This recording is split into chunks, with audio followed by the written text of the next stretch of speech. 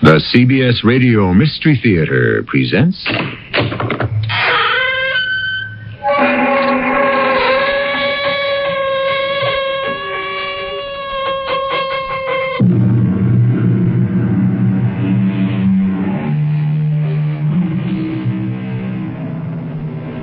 Come in. Welcome. I'm E.G. Marshall. The story I will tell you shortly is very much involved with a dream. What is dreaming exactly? Webster defines it as a sequence of images passing through the mind of a sleeping person. Are dreams only meaningless fantasies then? Far from it. Psychologists ascribe deep meanings and symbols to dreams, believing they are truths the waking mind does not know or cannot face. One school of thought holds that dreams are the intrusion of the supernatural into the subconscious mind. Be so kind as to give the devil his due. Hell is not necessarily down below somewhere. The devil's imagination is too fertile and cunning to limit hell's geography. Hell may be right where you're standing now. On the other hand, it may indeed be down, since that's where you think it is. Shall we then descend to the netherworld?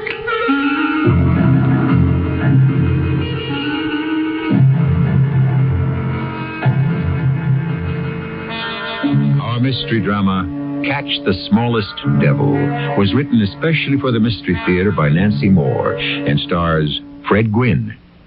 I'll be back shortly with Act One.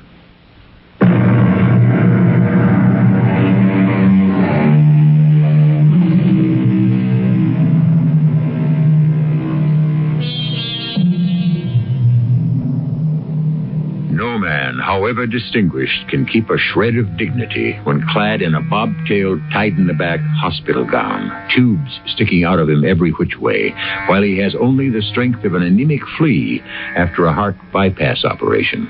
Such is the ignominious condition of Mr. J. Barnabas Whitney, millionaire bank president, member of 3 exclusive clubs, and pillar of his church. Under such circumstances, who could expect him to be anything but cantankerous?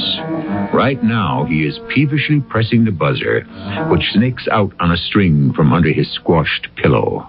Where's that confounded doctor? Buzz this thing 50 times. Good morning, Mr. Whitney.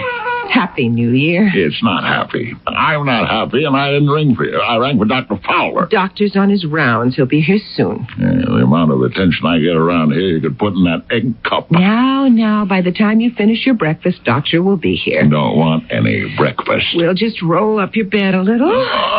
Don't want to roll up. Are you in pain, Mr. Whitney? Of course I'm in pain. What do you think I'm in? Not in a very good humor this morning, are we? Who'd be in a good humor after last night? I quote Mr. Edgar Allan Poe. Oh, the bells, bells, bells, bells. The rhyming and the chiming of the bells. All night long. Not one wink of sleep. Ask the night nurse. It was New Year's Eve, and the bells really only rang at midnight, Mr. Whitney. Don't tell me when they rang. They rang all night. Well, if you say so. The very idea of... There. Hear them? Call the city, Miss Stewart. Called it? Why? Whatever for? Those bells. At it again. Tell our mayor to stop that racket. No bells are ringing now. What's the matter with you? Listen. Hear that? Hear? No, sir. Are you telling me I'm delirious again? Listen, will you? Huh? They stopped. Mr. Whitney, you must not try to sit up. Don't tell me what to do, young woman. Now, you see what happens when you sit up straight like that? All right, now. There now. See? Now that's better. Just pat your pillow a little. I don't want my pillow patted. And then I'll feed you a little oatmeal. I don't want any of that swill either. Don't want to be spoon-fed. Not dignified. I was born with a silver spoon in my mouth, all the same. Yes, I know you were. Yeah. Where's that doctor? I have a good mind to change doctors. Tired of no service. Tired of that white uniform of yours, now, too. You mustn't get all stirred up. Now, we're going to talk about something pleasant.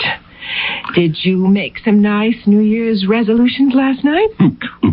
Why would I do a fool thing like that? Because it's the time we resolve not to do again the things we shouldn't have done. Yeah, well, speak for yourself. I did nothing I shouldn't have done. And resolve to do things we should have done but didn't. I do what I should do. Well, you're not now. Sitting up, refusing to eat, getting all stirred up about bells and things. Stop being impertinent and put that thermometer away. Doctor has to know your temperature. Should have taken it first thing. Open, please. Go away. Open, Mr. Whitney. Oh, all right. I don't see and why don't talk. Sure. Now, I will talk instead to pass the time.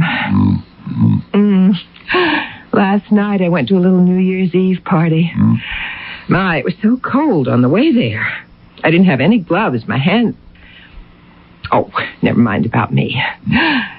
Mr. Whitney, I do hope you have a good day.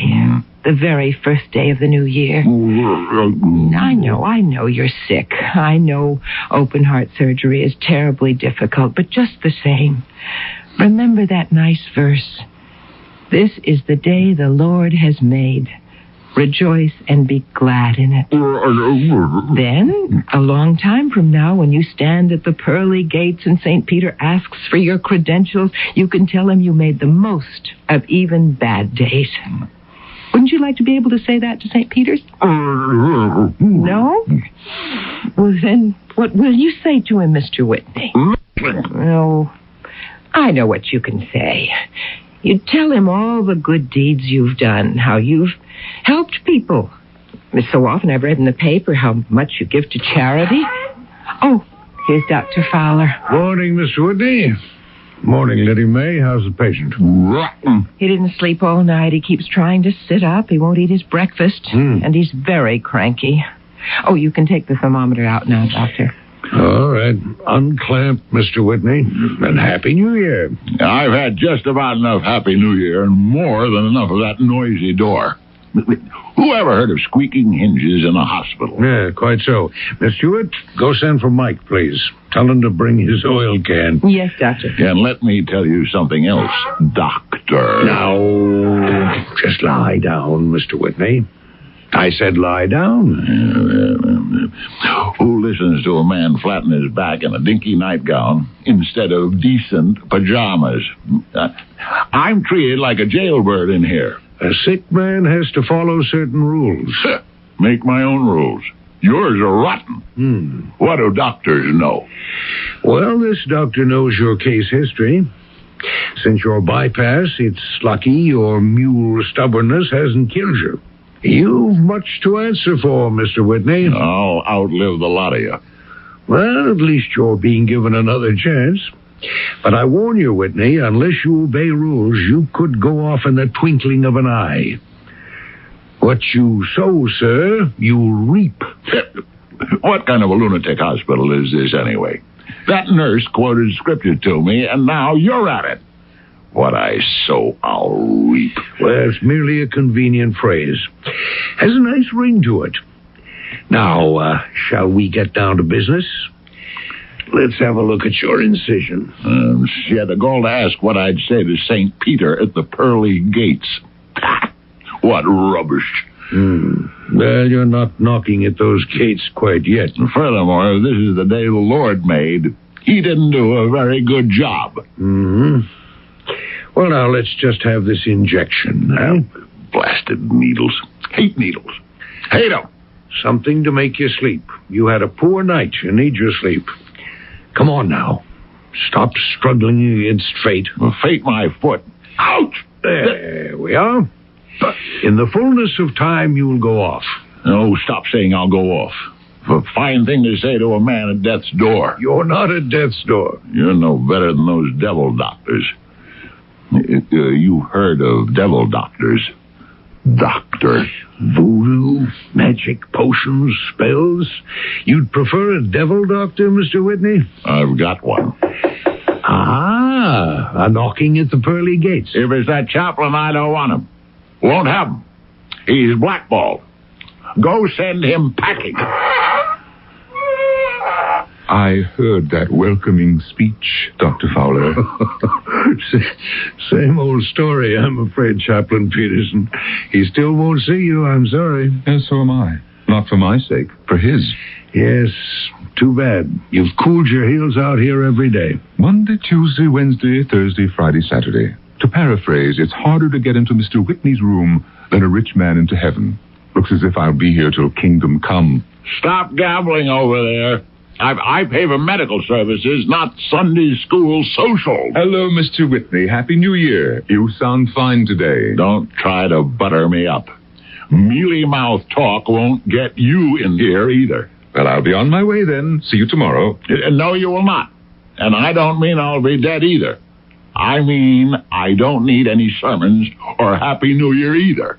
Out. Well, Doctor, many are called, but few are chosen. Goodbye now. Better luck next time, Chaplain. Confound it.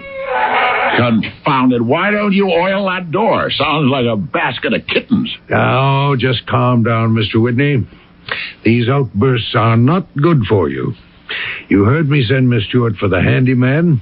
I give the devil his due. Many are called for, but few. Many. What's the matter with me? Can't remember. Everything's all misty. Sedation is taking hold. Well, here's Miss Stewart back. Mike will be along as soon as he fixes a stopped-up sink. Our patient is about to sleep. Oh, good. Mr. Whitney, I'll be right here the whole time if you need me. I don't need you. Not here. Pearly gates, maybe. Yeah. Here you talk fiddle-faddle. Up there, maybe you... Everything all misty. Well, I'll look in again after rounds, Lydia May. Rounds? Yeah, my foot. Taking a coffee break. You got no right. Doctoring's your job. Just so. Sleep, Mr. Whitney. Relax and let go. Pearly gates. Ridiculous. Many call, but few. This is the day the Lord.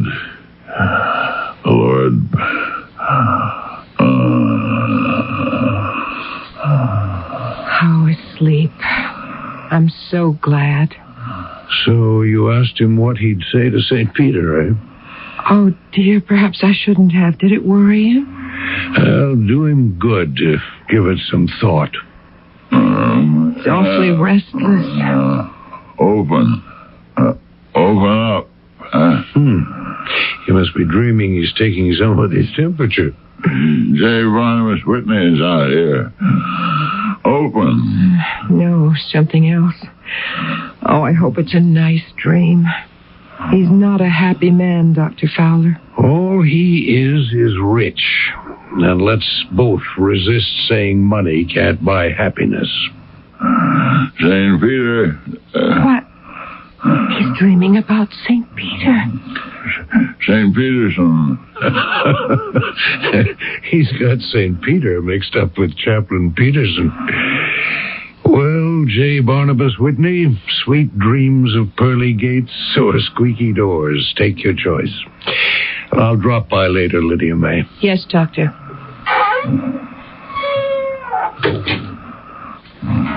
Bells, bells, bells, bells. That was last night, Mr. Whitney. Rhyming, chiming bells.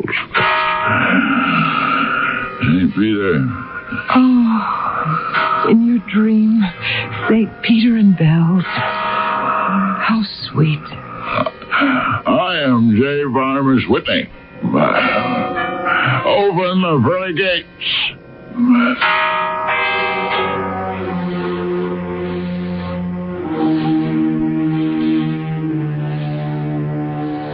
Presto. Mr. J. Barnabas Whitney stands before the pearly gates. Don't ask me what legerdemain got him there. Only a dream, you say? More than that, I think. But what? Hocus pocus? Black magic? For that matter, what was in that injection? But ask me in Act 2, coming shortly, via the magic of radio. Ask me then what happens to Mr. Whitney standing at the doors of paradise, and I will tell you.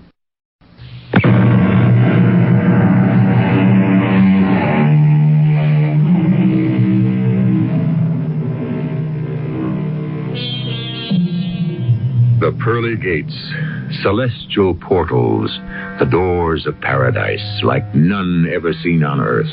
And there before them stands J. Barnabas Whitney. Note that he no longer wears that embarrassing hospital gown he found so offensive. Appropriate to the occasion, he is nattily attired in top hat and tails, as befits his once lofty position on earth. Note also that he is not impressed by the towering, extravagantly ornate pearl-studded gates.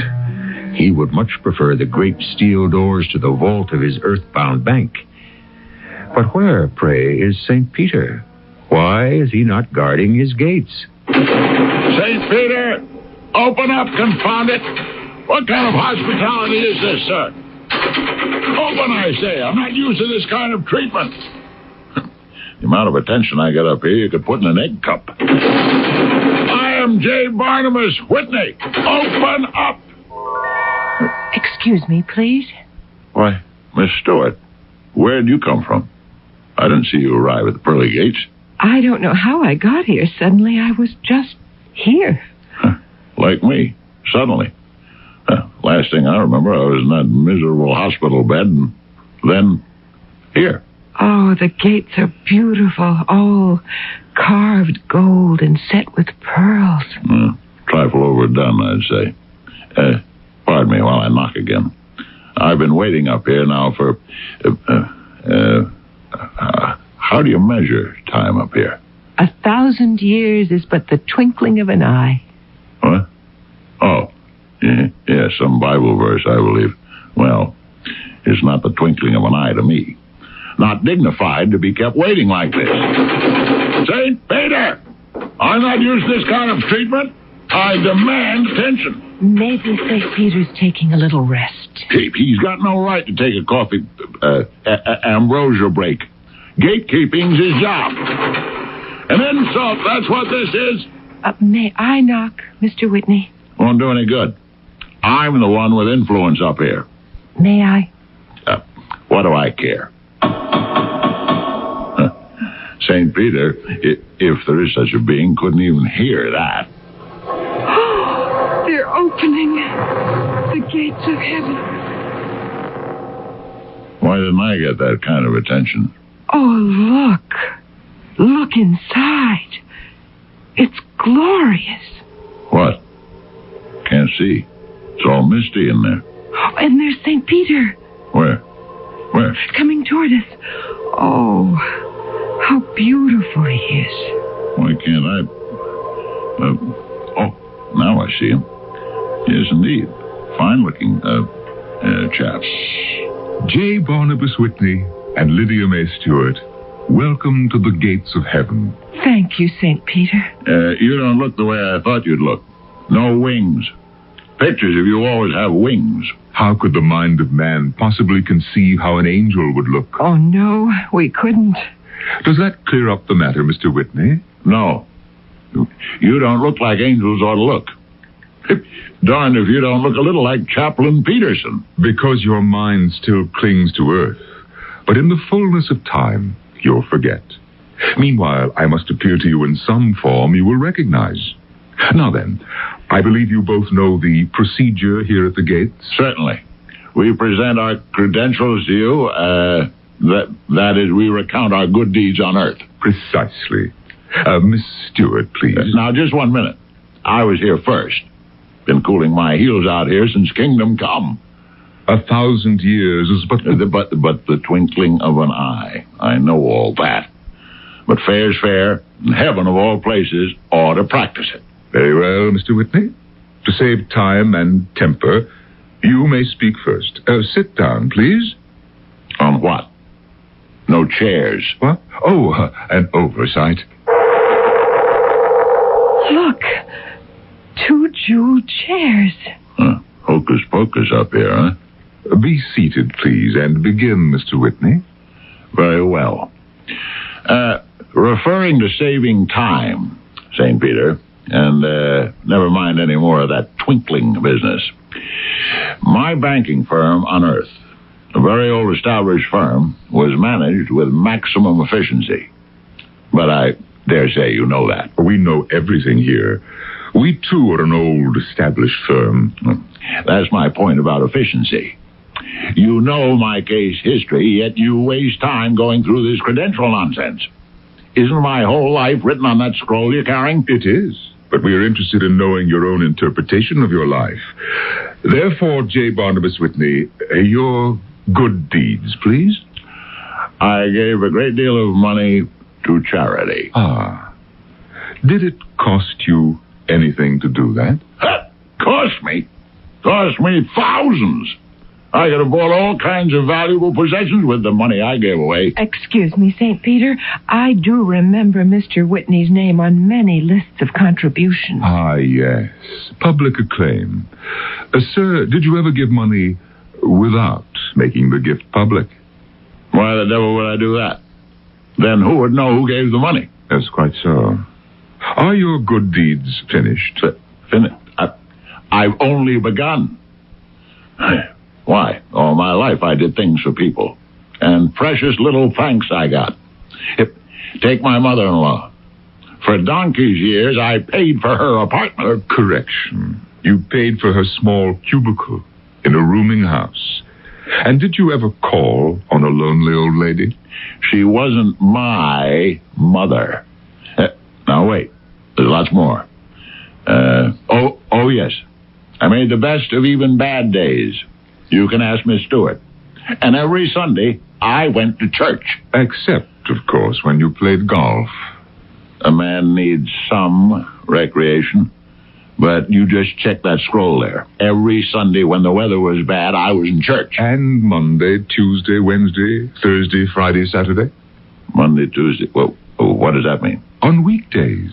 Did you ever give any thought to what you heard in the Lord's house on Sundays? Now, look here, St. Peter. Weekdays, I had other things in my mind. Important things. Sinners need to worry. Need to pray a lot. That kind of doodah. But not me. And I just might remind you that on Sundays, it wasn't easy for me to put up with church. I had to rub shoulders with certain persons who had the gall to come in there. Joe Hinkle, for one.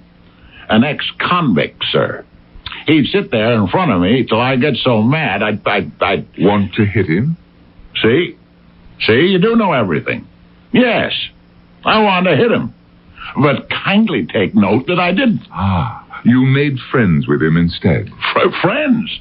With a jailbird? May I call your attention? No, you may not. Just skip the sermons, thank you. As you wish.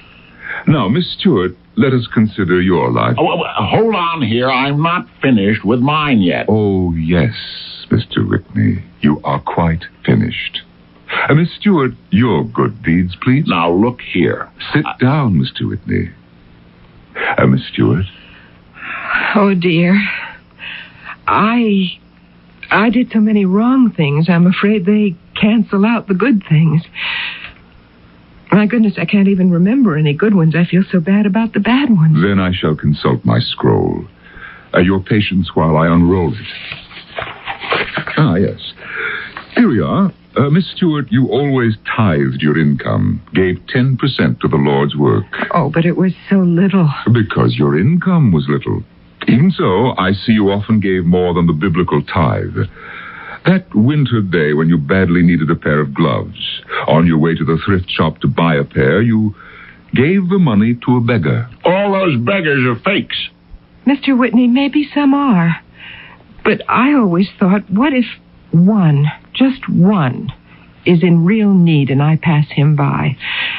So I gave to all, not to miss that one. Oh, rubbish. And I see here that you spent a great deal of time calling on the sick, the lonely, the outcast, the unlovable. Oh, it didn't take much time. Mr. Whitney, did you ever pay such visits? Me?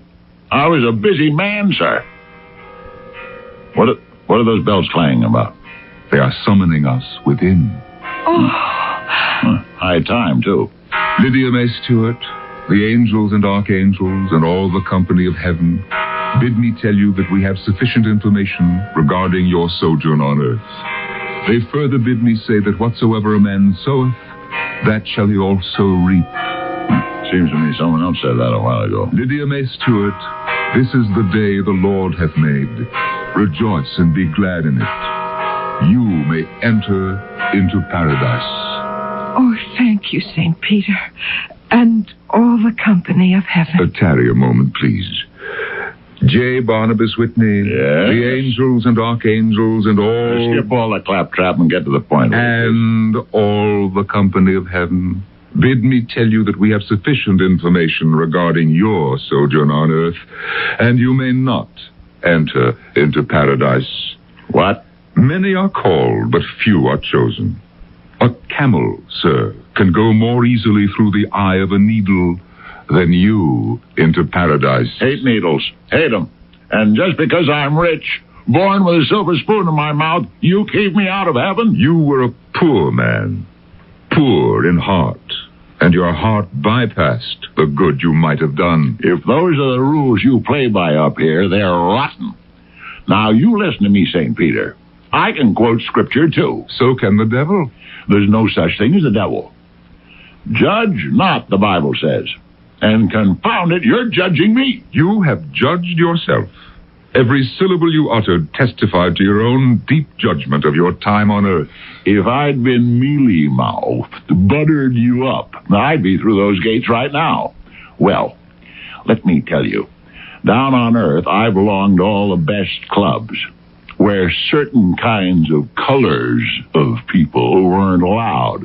And I'm damned if I'll be discriminated against and blackballed up here. I don't believe you'd like this club, Mr. Whitney. You wouldn't care for the company of heaven. Your mother-in-law is inside, and Joe Henkel the jailbird, and certain other kinds of colors you don't wish to associate with. Those people? Well, then, no, thank you. Not my sort at all. Come, Lydia May. I thought the population of heaven was cherubim, seraphim. Not a lot of riffraff. We'll miss you, though. Sorry I can't return the compliment.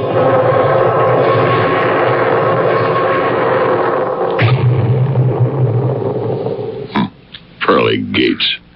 Tacky. Well, now, let's see what I... Wait a minute. St. Peter, come back! St. Peter! St. Peter, sir! Please come back. You called? You're inside and outside, too. What is it, Mr. Whitney? What is it? I just realized. Does getting blackballed out of heaven mean I'll go down into the fire of hell?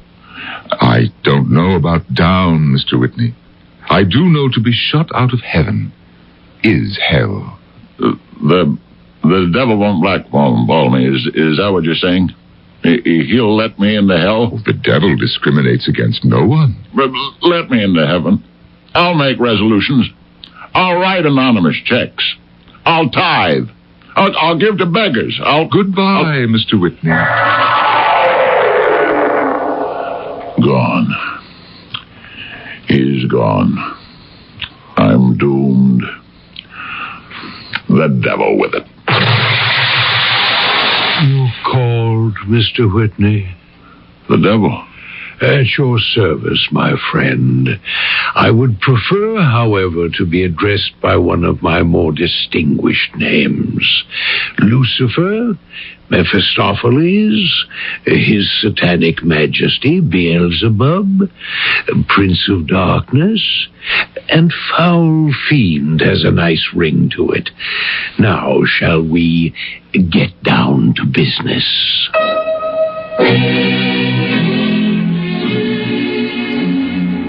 I rather prefer Foul Fiend, I think. Yes, it does have a nice alliterative ring. Now, no nagging questions, please, as to how this phantasmagoria has come to pass. The finite mind is not equipped to fathom the supernatural. The only thing we can know for certain in this hellish situation is that the devil's tricks are never in short supply. Beyond that, we must simply take matters as they come. In Act 3.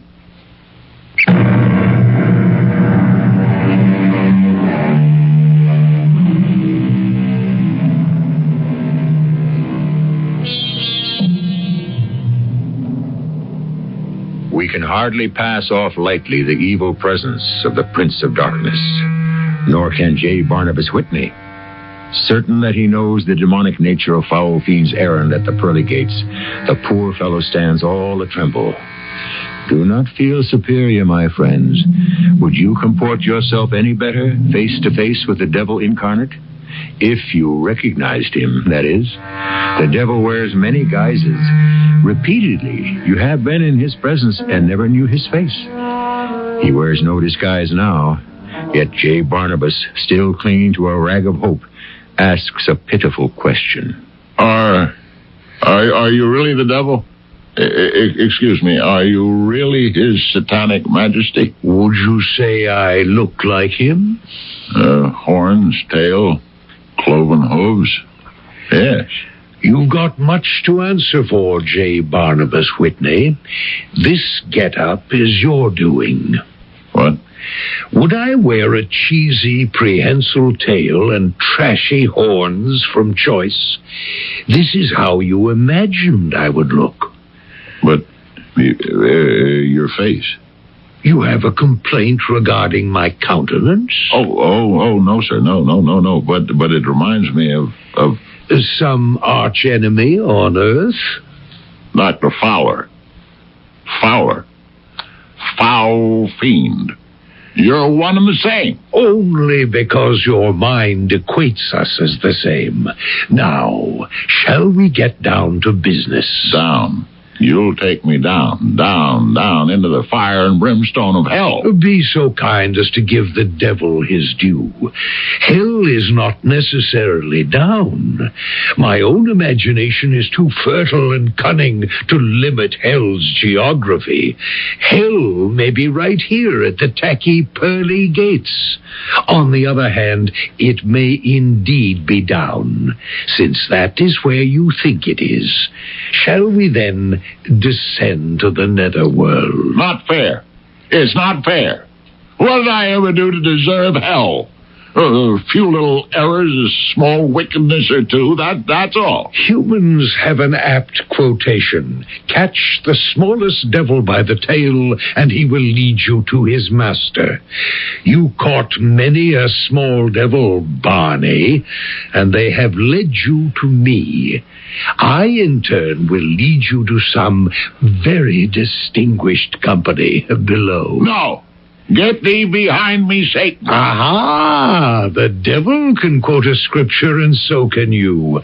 Come now, stop struggling against fate. Relax and let go. He said that. Fowler said it. I said it. One last quotation, not, however, biblical. Let the devil take the hindmost. That is what I'm doing. You are the hindest of the hindmost, J. Barnabas Whitney. Come. No! Miss Stewart! Lydia May! Help me! Help! Help! St. Peter, poor Mr. Whitney is still knocking and crying out there. It's impertinent of me, but I do wish he could have another chance. He will. Everyone gets another chance. If only humans realize that. Help me, Miss Stewart. Help! Help! I'm right here, Mr. Whitney, and I've sent for the doctor. Down, down, down. I'm burning. I'm burning. Oh, doctor, I'm so glad you're here. He's having a terrible nightmare. He's feverish. He's burning up. Please, another chance. Please. Please. All right, Mr. Whitney. Well, that kind of sleep won't do him any good. Thrashing around like a dervish. Mr. Whitney. Mr. Whitney. What? Wake up. Wake up, Mr. Whitney. What? Where? Huh? That's better. That's it now. All right. Open your eyes. Get wide awake. Dr. Fowler? Is it you? Well, now, who else? You didn't have a very happy sleep, did you? I'm not dead? Of course you're not dead. You're fine. Just fine, Mr. Whitney. Miss Stewart. Oh, am I glad you're here. Gloves. Want to buy you a pair of gloves. Fur-lined. The best leather. He's delirious again. Afraid so. Delirious. Yes. That's it. I made it all up. I made the whole thing up. Tell me I made it up. Mr. Whitney, whatever it was, you certainly did. No. St. Peter, he wouldn't let me into paradise. No, and then the foul fiend came and lost. Doomed. Nonsense. You were dreaming. You and Miss Stewart had talked about St. Peter, and that's what triggered you to dream about him. That nightmare didn't mean a thing. You don't think so? Not a thing. Maybe. Maybe it didn't. But it told me something all the same. It told me, dream or no dream, I'm not fit for heaven. Miss Stewart is. She got in, but not me. Not me. Oh, no. We mortals don't really know what keeps us out or gets us into heaven. Oh, but yes, we do, Doctor. We know well enough. But people like me don't pay it any mind. Go your own way, make your own rules. Well, wait, I forgot. I know what to do now. Where's Miss Lydia May Stewart? I'm right here, Mr. Whitney. Listen.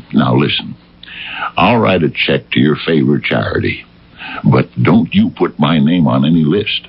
Anonymous. You understand? Yes, sir. Yeah. And send for Chaplain Peterson. I blackballed him before.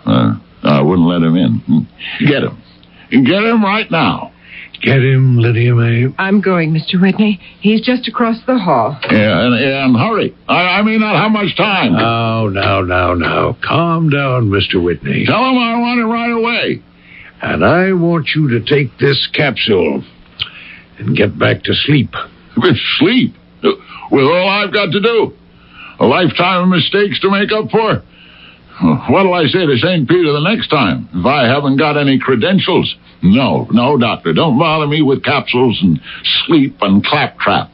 Just get me Chaplain Peterson.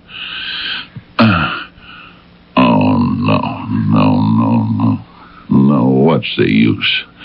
A man can't make up for a lifetime of catching small devils by their tails.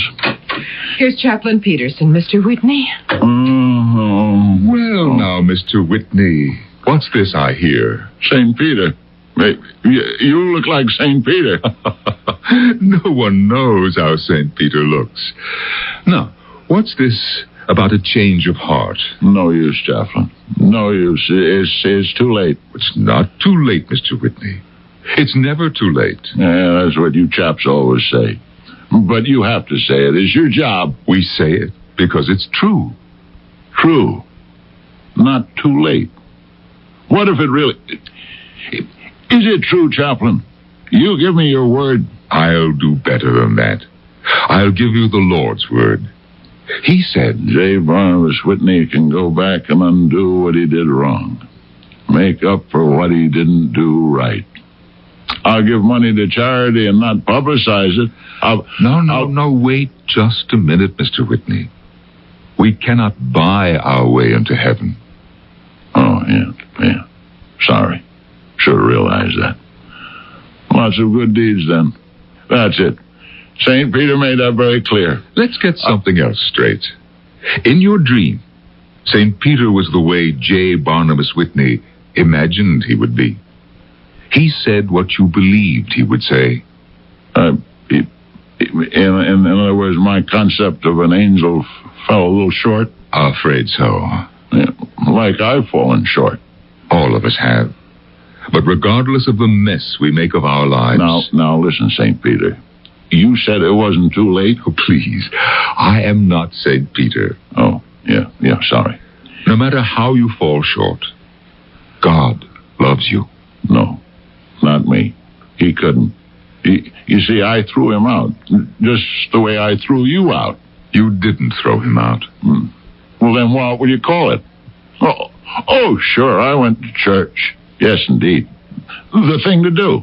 Met people with money and position. Made good contacts. That's why I went to church. Didn't listen to the sermons.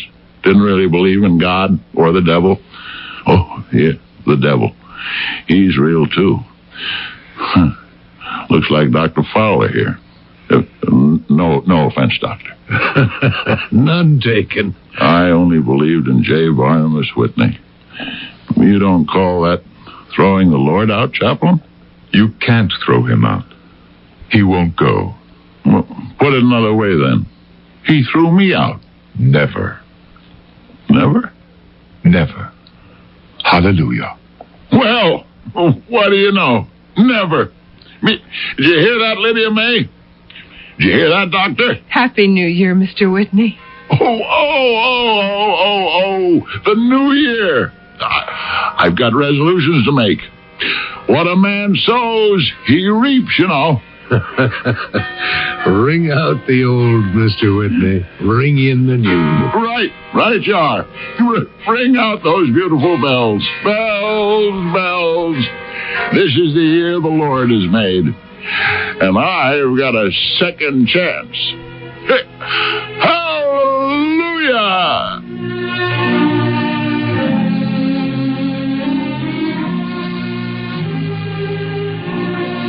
See what the psychologists mean when they say dreams are truths we don't know or won't face? Well, in the twinkling of an eye, J. Barnabas faced them. There's no telling, of course, if you'll keep those resolutions. But wouldn't you, if you had faced both St. Peter and Lucifer, even if those encounters were inventions of your own feverish mind? Well, let me tell you, this account, fantasy or no, has given me pause. Just to be on the safe side, I plan to make a few resolutions of my own. You might give some thought to the matter yourself. I'll be back in a moment.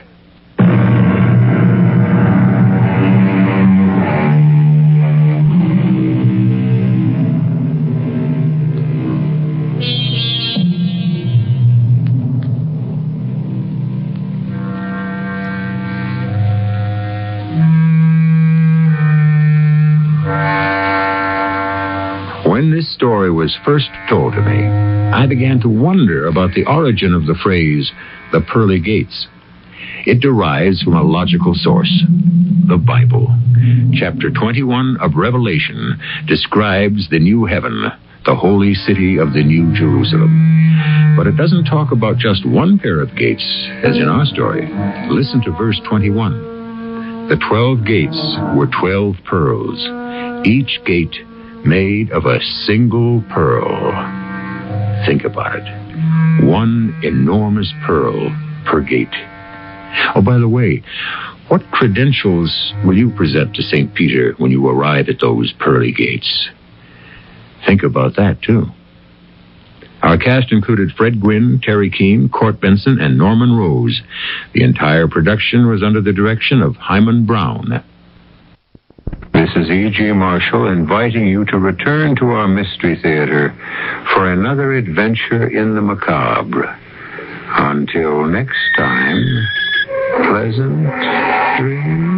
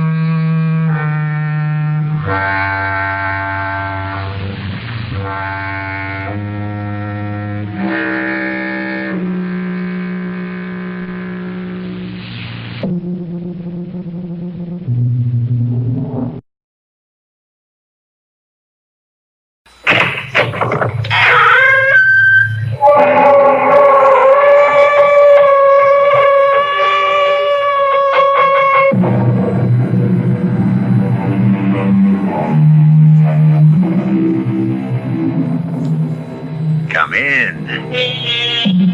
Welcome. I'm E.G. Marshall, your host for another adventure so strange and so chilling that we dare say you'll get little sleep this night. At the moment, we're in a shabby little storefront studio near the waterfront of a large city. On the dusty window in hand-painted letters are the words Caro, Reader and Advisor. Reader and Advisor, a comfort to thousands who believe in their powers, and a fraud to the thousands who laugh them off as ridiculous. Martha Hawthorne, however, is one of the thousands who believe, and at the moment, she is seeking help for a desperate situation.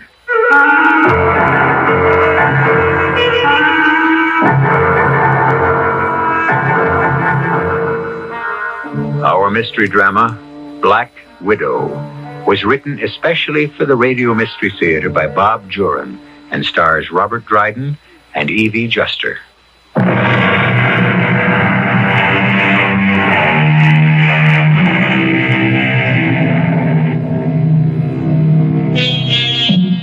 Standing up for what you believe is right is both honorable and necessary, and it also can be dangerous, particularly if your adversary has very little scruples and a lot to lose should you have your way.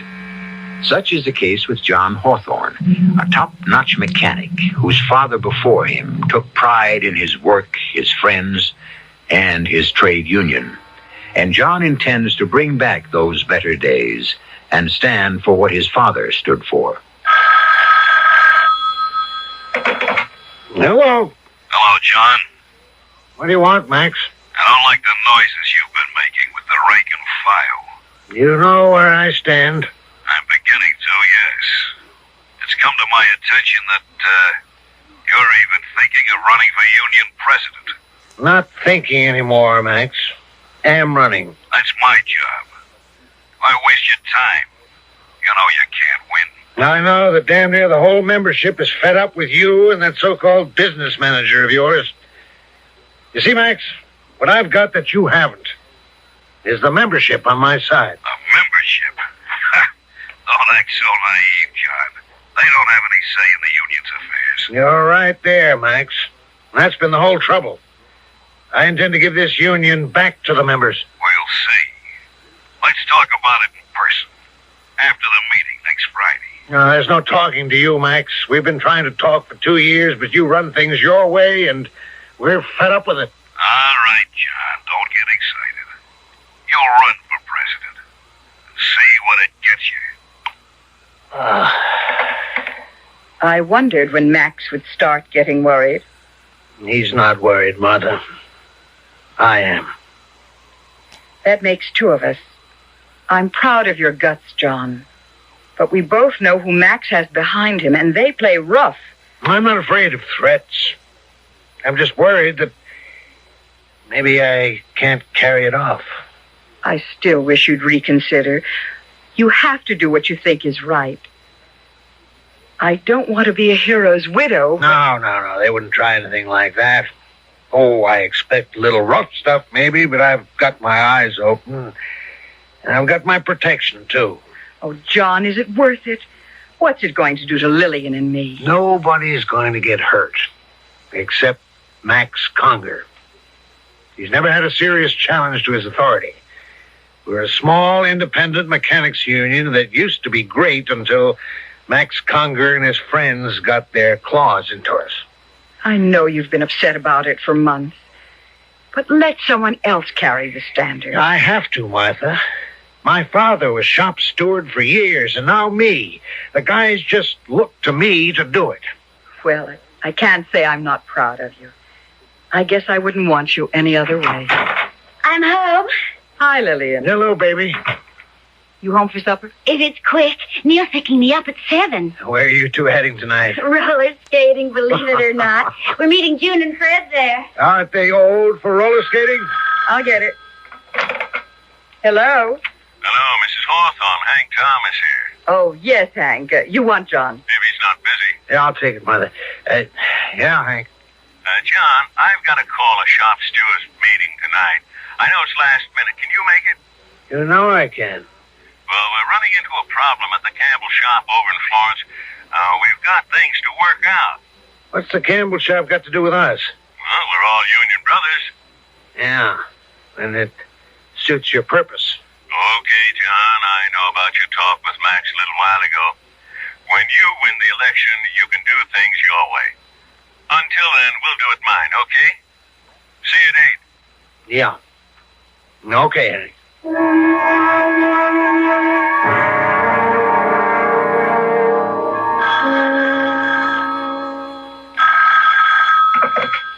Hello? Hello, Mrs. Hawthorne. Hank Thomas again. I hope John hasn't left yet. Oh, he did. About 10 minutes ago. Oh, too bad. I had to postpone that meeting tonight, and I hoped I could catch him. He's on his way to the Union Hall now. Well, I'll see him and send him home. Sorry about the inconvenience. I don't think John will mind. Well, bye, Miss Hawthorne. Goodbye.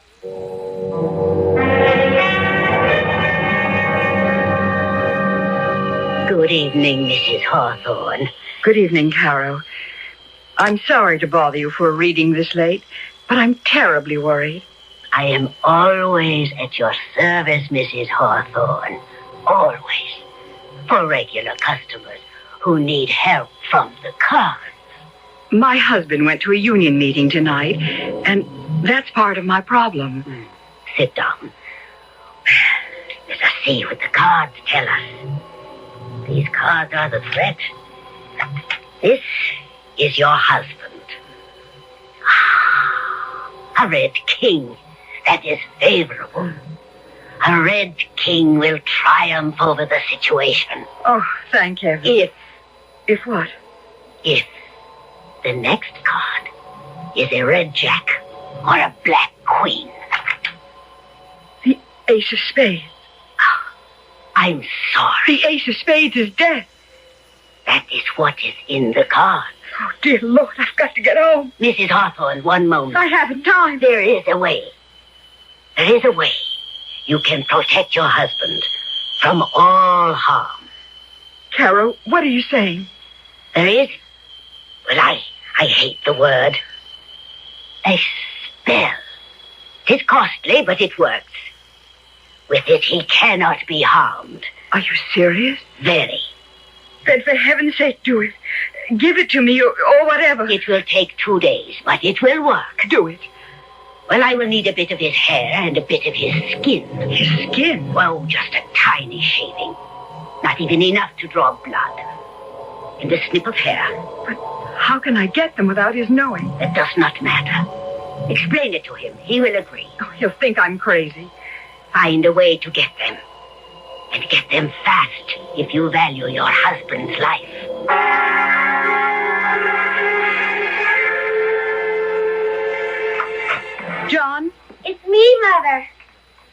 Where'd Dad go? To a shop steward meeting. But after he left, Hank Thomas called to say it was canceled. I thought your father would be home long before this. Oh, they probably went for a drink. They usually do. But the meeting was called off. I'm so... Mother, what is it? You're shaking. Lillian, your father's in danger. Oh, Mother, have you been seeing that Carol person again? I had to. I had to know what would happen with this union business. Oh, Dad can handle himself, and you know it. What did your advisor say? You mustn't tell anyone, Lillian. She's going to give me a spell to protect your father. A spell? I don't like seeing you this way. Believing something like this would work. Well, it's voodoo, or worse. It's not going to protect Dad. It's making a wreck out of you. This union business is making a wreck out of me. If I can find a way to stop it, I will. Well, this isn't the way to stop it. With witches' spells and... John forgot his key. Not a word to him about this. Well, how was the... Oh. Miss Hawthorne? Yes? Lieutenant Carey, 14th Precinct. What's happened? John? What is it, Mother? Police, ma'am. Mr. Hawthorne met with an accident. Oh, I'm too late. Well, what happened? Hit and run, apparently. No witnesses. Oh, how bad. I'm his daughter. Fatal. Oh. I'm sorry. Will you come with me, please? Oh, Mother. I was too late. I was too late. Give us a minute, please. Oh, of course. I'll be outside. Mother, we have to go to police headquarters. He's dead. And I was too late. Mother, please. It's hard for us. We have to go.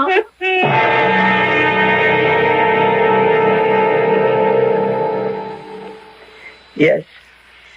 That's my husband. There were no witnesses, you say? Not as far as we know, but someone might come forward. There's always a chance someone saw it happen. It was no accident, Lieutenant. If you know something, Miss Hawthorne... My father was challenging the union authority.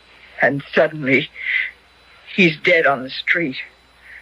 No witness. Nothing to tie them in with it. Are you making an accusation, Mrs. Hawthorne? Yes. I'm accusing Max Conger and Hank Thomas of murder. Well, that may be impossible to prove. Let's go home, Mother. Home? What's left of home? Now that I'll have a car take you back. We'll talk with you both, Miss Hawthorne, when your mother's recovered a little.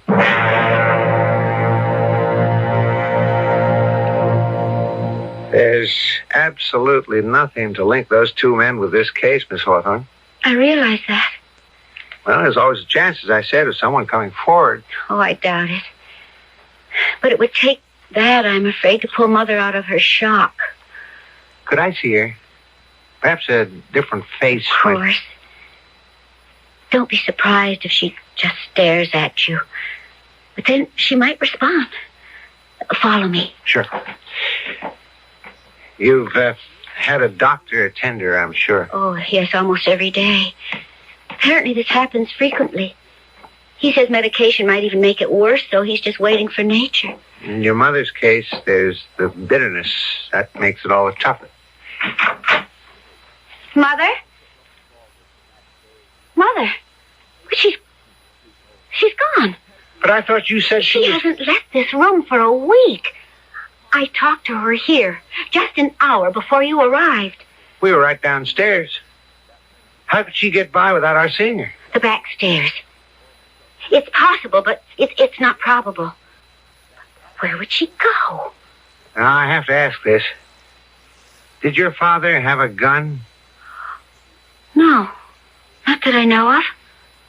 I've got to use your phone, and fast.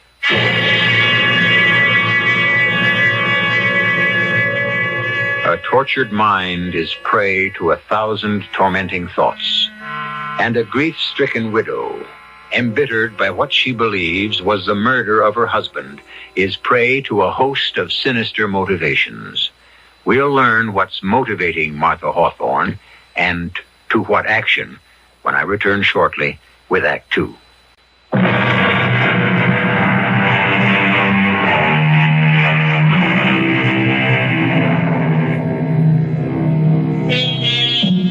Martha Hawthorne has at last been motivated. For a week after her husband was killed in a hit-and-run accident, she sat motionless in her room, harboring the bitterness of suspicion, convinced he was murdered by the men he challenged. But for Martha Hawthorne, there was no way to prove it.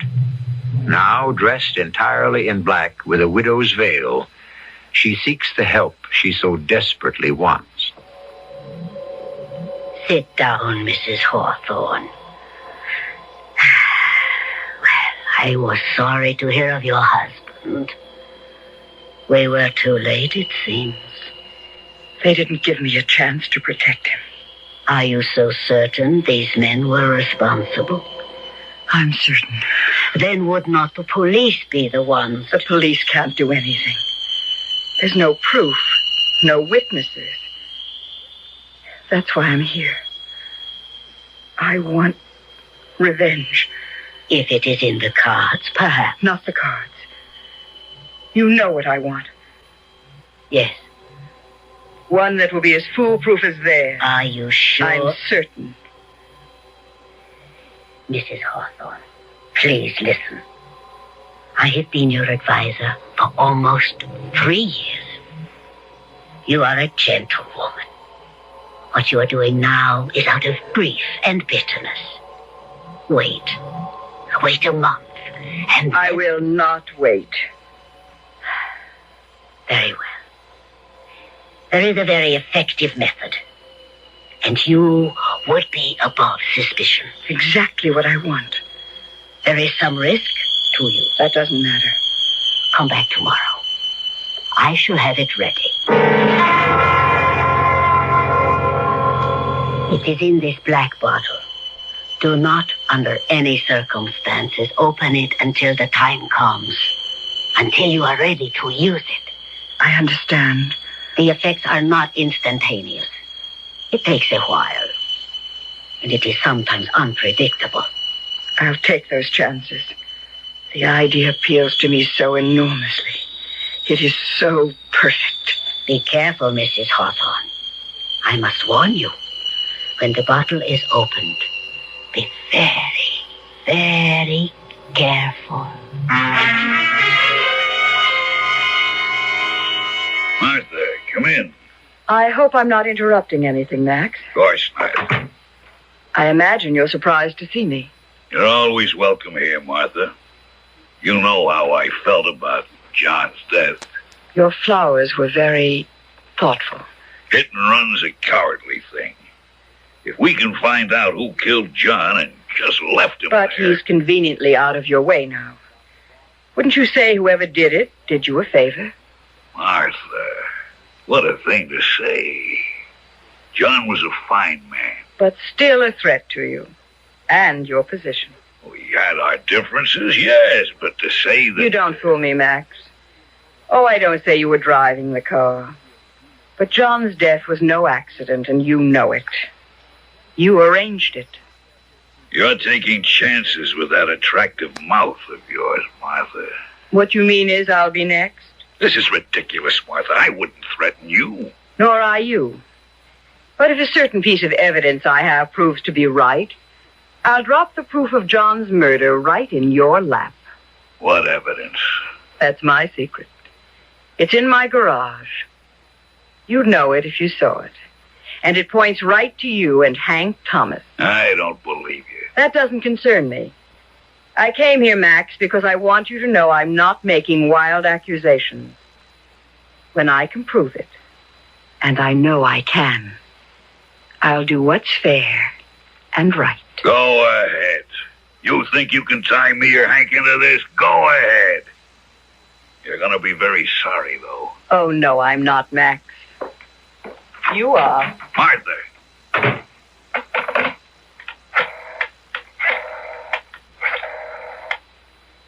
Hank, Hawthorne's wife was just here, and she knows something. I thought you told me you made it clean. Well, something went wrong. Get in here. We gotta talk.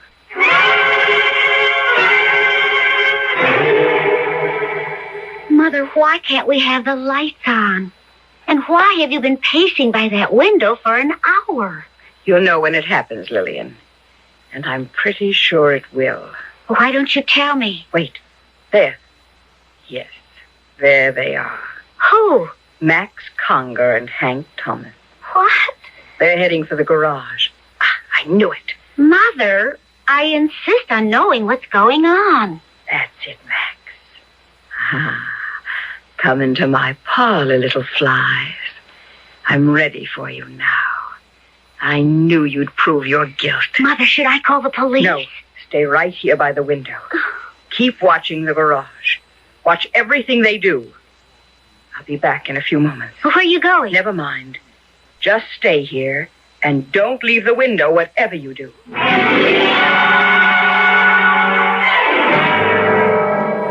It is in this black bottle. Do not under any circumstances open it until the time comes. Until you are ready to use it. The effects are not instantaneous. It takes a while. Sometimes it is unpredictable. But be careful, Mrs. Hawthorne. I must warn you, when the bottle is opened, be very, very careful. Keep the light low. What are we looking for? I don't know, but she said I'd recognize it. She or the daughter's liable to see us. There's nobody home. I've been phoning for an hour. No lights in the house. Well, damn. This is crazy, Max. How could she have any evidence? She's working on your nerves. How could she trace it to us? I don't know. That's what worries me. Flash your light around, but keep it low. Early. Look at that. Yeah. Looks like a black widow. They're dangerous. Not if you don't touch him. See? It just sits there. It gives me the creeps. Let's get out of here. Not till I find what I came for. The spider's gone. Oh, look at everything. What stands out? I don't know, Max. But if you're not leaving, I am. Go then and leave me the light. Yeah. Wait. Look. That black widow spider again. It's right in front of the door. It won't attack. At least I don't think so. If you touch one by accident, that's when they fight back. Look at it, though. Takes little steps toward us. It's disappeared again. They don't like the light, I think. They head for dark corners. I got chills just looking at that thing. I'm getting out of here, Max. Okay. There's nothing here. Martha's bluffing. So, Mrs. Hawthorne, it was effective. Very. I'll need another one. Are you sure you want to continue this, Mrs. Hawthorne? Absolutely certain. Very well. I shall have another for you tomorrow.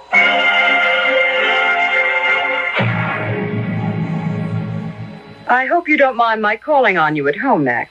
It's all right, Martha. Come into the study. I've decided not to pursue this any longer, Max. I'm not sure I can make my evidence stick. Sit down, Martha. Let's be friends. John and I were. John hated your guts, and you know it. I know for certain that you and Hank killed John. But I'm giving up. You won't be seeing me again, Max. Well, if you want it that way, Martha. My door is always open to you. Your courtesy doesn't impress me, Max. May I drive you home? No, thanks.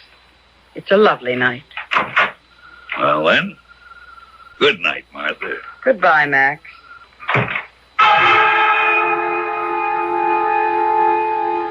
Be careful, Mrs. Hawthorne. I must warn you. When the bottle is opened, be very, very careful. I'll be careful. Here's to your health, Max.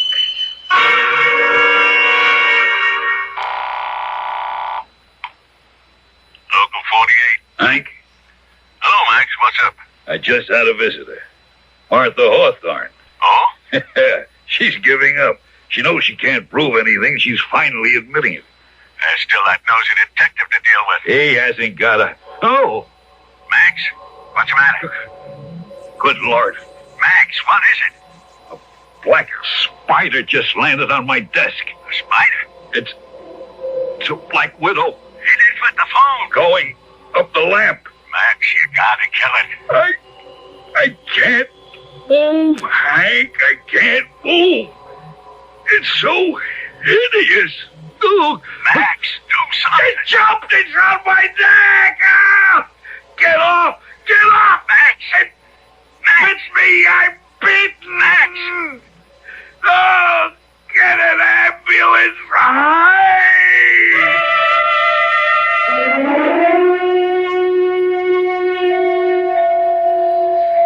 Mr. Thomas? Yeah. I'm Lieutenant Carey, 14th Precinct. I called on you after John Hawthorne's death. Yes, sir. I'd like some information. So would I. I want to know how Max is. Why don't they tell me? Mr. Conger died 10 minutes ago. Max? Dead? I was too late. You brought him to the hospital? Yeah, I didn't wait for an ambulance. He was in pain. He was hysterical. This happened at home? Yes. Why do you want to know? Well, a black widow spider death is relatively rare. Did he say anything on the way to the hospital? No. Where was he when it happened? In his den. He called me from there. And I found him on the floor. Huh. It's unusual. Black widows rarely come out like that. They generally stay in their dark corners. Well, this one didn't. It was awful hearing Max scream like that. I'll never forget it. Wait a minute, Lieutenant. What is it? She couldn't have... No. Who? Martha Hawthorne. She visited Max last night. The hit-and-run victim's widow? Yes. You think there's a connection? Well, it's crazy. It's wild. Mrs. Hawthorne accused Max and me of her husband's death. Yeah, I know. And last night she went to Max and told him she was, well, withdrawing the accusation. So? She was there. And then Max... Are you suggesting Mrs. Hawthorne brought a black widow spider into his home? It's impossible. But she was there. I'll have a talk with Mrs. Hawthorne. Since you say she was evidently the last person to see Max Conger alive. Back again, Mrs. Hawthorne. Well, I read of the man's death in the paper. You think me a murderer, Carol? No. I'm an executioner. That man killed my husband. And I'm not quite finished, Carol. I'll need one more. Just one more.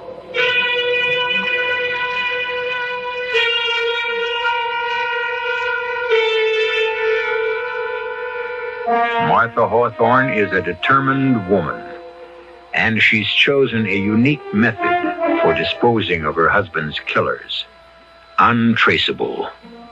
Who can blame a murder on a spider? But through it all, there's one risk to herself that Martha Hawthorne fails to see. We'll see what it is when I return shortly with Act 3.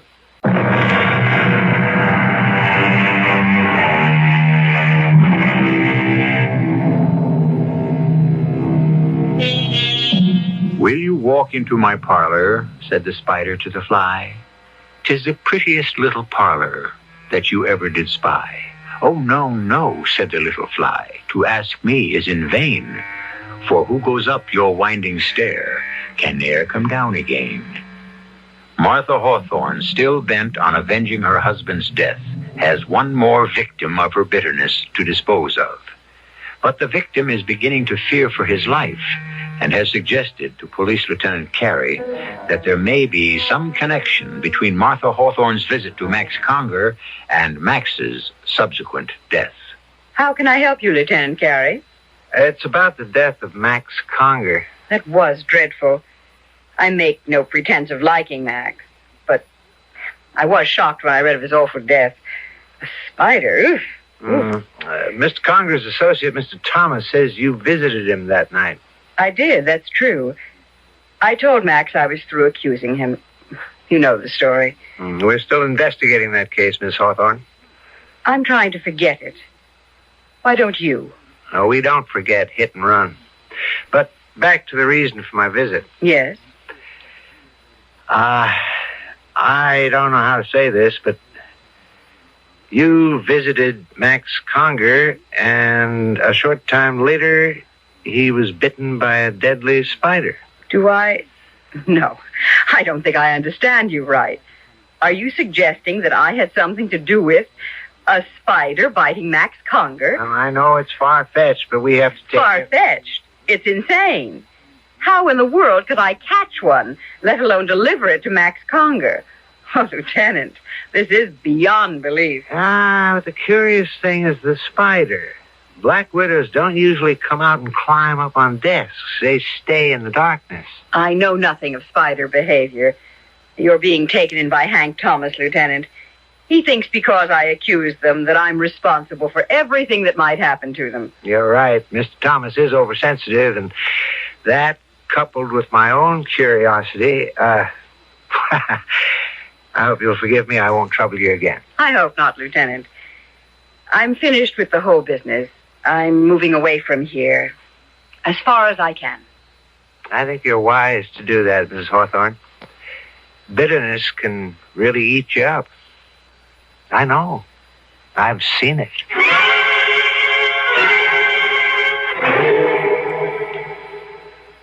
I don't care what you say, Lieutenant. I'm in danger. Now, Mr. Thomas, Mrs. Hawthorne can't possibly do you any harm. She did it to Max. Why are you so sure Mrs. Hawthorne is out to get you, as you put it? Well, she's a hysterical, bitter woman. And a threat to me. No, not Miss Hawthorne, Mr. Thomas. But someone is. What? The reason I'm pursuing this is because there is something strange. Two members of the same union meet with accidental deaths within 2 weeks of each other. There's no one sabotaging the union. John Hawthorne had an accident. His hysterical wife's making waves. Now, if you won't protect me from Martha, I'll set up my own defense. She told me she was forgetting the whole thing. Yeah, she told that to Max Conger. And look what happened to him. There's no way of... Not for you, maybe. But I know different. That spider was no accident. All right, I'll tell you what I'm going to do, Mr. Thomas. I'm going to post a guard at your home and your office. No one, including Mrs. Hawthorne, will be able to approach you. That makes me feel better. But I can't do it indefinitely. It's just until I can make heads or tails out of this whole thing. Good afternoon. I'd like to see Mr. Thomas. Sorry, no one's permitted in the office, ma'am. Why, a police guard. Has something happened to Mr. Thomas? Lieutenant Carey's orders. No one's allowed to see Mr. Thomas. He's all right, then. Yes, and Lieutenant Carey intends to keep him that way. But I don't understand. I've known Mr. Thomas for years. I'm Martha Hawthorne. Oh, yeah. Well, sorry, Mrs. Hawthorne, but he said you particularly were to be kept out. I'm very sorry for him. He must be living in terrible fear. Can you imagine anyone being afraid of me? Excuse me. Yes, sir? Oh, it's you. Where's my secretary? She's gone to lunch, sir. Well, when she gets back, I'm going home. Yes, sir. Hank, what's the trouble? Who's out there? It's me, Martha. Leave, Martha, now. Oh, Hank, please. Hank? Hank? What's he doing in there? You all right, Mr. Thomas? I'm all right. He's moving furniture against the door. Oh, no, it's pitiful to see someone so frightened. There's no danger, Mr. Thomas. Not anymore. I've got the door barricaded. I'll send her away. I'll leave now. There's no use. Mrs. Hawthorne's leaving now, sir. I feel sorry for him. I really do. So terribly sorry. Be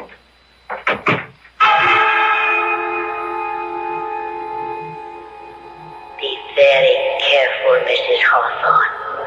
I must warn you, when the bottle is opened, be very, very careful. So Hank Thomas won't see me. Well, we'll see about that. And now, here's to your health, Hank.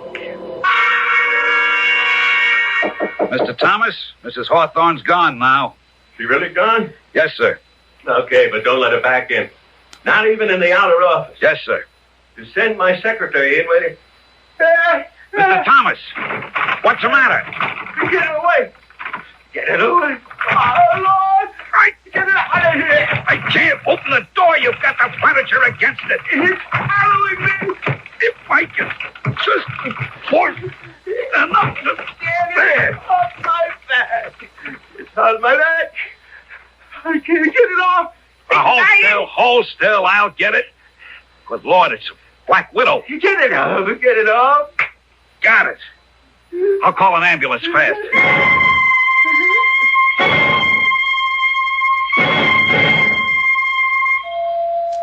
What's the word, Lieutenant? Dead. Heart failure. What's the matter with you, Joe? I put you there to guard him, and bingo, he gets it with you right under his nose. I ought to have your badge. Lieutenant, I swear nobody went into that office. You said Mrs. Hawthorne left shortly before he started screaming? About 2 minutes. Maybe less. While she was there, in the outer office, did you see her take anything from her purse? Oh, not a thing. I can swear to it. She wasn't there more than a minute. He told her to leave. And she never went into his private office? I wouldn't have let her. Your orders. Besides, Mr. Thomas had a chair pushed in front of the door. That's why it took me so long to get to him. I don't understand it. I just don't. Mrs. Hawthorne left the outer office. She went into the hall. Then about 2 minutes later, Mr. Thomas screamed. That's right. I had to force the door, and there he was with the Black Widow spider on his neck. I slapped it off his neck and killed it with a book. It's more than coincidence this time. I've got to have a talk with Mrs. Hawthorne.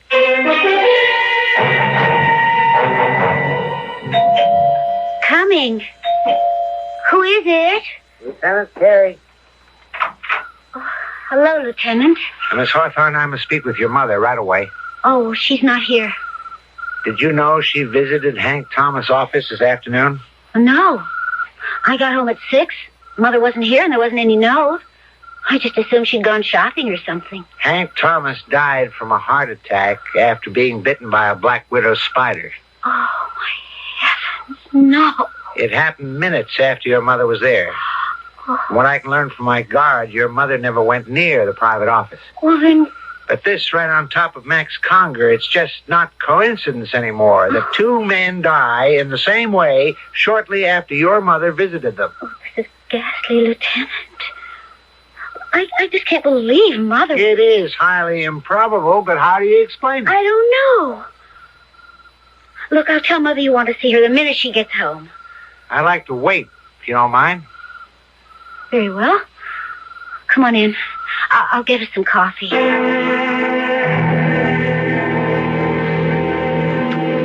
not like Mother to be gone so long without phoning. It's 9 o'clock. Is there a friend she might have visited? Oh, several. I could call... Yeah, maybe you'd better. Because in 10 minutes, I'm going to put out an all-point time. Oh, there she is. Hello, Mother? Oh. No, she's not here. Who? Oh, yes, I know. Urgent? Why? Oh, then Mother hasn't been there today. Yes, I'll have her call you. Who was that? Mother's reader and advisor. Someone named Caro. Well, she's been going to her for years. Oh, one of those spooks? Oh, Mother believes her. Unless she's checked with Caro, she won't... Oh, wait a minute. Oh, dear Lord. I wonder... What is it? Well, when Mother thought Dad was in danger, she told me this Caro was going to give her a spell. A spell? Yes, a spell to protect him. I just laughed it off. I mean, advice from the cards is one thing, but could this have anything to do with the spiders? Where is this Carol? Oh, exactly. Somewhere near the waterfront, I know that. I'll find her.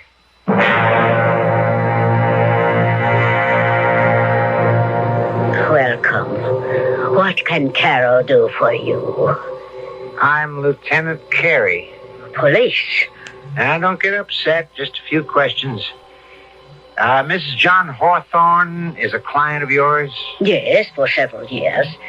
But what is the trouble? Has something happened to Mrs. Hawthorne? No. But her daughter says you were going to give Miss Hawthorne a spell to protect her husband. Some believe. Some do not. Did Mrs. Hawthorne ask for another spell? Something involving spiders? Then you know. 2 men have died from black widow spider bites shortly after Mrs. Hawthorne visited them. When did the second man die? This afternoon. My man killed the spider, and we've taken it to The spider was killed? Yeah, it's in the lab for study. Oh, no. I want her to be careful. I told her to be careful. And you did supply Mrs. Hawthorne with deadly spiders? No. But you're saying... I did not give Mrs. Hawthorne spiders. Well, what did you do, then? It's obvious that this whole thing started here. She came to me for a deadly weapon, yes. She wanted revenge. And you gave her the spider? No. I told you I did not. How could an ordinary spider be depended on to do what she asked? Yeah. That's been bothering me. I gave Mrs. Hawthorne a potion. A potion? It was an elixir that caused certain changes in her appearance. Oh, it's a very old formula. Oh, dear God. The spider was killed. I told her to be careful. Lieutenant, you will not see Mrs. Hawthorne again. What are you saying? Must I spell it out, Lieutenant, word for word? The potion, for a short period of time, actually turned Mrs. Hawthorne into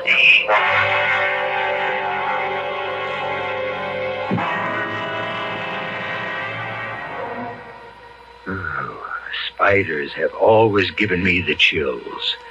They all serve their purpose in the scheme of things, I suppose. But I'm glad they prefer to stay in their dark corners. Most of them, at least. I prefer to give them a wide berth, and I'd suggest you do the same in the future. I might also suggest that you think twice before killing one again. You never can tell. It might just be someone you know.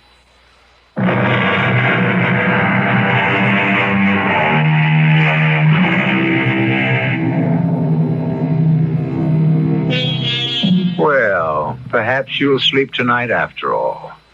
Our story was pure fantasy, of course. No one can actually turn into a spider, no matter how potent the potion. But wouldn't it be fun? You wouldn't have to worry about the fuel shortage, the energy crisis, or inflation. Just where your next fly was coming from.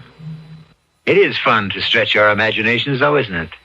And that, of course, is what Radio Mystery Theater is all about. Our cast included Robert Dryden, Evie Juster, Hetty Galen, Jackson Beck, and Dan Acco.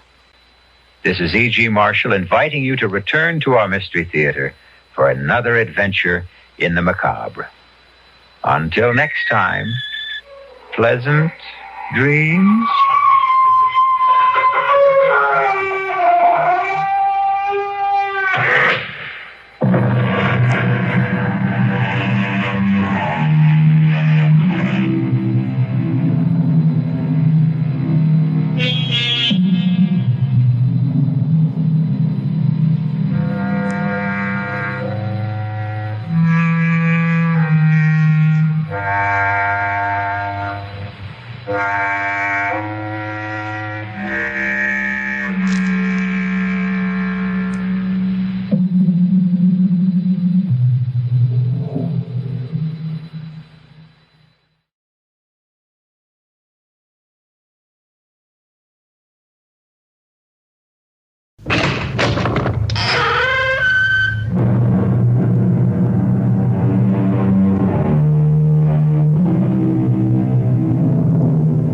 Come in.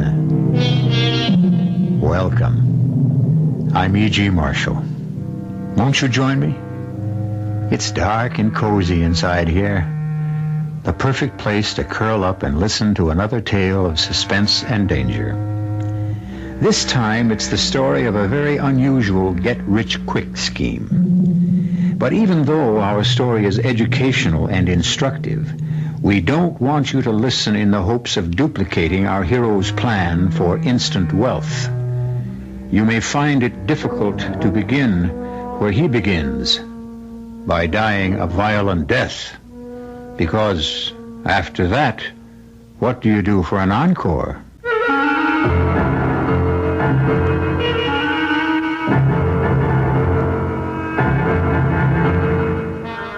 Our mystery drama, Bury Me Again, was written especially for the Mystery Theater by Henry Slessor and stars Michael Tolan.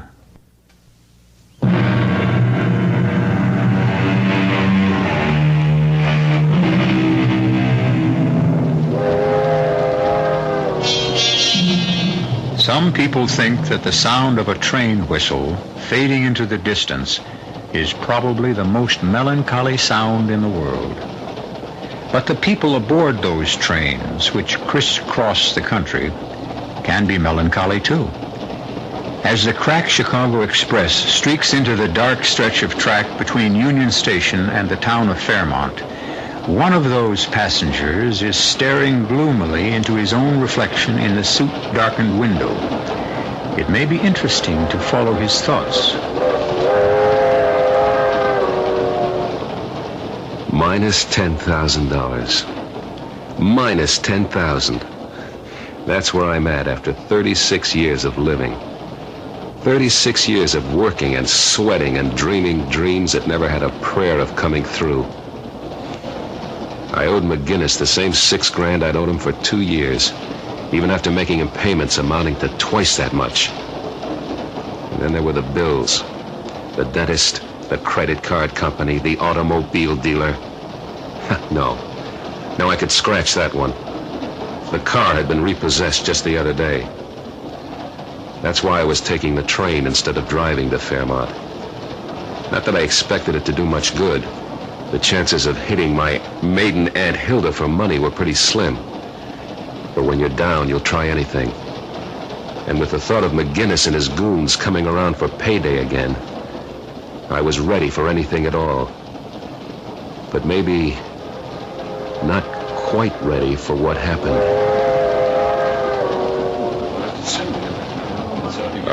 Pardon me, is this seat taken? No. It's all right. Sit down. Oh, thanks. You know, I haven't been in a dining car in years. I didn't know they still have them. Heck, some people don't know there are still trains running. I guess that's so.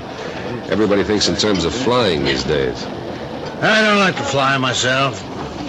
Heck, for most trips, you don't save any time anyway. By the time you get to and from the airport... Yeah, I suppose so. Yeah, you do a lot of traveling? Not if I can avoid it. Well, I can't, unfortunately. I'm one of those traveling salesmen you hear about. But you know something? I never met a farmer's daughter in my life. How do you get a drink here? I've been wondering that for the last 15 minutes. Well, it looks like you've got a drink. Oh, sure. That's my own private stock. I always carry a pint bottle with me on these long train trips just to break the monotony. Here, come on, give me a water glass. Hey, that's very kind of you. My pleasure. Well, here's looking at you. Right. And here's to the farmer's daughter. Maybe you'll meet her this trip. Yeah, just hope my wife doesn't find out.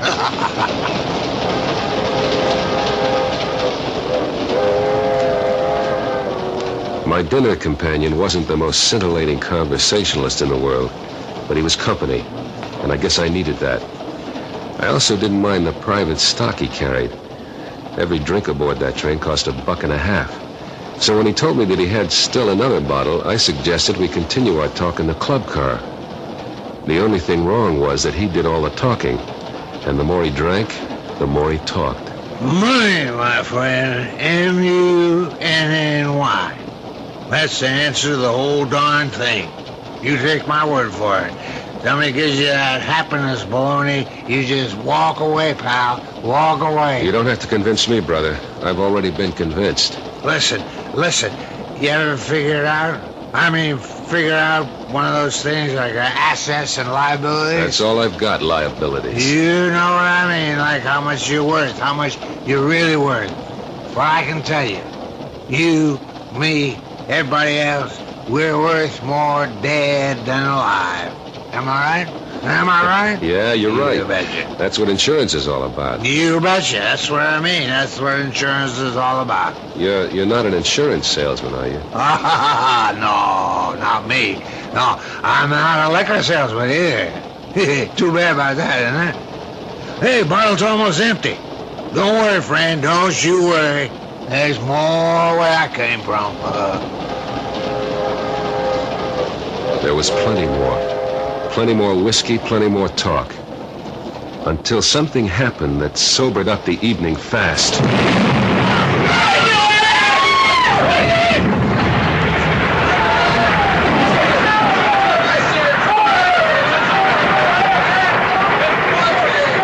I don't know how long I was unconscious. Judging from the things that were happening around me, it couldn't have been more than a few minutes after the crash. After the express had plowed into the freight train that had somehow been switched into its path. I felt lousy, but I was still in one piece. When the impact came, I fell against a leather sofa and it toppled over me. When the hard stuff came down, I had a built-in bomb shelter. Nobody else around me was so lucky. I saw the traveling salesman, and I knew he was never going to meet that farmer's daughter. Then, I saw something else. The money that peeked out of his wallet, still nice and green. I had the sense to grab the wallet before I crawled out of the overturned car. I stood up as soon as I felt cold air on my face. Within seconds after I left the wreck, the tiny fires that had been burning all around got together in one giant ball of flame.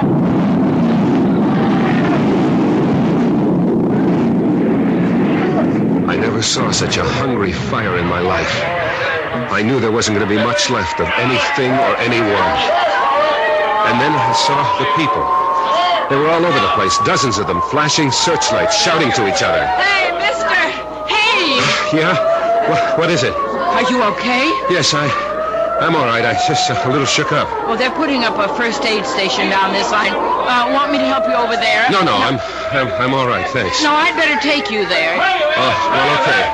Thanks. Hey, listen, what town is this? We're just outside of Hopkins Falls. We heard the crash all the way to town. Sounded like a bomb went off.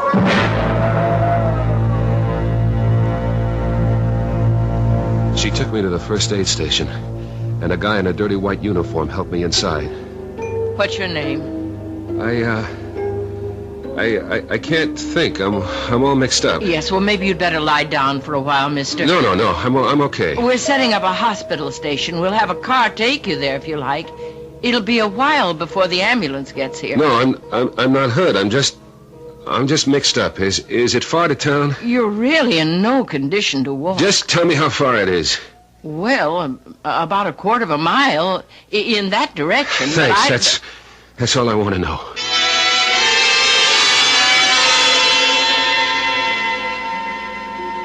Well, Hopkins Falls wasn't much of a town. There were a bunch of frame houses leaning on each other for support. And the only electric sign in the place was the one I wanted. It said hotel. It took me quite a while to find the desk clerk lurking behind the rubber plants in the lobby. He looked at me curiously and spun the register in my direction.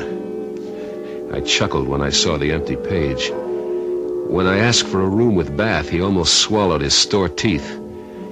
I signed the register Benedict Arnold and went up to the shabby room on the second floor.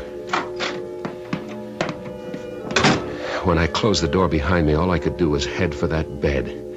The springs gave in with a rusty sigh, but I couldn't care less. Sleep hit me like a TKO.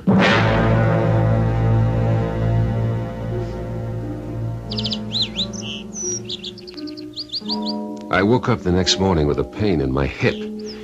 At first I thought I'd broken a bone, but then I realized it was only the bulge of the wallet in my trouser pocket. I counted the money. $110. It would be enough for a little while. Then I picked up the phone. Hello, this is Mr. Arnold, room 202. You got any room service in this place? Yeah, breakfast. Yeah, that's exactly what I want.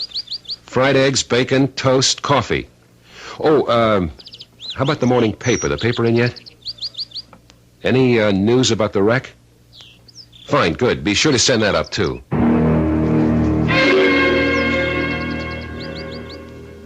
The breakfast was no better than I expected. The toast was soggy, the coffee watery, and the eggs almost inedible. But the local paper, that was something else. The train wreck had taken over the whole rag, all 4 sheets of it. It was probably the biggest news that ever hit this whistle stop. I turned to the casualty list. It wasn't complete, but it had what I wanted. So I grabbed the phone. I want to make a call, long distance. Hello, operator? I'd like to place a call to Chicago, person to person, Mrs. Gerald Horton, 1240 Lafayette Street. Yeah, I'm in room 202. The name is Arnold. First initial B.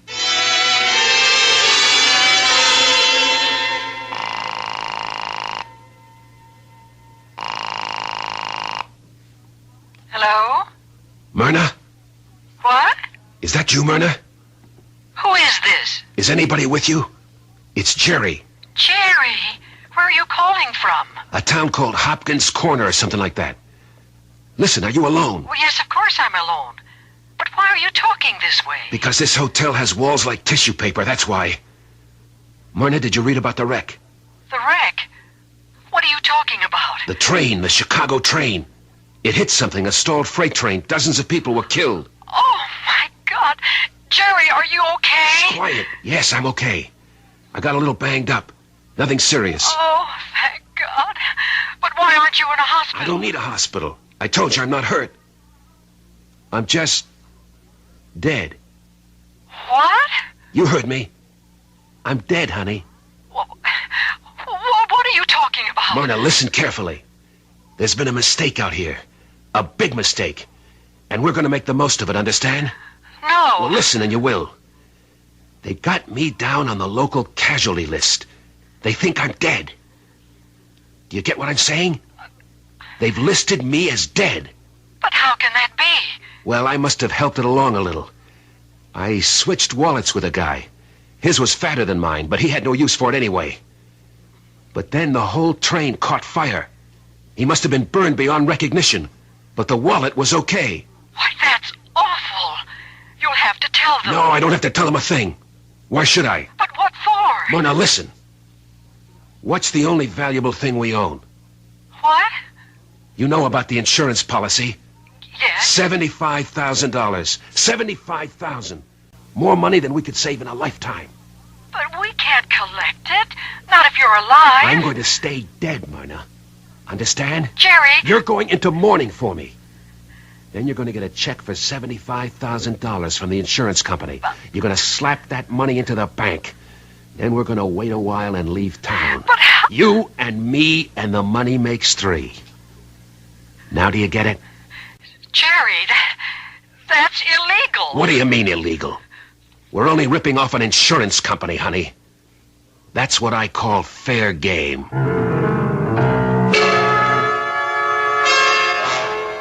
Well, we've just heard an old adage disproved, that dead men tell no tales. Obviously, here is one dead man who is doing exactly that, a tale of deceit and deception, and, very possibly, danger. We'll find out how good a job our friend does of staying dead when I return shortly with Act 2.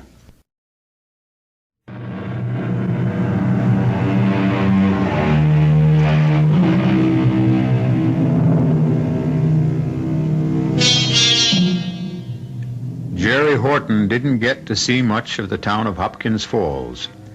He spent the next few days in his room, thinking, drinking, and making plans. It was a pity. The quiet, rustic atmosphere and the countryside might have soothed the savage temperament of the man. But Jerry Horton was far too excited by an image of the future. However, since this is Jerry's story, we'll let him tell you the rest. $110 lasted me 5 days. It bought me a new suit of clothes at the local emporium, my room and meals, and a bus ticket back to Chicago. I bought myself a cardboard valise, too. I figured a traveling man with a suitcase was less obvious in a crowd. On Friday morning, I put the local phone book, the Gideon Bible, and a couple of hotel towels into the valise and said goodbye.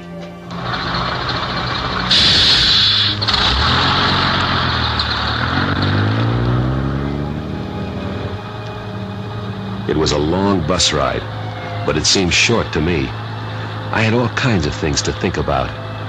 Plans for spending that money. Thinking about McGinnis's face when I finally handed him the $6,000 I owed him, all in one neat bundle. Hey, that was an idea. I'd put it all in $1 bills and make him stay up half the night counting it. And if I know McGinnis, that's exactly what he would do. And then I was back in Chicago, ready to call good old Myrna. Hello? Myrna? Jerry! For God's sake, don't say my name. Oh, I'm sorry. Are you alone? Yes, I'm alone. Where are you? At the bus terminal. Oh, I've been so scared. You have no idea how scared I've been. What for? Well, I'm just so nervous about the whole thing. What's been happening? Well, they sent your body back. The funeral was Tuesday. Good. Great. Was it a nice crowd? Not too big. Sandy and Jane couldn't make it, but Dorothy and Tom were there, and Mother was going to fly in from L.A., but I told her not to bother. I mean, well, it seemed silly. You didn't tell her anything? Well, no, of course not. Do you think I'm crazy? Do you think I could tell her that it was some perfect stranger I was putting in the ground? Oh, Jerry, it was awful. I mean, we picked out that plot together and everything. I was going to be right next to you. Never mind that stuff. We've got more important things to worry about. Living things. Oh, what are you going to do now? I don't know yet. I'm broke. I don't even have enough money for a hotel room. But you can't come here. I know I can't come there, but I've got to eat. So you got to help me.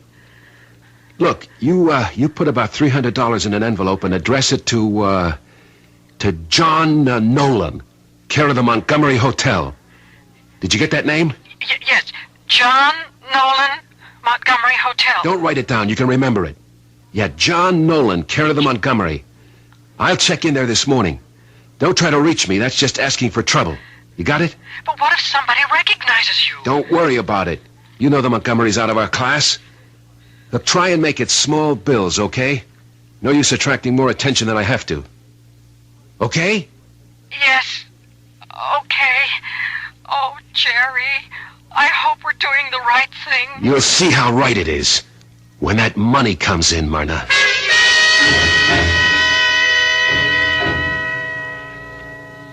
I spent that night in the bus terminal.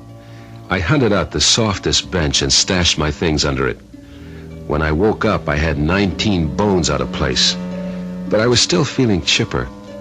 I went into the terminal lavatory and washed up as best I could. It was a fine, sunny day out, and the weather suited my mood. You know how it is.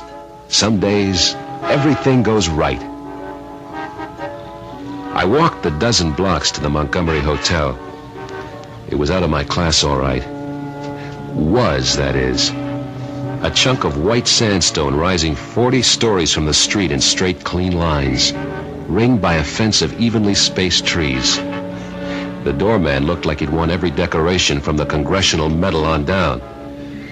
It felt good walking on the wine-colored carpet that led into the plush lobby, knowing there was money and a hot shower waiting for me inside.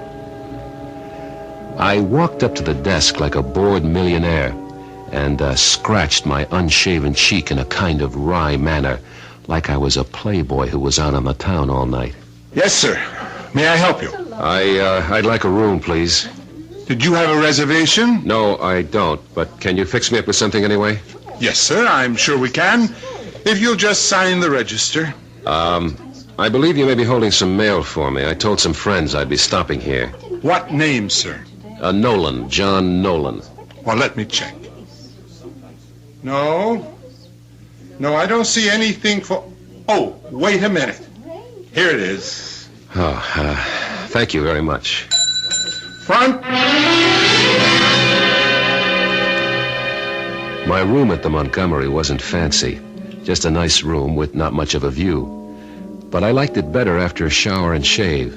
And when I flopped on the big sofa bed, I opened the envelope, lit a cigarette, and counted the money. There were $240 in it, and a note that said, "Sorry, all I could get, M." Well, it didn't really matter. It would be enough to take care of me for a few days. Then the insurance agent would be around to see Myrna, and money like this would be only car fare. I felt so good that I decided to spend some of it on the best meal I could buy in the hotel restaurant. I was just finishing up when my luck threatened to turn. Well, for Pete's sake, it's Lefty, isn't it? Lefty, Union High School, right? I'm sorry, I think you must have the wrong guy. Hey, wait, did I change that much? Yeah, I guess maybe I have. I don't know where all the hair went. Down the sink, I guess. Douglas is the name, remember? Kenny Douglas. No, I'm afraid I don't. Oh, I can't be that wrong. I've got a good memory for faces. Not so great on names, maybe, but they called you Lefty because of the baseball team. Well, I'm sorry, mister. I must look like this friend of yours, but I'm not him.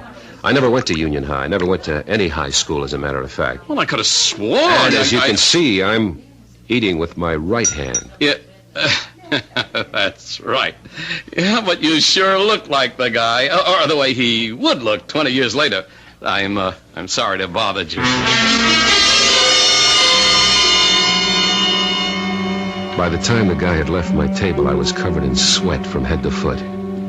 Oh, I remembered Kenny Douglas all right.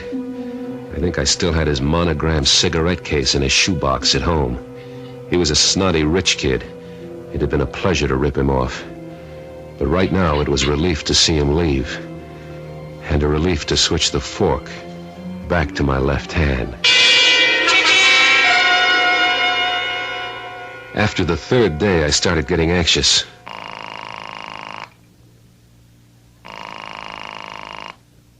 Hello? Myrna, it's Jerry. Can you talk? No, not right now. Some of the girls are over, you know. All right. Just be careful what you say. Just answer yes or no, understand? I can hardly hear you. Now just be quiet and listen. Has the insurance company contacted you at all? Yes. There was a man here only this morning. A man? Yes, from the claim department. Why are they sending somebody from the claim department? There's nothing to claim. I'm dead. Well, he was here just the same. He said it might take a while before the payment was made. He was very nice. I don't care if he was tall, dark, and handsome. What's this baloney about it taking a while? Well, it's a lot of money.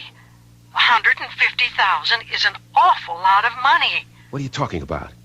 Our policy was for $75,000. Yes, but there's the double indemnity clause, you see? I mean, the face value doubles because of you being... I mean, because of the accident. 150? My God, that's a fortune. We're rich. We're really rich. The only thing is, they have to make sure. Sort of what? The identification, don't you see? Everybody was so burned up in that terrible For wreck. Pete's sake, I was identified. I read my name in the paper on the casualty list. Well, he said it'd be all right. He said it was just a matter of a couple of days. It better be all right. I'm running out of cash. I won't be able to afford the hotel bill. Well, I just can't send you any more money. I don't have a cent. All right. All right, then. But when you get that check in your hands, you better get on that phone right away. Understand? Yes, I understand. John Nolan, Montgomery Hotel. Don't do anything with the money. Just wait for my instructions. All right. I'll wait. But I'm still so scared.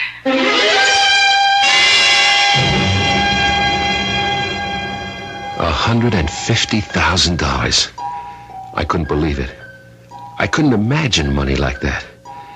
I kept seeing the way that check would look, that long string of numbers. I began to see visions of things I'd wanted since the day I was born. It was all I could do to keep myself from running down to the auto showroom and placing an order for the biggest, shiniest car in the window. But I had to wait.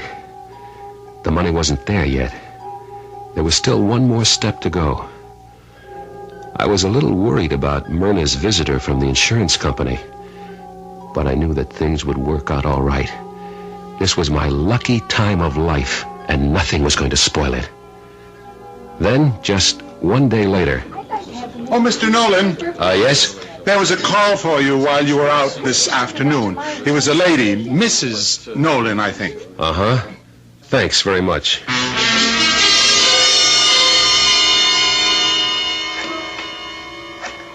My hands were shaking so bad that I could hardly dial Myrna's number.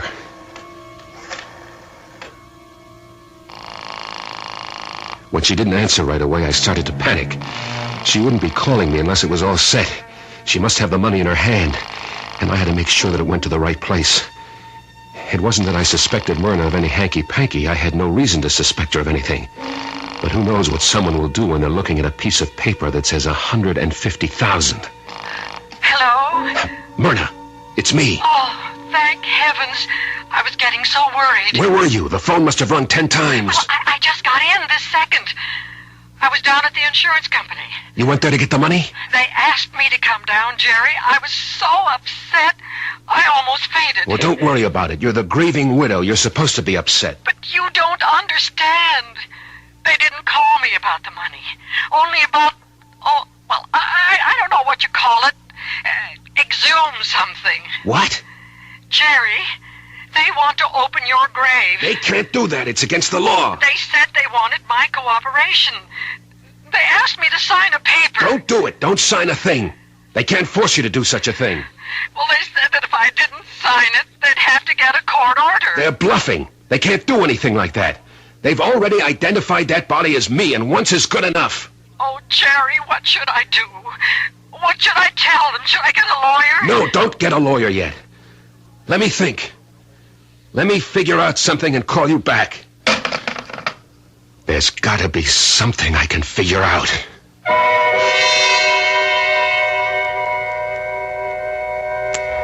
As Robert Burns once told us, the best laid plans of mice and men oft go astray. Even the plans of dead men, it seems.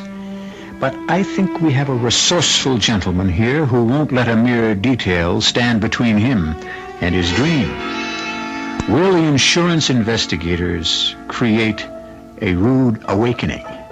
Or will our hero find some way to put the number 150,000 into his little green book? Just wait right there, and I'll return with the answers shortly in Act 3.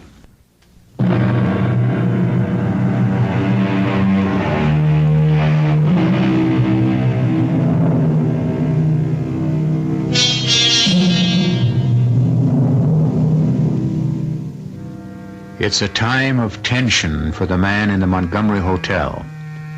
Now every hour seems to stretch ahead interminably. The watch ticking on his wrist seems to have hands made of lead. But as he paces his hotel room, smoking endless cigarettes, downing pots of lukewarm hotel coffee, he seems to have arrived at no solution to his dilemma. And then...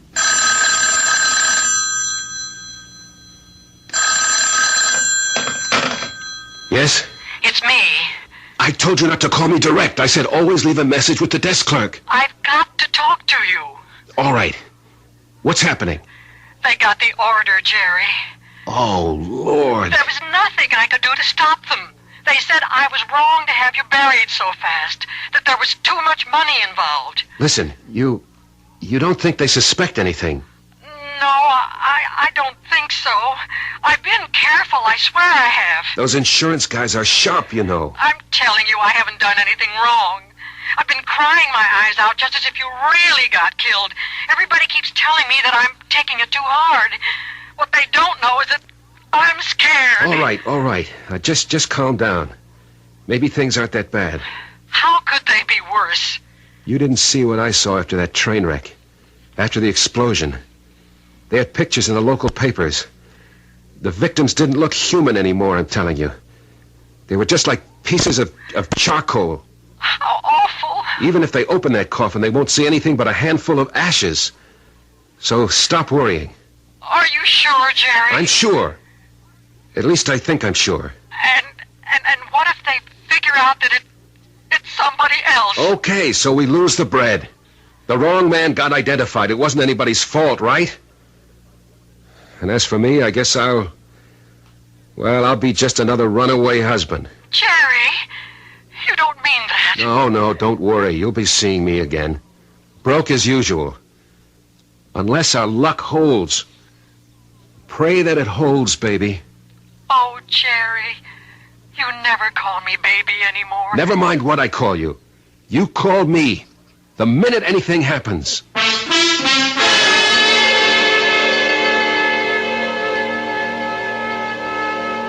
The next couple of days were the worst of my life. There was nothing I could do but concentrate on that phone, stare at it, waiting for it to ring. After a while, I started yelling at it, ordering it to ring, like some kind of nut. But it stayed silent. It just stared back at me until I got so jumpy that I had to get out of the room. But I wasn't on the street for 5 minutes before I found myself heading back for the lobby and demanding to know if there'd been any calls for me. The answer was always no. And then, on the morning of the third day after Myrna's call, when I wasn't even thinking about the phone, it rang. Hello? Jerry, it's me. I've been going nuts here. Why didn't you call me before? There was nothing to say. You told me to call you when something happened. Well, something must have happened by now. Did they exhume the body? Yes, they did. Well, go on. Jerry, it was just like you said. I didn't see the body, but the insurance man told me about it. He said he felt awful describing it to me, but he thought I should be told. Jerry, there were only ashes in that coffin. Thank the Lord. I was so scared, but it's all right now. Everything is all right. No, it won't be all right until you've got that money. But I do have it. What? That's what I'm calling about. I've got the check. It's right here in front of me. $150,000. I never knew there was that much money in the world. Okay, now listen close. Here's the way we're going to handle it. The first thing you do is deposit the check to the regular account. Yeah, I was going to do that this morning. I was so afraid to have such a big check in the house. All right, so deposit it. And then go to the Chemical National Bank, the one on Clover Street, near the Arch. You know the one I mean? Yes, but what for? Just listen and do what I say. You go to that bank and say you want to open a joint savings account for you and your husband. Only now, you're Mrs. John Nolan. Understand? But I can't open an account by myself. Yes, you can sign all the papers there, and then collect the forms that I have to sign. Understand? Yes, I see. Put all the forms in an envelope and send them to me here at the Montgomery. All right. I'll get them in the mail as soon as possible. No, you can drop them off in person at the desk. The Montgomery is right around the corner from the bank. Leave it at the front desk for Mr. Nolan. But I don't see how that'll work. Why don't I just cash the check? Shut up and listen to me. This is the safest way to handle it. Once you have the money deposited in our regular checking account, you can write a check for the whole amount to John Nolan. There. Now do you get it? You mean I deposit the money in the new account? That's just what I mean. And after that, well, I'll let you know the rest of the plan. Have you got it all straight? Yes, Jerry. I'll do just what you said. That's my girl.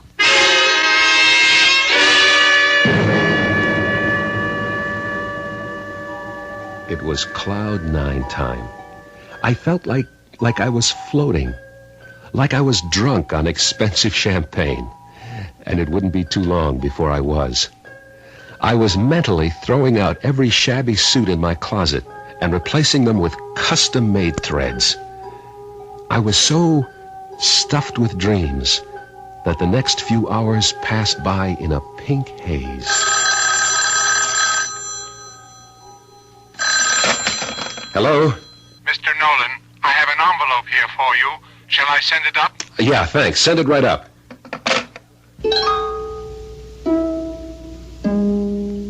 Myrna had followed her instructions perfectly. I filled out the joint account application, signed John Nolan in a sweeping hand, and then took the forms to the Chemical National Bank myself. I wanted them to get a good look at me, because they were going to be seeing me again very soon. Getting cool again, isn't it? Yes. Looks like it'll be a short summer, doesn't it? Uh-huh.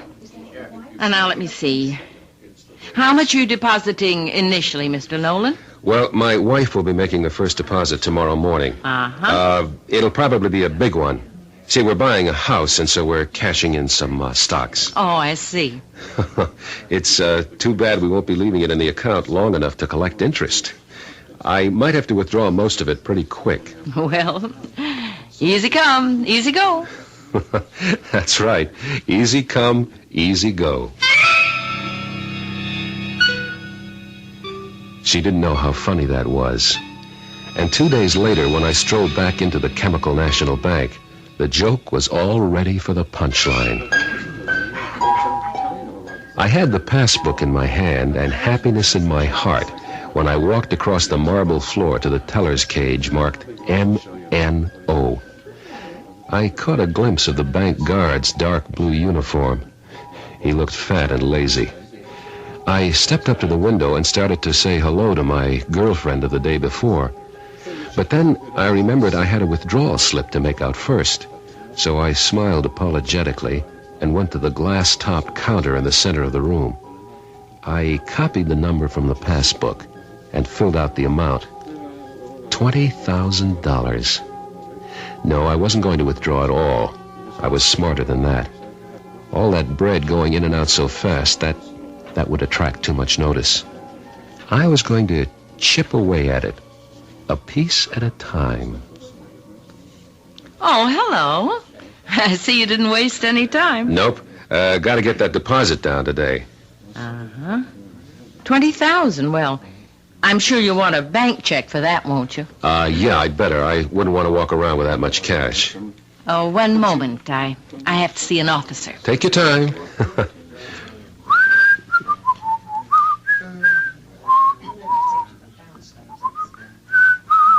Mr. Nolan? Yes? I'm Bill Harkness, assistant manager. Would you mind stepping into my office a moment? What for? Oh, it's just a technical matter regarding your account. Why, what's the matter with my account? The money's on deposit, isn't it? It says so in my passbook. Oh, yes. Everything's in order. But you see, when any large withdrawal is made, we're required to fill out certain forms. Well, I never heard of anything like that. It won't take long, I promise you. Well, okay. This way, please. Now, if you'll sit right here, I'll have the form in just a moment. Well, I'd waited almost a month already for this, so I figured I could wait another few minutes. The only thing is, I didn't realize what I was really waiting for until the door opened and Harkness returned. This time he had another man with him and a woman who I supposed was his secretary. Sorry to have been so long, Mr. Nolan. Well, that's okay. Just let me get my check and get out of here. I've got things to do. What sort of things, Mr. Nolan? Oh, I didn't get your name. I'm Lieutenant Whalen. Police? Police? Wait a minute. Are you implying that I'm doing something illegal by withdrawing money from my own account? You're doing something illegal, all right, Mr. Nolan, so why don't you tell us all about it? Listen, if this is an arrest, I'd like... Sure, I know. You've got rights. You don't have to say anything to incriminate yourself. Well, I've got a few things to say, let me tell you. And who are you? What's the matter, Jerry? Don't you know your own wife? Your own baby? Now, wait a minute. My name is Nolan. John Nolan, and I can prove it. I've got a driver's license here. Look at it. And I'm Myrna, your own loving wife, Jerry.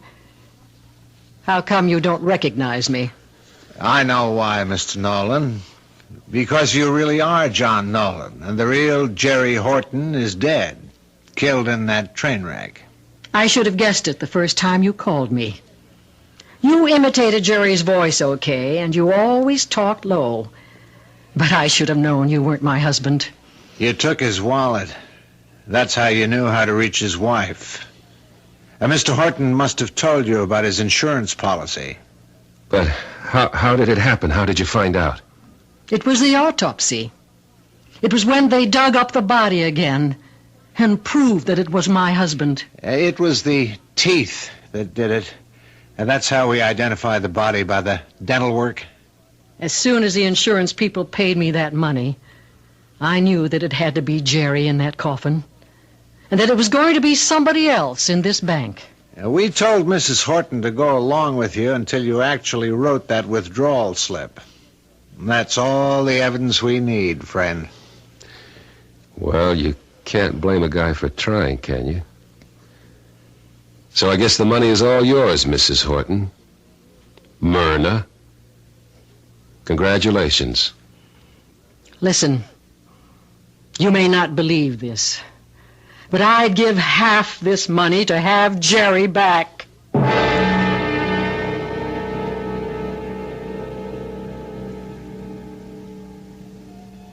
Of course, the moral of our story is that crime doesn't pay, even if the insurance companies do.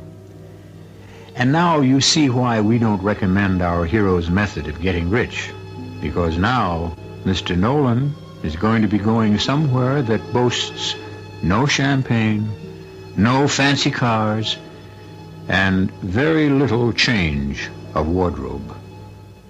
I'll be back shortly.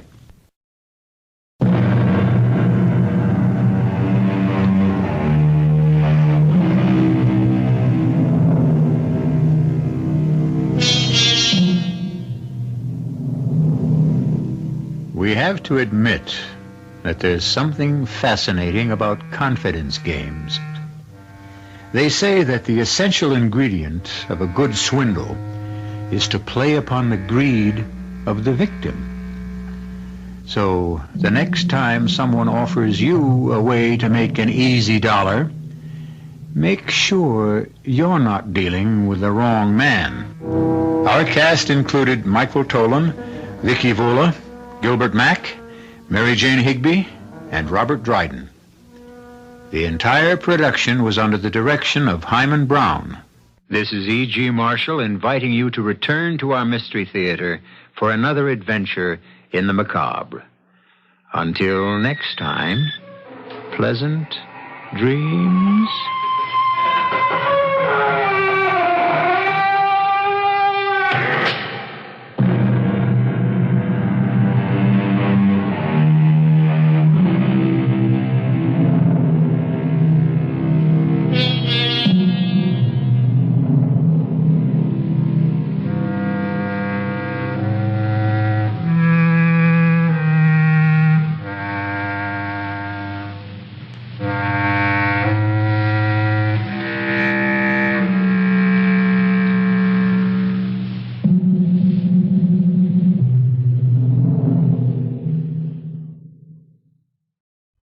The sealed book.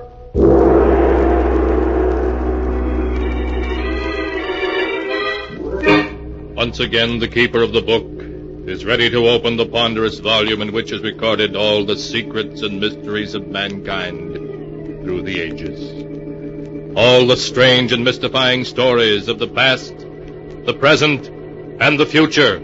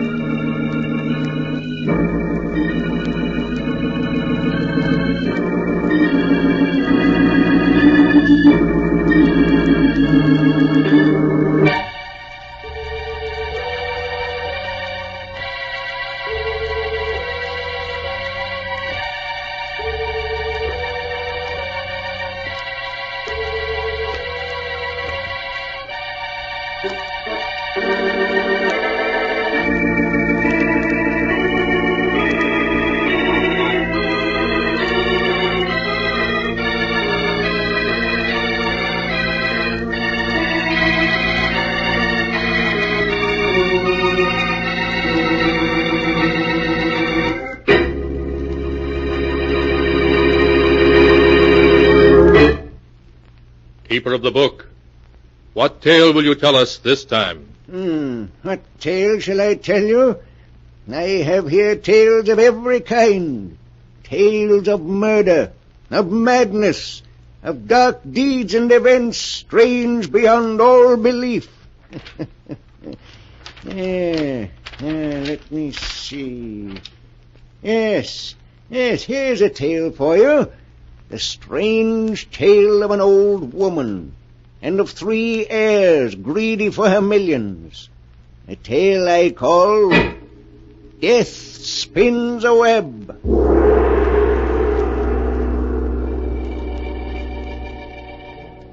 And here is the tale as it is written in the sealed book. In a great mansion far from the city, Mrs. Oliver Drake lies dying. Her door opens, and her attorney, Henry Arnold, enters. Good morning, Mrs. Drake. How do you feel today? Henry, 2 days ago, Dr. Smith told me I had 2 months to live. Well, that's how I feel, like somebody who has 2 months to live. You take it well, Mrs. Drake. Tell me, have those 3 worthless grandchildren gotten here yet? Blanche and Vivian have. They're outside in the hall now.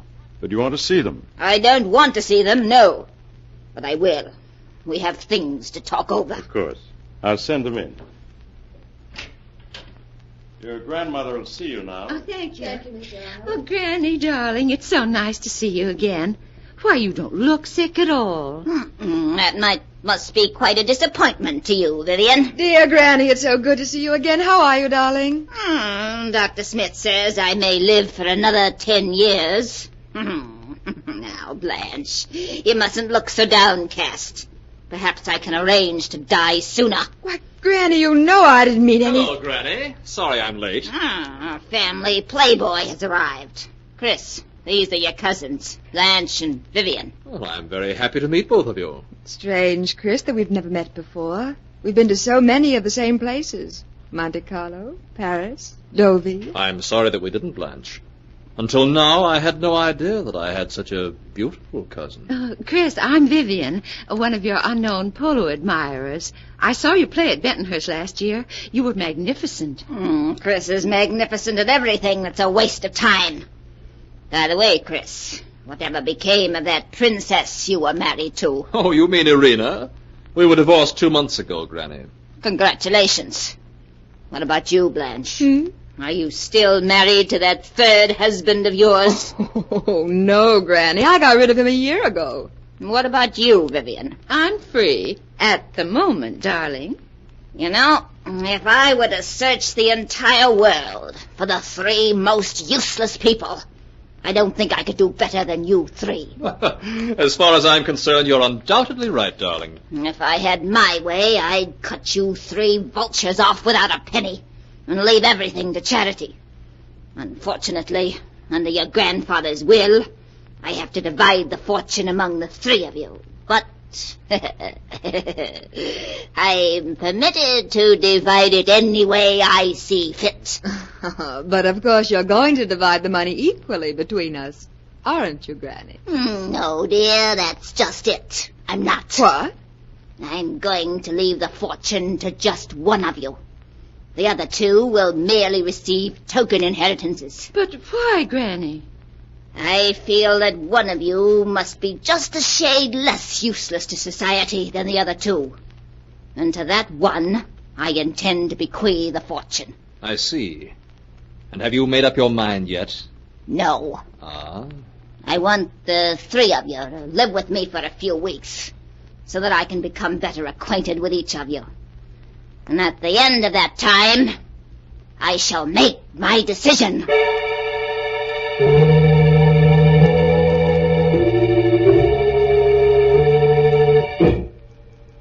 In the days that followed, Blanche, Vivian, and Chris spent a good deal of time with their grandmother.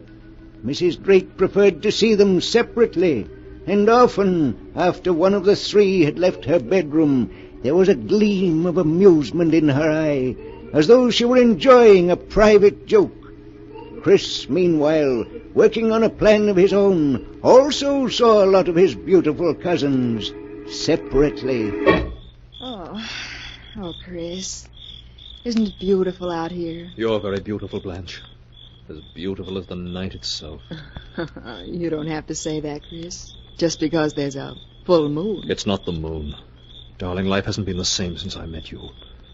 The moment our eyes met, I was lost. Oh, Chris. Chris, I felt the same way.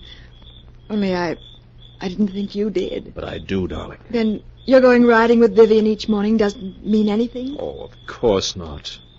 You're the one I love, and always will. Oh, Chris.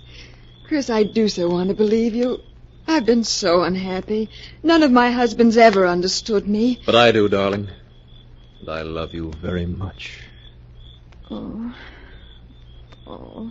You know that now, don't you? Yes, Chris. Yes. I do.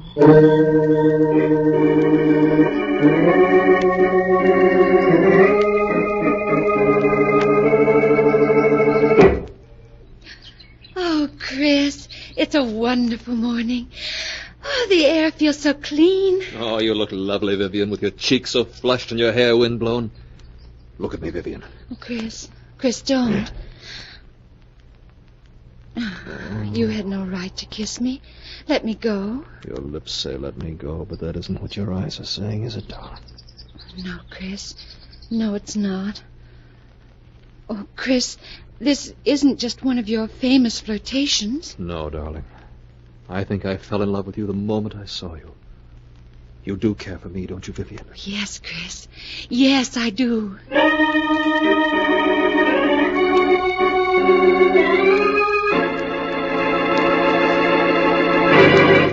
I understand you want to see me, Granny. Yes. Come over here, Chris. Well, how did you make out? What do you mean? I said, how did you make out? With Vivian, of course. So you know that I was out riding with Vivian. I know everything that goes on in this house. Vivian may not know that you took Blanche for a walk down by the lake last night, but I know. Oh, now, Granny, you're not going to give my little game away, are you? Oh, no, Chris, no. I find it very enjoyable watching an unmitigated scoundrel make love to two women at the same time. Well, after all, Granny, if you don't leave me the fortune, I have no choice but to marry whichever one of them inherits it. But they're such stupid women, Chris. You yourself are a rogue, but at least an amusing one. But those women... And that's the reason you ought to leave me the fortune, Granny. The pity I'm not 20 years younger, isn't it, Chris? Then your charm might have some effect upon me. Yes, you're quite right. Well, Chris, you'd better get back to Blanche and Vivian. After all, one of them might be an heiress. And heiresses demand attention.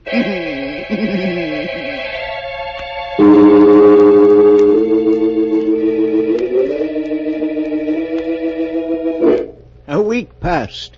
A week in which Chris found it more and more difficult to play his little game. Blanche and Vivian stopped speaking to each other, and it became steadily harder for him to convince each of them that he had no interest in the other. Good morning, darling. Oh, hello, Blanche. What? Aren't you even going to kiss me? Oh, of course, dear. Oh, Chris, I do love you so. This past week has been heavenly. Chris, you do love me, don't you? Darling, what a question. You know there couldn't be anyone for me but you. Then why do you spend so much time with Vivian? That's how I keep tabs on her. What? Well, what do you mean? Blanche, Vivian is cheating in an effort to get Granny's fortune. Cheating? How? The three of us agreed not to go see Granny unless she sent for us. Yes? Well, Vivian has already broken that agreement. Several times she sneaked into Granny's bedroom to try to influence the old lady in her favor. What? Why, that dirty double-crossing, two-timing... Chris, do you think Vivian's getting anywhere? Well, when Granny sent for me last night, she more or less hinted that it would be Vivian who would inherit the fortune. But, Chris, how can you take it so calmly? We've got to do something. Please, darling, let me handle this. Wait. I have a plan to take care of Vivian, and to take care of her very effectively.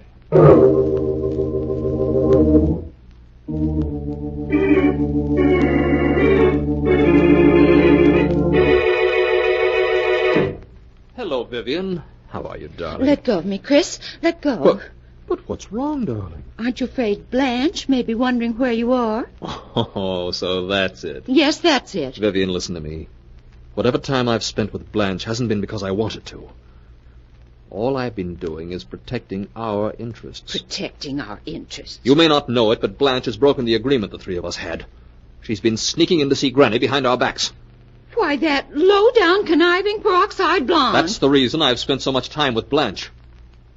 To learn if Granny is being influenced by her. And is she, Chris? Blanche seems to feel certain she's going to inherit the fortune. Oh, Chris, what are we going to do? You can do as you please. After I've spent days with that hag trying to protect our interest and ensure our future happiness, you accuse me of making love to her. I didn't say that. Well, you intimated as much. Oh, please, Chris, don't be angry. I'm terribly sorry I lost my temper. Oh, please say you forgive me, darling. Please. I'll never doubt you again.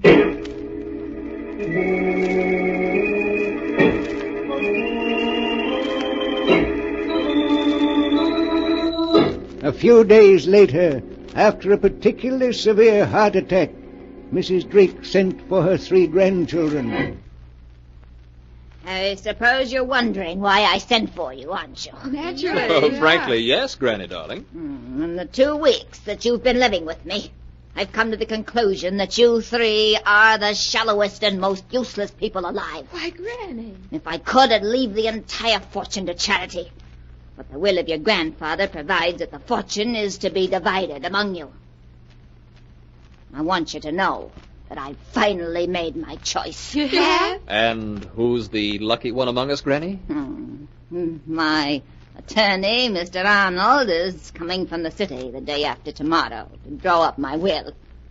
When I'm dead, he'll reveal to you who the fortune goes to. Until then, you'll just have to be patient and try to guess.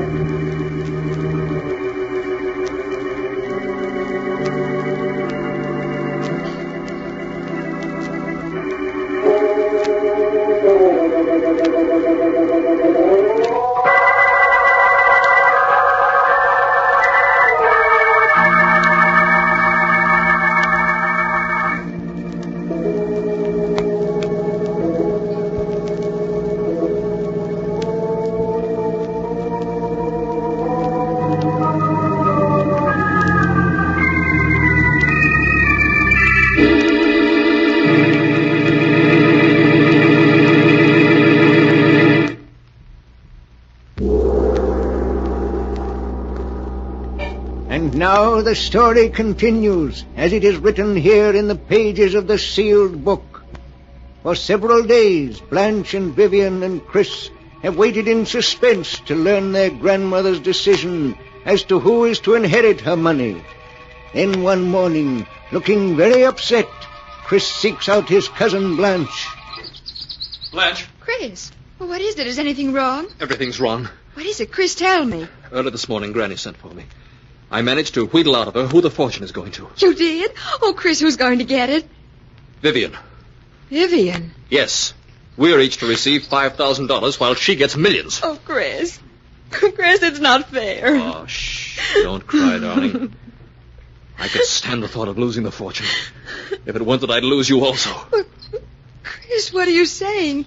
We'll always be together. Oh, darling, there's no use pretending. If we're both penniless, we can't get married. Oh, Chris, it wouldn't matter if we were penniless. Really, it wouldn't. That's what you say now, Blanche, but I know better. Oh, no. Both of us are too used to luxury to do without it. And listen, if somehow Vivian failed to inherit the fortune, it would mean that either you or I would be bound to. In either case, we could get married and have our chance for happiness. Yes, you're right. Oh, I hate her. I hate her. Darling, if we want our happiness, we've got to fight for it. Chris, what are you talking about? If something were to happen to Vivian, our worries would be over. Chris, you don't mean... Oh, no. Darling, the happiness of two people is more important than that of one. And we could be so happy together. I can't bear the thought of giving you up. Oh, Chris. But murder... We'll be caught. Not if we're clever, darling. Now listen. This afternoon, suggest to Vivian that the two of you take the canoe and paddle to the other end of the lake. When you get about a mile from shore, you'll see me approaching in the motorboat. That will be the moment for you to tip the canoe over. Tip the canoe over? Yes. Then I'll pick you up and bring you back to the dock. As for Vivian, it was a simple case of drowning. By the time I reached the overturned canoe, she had gone under. You were the only survivor. Oh, Chris, I'm so frightened. Well, will you do it? Yes. I'll do it. If you want me to.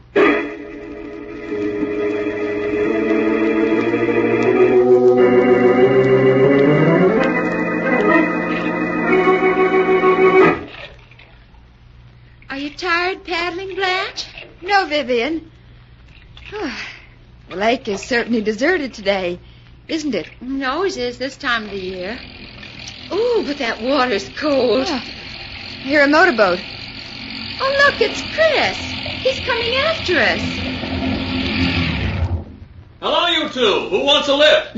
Let's just ignore him, Vivian. All right. We'll pretend he isn't there. He expects us to admit we're tired.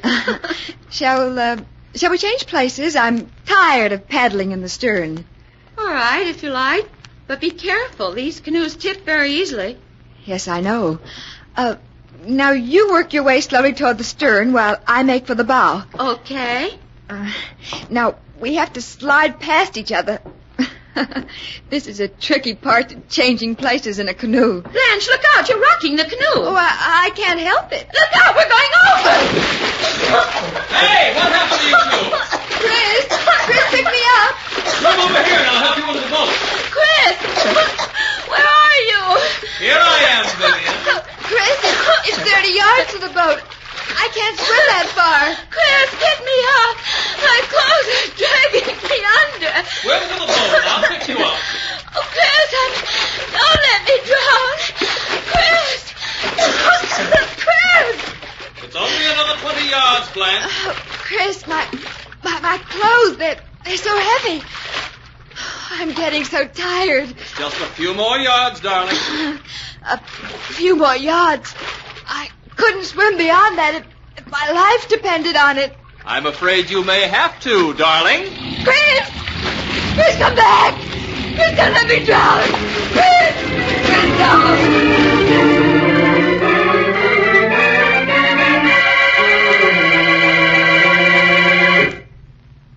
Hello, Granny. How are you? Have the police left yet? Yes, Granny.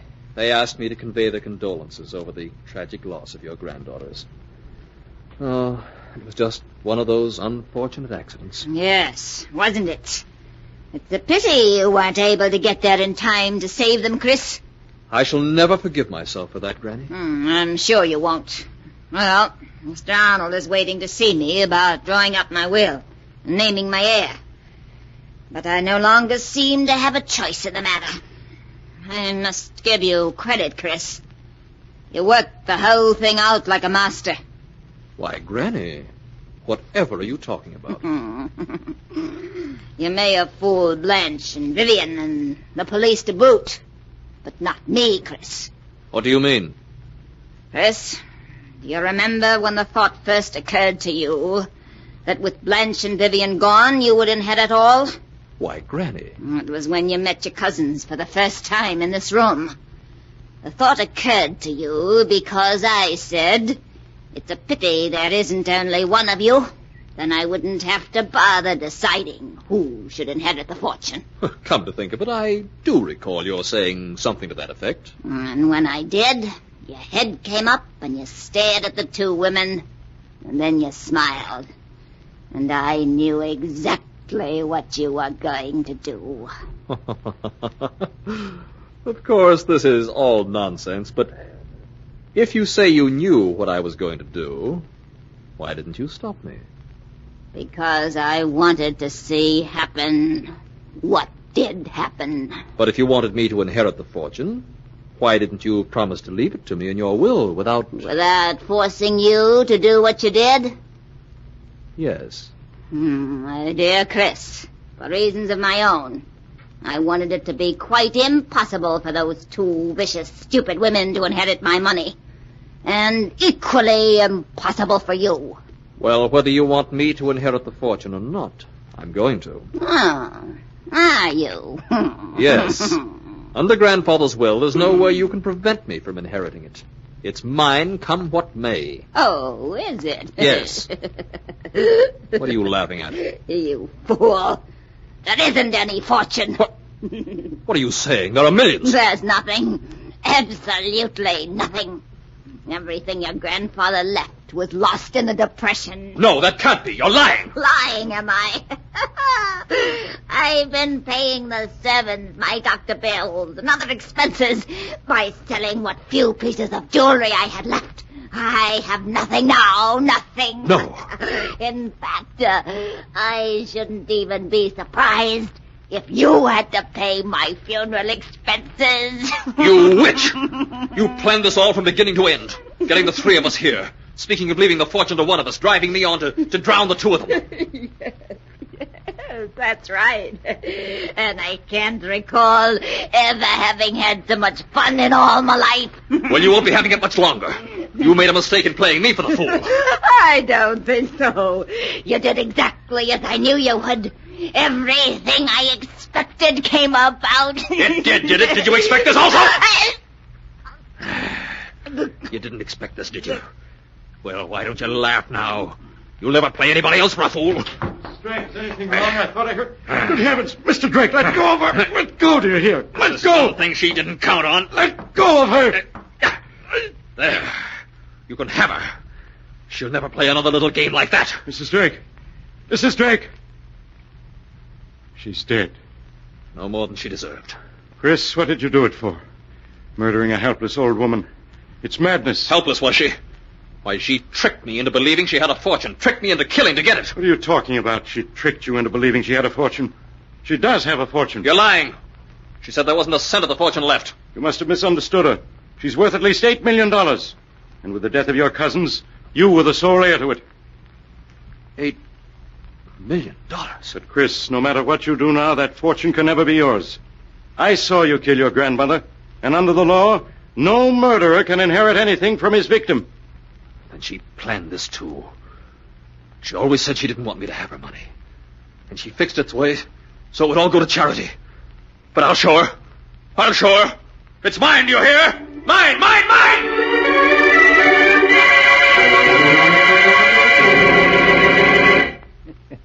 So in the end, old Mrs. Drake defeated her 3 greedy grandchildren after all. But what a strange way to disinherit anybody. It looks as if murder ran in the family, doesn't it? But the sound of the great gong tells me it's time to close the sealed book again. One moment, keeper of the book. What story will you tell us next time? Next time? Would you prefer a murder or a tale of the supernatural?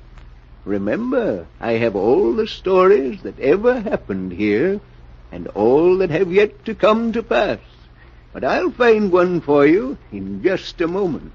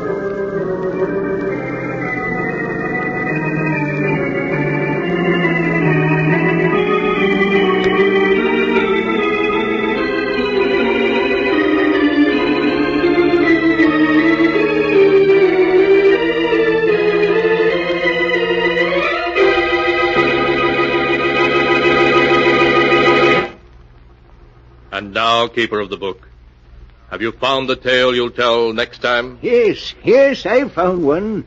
It's the story about a girl who goes to live on an island, a very strange island, where the dead walk by night and weird voices sound in the wind. I call the story Devil Island.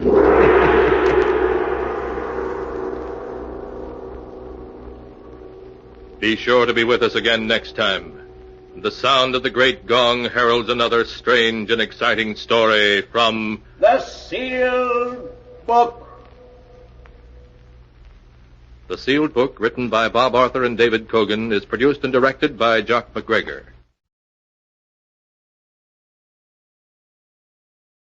The Mummers in the Little Theater of the Air.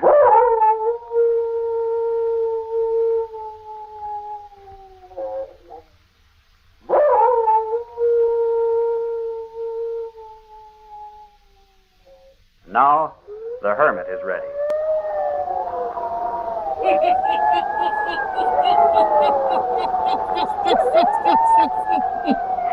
Ghost story. Weird story. And murder, too. The Hermit knows of them all. Turn out your light. Turn them out. Have you heard the story? The Black Band, eh? Then listen while the Hermit tells you the story, just as it was told to him.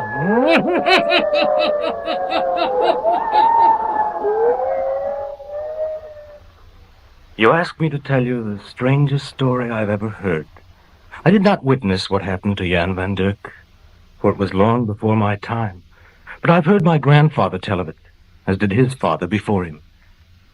It is a story that's been handed down through the generations of our family, and it is believed. You see, this young Hollander, Jan van Dirk, was a relative of mine. When he was a young fellow, he went to Paris to attend the university. He came to France during the time of the French Revolution, and he suffered intensely because of it. The howling crowds, the bloody executions stabbed at the very soul of one as sensitive as Jan van Dirk. He had one friend in this city in the throes of violence, Father Perichon, who liked the boy and often invited him to his small rooms. One afternoon, Jan came to him. Sit down, my boy. You look pale and hungry. I am hungry, Father, but I cannot eat. What I see on the streets, it turns me inside out. It is sad for one so young to see only this baser side of man. You need sunlight and only small shadows at this time in your life. Father Perichon, all of this horror, these scenes of cruelty, they weaken my faith in my fellow man. Why do you not return to your own country, Jan? As soon as I finish studying, I shall go. That is why I work such long hours, day and night, to finish the work, so that I may get away and try to forget. Time will help you, my boy. The warmth and beauty of your own land will blot out the Place de la Grève. You will marry, and your own life will make you forget the peril you are witnessing today. I often wonder. About the marrying part, I mean. You see, Father, I admire beauty so much. I know. Since I can remember, I've dreamed of only one woman for me. She is so beautiful, this girl I dream about. I don't think I can ever find her in real life. It is the beauty of soul that counts you. Oh, I know this girl I dream of has a soul of beauty, Father. Come, my boy. Let us eat of the little I have to offer. Outside of the visits with Father Perichamp, Jan was a recluse, spending most of his time in the libraries, always surrounded with people, yet always alone, an escape from the realities of the present. One night he stayed in the library late. While there, a storm arose. But it was closing time, and so Jan was forced to step out into the storm to make his way to his lodgings in the old part of Paris.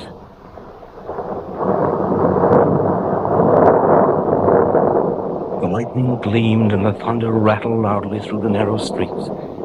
He crossed the Place de la Grève, square where the public executions were performed. Just as he was passing the permanent guillotine which had been built there, a bright flash of lightning bathed the square in its cold blue radiance. The dreadful instrument of death loomed before him in all its stark ghastliness. Oh, how terrible. Jan shrank back in horror. His heart sickened within him, and he turned shudderingly away. Just then there was a lull in the storm. Complete silence seemed to fall over the whole city. Then he heard a sound. He turned back, and there on the bottom step of the guillotine sat a woman, crying bitterly. I beg your pardon. Can I do anything for you?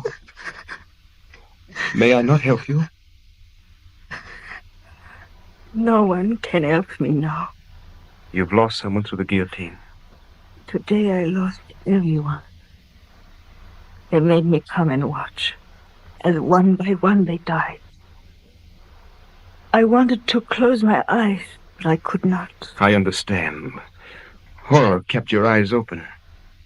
But why stay here now? Why not leave this place? I have not the strength. I can still see them, marching up the steps, the heavy knife being raised, the whistling thud as it fell, each time taking another of my loved ones from me. The blood of my father, my mother, and my 2 brothers mingled on that platform today. Have you no place to go? No, I have no friends left. They too are gone. You can't stay here. Come with me.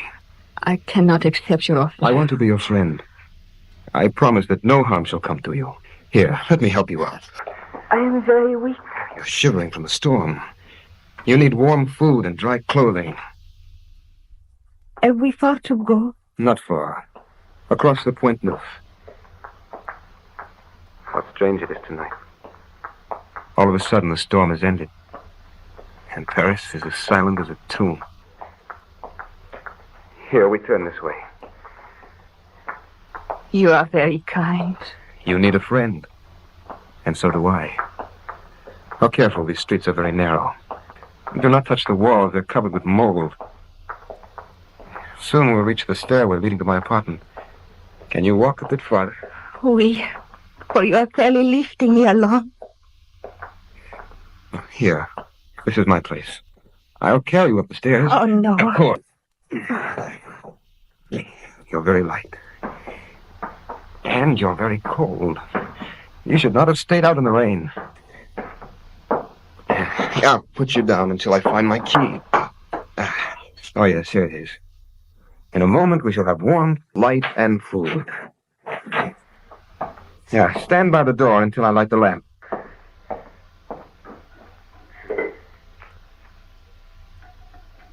Yeah, there. That's better. Now, come in, please. Now, sit down over here, and I will light a fire. Over here. What is wrong? Why do you stare? Sit here. I will have a fire going in no time. Then I will fix you coffee.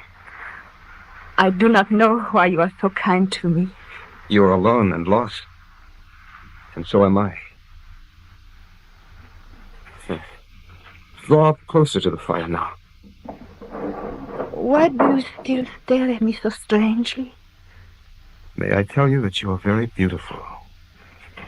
All my life I've dreamed of someone just like you. I feel as if I have known you for a long, long time. You're safe now. You need fear no longer. It may be dangerous for you to arbor me.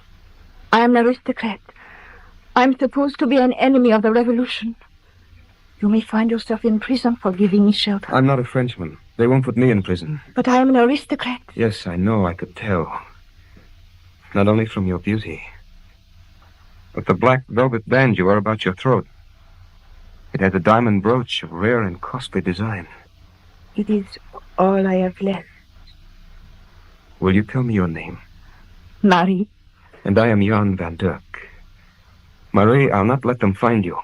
If they do, they will put me away where you will never see me again. Listen to me. I am earnest and sincere. All of my life I've been searching for you, Marie. Will you marry me? Oh, no. As the wife of a Netherlander, they can't touch you. You only pity me. I love you. I want you to marry me, Marie. It is true. I do feel that we met a long time ago. And so do I. I've dreamed of you. I've spoken with you. I've looked into your eyes before. But it is all impossible. Say my name, Marie. Jan. Jan. It is not impossible. I want to marry you because I love you. Perhaps you will not want me to be your wife when I tell you what happened to me today. I don't want to hear it. Our lives began when I found you in the Place de la Grève. I'm going out to get a priest, and we'll be married tonight, now. But the clergy has been forbidden to practice the rites of religion. Those who have not left Paris are in hiding. Oh, but I have great news to tell you. My only friend in this city is Father Perichon. Some time ago he confided in me, told me that he is a priest. I will go and find him now. Marie. Jan. You consent? Oui. For I love you. Yes, these two. One who had suffered untold horrors that day, and one revolted by the tragedies all about him, met on a dark night. Met and found that they believed they had known each other during some other hour. Met and fell in love on sight. Jan looked into Marie's soft brown eyes, gazed on the pale face, and knew that she was the girl of his dreams. With her consent to marry him, Jan rushed out into the dark night, now silent, foreboding, as if the black skies were mourning for the dead. Finally, he arrived at the door of Father Perichon. He knocked. There was no answer. He tried again. Then he saw a wisp of light through the darkened door. Father Perichon, it is I, Jan. Step inside, my boy, quickly. Father, I want you to come quickly. I found her. Found who, my lad? The girl of my dreams. I found her tonight. I want you to come and marry us now.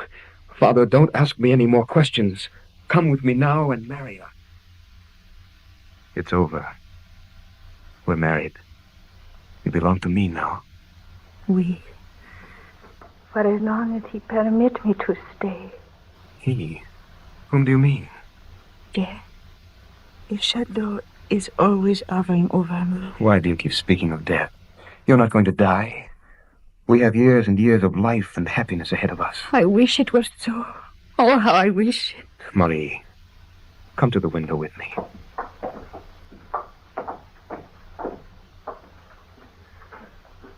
Take one last look at this view of Paris in the nighttime. For I'm going to take you out of this city of death and terror, out into the country where we can live in happiness and peace. If it could only be so. I'm going to make it so. Tomorrow morning I'm going out into the country and find a little villa, away from the blood and the hate, out into the sunshine, Marie. It will purify us. If you could do that, Jan, perhaps... No, it would make no difference. The angel of death is forever with me. You must not talk so. I will find the villa. Marie smiled wistfully. Somehow it gave Jan the hope that she would someday forget all the horrors and sorrow which now held her in their grip. They sat at the window looking out over the sleeping city. They sat silent till the gray of dawn came into the sky, until a rosy haze was over the east. It was then that Marie's fears came back twofold. She was alarmed, quickly agitated. Jan, if you are going into the country, go now. Go now. I will wait until the sun comes up. No, it will be too late. Too late, I tell you. Go now at once. You really wish it? What do you fear? You know, they will find me. Never. And they cannot harm you. For you are Madame Jan van Dirk, a Netherlander. Oh, Jan. All right, my darling. I will go now. For the sooner I go, the sooner we will be away from all of this. Oui. You will be here when I return. You promise? I promise. Then I will start at once. By nightfall of this day, we will be away from here, you and me, starting a new life in the world of peace. Marie, you and I in the world... Jan left. He walked out into the country. He had no trouble finding a charming place. A little house set in a lovely garden, the whole property surrounded by a high wall. Jan knew that here Marie would forget and be happy again. He rushed back to Paris as fast as he could, and up to their little apartment. Marie! Marie! Threw open the door. Yes, she kept her word. She was there waiting for him. Exhausted from the tragedies of the day before, she was lying across the bed, head hanging over the edge, one arm thrown over her face. Marie, I found it. I found the most beautiful place you ever saw. A place far from this city of unhappiness. A place that will be heaven for us both. Wait until you see it. Wait till we... Marie? She doesn't move. She's not breathing. Her hand is cold. No pulse. No pulse. Marie! She's dead! She's dead! Help! Help! She's dead! She's dead! Marie! She's dead! Help!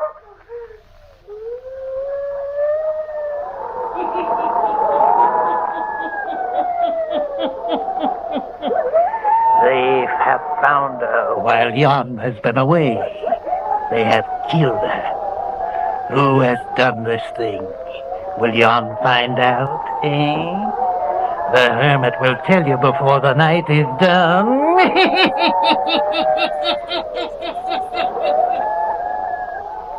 And now, the hermit again.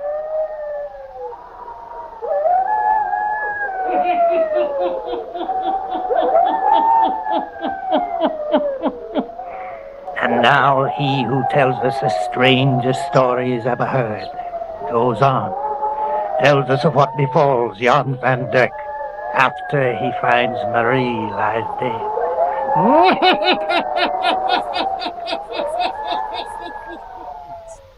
Horrified and frantic, the young boy runs out of the apartment, down the stairs, babbling to himself, crying out in grief and terror, calling for help. And then an officer stopped him. Here, what is the matter with you? She's dead. She's dead. I went to the country. I came home and found her dead. Who is dead and where? My wife. She's up in our apartment. Come, I will show you. You are not a Frenchman? No, my wife. Someone has killed her. Get hold of yourself. Death is a common thing these days. But to Marie, they had no right to do this to Marie. We will investigate. Over here on the bed. I found her here. She is dead, all right. You say you left her alive and then found her like this when you come back from the country? Yes. Are you sure you did not kill her? No, I loved her. I loved her more than anything in the world. Yeah, let me get a good look at her. What is it, officer? What is the matter? How long have you known this woman? I met her last night, but I've known her forever. I met her last night. We were married a few hours later. You were married last night? Yes. Not a week ago, not 2 days ago, but last night. Yes, yes. Sit down in this chair. You are half crazed.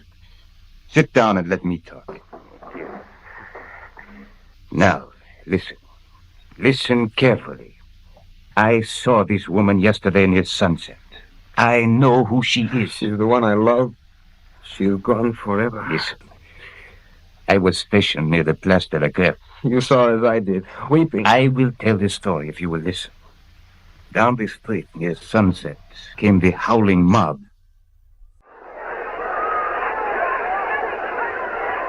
Crying for blood, intent on the kill.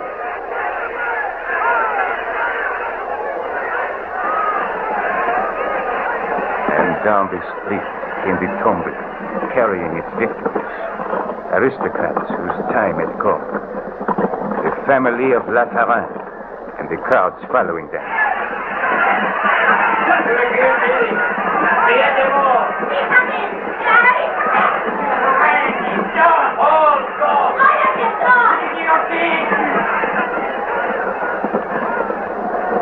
The tumbrel drew nearer the square. The crowd cried out in fury.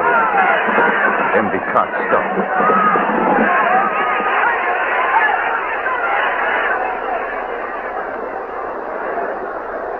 No! Take me first! Take me first!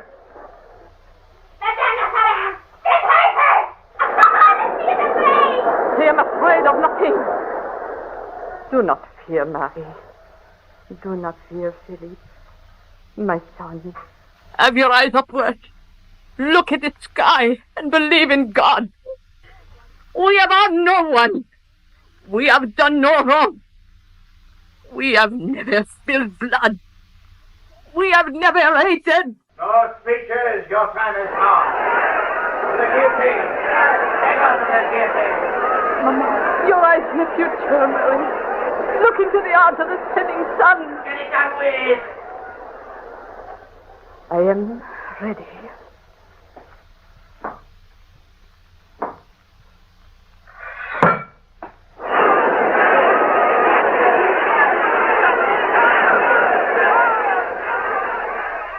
One by one, the family of Monsieur Lafarin walked up to the guillotine. First Madame, then the boys.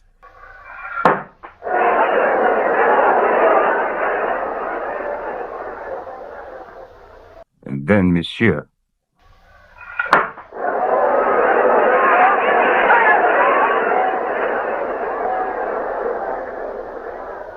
And then the daughter. She stood there, her head held high, her eyes on the sun now almost gone. The crowd was silent for a minute. She seemed to frighten them. There was a pause, and then...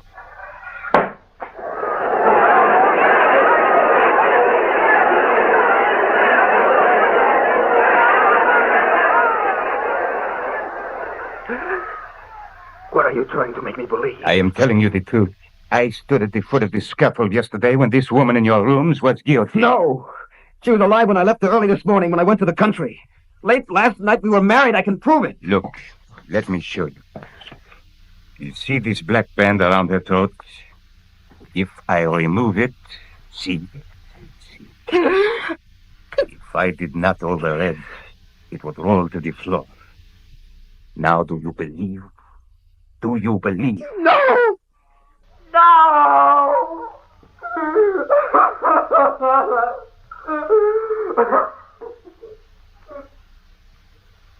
A fit of hysteria overcame Jan. It was the beginning of an hysteria that dragged him into madness. He spent the rest of his days in an asylum. The authorities never believed Jan's story. They said he had dragged a corpse into his room and in his madness believed that she was a living person. But to the day he died, Jan insisted that his story was the truth. And Father Perichon, he wrote in his journals, he too said the girl had been alive on the night after the storm. He set the date of her marriage. But it didn't tally with the hour and date of her execution. So no one believed. But as time goes on, the story has been told and retold in our family. I've often wondered if it were not true after all. Of course, Jan was a relative of mine, and he went insane.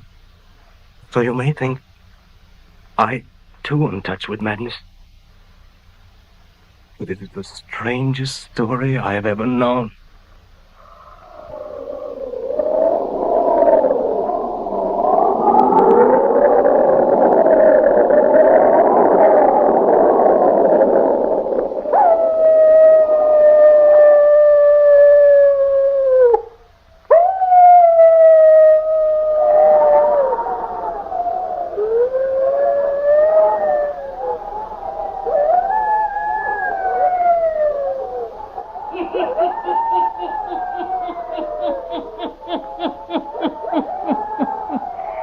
The black band was around Marie's throat for a purpose, eh?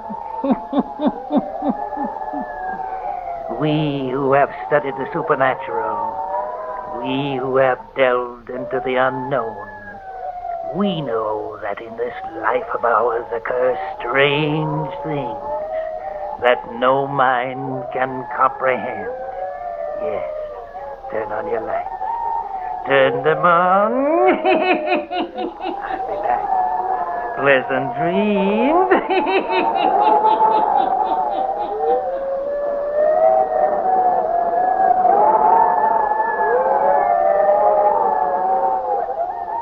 All characters, places, and occurrences mentioned in the Hermit's Cave are fictitious, and similarity to persons, places, or occurrences is purely accidental.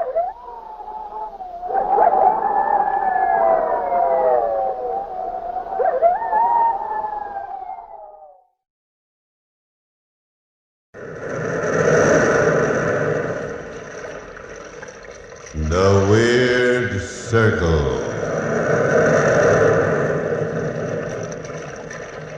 In this cave by the restless sea, we are met to call from out the past stories strange and weird. Bellkeeper, toll the bell, so all may know we are gathered again in the Weird Circle.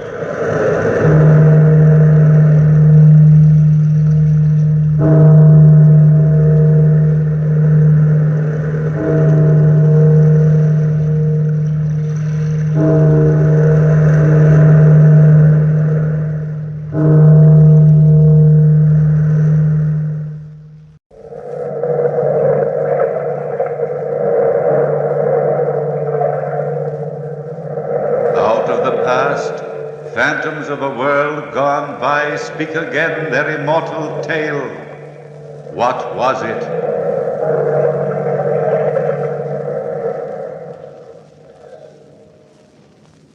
All right, then. What was it? What was it? Nobody knows. But the house was haunted by something or somebody. The boarders here at Mrs. Dimity's boarding house didn't believe in ghosts either, myself included. But we were curious about them. That's why we voted to move into the old brownstone house on 49th Street. And once we were in, we were still convinced that ghosts don't venture abroad in a New York tenement building. The only one who wasn't quite convinced that ghosts exist only in storybooks was old Mrs. Dimity herself. But her favorite roomer, young, handsome Ned Saunders, and myself, I'm Dr. Hammond, we refused to believe the ghostly nonsense. Anne Mitchell, the young sculptress who lived there, was frankly curious, while the Countess Harkavy, a fortune-teller of some renown and a psychic of questionable fame, was delighted at the idea of living in a haunted house. That was in a business way, of course. It was around 11 o'clock at night when the boarders, who were then assembled in that dark, dreary living room, first heard what some claimed was a ghostly presence.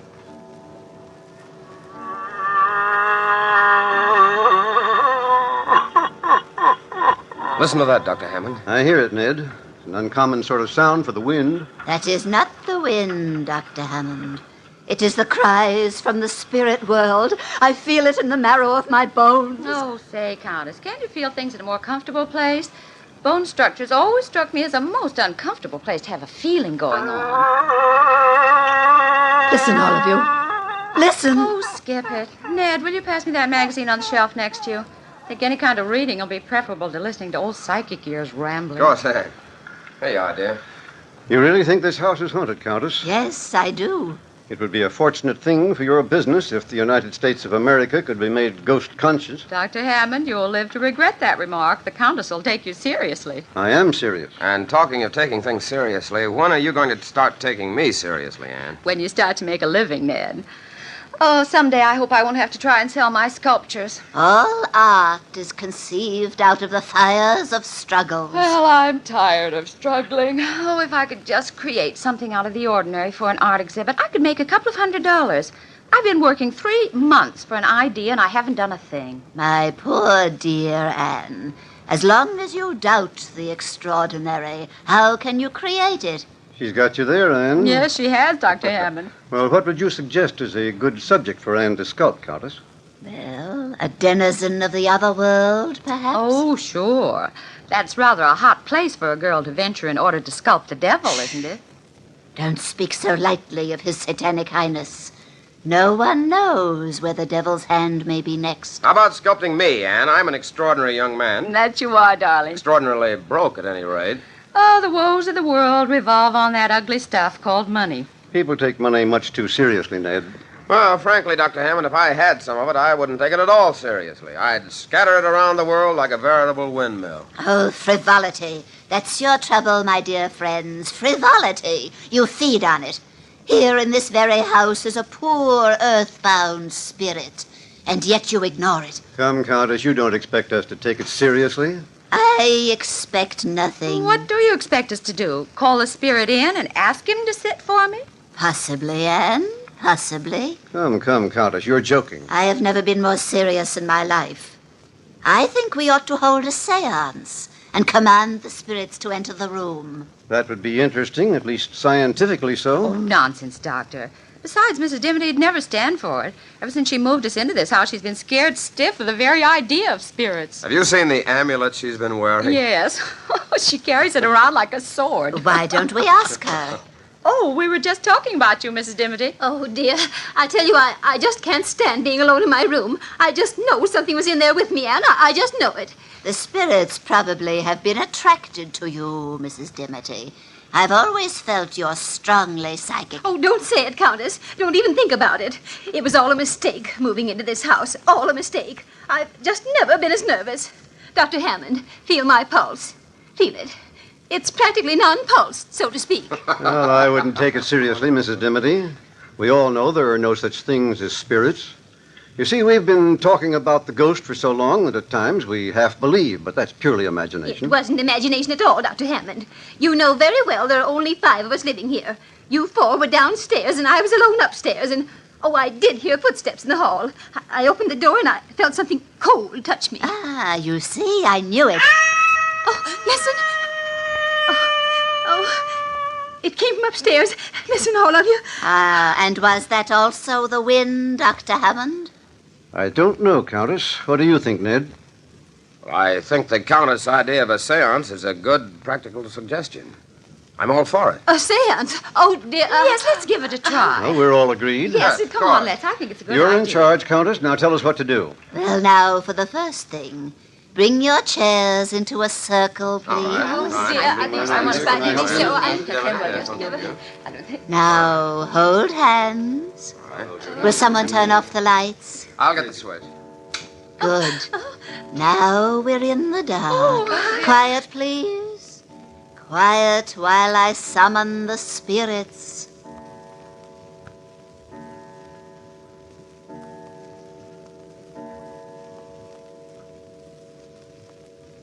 It is midnight, O spirits, midnight. Enter the portals of our room and speak to us. Speak to us. We are gathered to commune with you who have passed on. Withhold not your secrets. Speak. Speak. It is I, Countess Harkavy, asking you to descend to this mortal plane. Answer me. Answer me. If my Uncle Ezekiel's in the room and wants to talk to me, I'd talk to him, Countess. Yes, Mrs. Dimity. Ned, stop squeezing my hand. I'm not squeezing your hand, Anne. Or whatever you're doing, stop doing I'm not doing anything.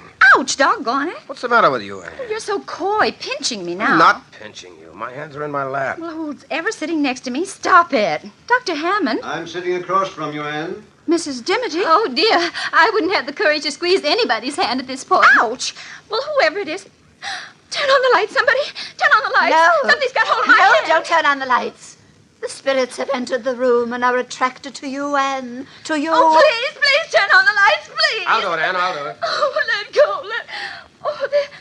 Oh, who?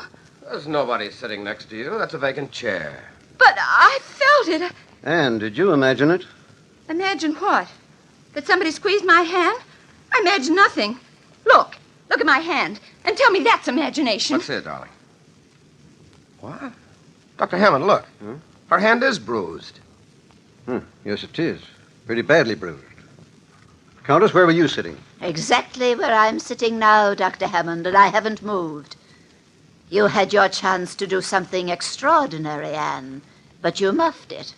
A pity is all I can say. A great pity. The seance is ruined. But, Countess, wait a minute. What for? To try another seance and have you become hysterical all over again? Good night. Dr. Hammond, is it possible that I really was holding the hand of something, or... Anything's possible, Anne, but not very probable. Oh, dear. Oh, dear. I said not very probable, Mrs. Dimity. I think perhaps the Countess has been playing a trick on all of us. It's a cute trick, Doctor. A pretty difficult one. If she wasn't playing a trick, she shouldn't have been so upset when you turned on the lights, Ned. Oh, Doctor, I think you've got a point there. Nothing like a good dash of logic to take the cold chills out of my spine. Well, how could the Countess do it, Doctor? Well, Mrs. Dimity, psychic phenomena is the Countess's business. After all, she makes a living out of calling imaginary spooks from the outer world. I don't think it's very nice of us to try and pry into her secrets. I hope you're right, Doctor. I do hope you're right. Well, I wouldn't worry, Mrs. Dimity. Well, I'm going upstairs to bed. I've had enough spooks to last me for years. Oh, wait for me, Mrs. Dimity. I'll go up with you. Good night, Ned. Good night, Anne. Good night, Dr. Hammond. See you in the morning. Good night, my dear. And don't worry about the spooks. They're purely harmless make-believe. Oh, dear. I'll never sleep a wink, Anne. Well, Doctor, what's the tongue-in-the-cheek look? Oh, Ned, I'm afraid we've had our first touch of real psychic phenomena tonight. But you just said I didn't want to frighten the women. Then you believe this house is haunted? Haunted? Well, I don't like the phrase, but in essence, that's the idea. I was wondering if you'd be interested in trying an experiment with me tonight. Certainly, Doctor, anything. Well, suppose you and I spend the next few nights down here. We'll turn off the lights and wait. Just wait. Perhaps we can invite some trouble. We waited that night through without sleeping, but nothing extraordinary happened, except for the fact that Mrs. Dimity's rocking chair kept rocking all night long, creaking and squeaking as it moved. But the wind could have been responsible for that. The next night and the next and the one after that, we kept our nightly vigil, creeping up to our rooms like thieves just before daylight broke, so that nobody would suspect our secret experiment. On the fifth night of our wait, we heard the rocking chair creaking, creaking, creaking. Doctor. Yes, Ned? That rocking chair couldn't be moved by wind tonight. There isn't a breath of air stirring. I noticed that, Ned. I wonder... Listen. Yes, the creaking stopped. Same as usual. I'll try to get some sleep. I can't. I'm as nervous as a cat over this whole thing. Yes, I'm jittery, too. Ouch, let me... What's the matter, Ned? I don't know. Somebody's attacked me. Help me, Doctor. Help me. It's got its arms around my throat. There, I feel it. We'll find out who this ghost is in a short time. There, I've got his arms, Ned. My throat. Let go of my throat. There. It's free. Can you hang on to him alone, Doctor? I think so, but he's as strong as an ox. No, you don't. Listen to him, will you, Doctor? His voice certainly doesn't sound human. Turn on the lights, Ned, while I hang on to him. We'll find out who this practical prankster is. I'm afraid to let him go, Doctor. I can handle him, Ned. You turn on the lights. Hurry, Ned, hurry. All right, of course. There you are. No, wait. No. Doctor, where is he? He's right in front. I've got him by the arms. I'm hanging on to it. This is amazing. Amazing, Doctor. Well, we can't see it. It's invisible. Help me, Ned. He's trying to escape. Help me. If I could only see him. There we are. I've got it. I've got it. But what is it, Doctor? What is this thing?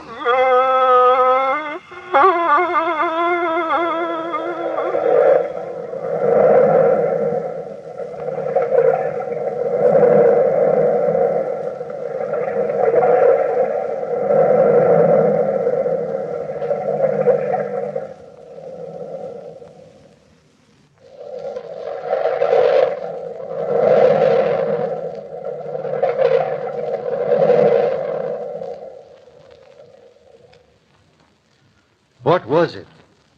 I didn't know as I held the grisly thing in my arms. It struggled and sobbed and moaned exactly as a beast would struggle and moan. An invisible beast. That was the horror of it. An invisible beast. I sent Ned to the basement of the old brownstone to get some stout rope. At least we could prevent this horror from escaping. That's what I thought then. Well, Ned returned shortly from the basement and opened the door. There you are, Dr. Hammond. Oh, quickly, Ned. Bind its legs. I can't hang on to it much longer. Not as young as I used to be. All right, Doctor, I'll manage. Somehow, I try to hold him on the floor. Yes, of course. There you are, Ned. Now, quickly. Its feet are still for the minute. There. I've got the rope about them. Look. Yeah? A perfect loop around nothing but empty air. Hold him, and I'll bind the rope around him. Oh, quickly, Ned. There we are. That covers his feet. And I'll bring it up here and around his legs. Here, give me the rope, and I'll bind his hands. All right. We're getting him bound up like an Egyptian mummy. There, that does it. What a relief to be able to let that awful thing go. All right, I'll take the rope now, Doctor, and bind it to this chair. He won't get away now, I'll guarantee that. It isn't very large, is it? No, about the size of a small boy. Oh, but what is it? Have you ever encountered anything like this before? Well, frankly, Ned, never. Look at my hands, bitten and bruised. I wonder if I'll ever be able to move them again. What are we going to do with the darn thing now? I don't think that's our responsibility, Ned. I think we'd better call the boarders together and let them in on the secret. Would you like me to get them, Doctor? Yes, wake them up. But don't tell them why. Just ask them to come down here, and I'll throw this rug over the chair so that they won't see the ropes right away.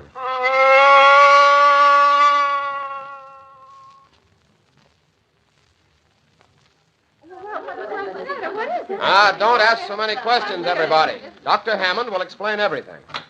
Oh, good evening, Dr. Hammond. Have you possibly discovered that psychic phenomena does exist? Come in, Countess. Come in, everybody. Don't be afraid, Mrs. Dimity. What's that? I'll explain it in a minute. Explain it, Dr. Hammond? Sit down, everybody, please. No, Mrs. Dimity, not in the rocking chair. Oh, dear me. I'm afraid we're in for a revelation this evening. Ned, please close the door. Strange are the ways of the world. Yes, Countess. The ways of the world are very strange. Mrs. Dimity and the Countess has been correct about this house. There is something in it. Oh, what do you mean? There's nothing to be frightened of, Mrs. Dimity. Oh, spirits are often kind. Indeed, they're friendlier than many mortals. This isn't exactly a spirit, Countess. What do you mean? Exactly what I say. It's a beast of some kind. Doctor, is it in this room? Mrs. Dimity, please. Yes, Anne, it's in this room, in that rocking chair. I threw a rug over it. Oh, unfortunate spirit. If you wish, Countess, remove the rug. Yes, of course. Why, where is it? It's there. You can see the ropes being held in place by it. What kind of a hoax are you trying to play on me, Dr. Hammond? It is not a hoax. There's a living, breathing something bound in that chair.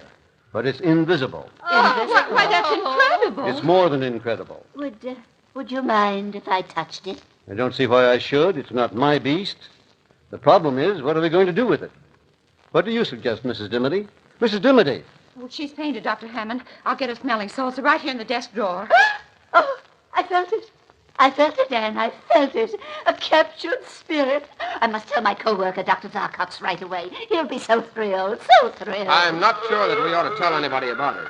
Are you, Dr. Hammond? Ned's quite right. We should not. Oh, but Dr. Sarcox is the only living person constantly in touch with the spiritual night and day and night, constantly. The smelling salt should be in here someplace. Oh, here they are. Until we find out exactly what it is, I don't think we ought to divulge the secret.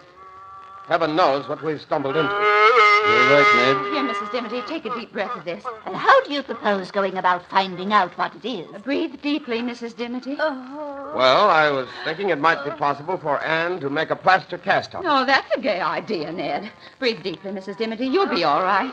That's quite a good idea, as a matter of fact. No, you'll hold it while I make a cast, huh? If it happens to bite me with a pair of invisible teeth, that'll be my word. No, being a doctor, I shall use a little chloroform and put it to sleep for a while. We'll be able to make a perfect cast. Mrs. Dimity, are you all right? Oh, I'll never be all right again. Well, Anne, are you willing to give it a try? Oh, I suppose so, Ned. I'll prepare the plaster right away.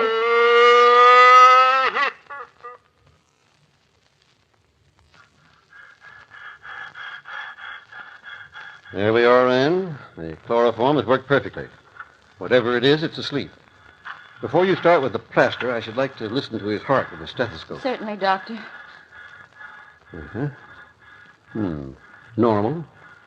A little faster than is normal for a human being, but maybe we're not dealing with a human being. Yes, Doctor, that's very possible. Ned, would you hand me that container near you? Certainly, Anne. Here you are. Thanks, Ned. Well, Dr. Hammond, are you ready? Yes, Anne, whenever you are. We might as well start. It's 2 o'clock. We ought to be through by 7. And so Anne started to work to cover that invisible form with moist plaster. We watched her spellbound. The hideousness of the rough object which soon met our eyes was appalling. Anne's hands shook perceptibly as she forced herself to complete what she had started. Minutes changed into hours. The mold was completed, and we had a rough idea of this figure. Then Anne allowed the mold to dry. By morning, we had a rough facsimile of the invisible beast. How can I describe what it looked like, when it looked like nothing so much as a demon out of hell itself? Yes, shaped like a man with long, sinewy arms, but it was small, only 4 feet or so high. Its muscular development was amazing, and the face looked like a cannibal's, a demon. Cruel, tiny eyes, a tiny nose, and a twisted, a horribly long mouth, and sharp, shiny teeth. The first rays of light broke through the window, and I realized that the effects of the chloroform were wearing off. Watch out, Ned, he's awake. I got him, Doctor.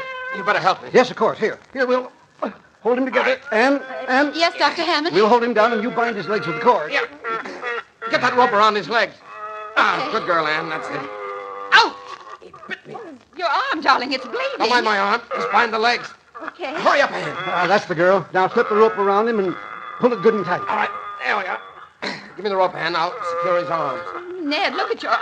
Oh, Doctor, he's badly bitten. Don't bother about me now, darling. We can't let this beast loose on humanity.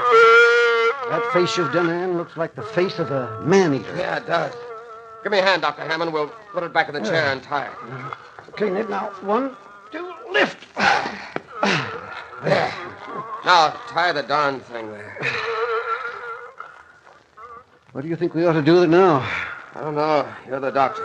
Well, I think we all need some sleep. First, I'll tend to that arm of yours, Ned, and then we'll leave the thing here for a while. Doctor, do you think we dare leave it here quite safely? Well, judging from the way Ned's got it tied up, I think so. Not even a spirit could get out of those ropes. Come on, Ned, I want to take a look at that arm of yours. Oh, I'm so tired. I'll leave the little statue in here till morning. You know, Doctor, that makes an interesting study, doesn't it? Yes, quite an interesting one. Extraordinary piece of work, one might say. Well, good night, Anne. Come on, Ned, let's get that arm bandaged. We'll all think more clearly in the morning.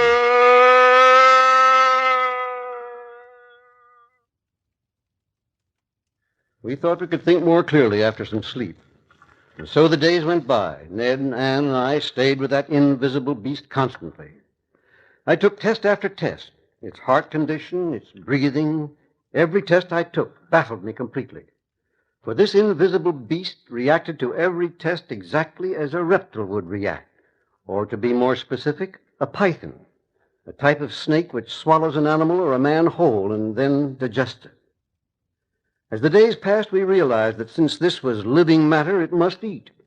We tempted it with every kind of food imaginable, tried force-feeding it, but the animal never swallowed one bite of food. And then one evening, all of us were collected in the living room when those horrible sounds started. Oh, I tell you, Ned, it's hungry. Anne, darling, we've tried feeding it. But you've got to get it out of this house. I can't take it any longer. Capturing a spirit will evoke the anger of the gods. My advice to you is to let it go. That's not very good advice, Countess. Whatever this is, it would be fairly dangerous news. Oh, isn't there anything we can feed it? It must be suffering horribly, Doctor. No food or water for 2 weeks. Yes, Anne, there is something we can feed it, but unfortunately or fortunately, we can't. What are you talking about, Doctor? Human flesh, Ned. This creature is a man-eater, an invisible man-eater. There's only one thing for us to do. Call the police and the medical society and turn it over to them. There's nothing more we can do. Oh, you'll regret this, Doctor. You'll regret it. You can't evoke the anger of the spirit world without payment in full. Anne, will you make the call? Certainly, Doctor. I'll go with you, darling. Don't tell them anything about it. Just ask them to come over here immediately.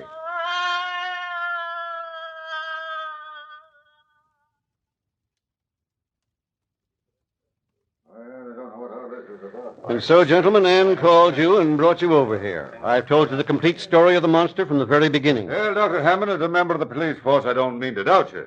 But where is this invisible monster? It died of hunger 10 minutes before you arrived, Sergeant. Well, where is it? On the floor, here, next to my foot. You can feel it even if you can't see it. Here, put your hand down here. All right. Sergeant, feel this. It feels like a dead man. I tell you it does. Look at that. Sure, Doctor. What kind of a trick are you trying to play on us? Trick, Sergeant? Take my word for it, it's no trick. You felt it yourself. Many people know how to make a mass of material appear invisible. Chemistry can give you a lot of explanations of that kind of a hoax. It's no hoax, gentlemen, on my word of honor. It's no hoax. Tell us a better story. Come on, boys, let's get out of here. We enjoyed your fairy tale, Doctor, but we can't swallow that one But, whole. gentlemen, ask any one of us in this room. I swear to you, it's the truth. Look in the corner at that statuette. That's an exact replica of the invisible beast. Now I get it. You're trying to get some free publicity for the art exhibition at the museum. No, gentlemen, I made that plaster cast myself from the invisible monster. Dr. Hammond's telling you the truth. Oh, yeah? Well, if it's the truth, what was it? What was it? Frankly, gentlemen, I don't know what it was.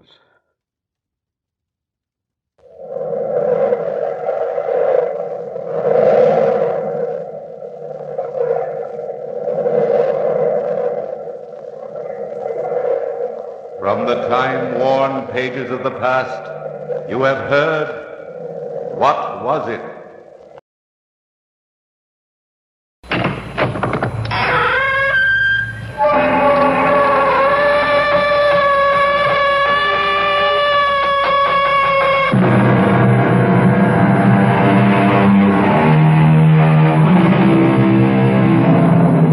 Come in. Welcome. I'm E.G. Marshall. Psychiatrists have sought the answers to puzzling facets of human behavior for years. Today, we speak freely of phobias, unexplained psychotic experiences. But in the year 1793, a humane, enlightened physician of the infamous mental institution at La Bicêtre, a hellhole by any description, was brought to trial for daring to treat mental patients like human beings. He himself was called mad for, as the court put it, freeing the beasts from their chains. But as I said, times have changed. The story we're about to tell you about the horrors that took place in a similar institution is true. But it never really could have happened. Not here. Not yet. Not now.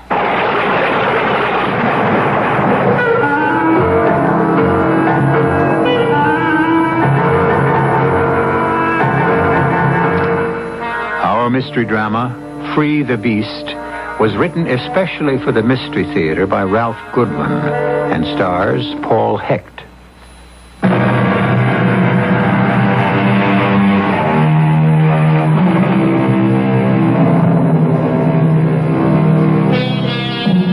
The elderly patients at the formidable isolated Greenbrier Sanitarium have been restless all day. And now that night is closing in and the intensity of the darkening clouds increase, the doctors and nurses double their rounds.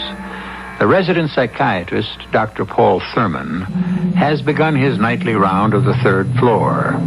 Patients on this floor, although completely harmless, do need his personal attention. Most are alone in the world, deserted by friends and family.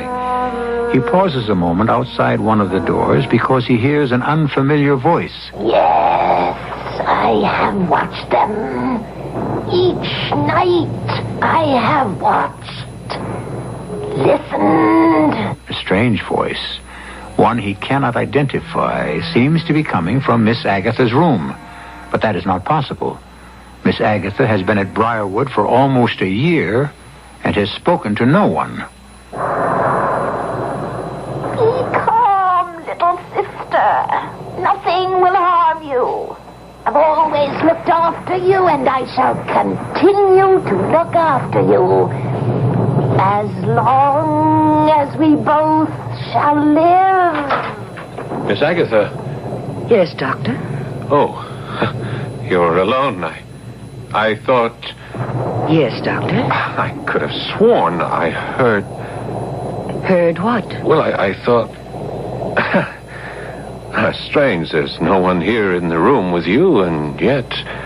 Yet what, Doctor? I distinctly heard a voice. Oh, not your voice, Miss Agatha, but an older voice. A woman, 70 or 80. You must be mistaken, Doctor. She called you little sister. I have no sister. Yes, I know that. But I do have a puzzle for you. A puzzle? Brothers and sisters, I have none. But that woman's mother is my mother's daughter. Who am I? Miss Agatha... No, stop. Make them stop, Doctor. That noise. Oh, just a summer night storm, Miss Agatha. You're safe here. Yes. Nothing here can harm me. That's right. Now, lie back. Close your eyes and go to sleep. I must check on the other patients. Yes, Doctor. They need watching. The dangerous ones. They hate me. They all hate me. You must get some sleep. It's very late. Yes. You're right, Doctor. It is very late. For the dangerous ones. It's later than you think.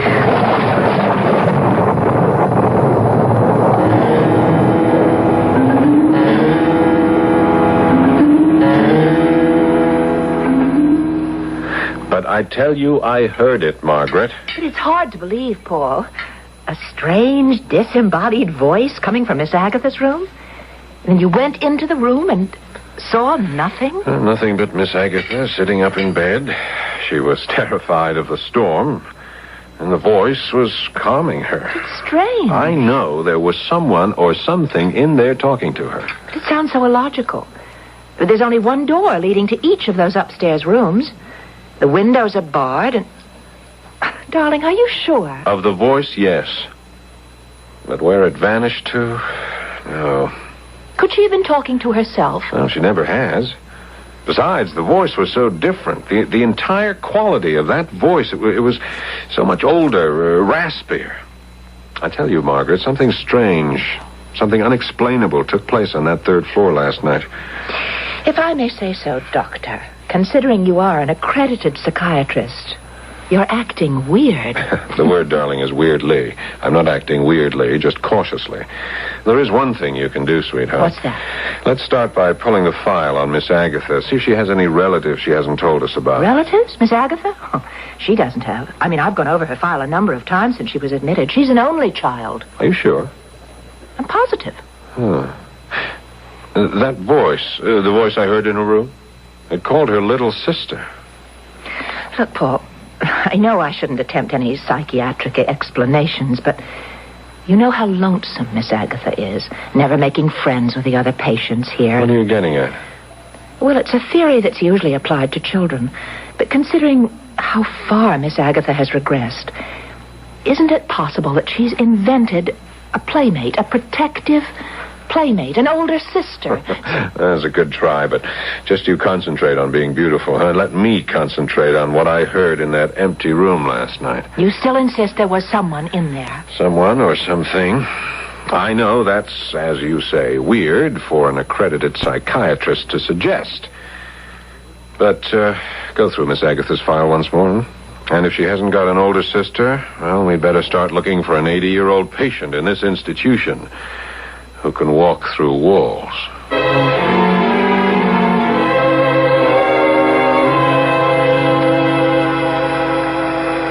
This is a progress report dated the 28th. Patient Miss Agatha Milford, age 37.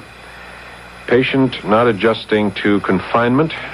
Resistance to group therapy aggravated by persecution complex. Oh, yeah, come in.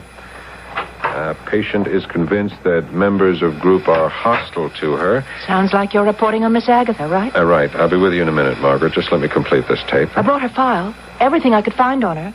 Oh, well, in that case, I'm with you right now. I dug up everything I could find on her. Good. I'll do my report again later after we check what you have. But it's a waste of time, really. Huh? I don't have a thing. No brothers, no sisters. She has none. Brothers and sisters, I have none. But that woman's mother is my mother's daughter. What? That's what Miss Agatha said last night. When I heard that strange voice in her room, I asked if she had a sister. She said no. Then she added, brothers and sisters, I have none, but that woman's mother is my mother's daughter. Oh, I've heard that riddle before. But isn't it son? I mean, that man's father is my father's son? Yeah, but not the way she says it. What does it mean? I don't know. Right now, I don't know anything for sure. I don't even know if I actually heard that voice coming from Miss Agatha's room. But you said that... Oh, I heard a voice, all right. It wasn't Miss Agatha. It sounded like it came from her room, but could it have come from somewhere else? Where? The rooms are 30 feet apart. If it came from the next room, Mrs. Haverstrom's room, No. It couldn't have come from Haverstrom's room. I passed there. All was quiet. It came from the far end of the hall.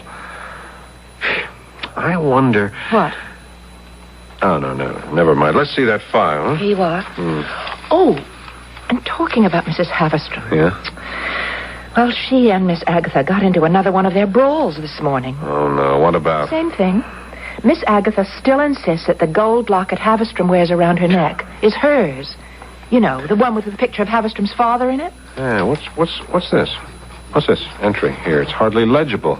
Look, it's some sort of legal document. It seems to be rain damage. Well, what is it? Adoption papers. Adoption papers? Yeah. 1936 or 39. I can't quite make it out.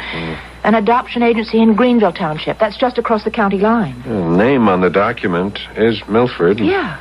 That first name looks like it could be Agatha. Yeah? You know, I bet if we checked this out, we'd find it's Miss Agatha who was adopted. But it's funny she never mentioned Well, it. she may not know. Most adopted children are never told. Agency records are confidential. But I think we've come up with a lead. A lead? When she doesn't know she's adopted and agency records are top secret? What kind of a lead is that? That's a tough one, I'll admit.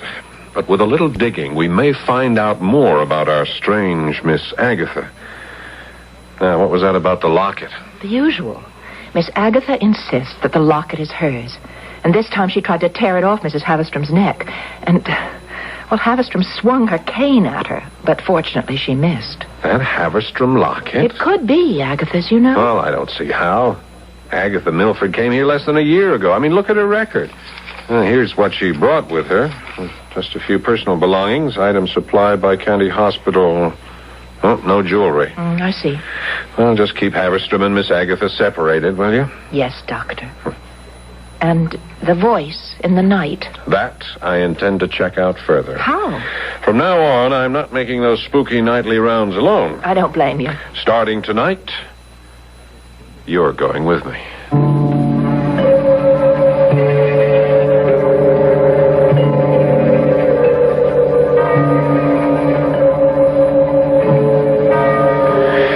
Well, 10 o'clock. Time to make the rounds. Someone covering for you down here? Yes, one of the matrons. All right, let's be off, shall we? Just a few more steps to the top. Oh, careful, careful. The railing here is not too secure. Railing?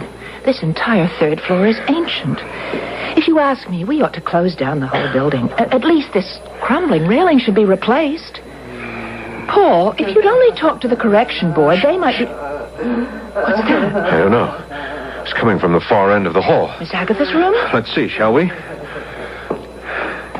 Yeah, those are the same sounds I heard last night.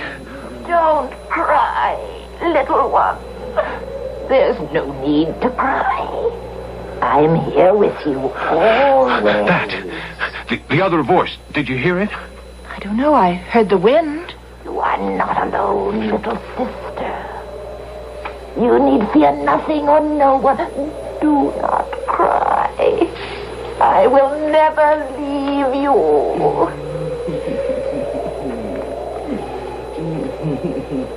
Is it a voice or is it the wind? I can't quite understand the words, and yet... Listen. Listen. There's nothing to fear, my little sister. No one will harm you. I've always looked after you. I will continue to look after you until death do us part. It's a weird voice. It's certainly not Miss Agatha's. Please. Tell me, little sister, why do you weep? Is it about the locket? Your locket? The one that's been taken from you? Yes, the locket. That Haverstrom woman still has it. She tried to kill me. I wish she were dead. She's talking to herself about that fight she had with Mrs. Haverstrom this morning. Or is she talking to herself? I want it, sister. I want it. That locket is mine. Mother gave it to me. You were there. You remember? Yes, I remember, little sister. The locket is yours. And you shall have it. I promise. Wait. Don't go. I must, little sister. I must. The voice. Listen, it's fading. Quick, open the door. I can't. It's locked. The keys. Use the keys. Sister, please, come back. Damn it, the keys. I don't have them. Miss Agatha. Miss Agatha, it's Dr. Thurman. Let me in. No, doctor, go away. I'm asleep. I must rest. Please, Miss Agatha, Nurse Palmer is with me. I must talk to you. Please. Please let us in.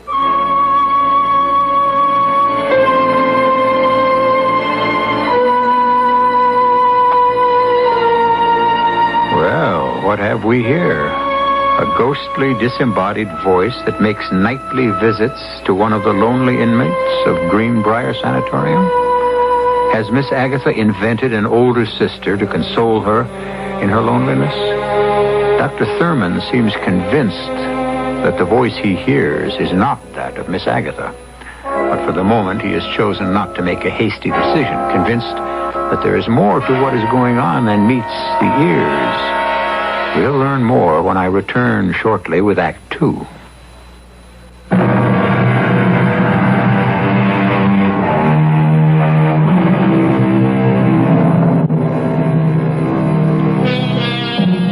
Over 600 years ago, back in the 15th century, two scholarly monks compiled a book of horrors called Malleus Maleficarum, a definitive study of mental illness that proved conclusively that the poor tortured souls chained in the snake pits were not ill, but unwillingly possessed by demons and witches.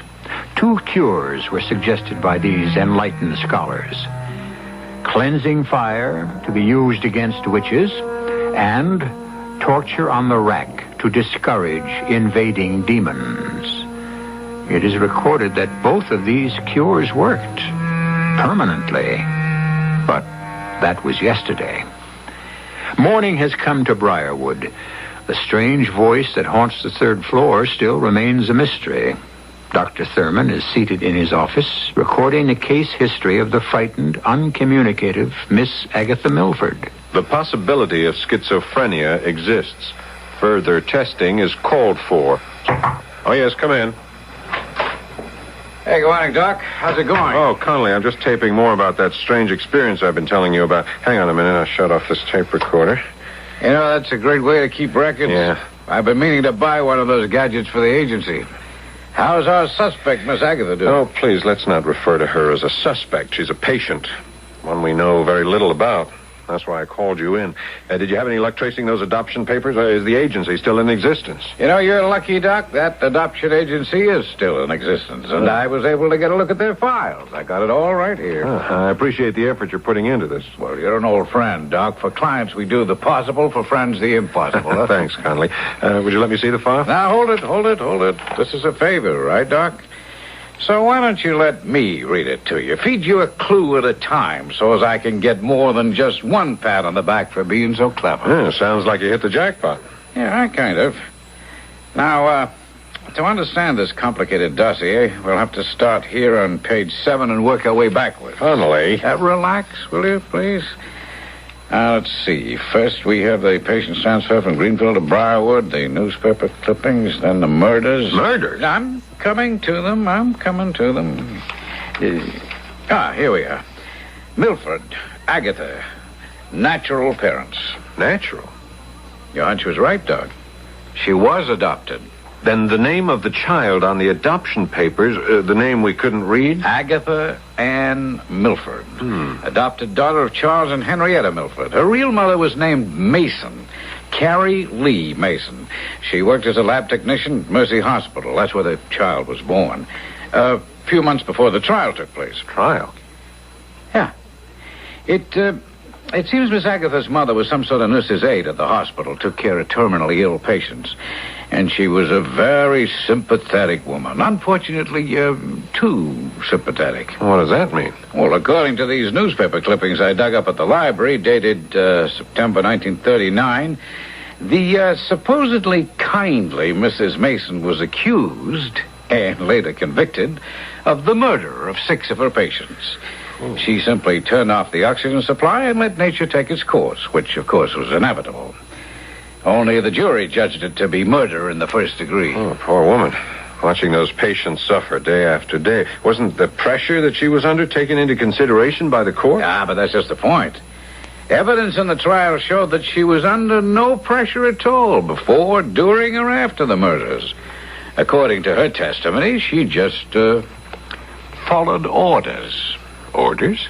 She said a voice told her to do it. It's all here in this newspaper account. It seems our Mrs. Mason heard voices in the night. Voices that calmed her and comforted her in times of trouble. And voices that told her how to comfort others. Good Lord. Like mother, like daughter. What? Oh, no, nothing. Go on. What else do you have there? This woman, Mrs. Mason, Miss Agatha's mother, did she have any other children? Other children? Yeah, sons, daughters. Particularly daughters. A girl, perhaps, older than Miss Agatha. Oh, at least not according to the records I've dug up. Mrs. Mason had no other children. Miss Agatha was an only child. Are you sure? It's important. Could there possibly be a sister, an older sister? Oh, you mean that voice you've been hearing, huh? I'm sorry, Doc. There's no answer on that. When the Mason woman was sent up for the murders, her child was put up for adoption. Miss Agatha, that is. Her only child. Now, of course, there are skeletons in every closet if you want me to dig deeper. Yeah, I wish you would. Well, sure, buddy, I will. The easy way out is to classify Miss Agatha as a schizophrenic. You mean that Miss Agatha and her sister may be the same person? Yeah. Only you don't really believe that. No, not after the studies I've made so far. There are reasons too complicated to go into. Yeah. Well, if I can be of any help. Thanks, you have been. Oh, by the way, is there a picture of Miss Agatha's father in those clippings? Yeah, I believe there is. Wait a minute. Yeah, here we are. Nice-looking guy. Yeah. Mustache, long sideburns. Looks like Valentino, huh? Why? Oh, we've had a little dispute over a gold locket. It belongs to Mrs. Havestrom. Inside the locket is a picture of her father. Miss Agatha claims the locket is hers. Well, here, take the picture. Compare it. That'll take care of one problem. I hope so. I've had to lock Miss Agatha in her room. I had a padlock installed last night. At least I know she'll be safe until this petty bickering is over with, and we can try to trace that strange voice we've been hearing. Well, if you hear two voices coming out of there now, you'll know it's just another case of schizophrenia. Yeah, I hated to have to do it. Miss Agatha is not a violent person. She must have been terrified when Mrs. Haverstrom swung that cane at her. Oh? Sounds to me like you locked up the wrong patient. Mrs. Haverstrom is not violent by nature. Look, there's too much to explain. If you'll let me have that photo, she'll prove once and for all who the owner of that locket is. Oh, excuse me. Sure. Dr. Thurman speaking. What? When did it happen? Miss Agatha, where is she? I see. Yeah. I'll be right there. We won't need that photo after all, Connolly. Mrs. Haverstrom is dead. What? Dead? The third floor railing. It's needed repairs for months. The poor crippled old woman must have leaned against it. She just fell to her death down 3 flights of stairs. Well, look, could she have been pushed? Look, I'm sorry. I can't discuss this any further. I gotta get to the infirmary.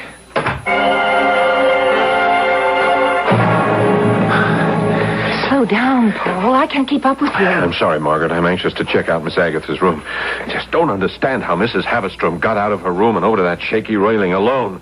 Where was the third floor matron, huh? She was called away for a few moments. I've told you never to leave the third floor unattended. She was only gone for a short while. You heard me tell that to the police. They're taking the body away. When this gets out, Margaret, I just can't understand what happened. Come on, let's get to Miss Agatha's room.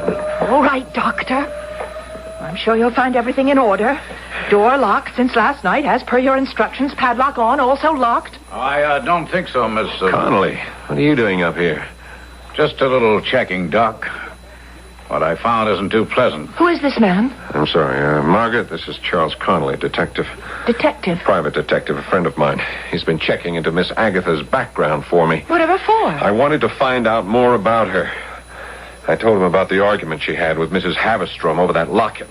That Haverstrom woman didn't fall down that flight of stairs by accident. What are you trying to say, Connolly? The woman was dragged from her room and tossed through that rotted railing. She was murdered. What? Well, I didn't say anything in front of the police. I mean, they accepted it as an accident, but someone carried her to that railing and pushed her over. My guess would be Miss Agatha. But that's impossible. She's been locked in her room since midnight. Well, that remains to be seen. Where's her room? At the end of the corridor. But even if she did get out, she couldn't lift a 200-pound arthritic patient like Mrs. Haverstrom. The woman wasn't lifted. She was dragged along the floor. I found black heel marks leading to the edge of the stairs and the end of the broken railing. Let's get to her room. Okay, right with you, Doc. How could Miss Agatha get out of her room? It was bolted from the outside, reinforced by a security lock. It just doesn't make any sense. Well, I'm afraid there's just no other answer. There's got to be another answer. Huh? Up ahead. You see that room at the far end of the hall? Huh? Well, that's Miss Agatha's room. And even from here, you can see that the padlock is still on and it's still intact. Well, I'll be... Yeah, not a mark on it. It sure looks okay. It's solid, sturdy. Who has the key? I do. If you gentlemen will step aside,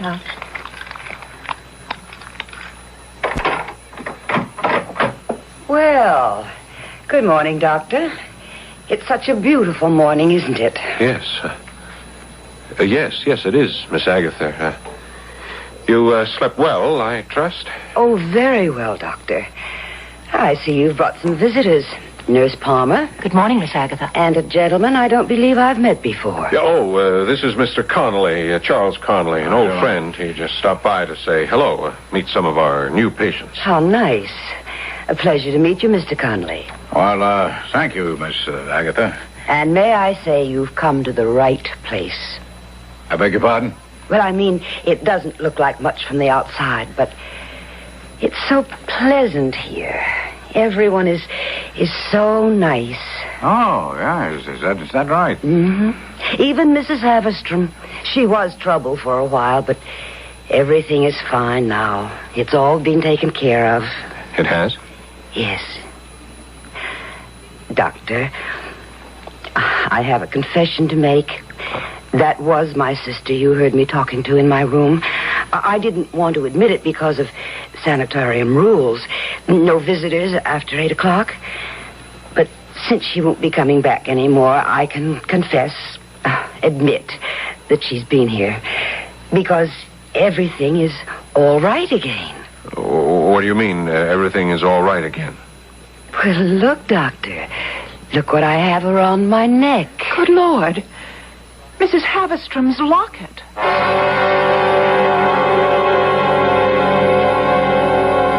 Despite evidence to the contrary, Dr. Thurman still insists that his initial psychological diagnosis of Miss Agatha was correct.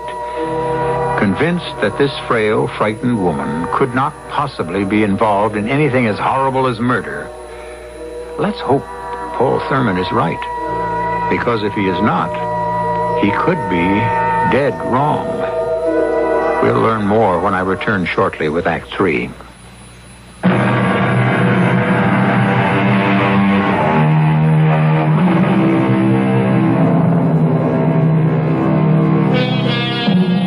The strange death of Mrs. Haverstrom at the Briarwood Mental Institution could, by those untrained in psychiatric research, be simply diagnosed as madness.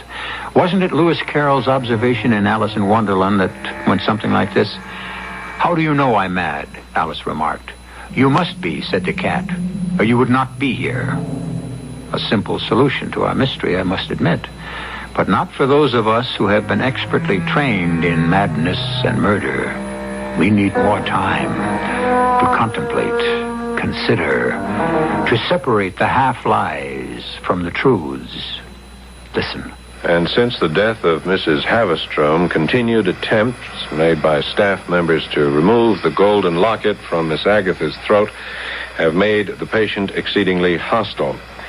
She has become suspicious of all who enter her room and is now refusing food unless served by the one staff member she trusts, Nurse Palmer. Oh, yes, come in. All attempts to gain access to gold locket have failed. Until this morning, Paul. Look, the locket. Yes. How did you get it? She held it a little too tightly this morning. The clasp broke, and I told her I'd have it repaired and bring it right back. As simple as that? Where is the picture of the father that Mr. Conley gave you? I want to compare it with the one Mrs. Haverstrom showed me. I've been trying to open that clasp, but it seems to be jammed. Oh, here, give it to me. Let me do that. You'll find a newspaper clipping in that desk drawer, the one on the left. I'll get the picture. Okay. You work on that clasp. Were these the clippings? Yeah. This clasp seems to be bent. I'll get it in a minute. Do you remember what the man in the locket looked like? Was he young, old? Young man, about 30. Well, that sounds about right. Man in the newspaper clipping was about 30. Sort of plain-looking, slightly balding. Plain-looking? Balding? What's wrong? A mustache or long sideburns? No. Mrs. Haverstrom's father was clean-shaven, heavy features. It was a tintype. I guess it must have been taken in the early 20s. Well, it's not the same man. It's not? No. Here, give me the clippings. I'll show you. See, there. That's Miss Agatha's father. There, young, dashing, handsome. Looks a lot like Valentino, huh? Oh, I'll be darned. All this trouble for nothing. Yeah. I finally got this locket open. There, you see... Oh, no. What's the matter? Paul, what is it? The photo in the locket. It's neither the man you described nor the man in the clipping. It's a photo of a woman. An old woman in her 80s who looks exactly like Miss Agatha.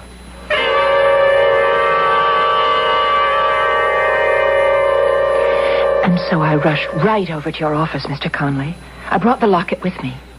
And inside you'll find the picture of that strange woman that we found when we opened it. Could I see that locket, Miss Palmer? All right, but I have to bring it right back.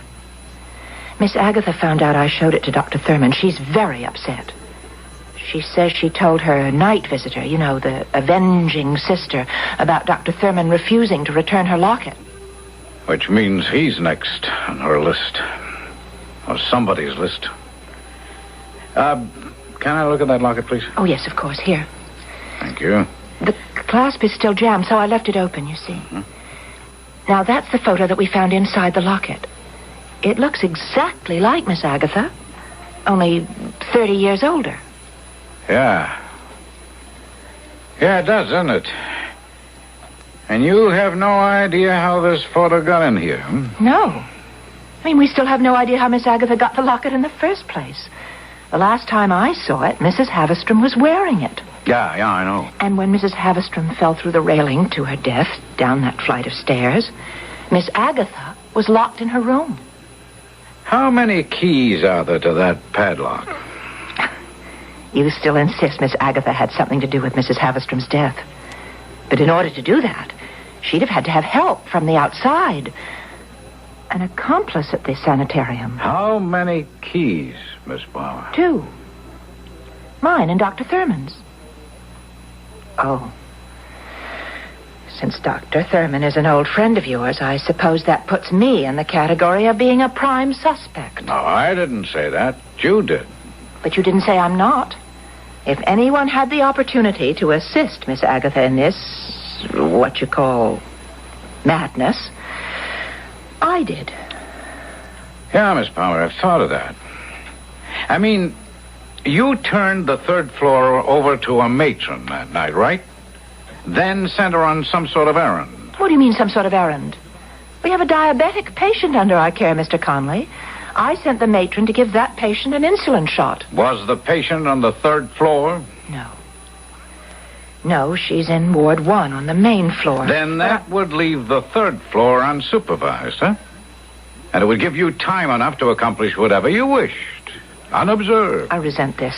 Time enough maybe to smother Mrs. Haverstrom with a pillow, drag her to the top of the stairs, and toss her to her death through the rotted railing? Is that an accusation? No, Miss Palmer. It's just a theory. All right. And how do you explain the locket that we found around Miss Agatha's neck? Well, you have a key to her room. You could have slipped in, placed the locket around her neck while she slept. And the photo, Mr. Conley? I assume you have an answer on that, too. Where would I have gotten a photo of an old woman who looks exactly like Miss Agatha? From one of the newspaper clippings I left with Dr. Thurman. The Carrie Lee Mason file. A duplicate of the one I keep here in my desk drawer. Would you like to see the clipping, Miss Palmer? A recent clipping? Mr. Conley, I've been patient until Here now. is what Carrie Lee Mason looks like today. The same photo. It's exactly the same as the one in the locket. Oh, not quite, Miss Palmer. You see, the prison guards have been cut away to make the photo fit in the locket frame. Easily enough done with, a pair of surgical scissors. I've had enough. I haven't. Now, I've checked out this sister theory Paul Thurman keeps insisting on, and so far I've come up with nothing. My partner Ross is out on it right now. You've had less than 48 hours. I'm He's sure... going to come up with nothing, Miss Palmer. The prisoner's in Greenville. He's there now checking their records, and it's a waste of time. If you don't find any record of an older sister, then there has to be some other answer. Because I'm not it. Oh? You forget. The night Dr. Thurman heard that strange voice coming from Miss Agatha's room, that second night, when I went with him to check it out, I was standing right alongside of him, outside the room. Yeah, that's true. All right, if you can explain how it's possible for a person to be in 2 places at the same time. That's very simple, Miss Palmer. The voice Dr. Thurman heard could have been on tape. Tape? Yeah. You do make it a practice to record patient histories on tape, do you not, Miss Palmer? I heard Dr. Thurman making such a recording when I stopped by his office. Who transcribes those recordings, Miss Palmer? I do. Excuse me. I won't be a minute. Hello? Connolly? Oh, it's you, Ross. What? Well, what new development on the Mason file? You just found out what? Yeah, I'll meet you at the sanitarium. And then notify the police. Nurse Palmer will be with me. We're leaving right now. Bye.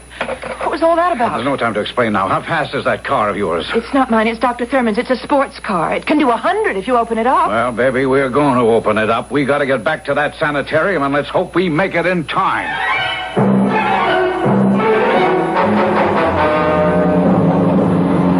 Mr. Conley, please slow down. Just hang on, baby. Hang on. I've been hanging on for dear life.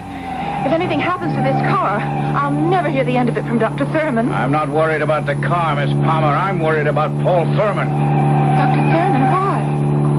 Look, you never told me what... There's a turn up ahead. Hang on.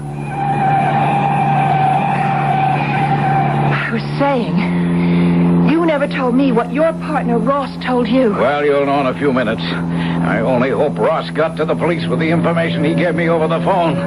We're going to need a patrol car to back us up. We've got one. Following us.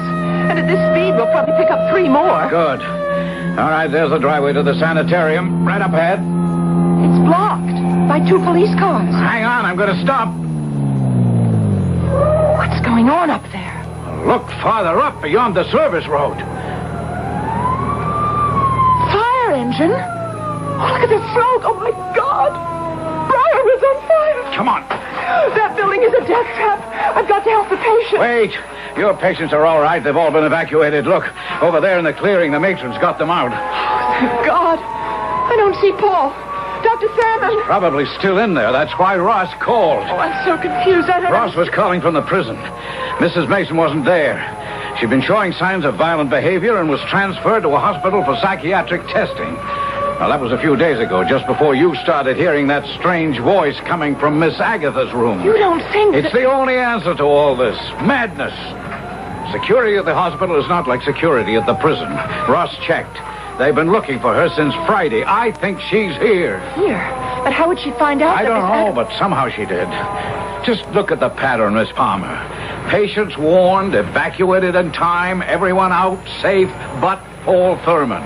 Now, remember, Mrs. Mason considered herself a humanitarian. I believe she set that blaze to destroy Briarwood and the man who kept her daughter prisoner there. Hey, he's right, Margaret. Oh. I saw her.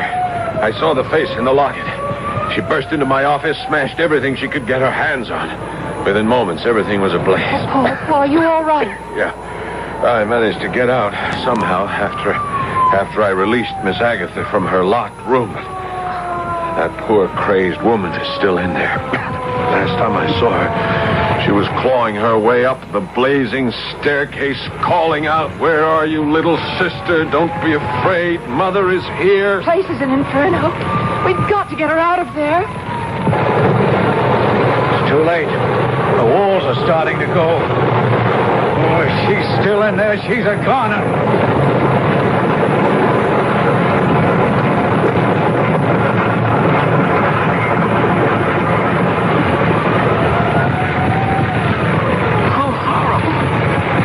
Nothing could escape such devastation. At least the others are safe. Are you sure they all got out? Yeah.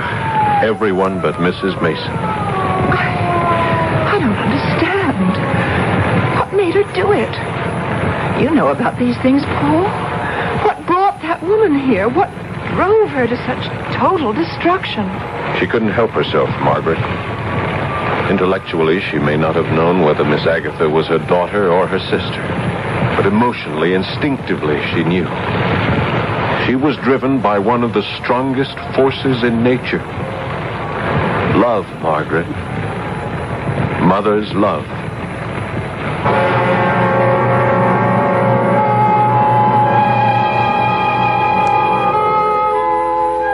According to the police report, only one charred body was found in the ruins of what was once Briarwood Sanatorium. It was found half buried at the foot of the stairs. Police reports do not give details, but they say, clutched in one blackened skeleton hand, someone found a key to a padlock. I'll return shortly.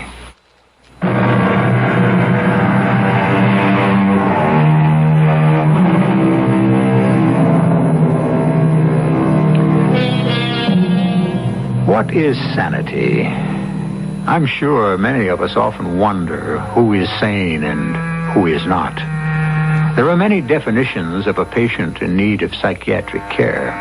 The one I liked the best was suggested rather sardonically, I thought, by the noted psychiatrist Dr. Carl Menninger. A patient, says Dr. Menninger, is merely a word which confines and controls the experience of madness before the individual has had a chance to tell his story. Our cast included Paul Hecht, Marion Seldes, Joan Lovejoy, and Ian Martin.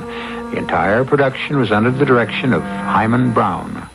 This is E.G. Marshall inviting you to return to our Mystery Theater for another adventure in the macabre. Until next time, pleasant dreams.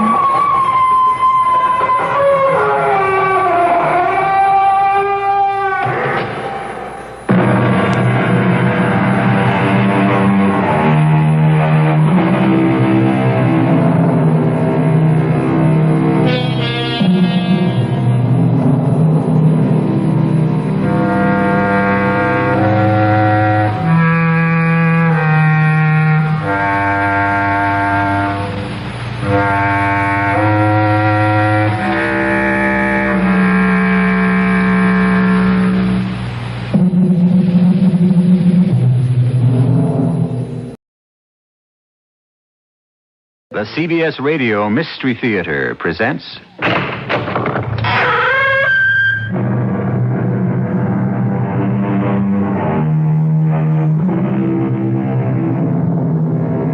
Come in.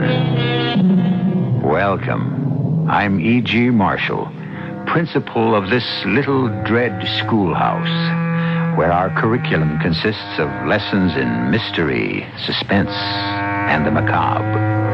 Wherever you live in the North American continent, it's hard to imagine that given a reasonably clear day without cloud cover, you won't see an airplane. The great silver birds roaming the sky, sometimes leaving the contrail in their wake, written like a chalk mark on the blue board of the heavens. So safe, so sure, so poised. The actuarial figures prove beyond a shadow of a doubt there is no safer method of transport, despite the myriad things that could go wrong. The only trouble is that when something does...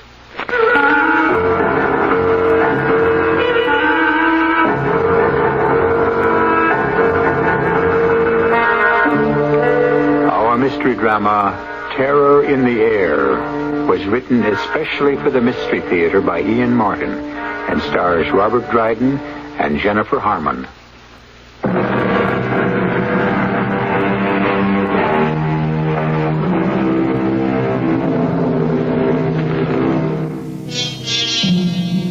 Flight 113, Transways Airlines, took off from Miami, bound for Seattle, Washington, with one set down at Kansas City. The bulk of her manifest was a large charter of meat packers returning from a convention to be dropped off at Kansas City. The small remaining nucleus of passengers was to be increased by only one pickup, 65-year-old Dr. Sam McCall, a man the crew and his fellow passengers were to thank God for the rest of their lives. For Flight 113 was a jinx ship, doomed to a nightmare that is shared by anyone who flies, and against which every precaution is taken so that it won't come true. This is the story of the 1,000,000-to-1 chance when it did, and which began before the Florida takeoff. This is Flight 113, Transways Airline, Post K2. I'm ready to roll as soon as you get me someone to hold my hand. He's on his way right now from reserve. Hey, what happened to Dave? Yeah, his father had a coronary. It's pretty hairy, I guess, second time around. Dave took off for the hospital like he was fired from a gun. We're all checked out. I'll get back as soon as Dave's relief gets here. Come. Hi, Franny. Well, what the Sam Hill is that? Just a moment, Captain. That's our jolly little cargo. 115 slap-happy meat packers on their way home from the convention. Oh, brother. Oh, just be glad you don't have to move among them. It's worse than being in Rome. I probably won't be able to sit down for a week. Well, I'll give them a blast on the horn to tone them down. Oh, no, they're all right. I can handle them. Just wanted you to know we're loaded and your relief co-pilot is on the way. Who'd I draw, do you know? Your lucky day, Captain Thomas. Look what you got. Oh, Doug Fletcher, not you? Well, now I know we're jinxed. Sticks and stones will break my bones, but a few breaths coming through that crowd out there, and I'm already as high as a kite. Oh, now, come on, let's cut the comedy. We're 10 minutes late already. Fran, did Charlie check you out on the manifest? Yes, Captain. Is he off the plane yet? We're all buttoned up. Okay. I'll go get that bunch quieted down out there, huh? Hit the no smoke and seat belts. Right. Well, nice to have you aboard. Let's earn our pay. This is K Flight 113 Transways, port K2 to ground control. Request permission to start engines. You have permission, Captain. Hit 'em, Doug.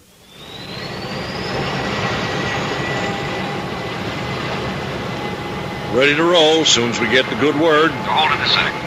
Roger. Doug, where'd you? Oh, at home with the little woman. You? And Bibby's. I never can pass up that chiffon pumpkin pie. Hey, that's funny. You know, on my way down, You still on the pipe, Transways 113? Yeah, waiting to roll. Okay. You're cleared to taxi to runway 5 via Hobo. Roger. We still have CAVU for the flight? As far as Kansas City. Ceiling and visibility unlimited. Thanks. We're on our way. Have a nice flight. We aim to please. with the load we're carrying, we can't lose. Most of them can make it under their own power. Otherwise, it looks like a milk run all the way. A milk run, the flight where nothing happens, where everything goes according to the book. And so it did, as far as Kansas City. In spite of the slightly raucous conventioneers who soon passed out quietly to be poured off the plane gently by the stewardesses 2.5 hours later.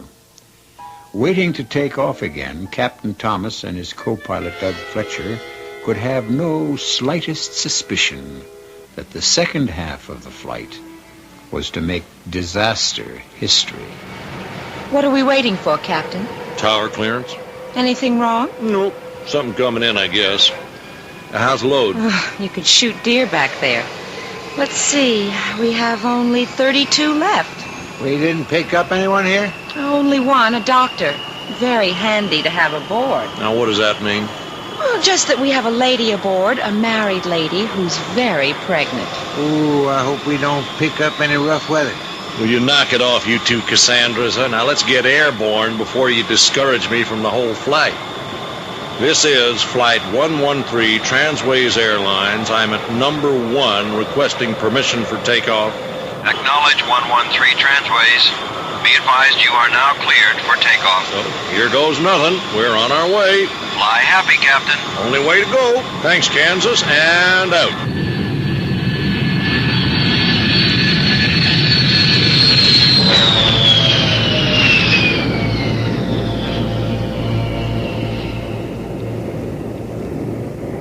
Any takers, Inez? Yes, but not enough to get the drink cart out. 2 scotches, 1 bourbon, a stinger for the lady in first. We got that, a stinger? I'll take that one to her personally, crabby old biddy. I can manage. Oh, I'm going up front anyway, Inez. Maybe the boys want some coffee. Shall I call them? No, I need a little exercise. I want to check on our little mother-to-be anyway. She's pretty near her time, I think. Oh, not too, I hope. Ever been a midwife? A what? Did you ever deliver a baby? Oh, no, not me. Either for myself or anyone. I think I would freak out. Oh, that makes 2 of us. I hope we don't have to find out.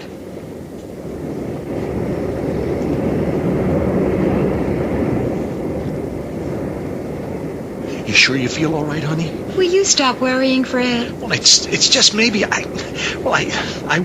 worry we shouldn't have done this. It's a little late for that now. I didn't mean the baby. I mean flying to Seattle. It's still too late. Everything okay with you 2 lovebirds? Oh, sure. Oh, everything's just fine, stewardess. Make it Fran. We're a small enough group to be a family. Anything I can get you? No, thanks, Fran. How about you, Mr. Pierce? Oh, no, I'm just fine. It's only Jackie. The worry-wart of the world.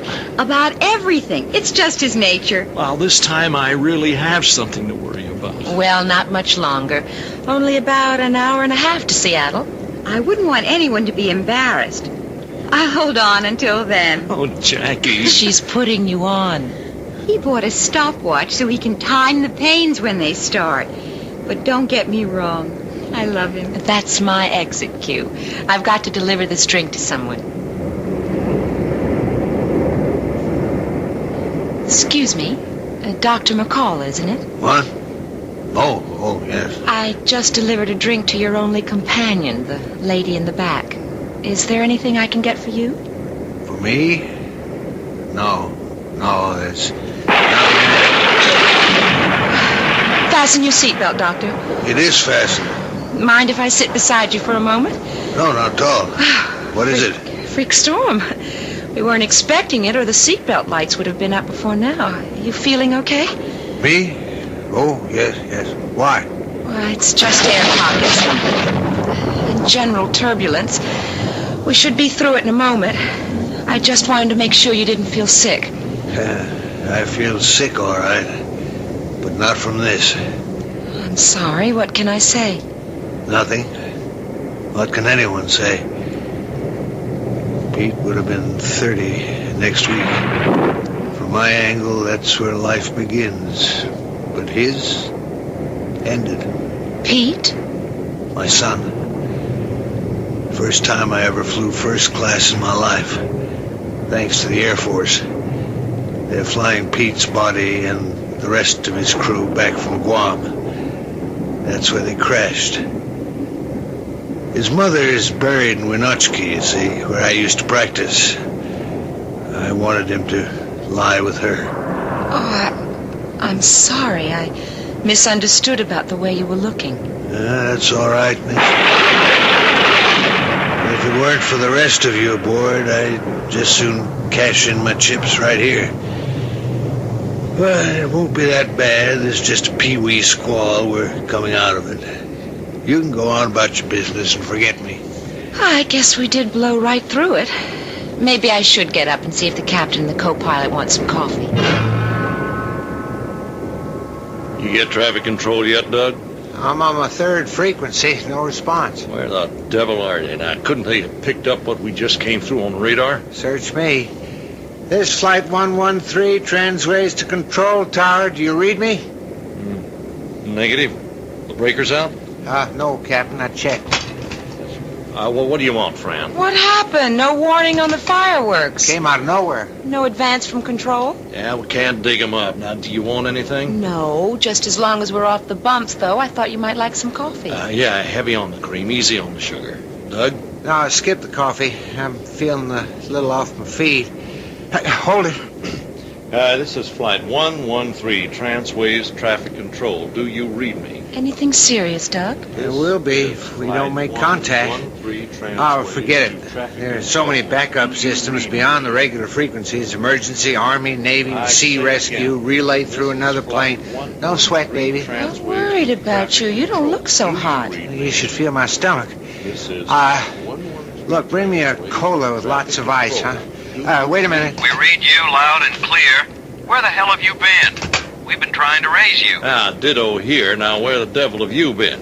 I'm on emergency backup now, and we are 27,000, cruising speed 485 knots, holding steady, heading 290. You didn't get anything from us on the regular channels. Negative. Well, we just came through a freak electrical storm. Didn't you pick that up on radar? That's why we were trying to reach you. It came in from nowhere. It's a whole front by now. Well, maybe that's what knocked the radio out. I was thinking of turning back, but maybe I'm better off as we go. What's up ahead? CAVU on present course. A little storm to the north over the Rockies, but you should bypass it. Yeah, we better. We got a pregnant lady aboard. I'd like to avoid any more turbulence. Just in case you want to send us up top? Stand by till I clear you. Standing by. Well, looks okay now. Except for you, Doug. What's the matter with me? You're a little green around the gills. It's that home cooking, or did a few bumps make you airsick? Oh, no. I don't know what it is. I got the cold sweats, seeing double. But it wasn't anything I got from Helen. Maybe I should have bypassed Aunt Bibby's. What do you mean, Aunt Bibby's? I was trying to tell you before we took off for Florida. I couldn't resist stopping off and having some chiffon pumpkin pie for dessert. Damn it! That's what I had. So, you're lucky. It wasn't too rich for you. I don't know. I think I'm gonna pass out. Oh, holy. Fran. Yes, Captain. Fran, I hate to lay this on you, but I've been having the symptoms Doug's complaining about. Good Lord, Captain. Oh, this is crazy. It can't be happening. It just couldn't be. Well, you'd better get back and bring that doctor up here. I feel like I can hardly move. Look at Doug. He's out. Your doc friend better be for real and get one of us operating, or there's gonna be nobody left to land this baby. I'll get him right away. Hello. Flight 113 transways to traffic control. You read me? Damn. Flight 113 to traffic control. Oh, you read me. Read me. Oh, your transceiver can't be out. Flight 113 transways read me. Mayday. Mayday. Mayday.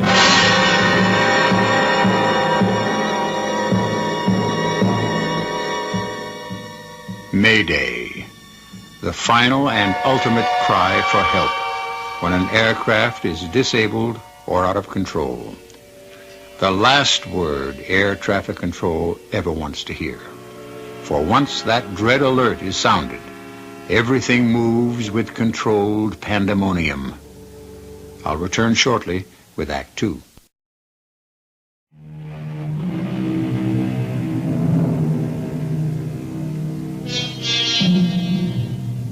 In the air, secure on automatic pilot, the big DC-9 is a symbol of man's ability to conquer a hostile medium, to make it his own as safely and sure as any bird. Inside this big bird, from the cockpit aft, the passengers have no notion of what lies ahead, as yet. But on the ground, if the Mayday alert has gotten through, Control Tower will be in charge.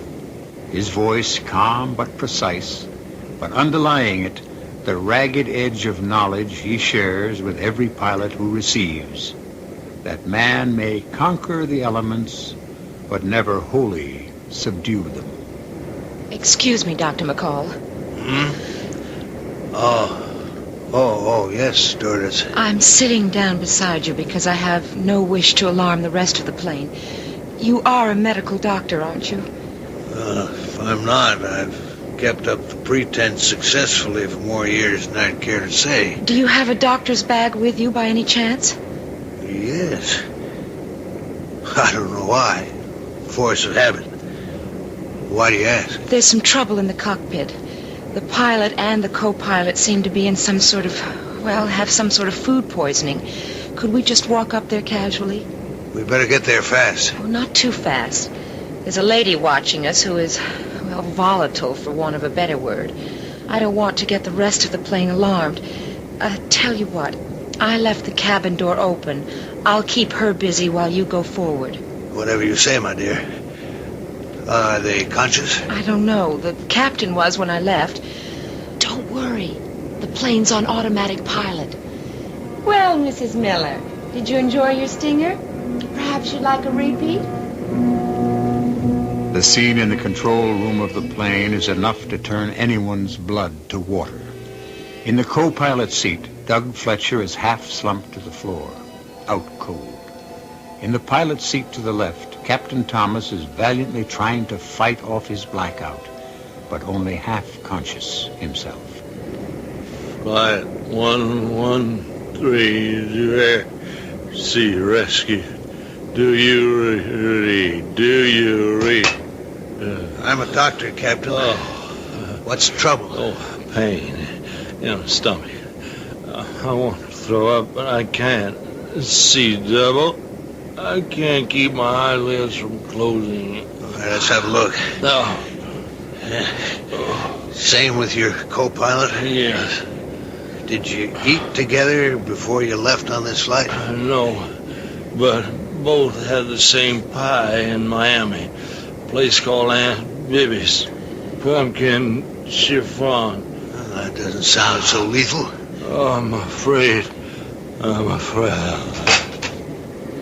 How are they, Doctor? What's your name again? Fran. Okay, Fran. I got to make a snap diagnosis on damn little information. Looks like we have a couple of cases of botulism. What's that? That's the kind of food poisoning that affects the nervous system. Both of them are in coma. There's some toxins that might be helpful, but I don't have them in my bag.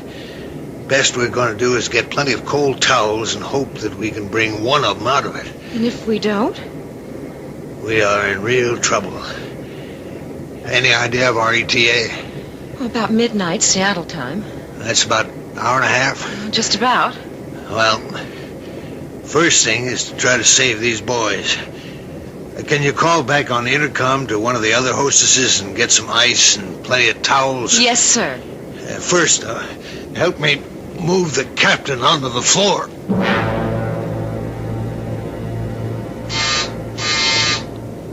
This is Inez. What you want, Control? Take a deep breath, hon. You sound like it's bad enough news for me to pass clear out. It isn't good, but I'm counting on you.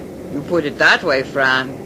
You can count. Well, we have mucho trouble up front, but we don't want to get the passengers panicked. Sure, but, what goes? We need all the ice and towels we can get up front. Use the drink cart as a cover and come through as fast as you can. Muy bien, querida. Leave it to Inez. You all right, baby? I'm fine. Why, Fred? I don't know. You seem to be sort of squirming around. That isn't me. It's your firstborn. Here comes the hostess with the cart now. You want some milk or something? Your son and heir may be active, but he's not quite ready for that yet. What? Milk. Oh, I don't know, Jackie. I get the notion you're working me over. Maybe we shouldn't have taken this trip. Why not? Because you resent it. I just thought, a first baby and all, you'd be safer in Seattle with Mom than all alone in Kansas City. I wasn't exactly alone there. Well, you didn't have any kinfolk to help out. Did it ever occur to you I'd just like to have my baby by myself? Well, it's my baby, too. Sure it is. You've just got to excuse us uptight females at the end of the pregnancy route. We forget it's anything but just us and Junior. You're the only two that count. And you first. Cheer up, honey. Everything's going to be all right. I was thinking about something cold to drink, but we missed the boat. Or I should say cart. Inez is already all the way through to first class. Look, I could go and get us... No. It doesn't matter. So, I'll catch her on the way back. Who is it? Inez with the towels and ice. Just a minute. Let me in quick. Big Nose there is smelling trouble. Who? The lady with the stingers. Oh, she doesn't matter. Help me and the doctor get some cold towels on the captain and Doug. They are passed out? Oh, I hope that's all. Then who is flying the plane? That's a good question. It's no use, girls. They're in deep coma. Can't you bring them out of it? I doubt it. Till we get them hospitalized, if then. They are not going to die. From food poisoning? Botulism? That may be academic, though, unless we figure out some way to land this plane. Either of you pilots? No. Not me. Are we deadheading any back there? No. Check the manifest? I have it right here. None of our pilots. Anyone on the list who flies? I doubt it. Oh. So that leaves me. You're a pilot? In a manner of speaking. Before my wife died, when we lived in Wenatchee, I used to share a beat-up old Cherokee one prop plane with another doctor. Only way to get to patients in outlying areas. I guess that's what got Pete all strung out on flying. Oh, that was small potatoes, though. It's over 6 years since I touched the controls. What can I do with this? Somebody's got to do something. Not only to save the captain and Doug's lives, but 34 more of us, including you. Well, what do we got to lose? You keep those cold towels on the captain on the floor. We'll leave the co-pilot in his seat to save room. Oh, this maze. The forest primeval. All right, give me the headphones. Now, where's radio in this mess? Right here, Doctor. But they were having trouble with the regular frequencies. What's it set on now? I don't know. Army, air rescue, emergency maybe. So, let's see what we can raise. Hello? Hello, anyone? Can you call me? Can you hear me? We are receiving. Identify yourself, please. Oh, sure. This is Dr. Sam McCall. We are awaiting identification. I just told you this is... Oh, I guess I have to remember to press down the button on the wheel for you to hear me, huh? We can hear your reply. What did you say? Wait a minute. What'd you say? Let go of the button. Oh. To explain to you that to receive us, you must release the red button on the wheel. And to transmit, you must press it down. Over to you. I get it. Then will you identify? Sure. I'm Dr. Sam McCall. Pete McCall's father? You know my son? Very well. But that doesn't matter for the moment. Will you identify your aircraft? Oh, yes. This is flight... what's the number? 113 Transways Airlines. Inez, you hang in here. I'm going back to check the passengers. Flight 113 Transways Airlines. Oh, yes. You're the Mayday. That's us, brother. Well, can you give us your position? Well, I can try, but with this maze of instruments, I'm not familiar with them. Where are your pilots? Both in a coma. Botulism poisoning. Any chance they'll be out of it within the next hour and a half? Hard to tell. I'd say kind of doubtful. They both were hit so bad it's a toss-up whether they can hold out against respiratory paralysis. There's no other qualified commercial pilot aboard? That's right. Only guy ever flew anything is me. And then it was just a little old one-lung Cherokee prop you flew by the seat of your pants. Well, if you can fly a Cherokee, you can fly a DC-9. You're going to have to teach me, brother. And I sure hope you can in the next hour and a half. Because if you don't tell me how to bring her down, I guess we're just going to head out over the Pacific till we run out of gas and drop into the sea. A situation to challenge the worst nightmare you ever dreamed. Behind him are over 30 people depending on him for their lives. Facing him is a mass of instruments, dials, switches, buttons, and levers, most of them unfamiliar to him, which control the 100+ tons of airplane that he must put down on the ground safely within a short span of 90 minutes. I shall return as soon as I can with Act 3.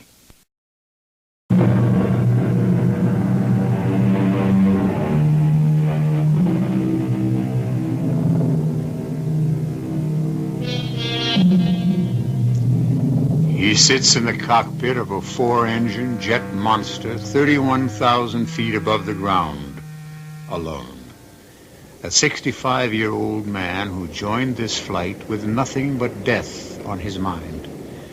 Dr. Sam McCall, widower, now flying to pick up the coffin and the body of his pilot son who died tragically in a crash on Guam. Now suddenly, by a massive wrench of fate, he is thrown back into the stream of life, because he is the only person aboard who can fly this plane. And landing it safely depends on the quiet voice in his headphones. Now, did you locate the altimeter? Yeah, I have it. What does it read? 3010. Good, good. Now, you're at 31,000, and that is your altitude until further instructions. Look at the instrument panel. I hate to. It scares the hell out of me. There's the bank and turn indicator. And this looks like it could be the airspeed indicator. So just take it easy, Doc. You've got this thing licked. You know enough about it. Okay, Doc? Confirm. Hey, I like the doc part, too. Something about having a name makes me feel more at home. Do I get one for you? Affirmative. This is Colonel Blake. Okay, Colonel. We'll use our titles. Now, how do I fly this crate? That's a breeze, Doc. You just look down, and you'll see the rudder pedals. Put your feet on them. Now, look for your airspeed indicator, and get familiar with it. That's the one left of the two circles, dead ahead. Yeah, I got it. And now above that is your climb and dive indicator. I see it. Now directly to your right are stabilizer and trim levers. Now, you come to your throttles. They should be set at cruising speed. What does your airspeed indicator read?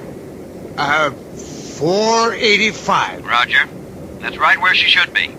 Now the pedestal, those are the yellow throttles. Forward increases your speed. Check? Check. Back decreases, right? Right. But they must be coordinated and gentle. Now, do you locate the automatic pilot switch? It's up there on the console, over your head, to the right slightly. Yeah, I have it, Colonel. Now, you are ready to fly the plane, Doc. I hope. No sweat. Now, you've flown before. This baby's just a little bit bigger. Now, hands on the wheel, feet on the rudders. Reach forward and flip off automatic. Check. What? She lurched on me. No, that's to be expected. You now have control of the aircraft. Keep her just as she is. Watch your climb and dive indicator. Watch your airspeed. Hold it steady. How's she coming? Brother, what a difference. I can feel every ton of her. Sluggish. Heavy. Don't let her fool you. Sure, she feels different from a Cherokee, but remember, Doc, all controls are on servo mechanism. They react, from the slightest touch. They're like power controls in a car. And we're going to let you feel that out. Very, very gently, we're going to have you descend a little. Okay, Doc? You're the boss, Colonel. Just till you take over. So, grip the four knobs in the center. We're going to ease up on the throttle. Not so fast. Easy. Ease it off. You notice it's getting quiet. Now, easy. Push forward slowly on the wheel. Boy, she responds quick. Pull back. Pull back. Now, ease forward again. You notice she's going quiet? Yeah. I don't like it. That's the way she goes. Now, push forward on the wheel. Easy. Easy. Hey, she's getting away from me. Took it right out of my hands. Pull up, but slow. Yeah, I am, but she's bucking like a steer. You're overcorrecting. Easy does it. Remember, Doc, it's just a touch. The servo mechanism does all the rest. Now, bring your nose down. Wilco. That's a comforting old word. It's all scary. Real scary. I don't know if I can make it. You can cut it, Doc. As soon as we get you up top again, we're going to try banking left and right a little, just so you have the plane well in hand.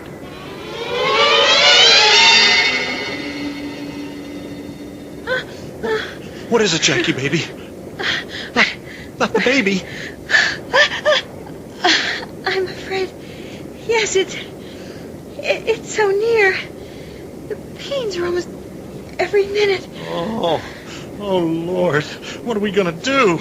I'll try to hold on. Honest, I will, but... Stewardess, friend, it's Jackie, my wife. She's having the baby. Here, help me get these seat backs down in front. Stretch her out. I'll get blankets. Inez? Yes, friend. Get up to the cockpit and tell Doctor Mrs. Pierce's baby is coming. I'll do my best to handle it. I'll try not to bother him, but I might have to call for instructions on the intercom. Sure, friend, sure. So get going. Ladies and gentlemen, listen to me, please. There is no reason for panic. The plane is in good hands. I want to get all of us as far back towards the tail as we can. Everyone find their life jackets and inflate them as instructed when we were taking off. We have a lady who is about to deliver her child. I'm asking you to the rear as much for her privacy as for any other reason. We are all going to be all right. If the good Lord grants us a new somebody into the world, he sure doesn't plan to take all the rest of us out of it.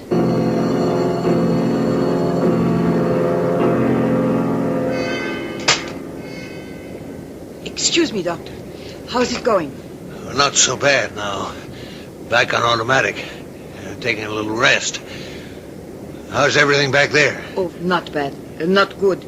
I mean, Fran, she asked me to tell you she is handling it, but she might have to call by the intercom in case because there's a lady having a baby. Oh, that's nice. I'll try to set it down easy as I can. When is it due? I don't know exactly when, but it's on the way right now. In the midst of death, we are in life. Or is it the other way around? Does Fran know what to do? I don't know. She said she would do her best, but... What's that? Intercom. You throw this switch here. Oh. Hello? Hello, Doctor. It's Fran. Everything okay up there? For the moment. I'm sorry to bother you, but I have a problem.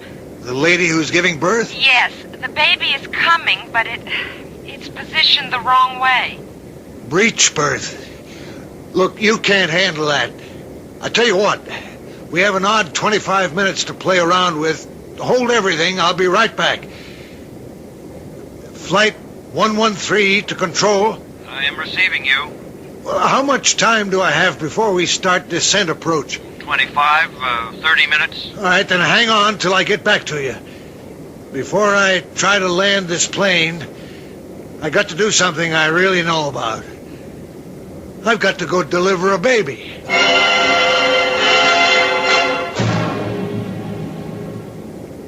This is Flight 113 of my term to control. We have you, Doc. How's the baby? A fine boy. Kind of makes up a little for my own. How do we stand? You're ready to get off automatic and commence descent. At 485 knots, you should be coming down at 1,500 feet per minute. Roger. I'm now commencing descent. Very good. Now, hold that descent rate to 1,800 feet a minute, and then we'll go into landing approach. Funny thing, Colonel. What? What's that, Doc? I just accomplished something very difficult. Bringing one life into the world. I hope I'm as successful in keeping 37 lives protected that are already here.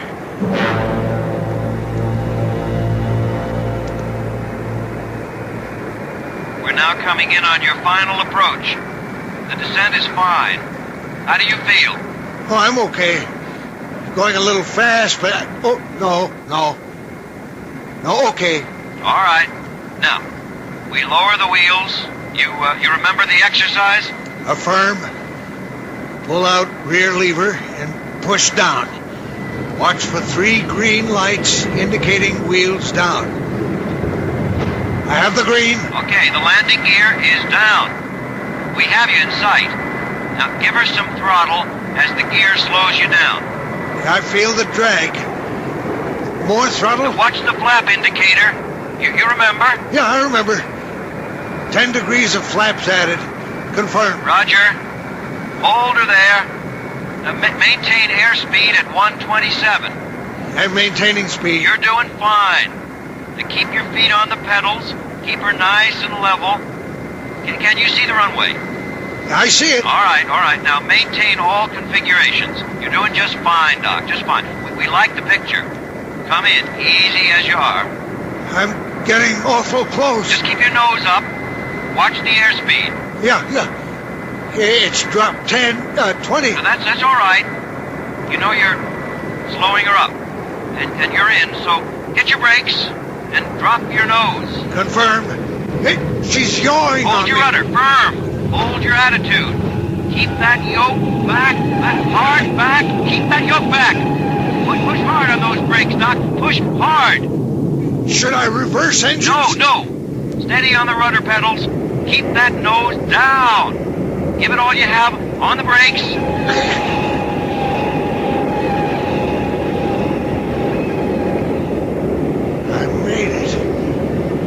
I made it. That's all your son asked for. Signing off now, Doc, and turning you over.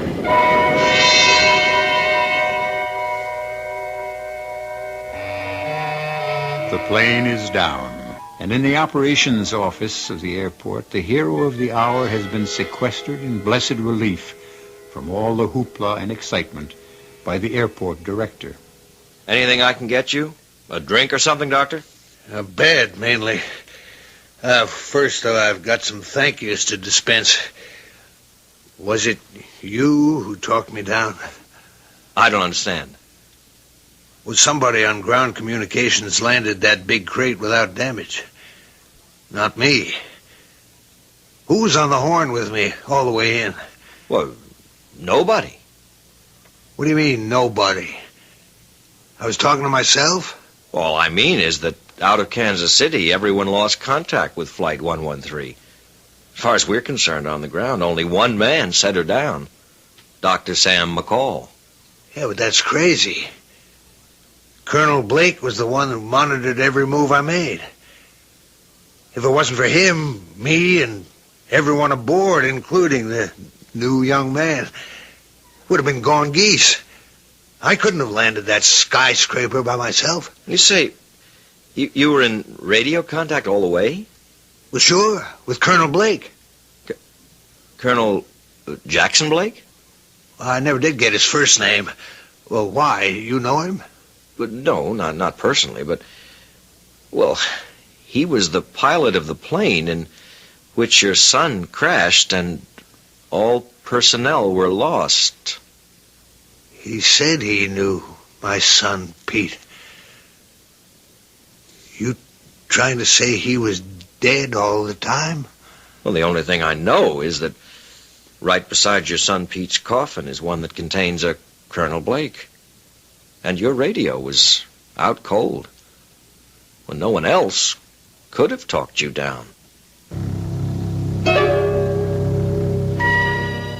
What can you add to that? An elderly man who hadn't touched a plane control in 6 years, and then only a single engine, landed several tons of modern multi-engine jet by himself in radio silence. Or was there some other force beyond that which brought him home?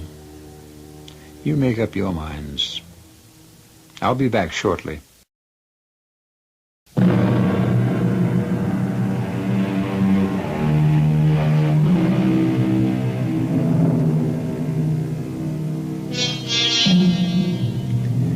I won't vouch for the story you just heard. It's part and parcel of many legends. There was a whole crew who got poisoned eating key lime pie. There is a story of the radio operator of a sunken aircraft carrier who talked a plane home. Tale of a dead son who brought his father down, and so on and so on. All we ask on this program is not belief, just suspension of disbelief. Our cast included Robert Dryden, Jennifer Harmon, Earl Hammond, Richard Seff, and Hetty Galen. The entire production was under the direction of Hyman Brown. This is E.G. Marshall inviting you to return to our Mystery Theater for another adventure in the macabre. Until next time, pleasant dreams.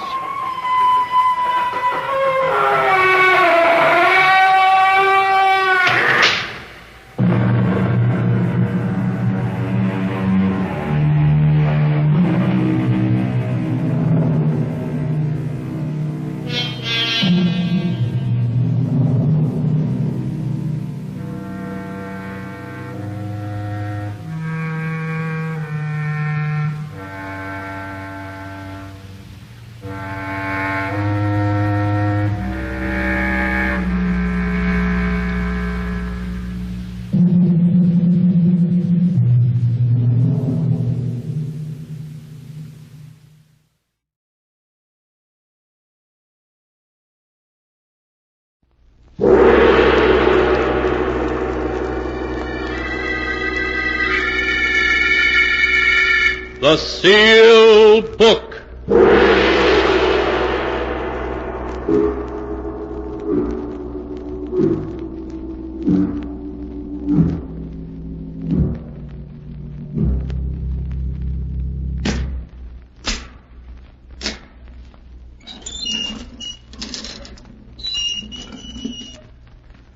Once again, the keeper of the book has opened the ponderous door to the secret vault, wherein is kept the great sealed book, in which is recorded all the secrets and mysteries of mankind through the ages.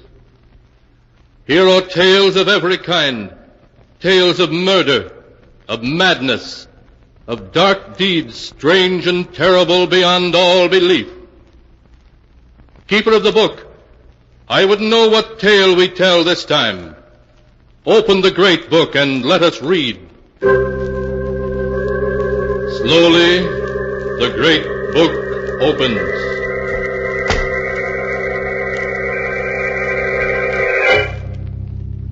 One by one, the keeper of the book turns the pages and stops. Ah, the strange story of a beautiful woman whose jealousy was so great that even the grave could not give her peace. A tale called Death at Stormhouse.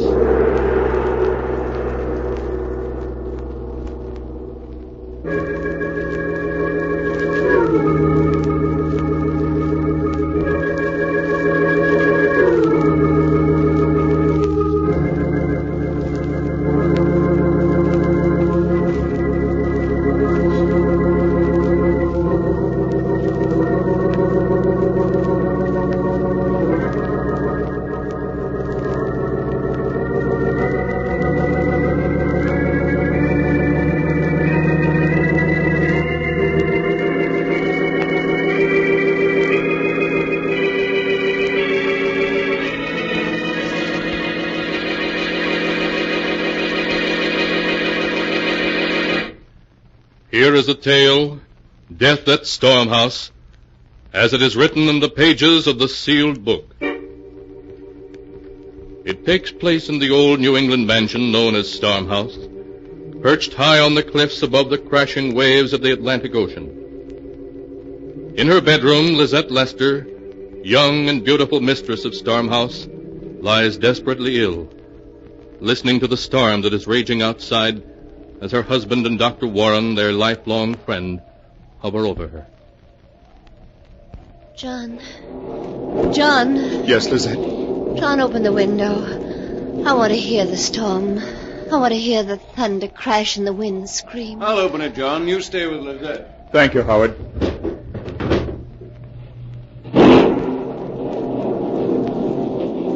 Oh, it's a wonderful storm. I've known it was coming for 3 days. I've always known when a storm was coming, haven't I, John? Yes. Yes, Lizette. You've always known. And I've been waiting for this one. I've been waiting for it so I could die as I was born. On a night when there's a storm filling the sky and death riding the wind to take me as it took my mother that night. Lizette, don't say that. You mustn't excite yourself, Lizette. It weakens you. I'm dying, Doctor. You know it as well as I do. It's only the storm that's keeping me alive now. Oh, Lizette.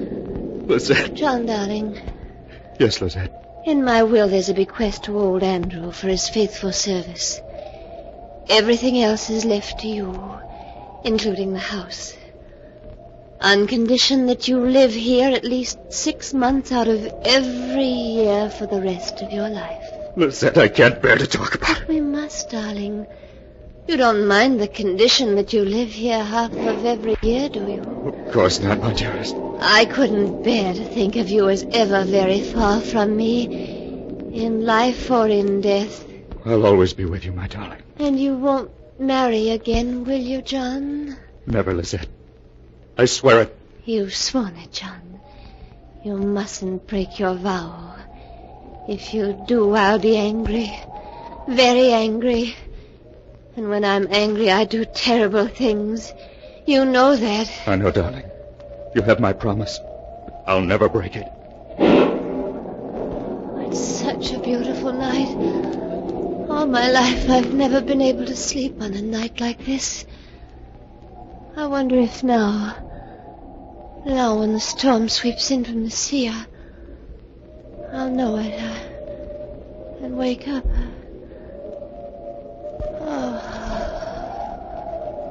Lizette.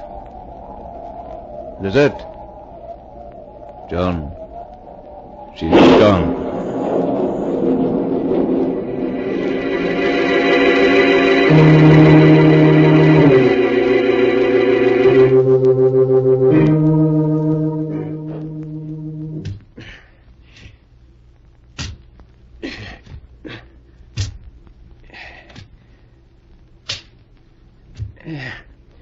There. It's done, Mr. John. I couldn't want better if it was myself buried down there in the ground. Thank you, Andrew. I'll put the tools away now. Call me if you want me. I can't believe it's Lizette we buried here, Howard. Somehow she seems still alive. She loved living so. It's a beautiful spot here on the edge of the cliff. She made me promise she should be buried here, where she could watch the storms come in from the sea, hear the waves beating on the rocks below. John, do you mind if I speak personally to you? Why should I? You're my best friend. My only one, in fact. That's one of the things I wanted to talk about. In the 3 years since you married, you haven't painted a single picture. No.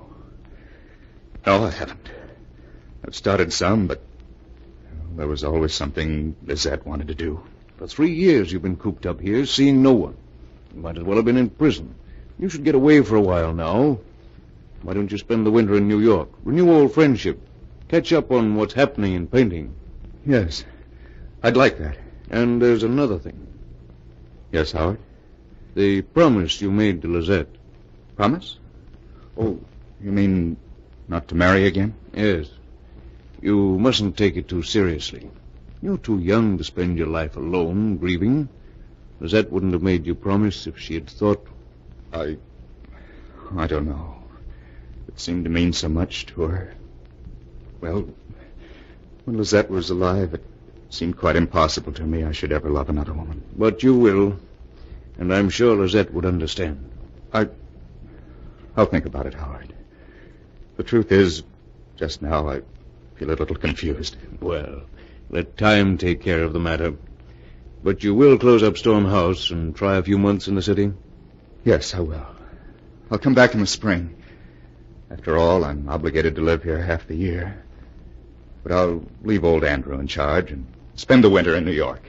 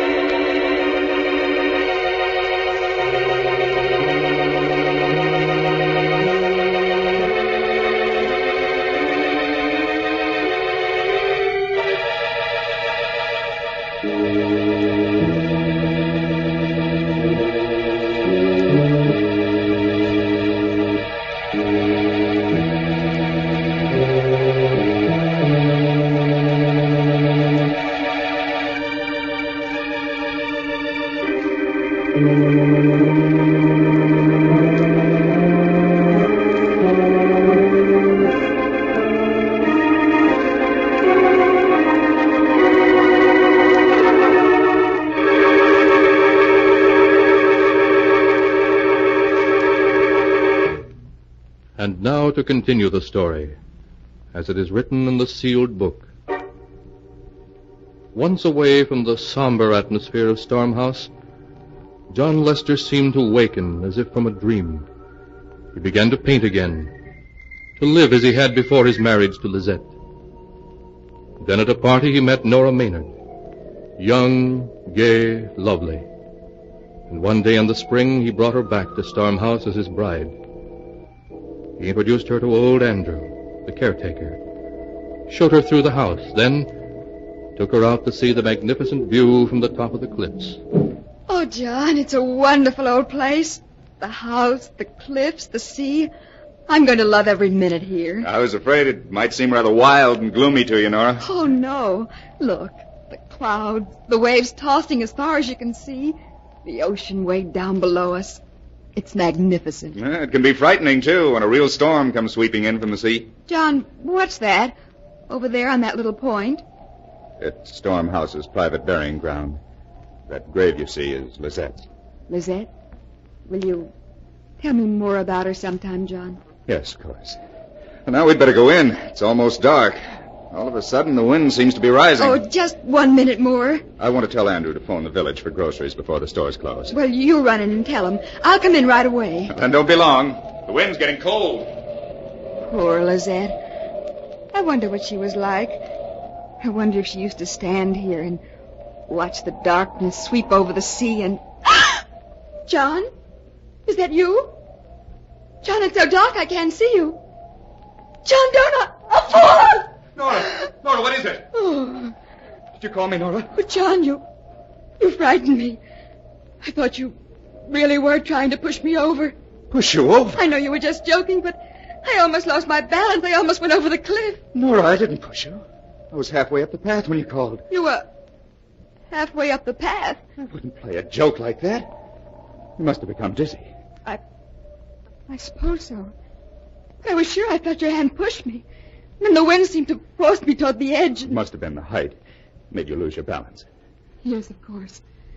That was it. Darling, come inside now. And promise me you won't ever go close to the edge of the cliff again. Yes, let's go inside. And I promise, John. The cliff frightens me now.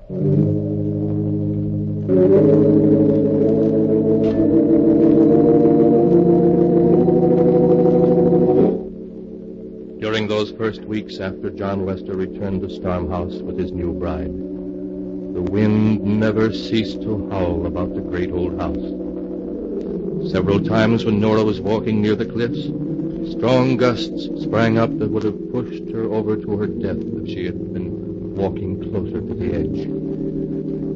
Then one afternoon, Nora discovered old Andrew piling flat, large rocks on top of Lizette's grave.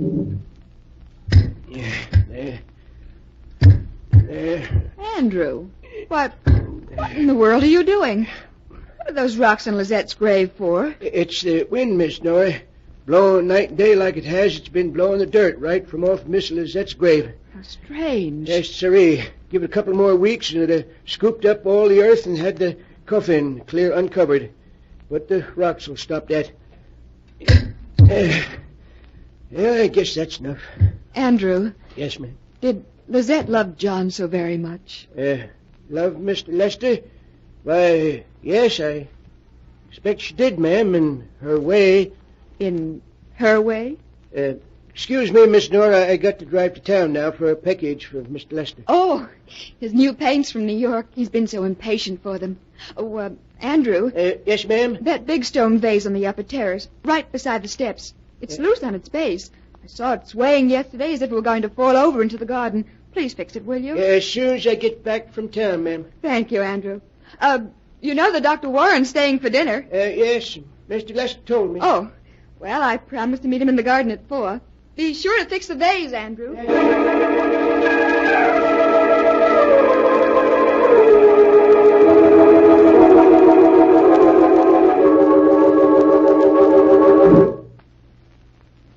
Hello, Dr. Warren.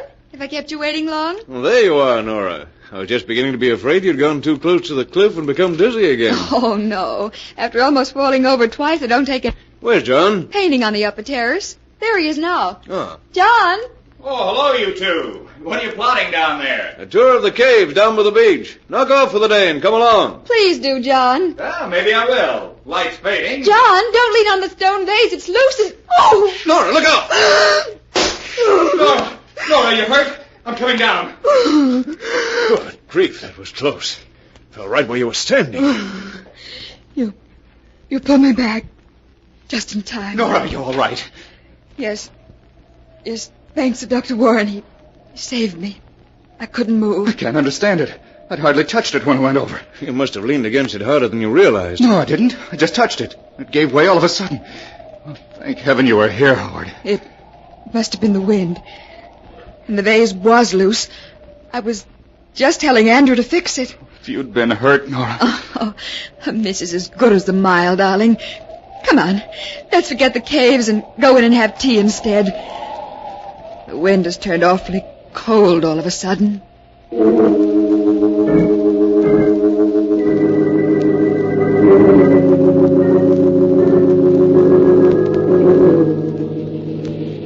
Listen to that confounded wind. I can't even read anymore. It makes such a racket. Would you like me to read to you, darling? No. I'm just jumpy, I guess. It isn't something special, is it? You're not regretting that you married me? Oh, don't be silly, Nora. It's just the wind. For the last 2 months, it hasn't let up night or day. Listen to it now. Oh, it is upsetting, darling. Sometimes it sounds just like a voice saying something you can almost make out, but not quite. I haven't painted a stroke in 2 months. Every day I get my canvas and my paints ready, and then the wind rises and distracts me. You're not sleeping well, are you, John? No, I haven't slept for weeks. Nora, I can't stand it any longer. I can't stand it. That wind doesn't stop blowing, I think I'll go mad. Oh, my darling, my darling. John, listen to me. Listen to me, dear.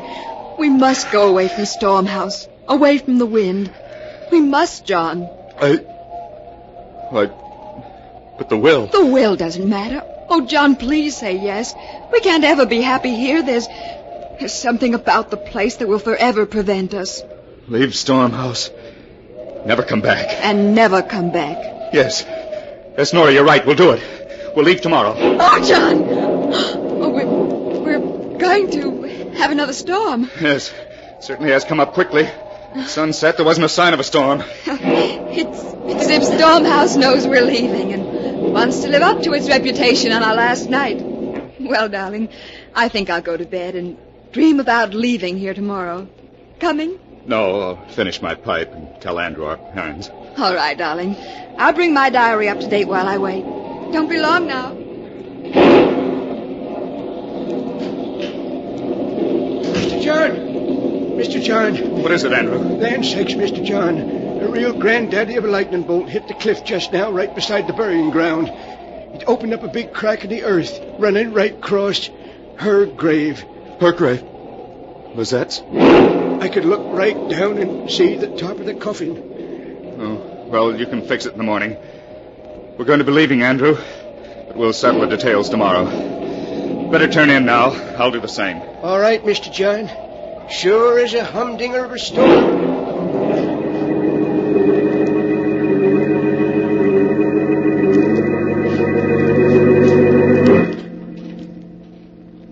And tomorrow we leave here forever. I do so hope it's going to make a difference. John has seemed so depressed lately. I wonder if it's my fault. If he regrets marrying me. No, I won't think that. Not even this storm night can frighten me now. I know John loves me and... Who turned out the light? Who came in then? John, is that you? John, where are you? Don't tease me like this. You're frightening me. John!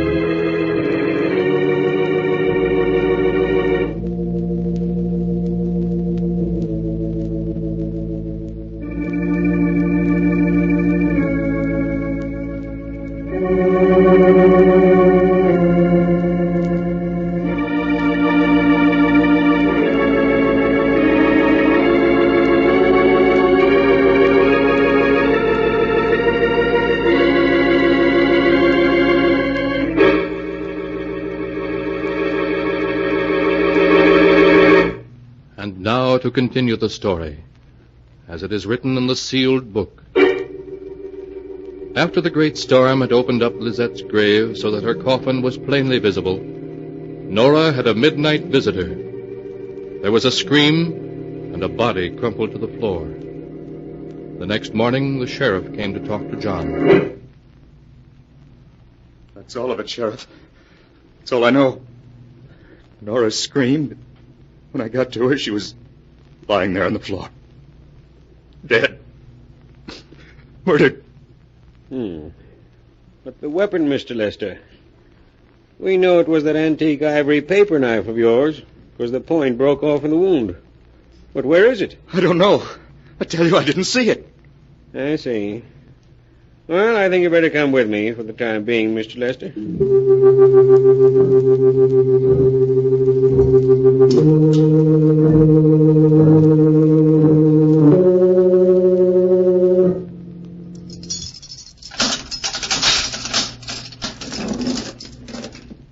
Here's the prisoner, Doctor. You can see him for 15 minutes. Oh, Howard, thank heaven you've come. John, how are you? Oh, how am I? I don't know. I don't care. Howard, have they caught Nora's murderer? They still think you did it. I gather that they did. And the ivory knife hasn't been found? Nowhere. And we've searched every inch. John, think. I know when you found Nora, you were shocked and dazed. But the knife, surely you saw it. Surely you drew it from the wound, put it down somewhere. You must have. I've tried to think, Howard. I'm sure I'm right. There was no knife. Only Nora, crumpled beside her writing desk. The blood staining her nightdress. The wind screaming outside as if in triumph. I understand. I know you didn't murder Nora. I don't know how we're going to convince the world. Is it as bad as that? As bad as that. If only the knife had been found, it could have been suicide then. But the knife is gone, and you testify that Andrew is innocent. So, as there wasn't any other living soul but yourself in the house that night... I see. Well, I've told them all I can. I don't know how the knife could have disappeared. There's nothing more I can do. Even though they hang me.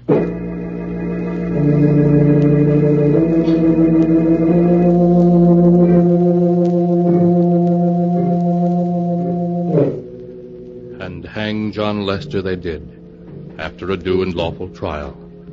For in the jury's eyes, the fact of the missing ivory knife that had killed Nora Lester was damning evidence.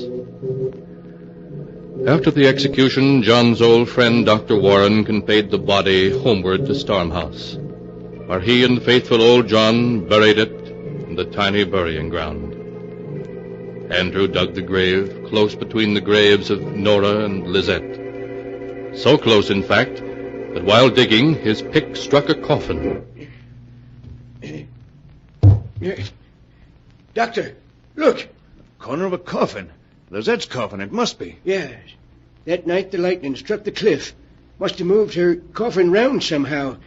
I remember the grave looked a little queer next morning when I fixed things up. I guess we'll have to dig it up so we can put it back in its proper place. Yeah, guess we better, Doctor. Well, won't take long.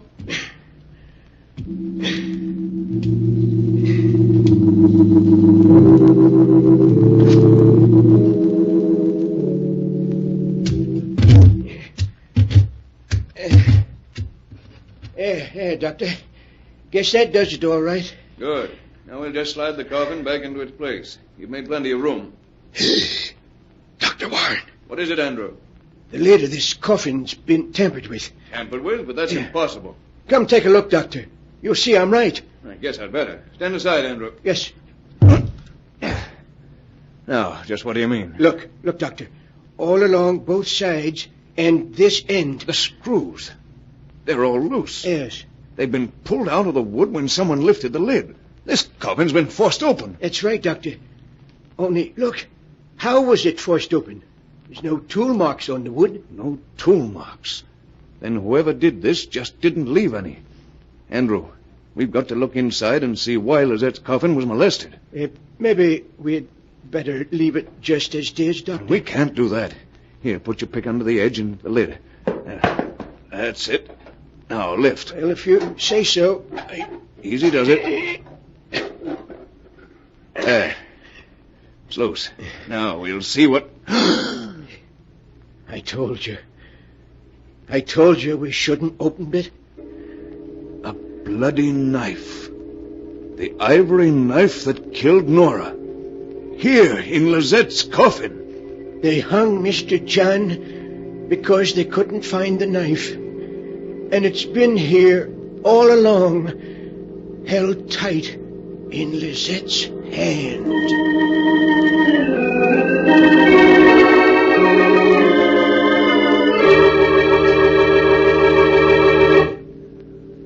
So it was beautiful Lizette who killed Nora. Lizette, whose jealousy was so great that it reached back from behind the veil of death. And it was Lizette who took the knife of murder back into her grave with her, so that John, too, would suffer her vengeance. Or was it? Was there some other answer? You must decide that for yourself, for the sealed book does not say. You have heard the story in all its strangeness, just as it is written here.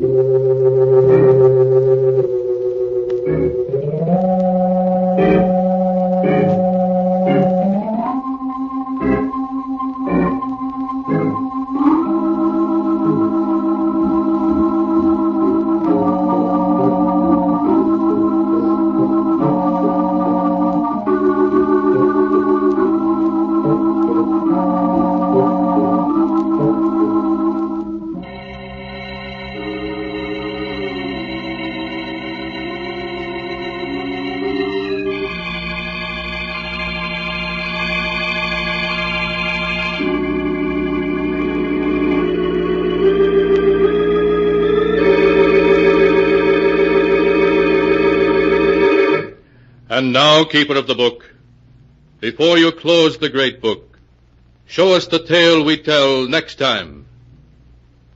This one? Ah, yes. Why, this is amazing. It's a tale of a man who killed, a corpse that laughed, and a murder victim who died twice. A tale called The Accusing Corpse.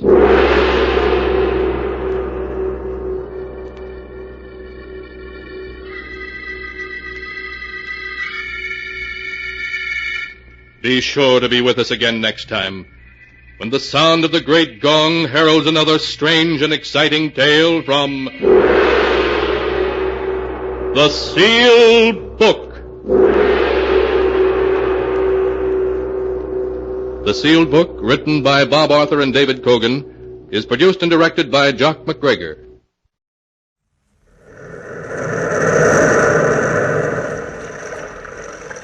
The Weird Circle. In this cave by the restless sea, we are met to call from out the past stories strange and weird. Bellkeeper, toll the bell, so all may know we are gathered again in the Weird Circle.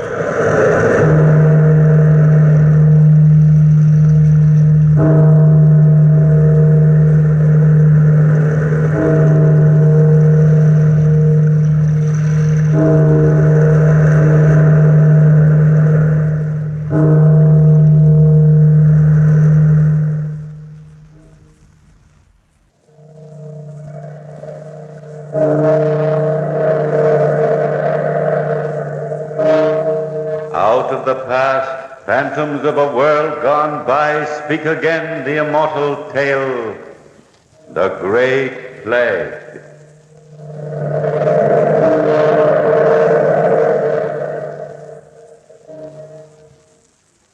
My name's C. Farrell, and as I've often said, I'm willing to learn. Learn to do anything, as long as I can earn me enough to keep a roof over me head and food in me stomach. It was at lunchtime yesterday that I first came to this blasted town of Newport in Monmouthshire and took myself to the nearest inn to see about a bite for the inner man. I stood at the doorway looking in, and who do I see but me old friend and pal, Grigsby, the greatest thief whatever lived. Yes, it was Grigsby, looking as if he'd never slept on a London bench in his life, eating as full and hearty a meal as I've ever seen. At the same time I sees him, he sees me, and he shouts, "Farrow! Well.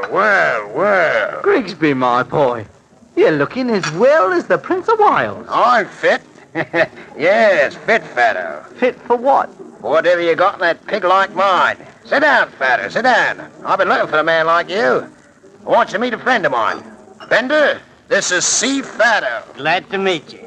Cheery sort of bloke. What? Oh, he ain't very cheery, but you get used to him. You have to. He's a friend of mine. Why not? Since you're asking the question, Mr. Bender, you're the one that must answer it, eh? Have you eaten lunch yet, Farrow? Lunch, is it now?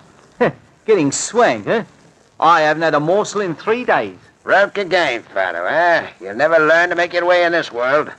Got to make some plans for yourself. I try, Grigsby. Honest, I do. Bender. Yep. Show this bloke how to pick a pocket, eh? Well, it's simple. Look at the table next to the bar. See the old man there? That's old Peter. He's the caretaker for the largest house in town. He always carries the keys to the silver closet and his money in his left-hand pocket. Why his left pocket? He's left-handed. Live and learn, Farrow. Live and learn. Now, all I have to do is walk by him, pass the time of day pleasant-like, pick his pocket, and we'll all have lunch money, and my friend Grigsby will have the silver closet keys. A very important item. Ooh, what if you get caught? Bender caught. Never. I taught him how to do it. Now, watch and learn, me boy. I'll make something out of you yet. I'm watching. Go ahead, Bender. Keep your eye on me. I'll be right back. See the way he walks across the room, just as if he doesn't care? Swaggering, swinging his shoulders like? Yes, I'm watching. He walks easy. Now, look. He stops at the man's table, talks a while, smiling all the time. What's he saying? How should I know, Fanner? Don't matter what a man says. What matters is he's saying, just saying it. Now, watch his hand there. Stealing into the left pocket there. He's got it. He has for a fact. Yeah, he's got the wallet. And the keys, too. Oh, It's quite a trick. Yes, quite a trick. And I taught it to him. If you want to learn something, Fatto, I told you before, stick to Grigsby and you make a mint of money. I got big plans for myself this night with old Peter's silver closet keys. Should I count you in? As I've said before, and I'm saying it again, I'm willing to learn. So I stuck with Grigsby and Bender. We left the inn in the late afternoon. Grigsby had big plans on his mind, it seems. He was walking fast down the village road toward the biggest house in the town. Me and Bender was walking behind. Come on, you two. Get a move on, will you? Can't walk faster than the legs will go. Having you two on my hands, I'll never get anything done tonight. Oh, I'm sorry, Grigsby, but I'm hurrying as best I can. What are you up to? Look at the end of the road there. That's the house ahead of us. You know who that house belongs to? How should I know? It belongs to the richest family in the old county. The family's out of town, I hear. That's right, Bender. Family's out of town. And the only person living there is old Peter and his young granddaughter, Evie. Imagine. Old Peter alone with a young child. Yes, imagine. An old man and a young girl without any protection. What are you thinking of, Grigsby? Oh, a simple plan, Fatto. I've been working on this plan for days. A plan to steal the silver. It's worth a fortune, and it's easier than taking candy from a baby. Now I see why you stole the keys. Well, there's the house. We have to wait around here till midnight. When midnight comes, I'll knock on the door, and old Peter will open it. And then Bender here clubs him over the head. And I goes in, gets the silver and the money, and we leave town. What about the child? That's where you come into the plan, Fatto. You're a little fellow, good at crawling through windows. What do I do when I gets through the window? Find the child and get her out of the way before she starts to shriek and holler. I ain't no child murder, Grigsby. I ain't. I gotta teach you the hard way, Fatto, or you never learn at all. Don't butt me, Fatto, or I'll cut your throat for you. I'll cut his throat for him. You heard him, Fatto. Bender's good at cutting throats. I taught him. But I got a wife and kid of me own. I can't go fighting little children. Use the knife, Bender. Good idea. No, wait a minute. Now, don't be hasty. I never was a man not to change me mind. Change his mind. So you'll change your mind, eh? I thought you'd come to my way of looking at it. Yeah, look over there, playing in the yard. It's the little girl herself, all alone. Now, if you're smart, Fatto, you'll take a word of advice. I don't think I need no advice right now. You might need it this evening when we start to work. Now, talk to the little girl for a while. Find out what room she lives in.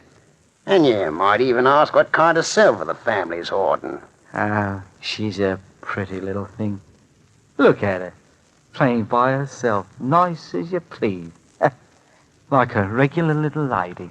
It's easier to kill a child than a grown-up. They die easy, fast. Go on, Bender, don't joke with the bloke. He's getting pale. Go on, Fatto.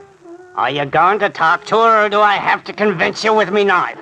I'll talk to her. We'll just sit over on the side of the road and watch you. I don't need no watching. We'll watch anyway. Just walk right up to her and speak.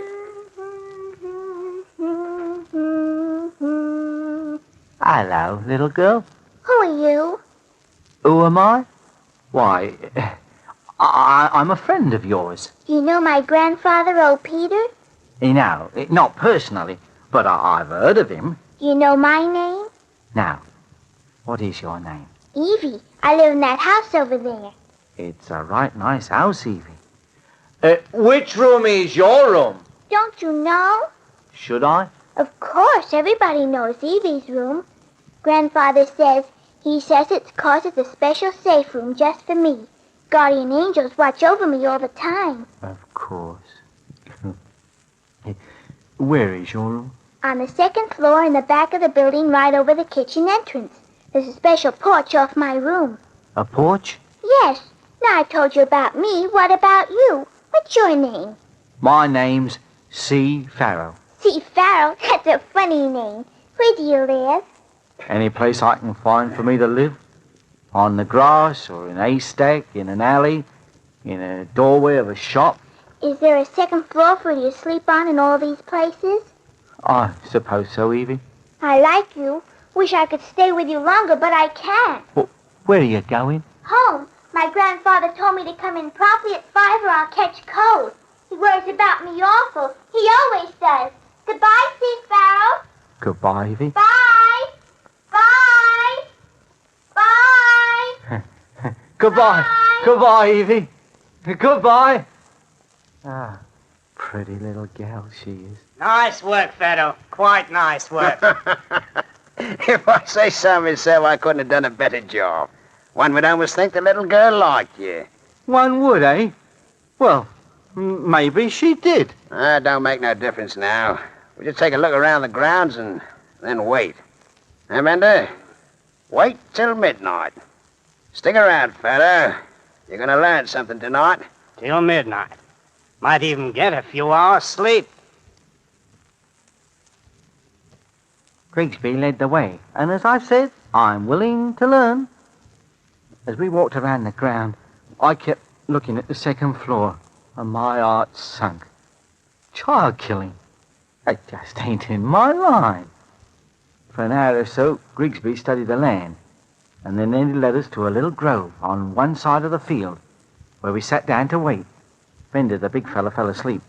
Grigsby kept one eye on me and one eye on the house, and all of a sudden, I realized it was starting to rain. But rain or no rain, we just waited and waited until the church clock struck 12.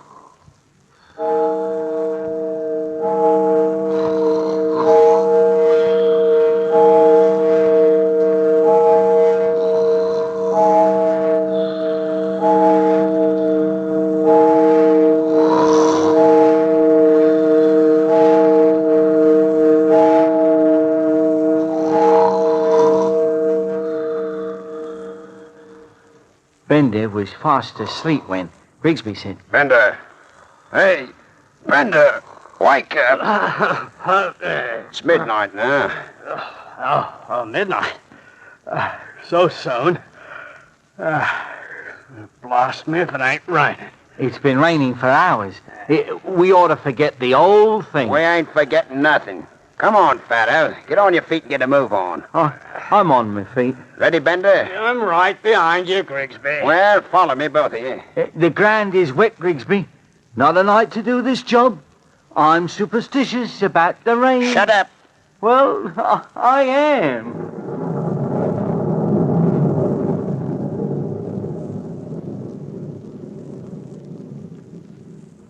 Well, gentlemen, there's the house right ahead of us. Imagine everyone's sound asleep. Fado. Yes, Grigsby? We'll walk you to the back of the house and give you a boost up over the ledge of the kitchen porch.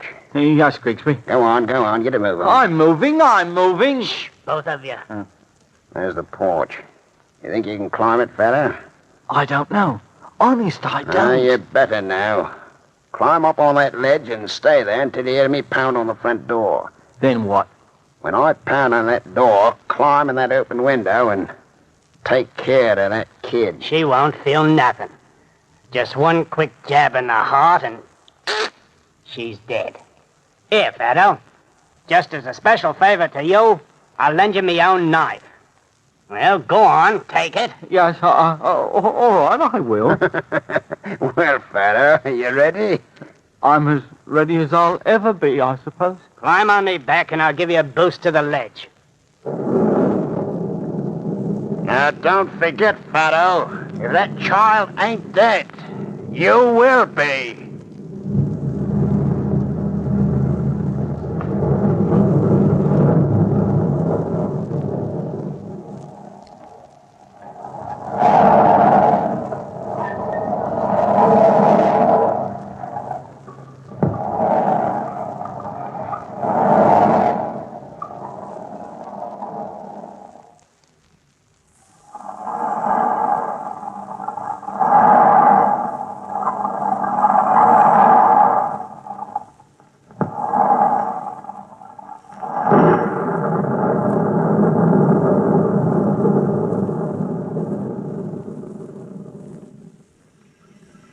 Bender kneeled down, and Grigsby helped me stand on the big man's back. I grasped one pole of the porch, which was just beneath the child's window, and then, pulling myself up inch by inch, I climbed from the ground to the roof of the porch. The pole was wet and slippery, and my fingers were cut by splinters when I reached the porch. Panting and breathless, I just crouches there, waiting. I see Grigsby and Bender walk slowly around to the front of the house. Then I noticed the window, right in front of me eyes, with little white curtains blowing back and forth, and it brings a tear to my eye. Then I noticed a little white bed inside the room, but the room's too dark and I can't see the child nowhere. It seems to me the whole world's quiet, and my breathing's as loud as an elephant's. When I hears... Open up, old man! Open up! I'm telling you to open up the door! Wake up, old Peter, wake up! Hey, you old Peter, wake up before I pound the door down! Are you deaf? Well, open up! He sleeps like a log. He's playing the fox, I'll guarantee, pretending to be asleep. Wait a minute. If you don't wake up, I'll smash the door! Gentlemen! Gentlemen! Where is he, Grigsby? Up there in that window, right over your head. Oh, there you are, you dimwit.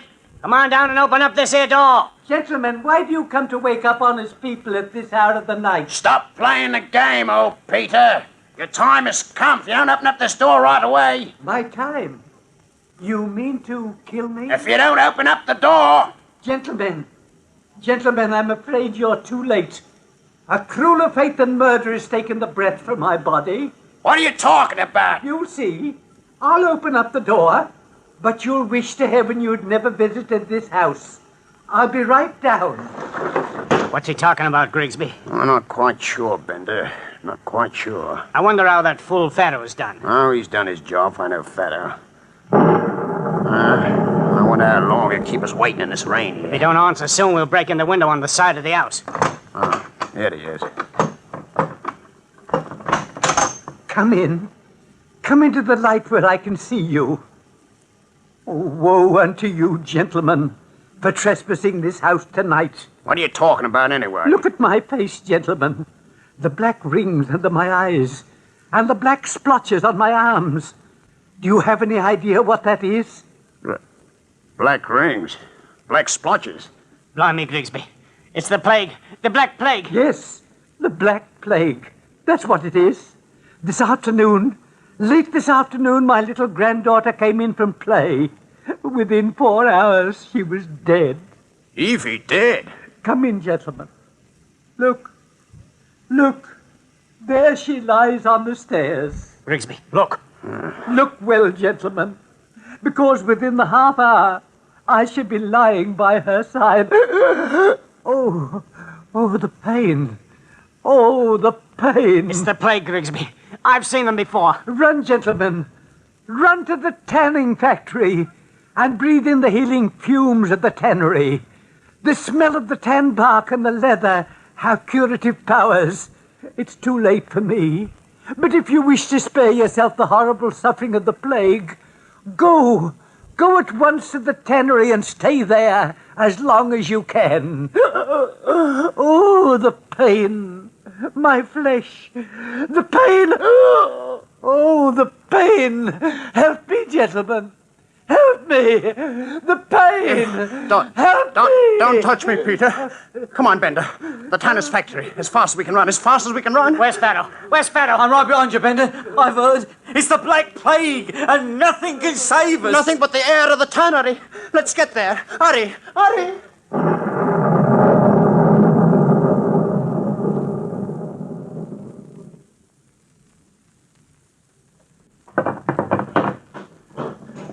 Bender. Aye. You sit here, next to me on this pile of tanning waste. Right. Fato? Yes. You sit next to him and all breathe together now. Odd. 1, 2, 3. Are you sure the fumes from this tanning vat are good for the Black Plague? I've heard nothing can cure you once you've touched someone who's had it. Oh, I never touch out Peter. Did you, Bender? Never once. Not even tapped him lightly on the shoulder. But I touched the child. You? Yes, and right after that, I touched Bender. Remember Bender? Then I must have it too. Look at me, Grigsby. How do I look? Not so well, as a fact. I don't feel well either. Not well at all. Your face does look sort of, wouldn't you say, bloated, Grigsby? I've got it. I've got the plague. That's what I've got. If Pharaoh must have it too. But nobody touched me. Nobody. Nobody, Bender. I'm still all right. You won't be for long, Grigsby. What are you talking about? I'm going to die. But you ain't going to live. You got us into this. I'll rub my hands on your face. That's what I'll do. Rub my hands on your face. No, you don't, you. Give me that knife, Pharaoh. Here you are, Grigsby. Don't give it to him, Pharaoh. I got it now. And if you come near me, Bender, you know what'll happen to you. What's the difference now? The plague or the knife makes no difference to me either way. Stay away from me. I won't stay away from you, Grigsby. My hands are covered with a disease and it'll soon be on your face. You pig, you dog. I'll teach you. You'll teach me what? The knife. The knife. Don't you...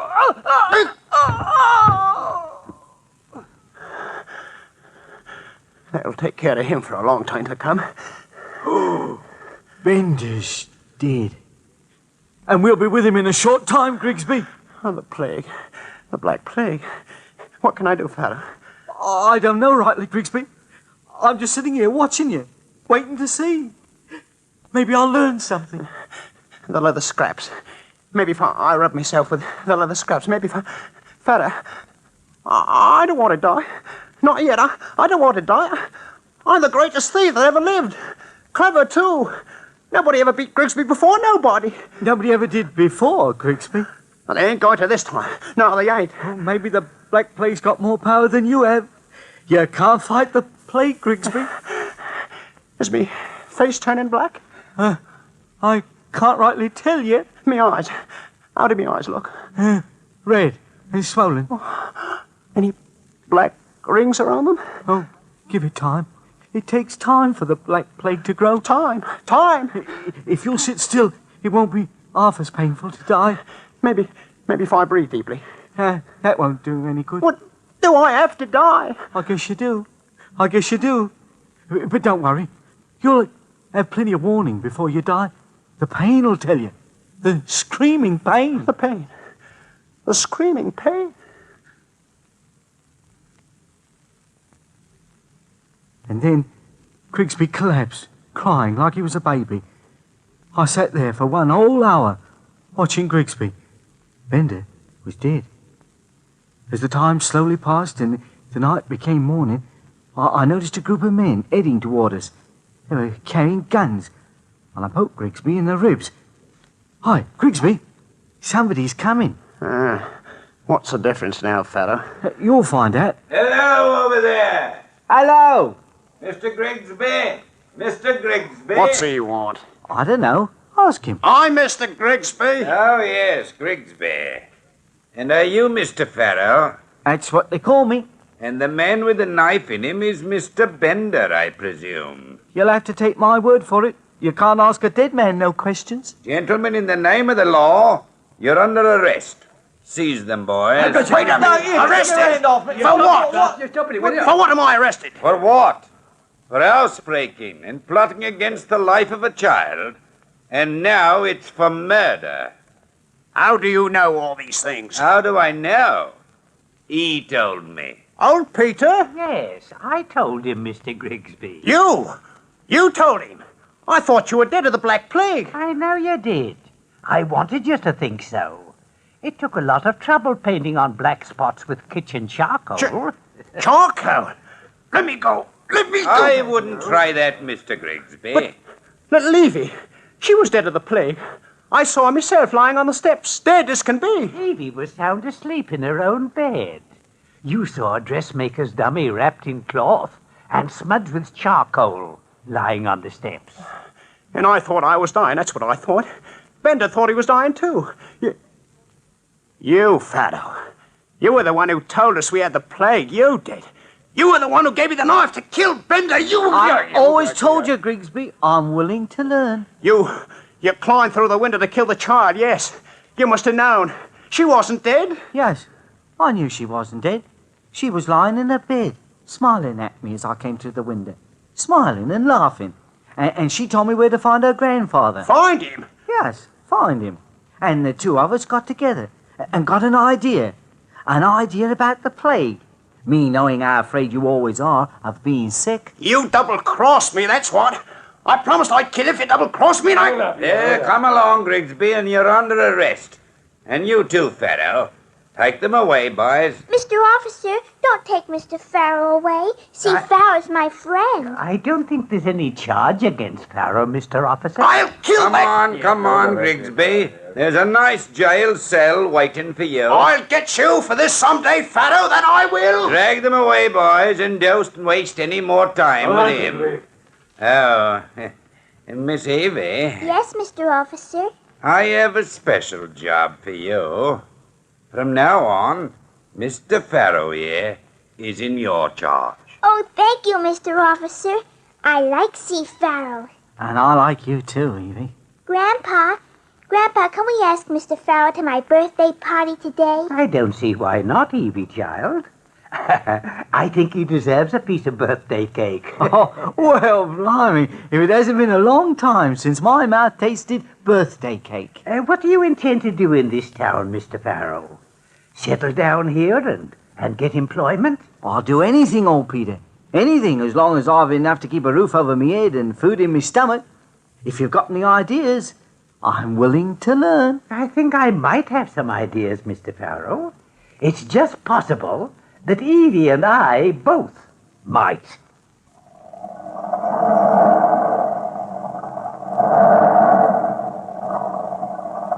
From the time-worn pages of the past, we have brought to you the immortal tale, The Great Plague. Bellkeeper, toll the bell.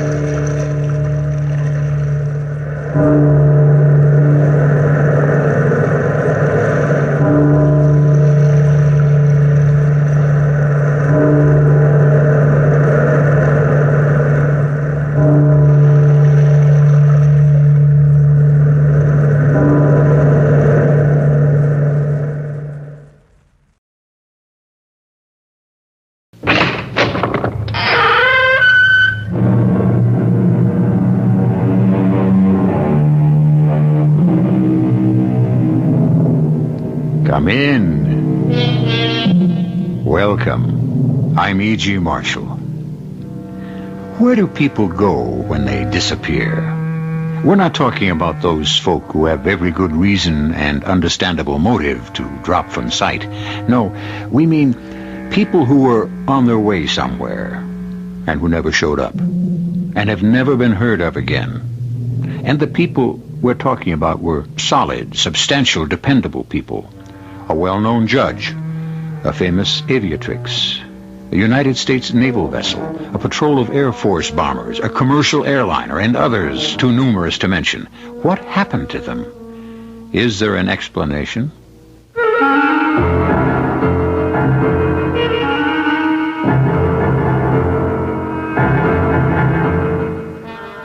Our mystery drama, The Triangle, was written especially for the Mystery Theater by Sam Dan and stars Mercedes McCambridge.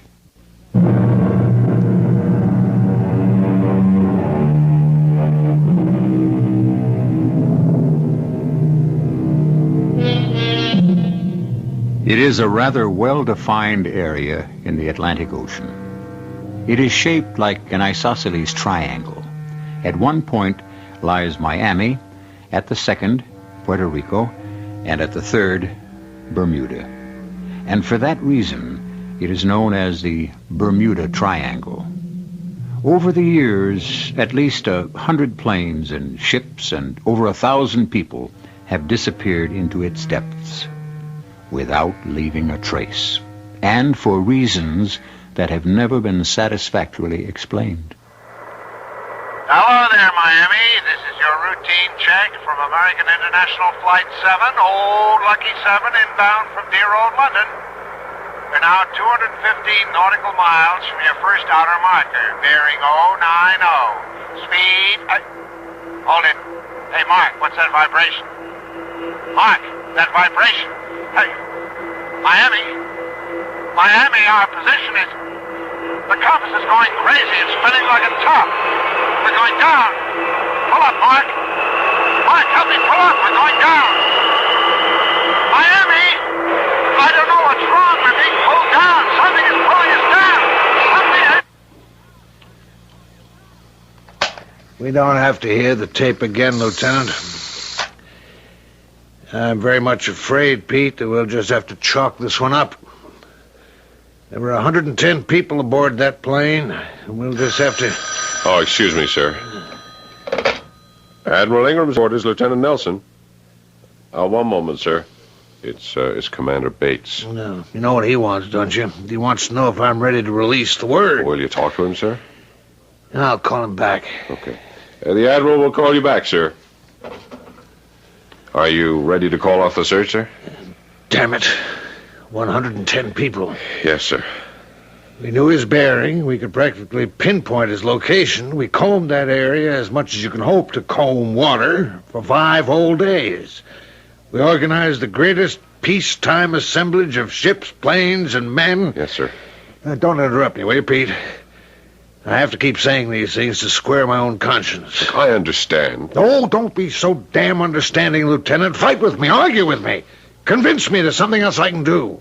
Another approach, another tack, another plan of action. Admiral, you know those stories in the papers, on the air, about the Bermuda Triangle? How planes and ships disappear? I know, it's all nonsense. Well, you heard the pilot. The plane was just pulled down from the sky. A sudden electrical disturbance can account for practically anything.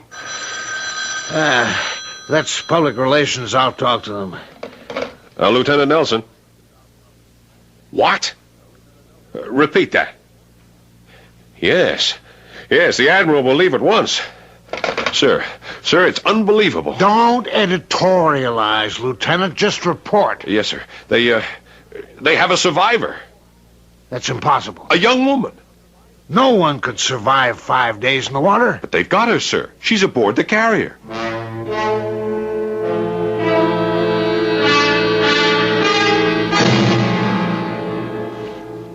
Miss Roberts, I'm Admiral Ingram. This is Lieutenant Nelson.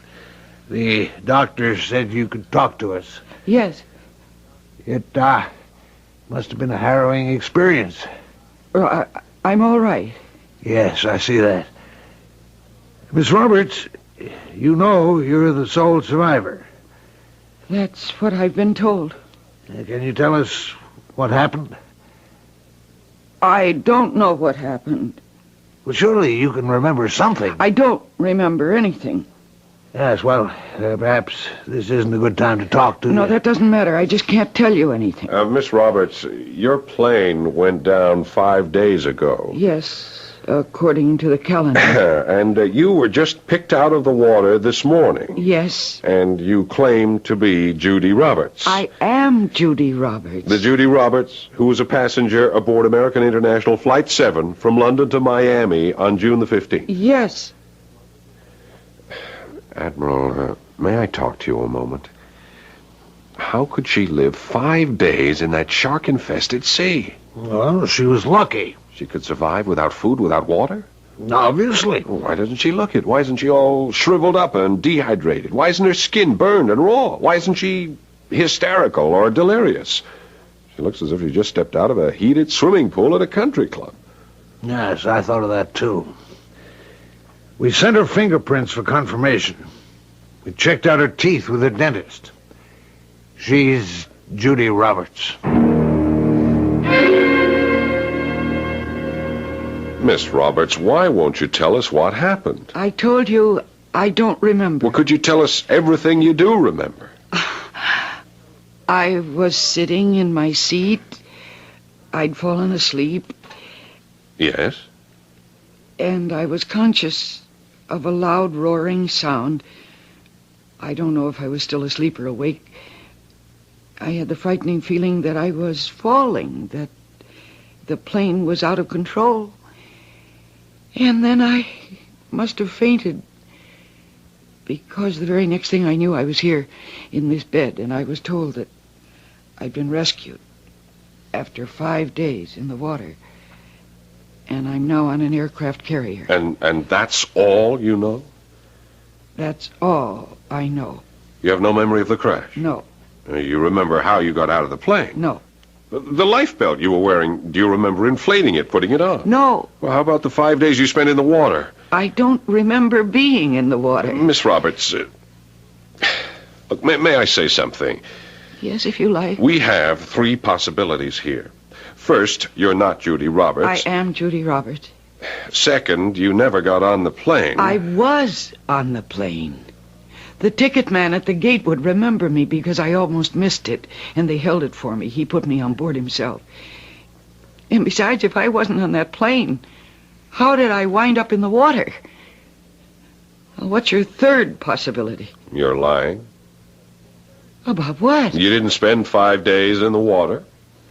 Well, where did I spend them? You tell me. I told you. I don't remember. Miss Roberts, it is vital for us to know what happened. Were there any strange noises? There was just this roaring sound. What kind of roar? Oh, it sounded like the engines. But look, how did you survive so long in the water? Surely we can learn something from that. I told you I don't remember being in the water. Well, you don't look as if you've been in the water for 5 days. Well, that's where your helicopter pilot found me. Now, Lieutenant, if you have no other questions, I would like to rest for a while. All right, Pete, she didn't spend 5 days swimming in the water. Would the Admiral know how she spent them? She was floating in the water. On what? Her seat was just to the rear of the galley. A portion of it probably broke off and afforded her a kind of raft. The portion may have contained food and canned drinks. She could have had blankets to shield her from the sun. Sir, how does it happen that this so-called raft was never spotted? Well, Lieutenant Miller, who sighted her, says his attention was attracted at first by something shiny that looked like a painted part of a fuselage. Well, why wasn't it there when he arrived? Well, it probably sunk. Yes, sir. It keeps itself and Miss Roberts afloat for 5 days and suddenly sinks just when rescue comes. Pete, it didn't have to sink suddenly. It may have been sinking slowly all those 5 days and finally went under just before Miller got there. Yes, sir. Now, Pete, you had raised an excellent question about her physical condition, and we've just been able to account for it, so why aren't you satisfied? Well, why doesn't she remember any of this? Because, as the doctors explain it, it was such a terrible experience, she wants to forget it.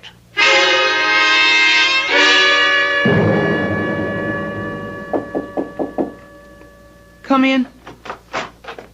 Oh, Miss Roberts, I'm sorry to bother you. Then why do you? I don't know, but I wish I could believe your story. Lieutenant, it doesn't matter to me whether you do or not. No, I don't believe that either. Because it does matter.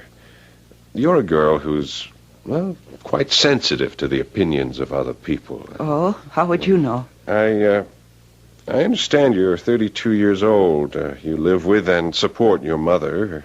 That tells me something right there. What? Well, when an unusually pretty girl still lives at home after she's 30... Really, I don't think that should concern you.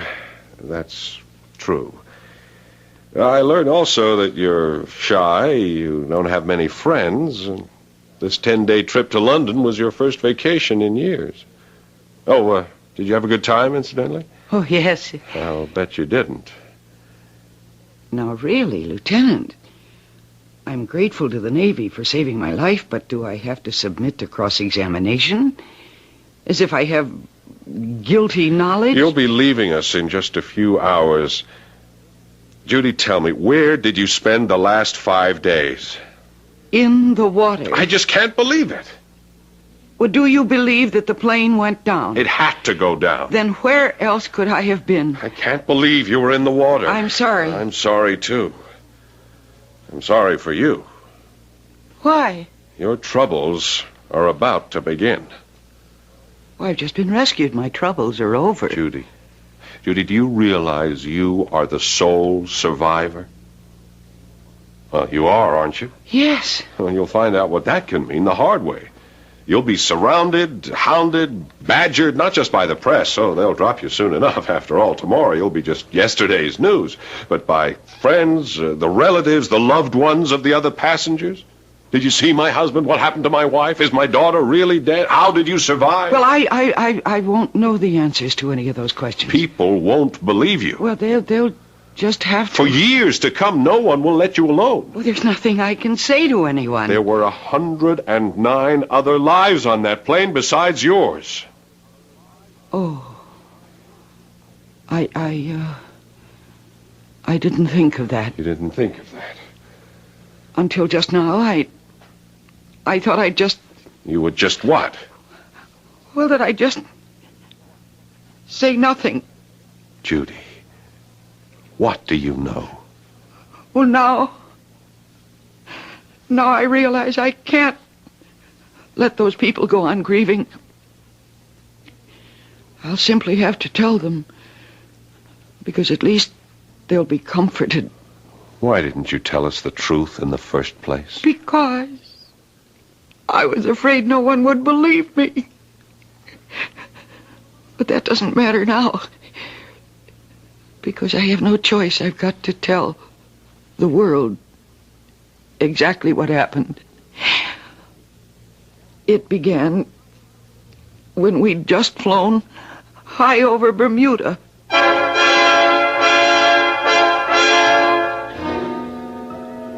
Well, properly speaking, it will begin when I shall return with Act Two.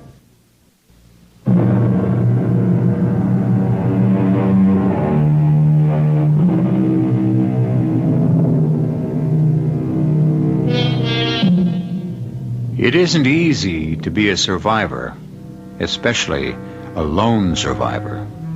The only one left alive, where 109 others have perished. Or have they perished? Has Judy Roberts successfully survived a disaster which took the lives of everyone else on the plane? Well, obviously she has, because she's here. How could she have kept alive for 5 days in shark-infested waters? At first, Judy says she can't remember. But now, miraculously, she can. We had just flown high over Bermuda, and the pilot's voice came over the PA system. This is Captain Moss again.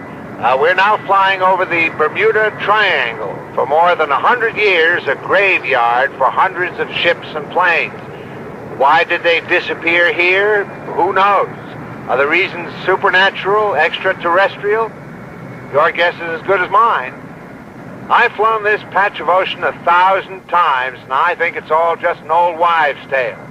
I just mention it because folks talk about it, and the next time somebody does, you can say, I actually flew over it and nothing happened to me. He went on and on, Now, among the just talking about it, and I must have fallen asleep again. And then I wasn't sure.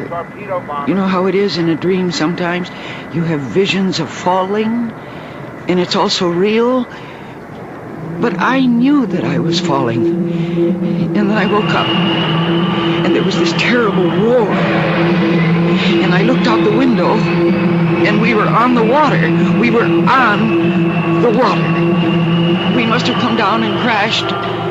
But nothing was broken. Nobody was hurt. Everybody seemed paralyzed.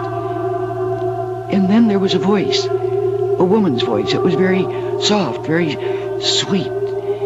And it said, "Welcome home. Welcome home again to all of you."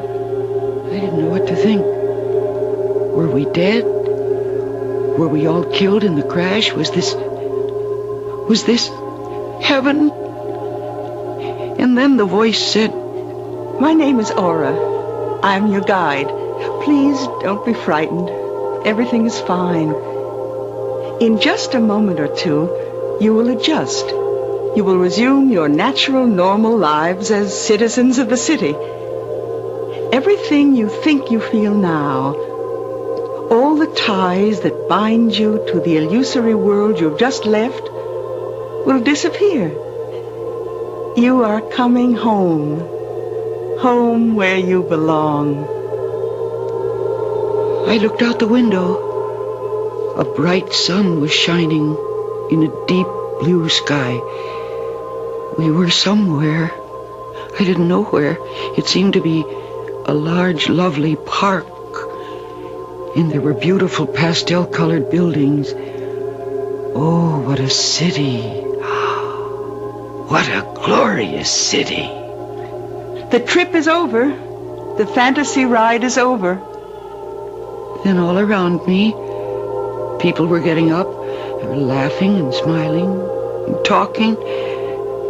I sat in my seat. I didn't know what to do, what to think. Was it all a dream? Finally, everyone had left the plane.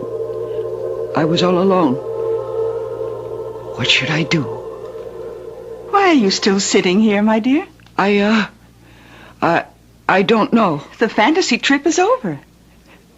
Where am I? Who are you? You're home. Oh, no, please, I'm not home. My name is Judy Roberts. I live in Miami, Florida. The flight must have had a very traumatic effect on you. What happened to us? We were just an hour out of Miami, and the plane went down. Oh, the plane, as you call it, has come home, my dear. Why did everybody just get up and leave? What else are they supposed to do? It's over. But the plane crashed. It fell into the sea. I know. No, my dear, calm yourself. No, I'm not crazy. I know what happened. Everybody else is crazy. You're very upset. Here, drink this. You'll feel better.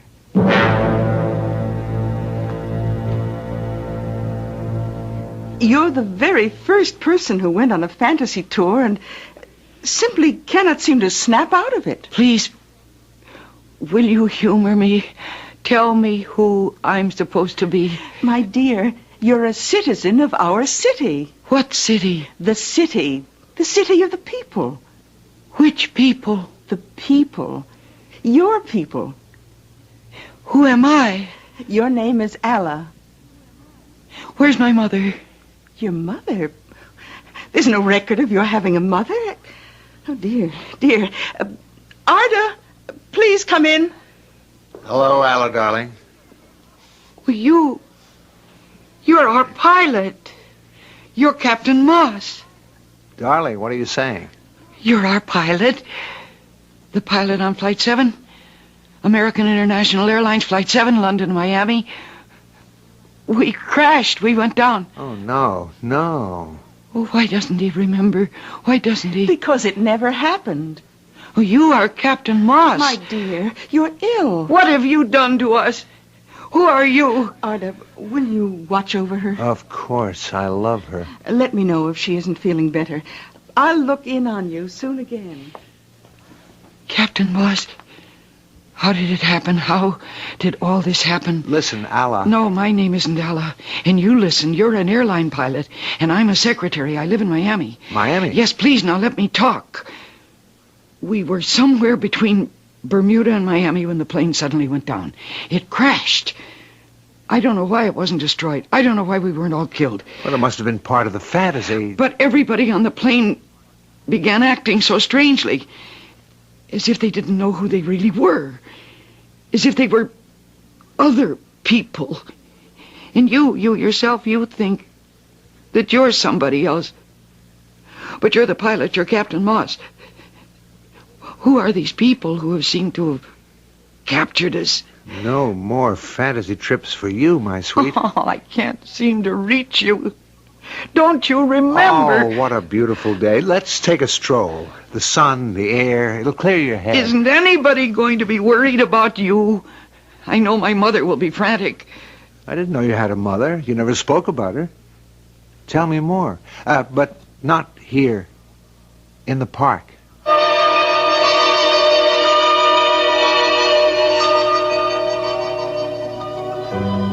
Isn't it wonderful? Isn't it lovely how happy everybody is?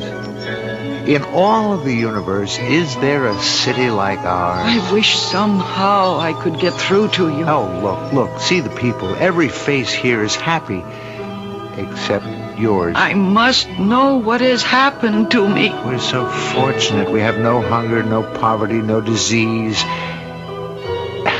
know, I have an impression from some of the fantasy trips that there are other worlds not as lucky as ours. Captain Moss. Why do you call me Captain Moss? My name is Arda. You chose it. I chose it. When we told Aura we wished to become betrothed, she told us to name each other. I chose Alla for you. You selected Arda for me. You really believe all this? You've forgotten. We chose each other. We're in love, Alla. But I'm not... Hey, you're trembling. Oh, my dearest. Let me hold you. Why aren't we in the water? Why aren't we drowned? No, my darling. Everything's all right. I'm here. You have nothing to worry about. Oh, I don't know what to think. Hey, look. It's starting to rain. Let's go to the museum. Hurry. I don't want you to get wet.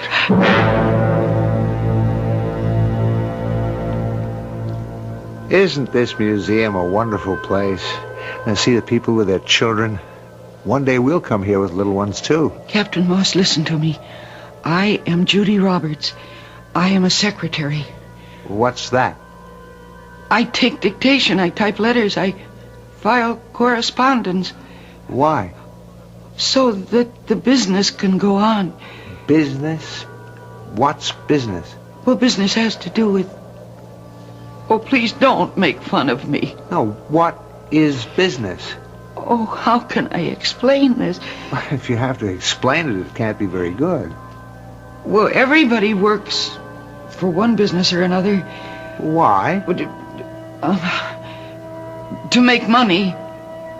What's money? Oh, you can't be serious. Now, please, my dear, I'm just... Money is what you must have in order to buy things. What sort of things? What sort of things? Well, every sort of thing is food and clothes and whatever you need, whatever you want. But suppose you have no money. Well, then you do without. How can a person do without food? I don't understand. Well, what do you do here?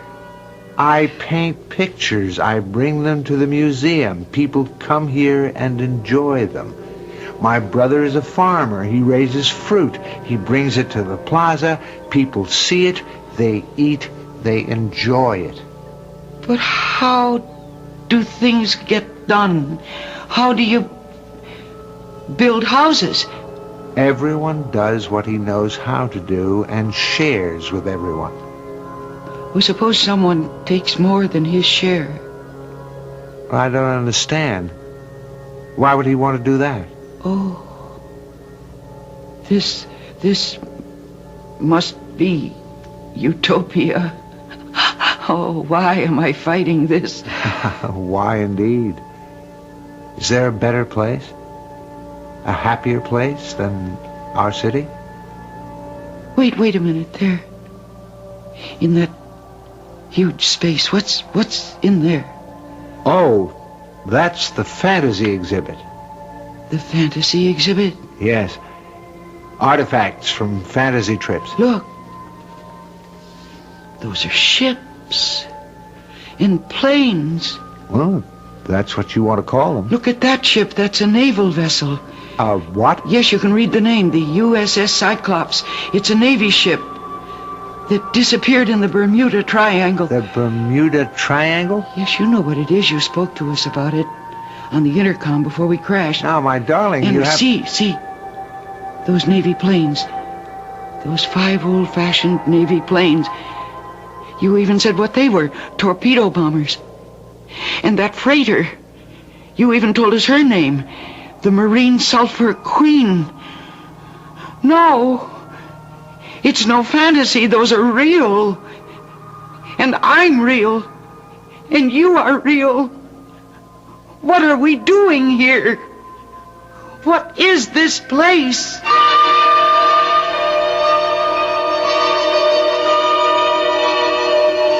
No, Aura, no, don't tell me that again. I don't believe it. I'm not a native of this place who happens to be having hallucinations. Very well, my dear. Suppose you tell me who you are. There's a place in the Atlantic called the Bermuda Triangle. Ships and planes disappear into it. I see. But the ships and the planes are not destroyed. Somehow they pass into another world, this world. And when they do, everybody on board changes somehow. Something happens to their minds. Or you do something to their minds, which makes them believe that they belong here and they forget who they were back on Earth. Is that true? You're telling the story. That's what happened to the passengers and the crew of Flight Number 7. To all of them. All of them except me. My mind didn't undergo any changes. Oh, yes, I see that now. Oh, then you admit it. Oh, yes. We wish you no harm, only good. And now that you're here, I'm afraid you must stay.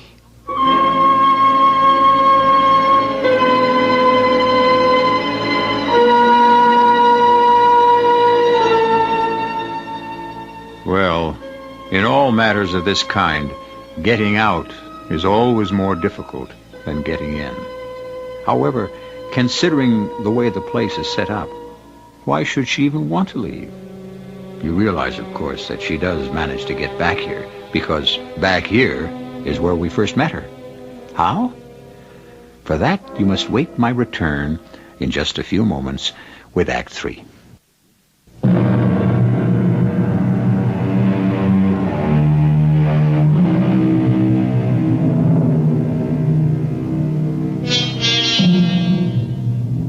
There's an area in the Atlantic known as the Bermuda Triangle. And why ships and planes disappear there is anyone's guess. What you're listening to now is the story being told by Judy Roberts, sole survivor of a plane that disappeared over the triangle. And she insists that it's a gateway to another world, a world she has become desperate to leave. Please, I must go back. I'm sorry. It can't be done. Well, you brought me here. Why can't you send me back? Well, we've never tried it before. No one has ever asked to leave. I must go back. Why? Look at what you have here. Peace, plenty. It's a paradise. Yes. And most important, love. Who loves you? What man loves you back in your other world? No one. Here, Arda. Very well, I should call him Captain Moss. He loves you, and you love him. I don't know. You fell in love with each other on the plane. Neither of you knew it. Had you gone on to land in Miami, you would have parted forever. We could feel this love. That's why we brought down your plane, so that your love could live.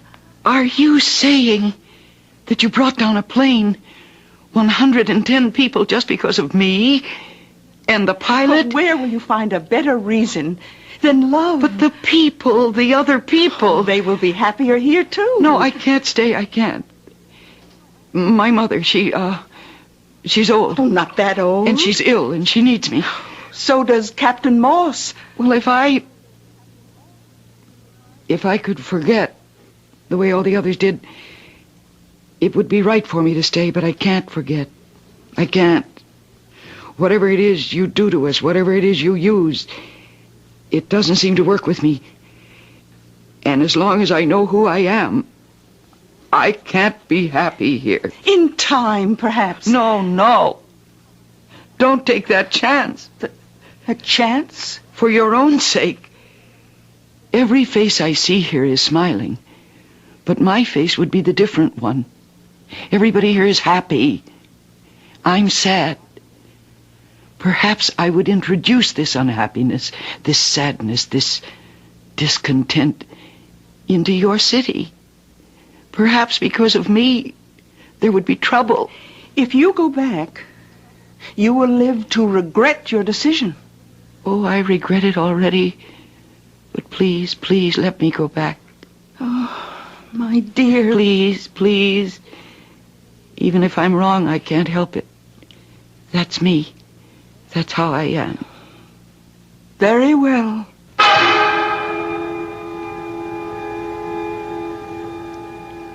You see, Lieutenant, there's some kind of thing, a space, a tunnel, whatever, I can't say, between the worlds.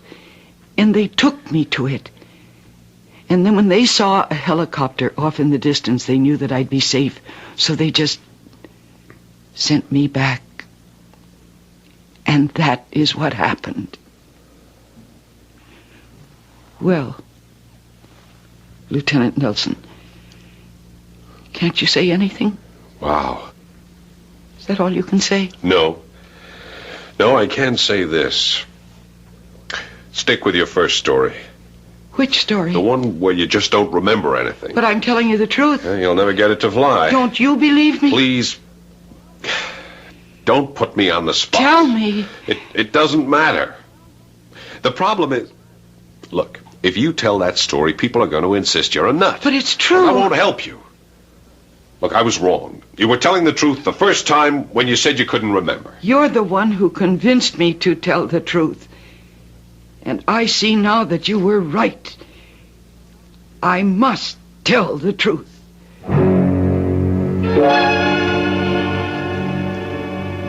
Admiral, we have to do something. Yes, well, what can we do, Pete? Remember, she's not a prisoner. But look, Admiral... We've got to bring her to shore.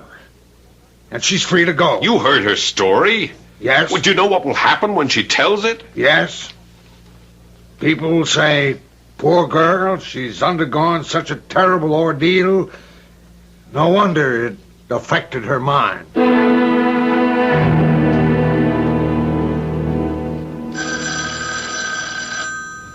Judy! Judy! Yes, Mama. Do something about that confounded phone. I can't, Mama. It'll just keep ringing. Well, take the receiver off the hook or something.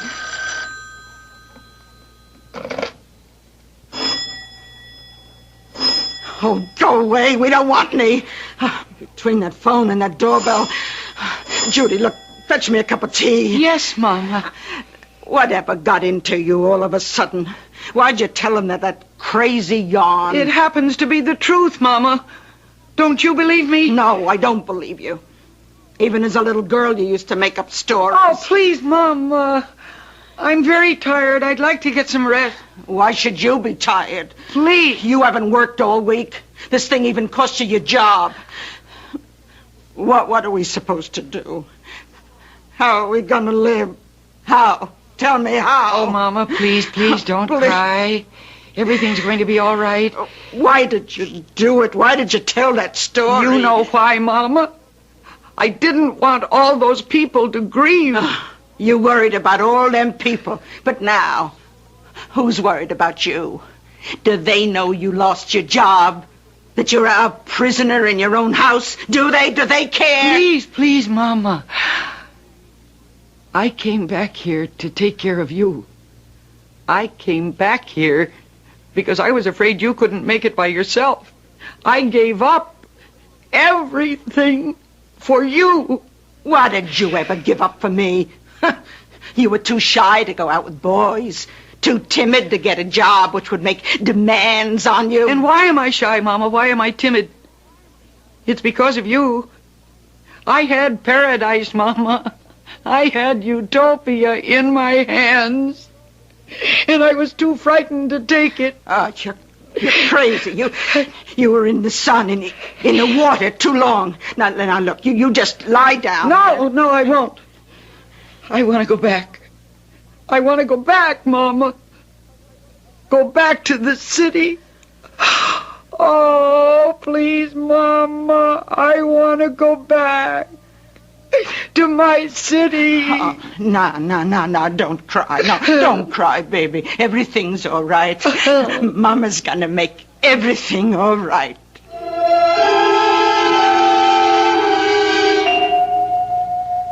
There's nothing further on Judy Roberts' disappearance. She left from the rest home in which she was staying early this evening. Admiral, I think the police could find her if they checked out the local boatyards. Is that so, Lieutenant? Yes. Look, I would say she rented herself a boat, and she's gone out to look for her city again. Yeah, there's a possibility. Is there any way the Navy could be interested? No, not officially, Lieutenant.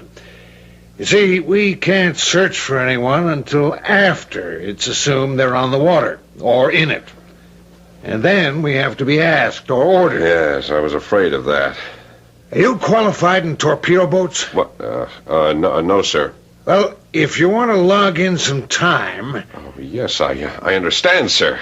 As a matter of fact, I might just come along for the ride.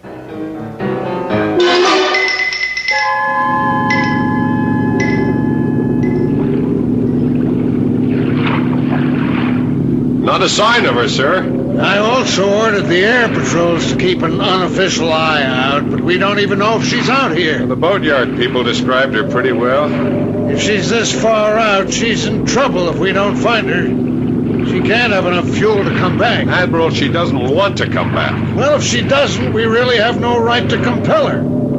Of course, if she's out of fuel and food and water and in danger of sinking... And ill, besides. Admiral, look, up ahead. Dead ahead. Is that a small boat? Steady. Hold her steady.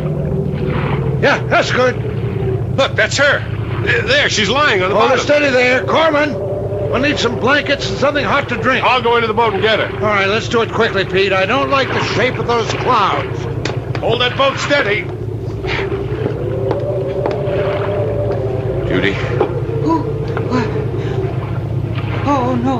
Go away. Judy, you'll die out here. There's a storm coming. Listen. No. I'll be all right. I'm looking for Aura. She'll know that I'm taking you off this boat. Oh, no, don't, please. Judy, you don't want to die. No, let me go, please. I'm too tired to fight you. Put me down.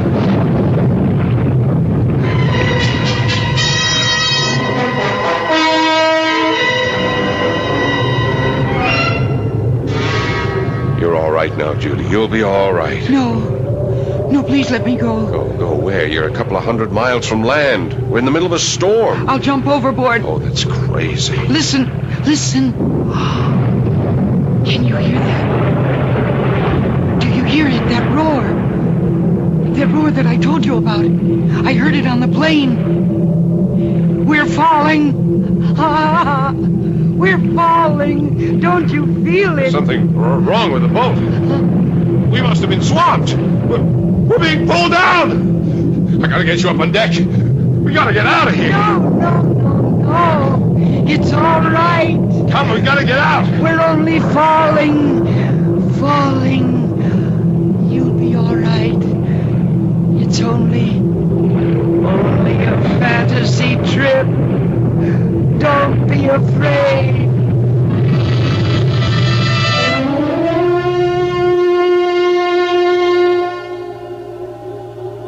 Welcome home. Welcome home again to all of you.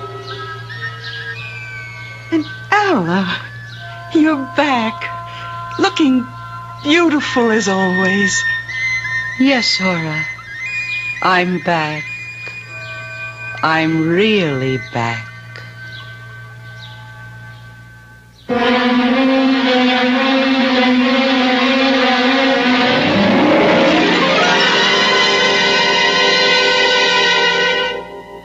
According to the papers and the broadcasts, a torpedo boat went down in a violent storm with all hands. It's true the storm raged in the area of the Bermuda Triangle, but, well, what does that mean? Ships and planes have a habit of disappearing. So do I. but only for a few moments. I, at least, shall return shortly.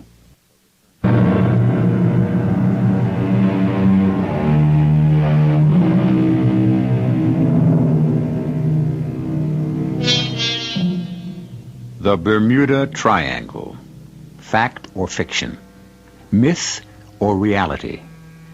Everything you've heard on our show, every way of accounting for it, or not accounting for it, has been the subject of lengthy debate. Is it the passage to another world? Some insist it is. Is it the playground of a superior race of men who amuse themselves with us mere mortals? There are those who believe it.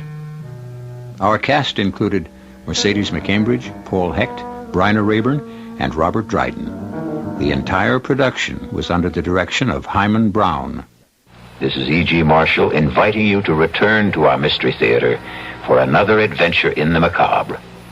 Until next time, pleasant dreams.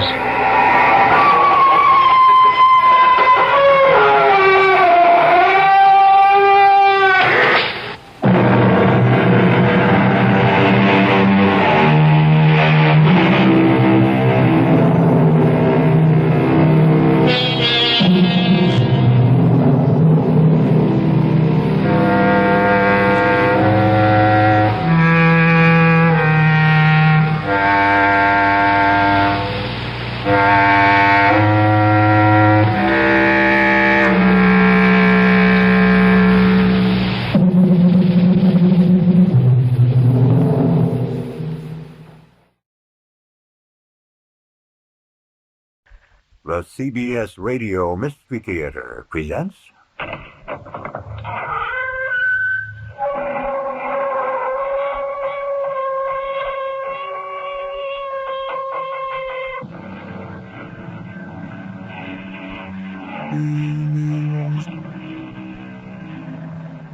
Come in. Welcome. I'm E.G. Marshall. Today's Mystery Theater offering is called Toy Death. It involves a doll.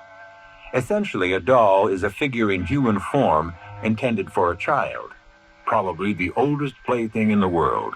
But dolls are also found in catacombs, in graves dating thousands of years before Christ. They have meanings and powers almost opposite. In one country, a doll is a wedding gift. In another, it is very unlucky. Worshipped, feared, played with, a doll has been all things to all people. Good Lord. Will you look at that? It's a primitive doll. Ugly thing. I'd toss it into the fire if I were you. I wouldn't, Mrs. Fowler. Why not? Why wouldn't you burn it? I wouldn't dare.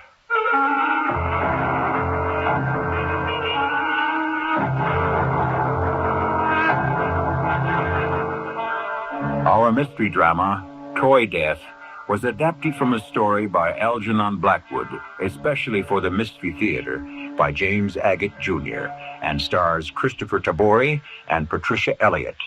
I shall return shortly with Act One. Very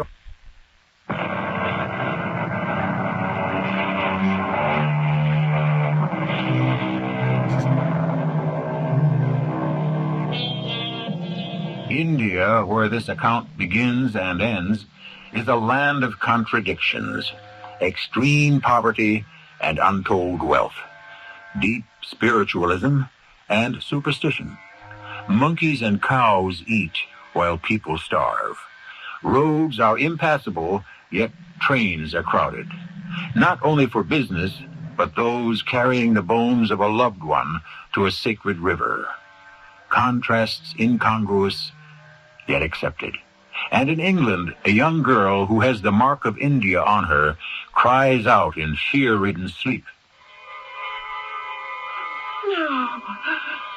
Don't. Don't. Please. You can't. Don't. Oh. Daddy. Daddy? Where are you? I can't find you. can't see you, Daddy. Where are you?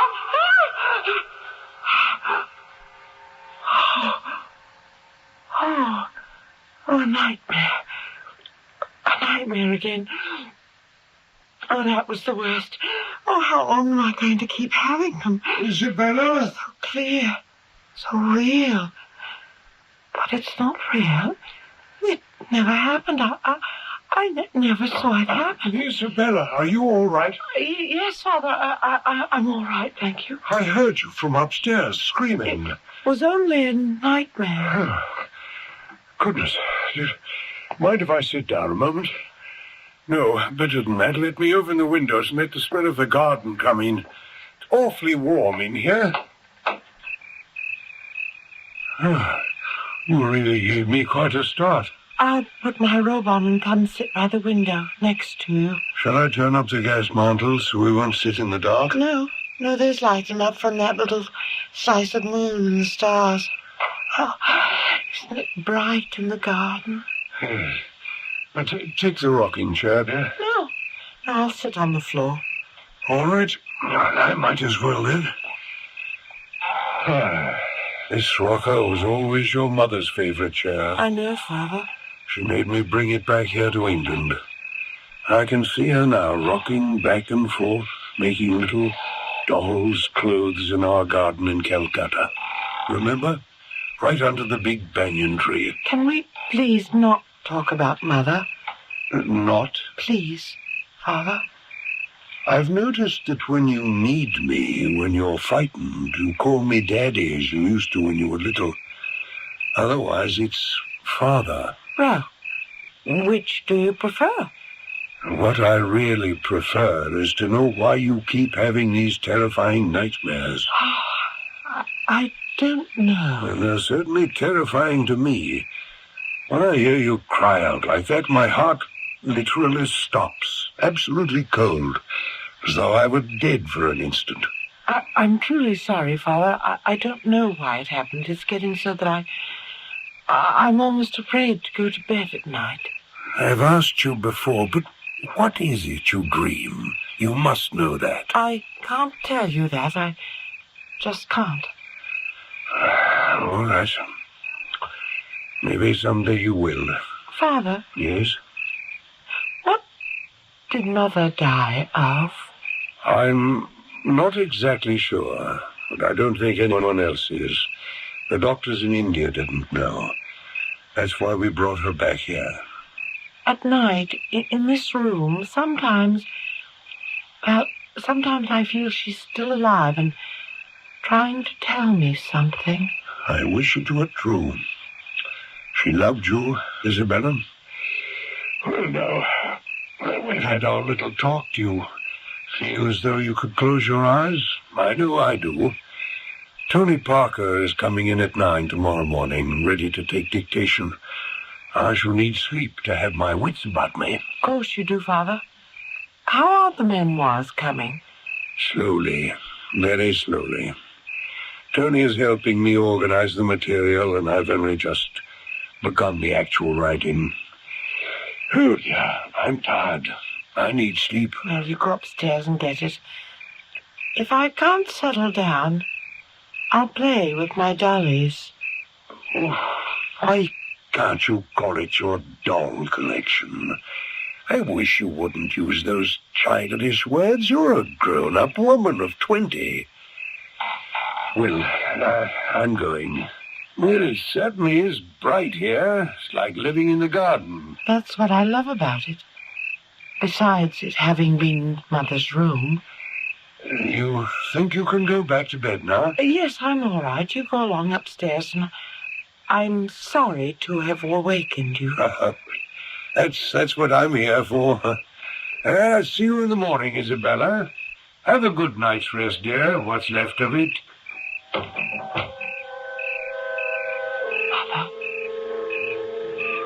Mother, he's gone. You are over there, aren't you, Mother? Is it what you always did in your favourite rocking chair? I was sure you would come, because of the new moon. It wasn't just a dream, was it? It did happen. What am I going to do now? There's no way to prove anything. If I said to anyone, did you know my father was the one? Well, if I said that to anyone, they'd have me put away, wouldn't they? Wouldn't they? Mother? Mother? What are we going to do about him?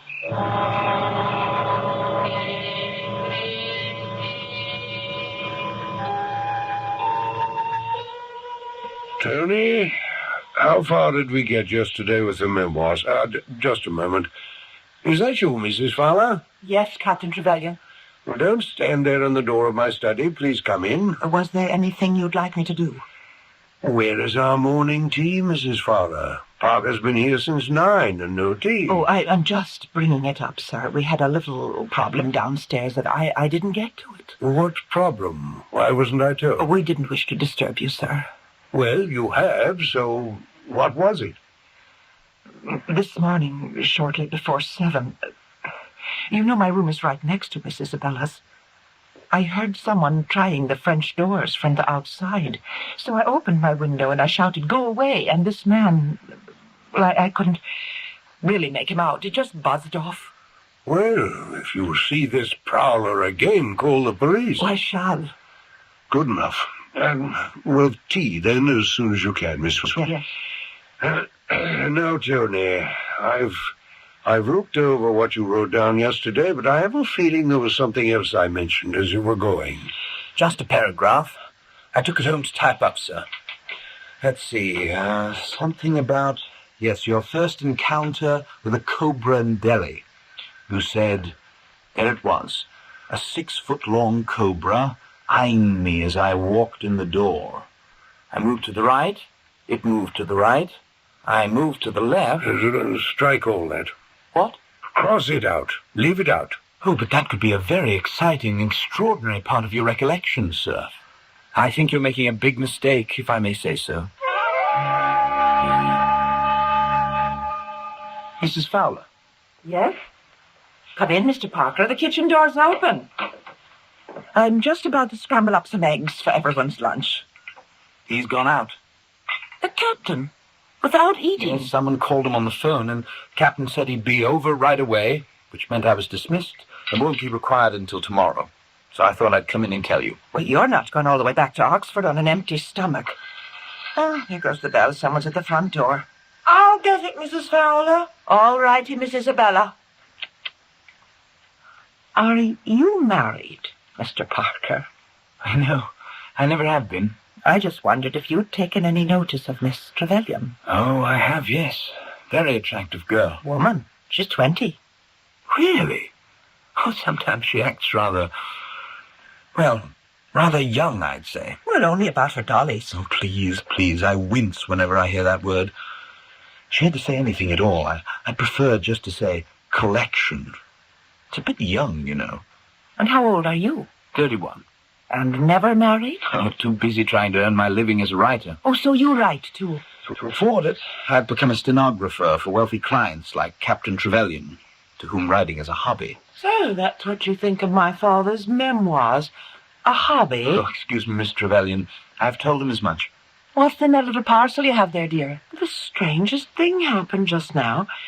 You know, when I went to answer the door, there was this tall, very handsome man. He looked just like the Sikhs one sees in the East Punjab. Was he dark? Did he wear a turban? Yes, he did. That's the man. There's the man who's been hanging about this house since early morning. And he said, "Is this the house of Captain Hugh Trevelyan?" And I said, "Yes, it is." And then he handed me this parcel. I looked at it. It has no name on it, who it was to or from or anything. And when I looked up, he'd gone. Vanished. Well, I wonder what's in it. I have no idea. Well, why didn't you open it? You don't think it's for my father? I'd say you're as much part of the House of Trevelyan as your father is. Now, here's the scissors. Come on now, give me that parcel. Oh, no, wait. What's the matter? I don't know. I just had the strangest sensation. Tony, you too? Did you, Isabella? Yes, a kind of, well, emanation. I can't explain it exactly. What is the matter with you two? Are we going to open the silly package, or aren't we? In a moment.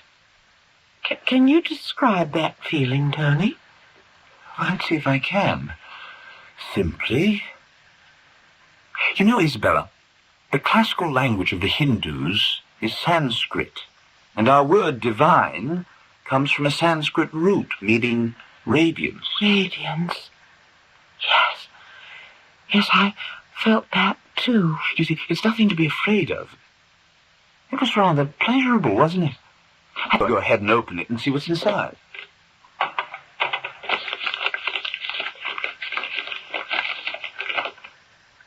Good Lord. Will you look at that? Yes, it's a doll, a primitive doll. Yes, but not a child's doll. More like a fetish with a wax face and a body of straw. Ugly thing. I'd toss it into the fire if I were you. No, I wouldn't do it. I don't think it's ugly at all. It's beautiful. How could anybody make a thing like that for a child to play with? It's not a child's toy. A doll like that would frighten the wee thing half to death. It's hideous. How can you say that? I love it. Well, what's it good for? If it were up to me, I'd do away with it. I'd be very careful. You wouldn't burn it. I wouldn't dare.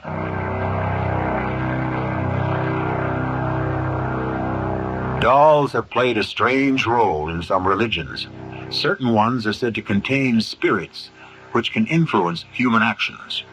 However, isn't it possible that the sender of this odd gift simply knew that Isabella, as had her mother before her, collected dolls? And Tony, is he not perhaps finding something sinister in an object merely primitive? I shall return shortly with perhaps a few clues and a few answers in Act 2.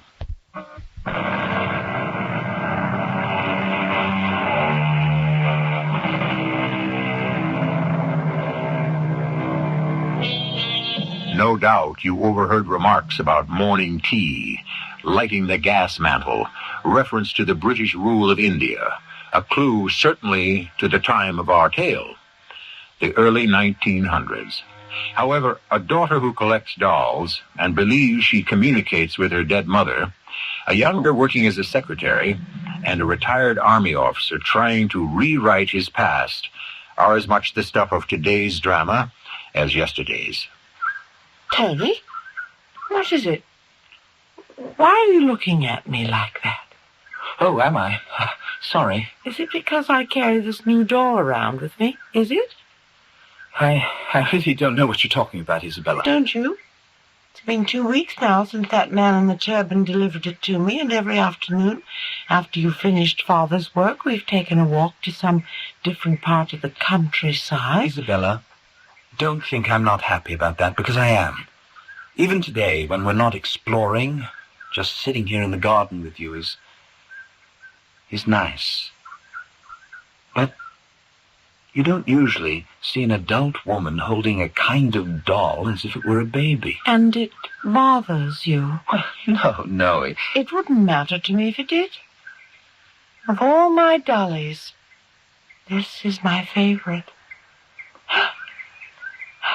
Why did you say this was more like a fetish than a doll? Oh, forget I said that.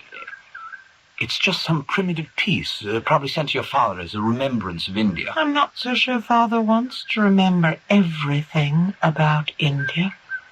You're not? Well, you should know better than I. Has he started about my mother, how he met her and how they went together to India? I was going to say that. We're well into India, but certainly 18 years back, but not a word about your mother.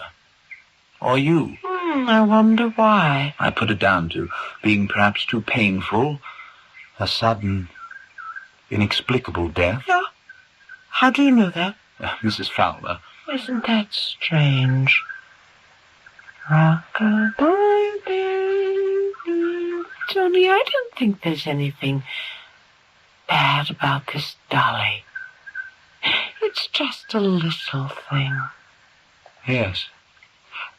But didn't it strike you odd, the moment we were about to unwrap the parcel? I mean, you'd been calling me Mr. Parker all along, so naturally I called you Miss Trevelyan. Then suddenly you said Tony, and I found myself saying to you Isabella. It was the most natural thing in the world, as if we'd always known one another. I never realized that. That's so. Yes. Are both your parents alive, Tony? No, I was an orphan. I don't know who my parents were. Would you say it's logical that I sometimes feel I can talk to my mother even though she passed away 2 years ago? You were very close. Not close enough. Or it might never have happened. Isabella? Yes? Try not to think about the past too much. Sometimes I think so hard about my mother I can make myself believe she's right in my room. Yes, well, it's not a good idea. Dwelling on the past can be sad-making. I'm not. I feel happy now. I've got you to talk to, my dolly, and the whole collection in my room. Someday I'll show it you.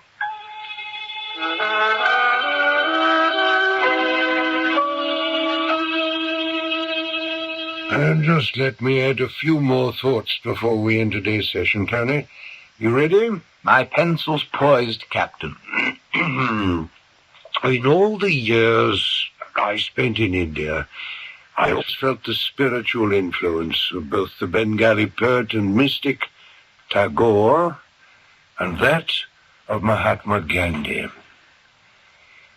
Well, I think that'll be it for today. By the way, I understand from Mrs. Fowler you've been seeing quite a bit of Isabella. Oh, I wasn't keeping it a secret, sir. Isabella hasn't mentioned it to you herself. No, she hasn't. We don't talk together as much as we should. Because of her mother? What do you know of her mother? What has she told you? Oh, no, nothing at all. Except that she feels very close to her, even in death. Yes. Well, when you've typed up what I've dictated since Monday, you may leave. I'm off to London on business. If it gets late, we have an extra room. It's yours. What's the time? Ah, good. I'll just make it to the station for the 2 o'clock. Captain Trevelyan, I'm sorry if I said anything about Isabella and her mother that was unwarranted. I'm very fond of your daughter. It was merely to let you know that I'm quite concerned about her. Well, Tony, it's a good thing she does see something of you. Bring her out of her shell. It's not healthy for a young woman to spend so much time with a collection of dolls. But what can I do? Her mother was just like that.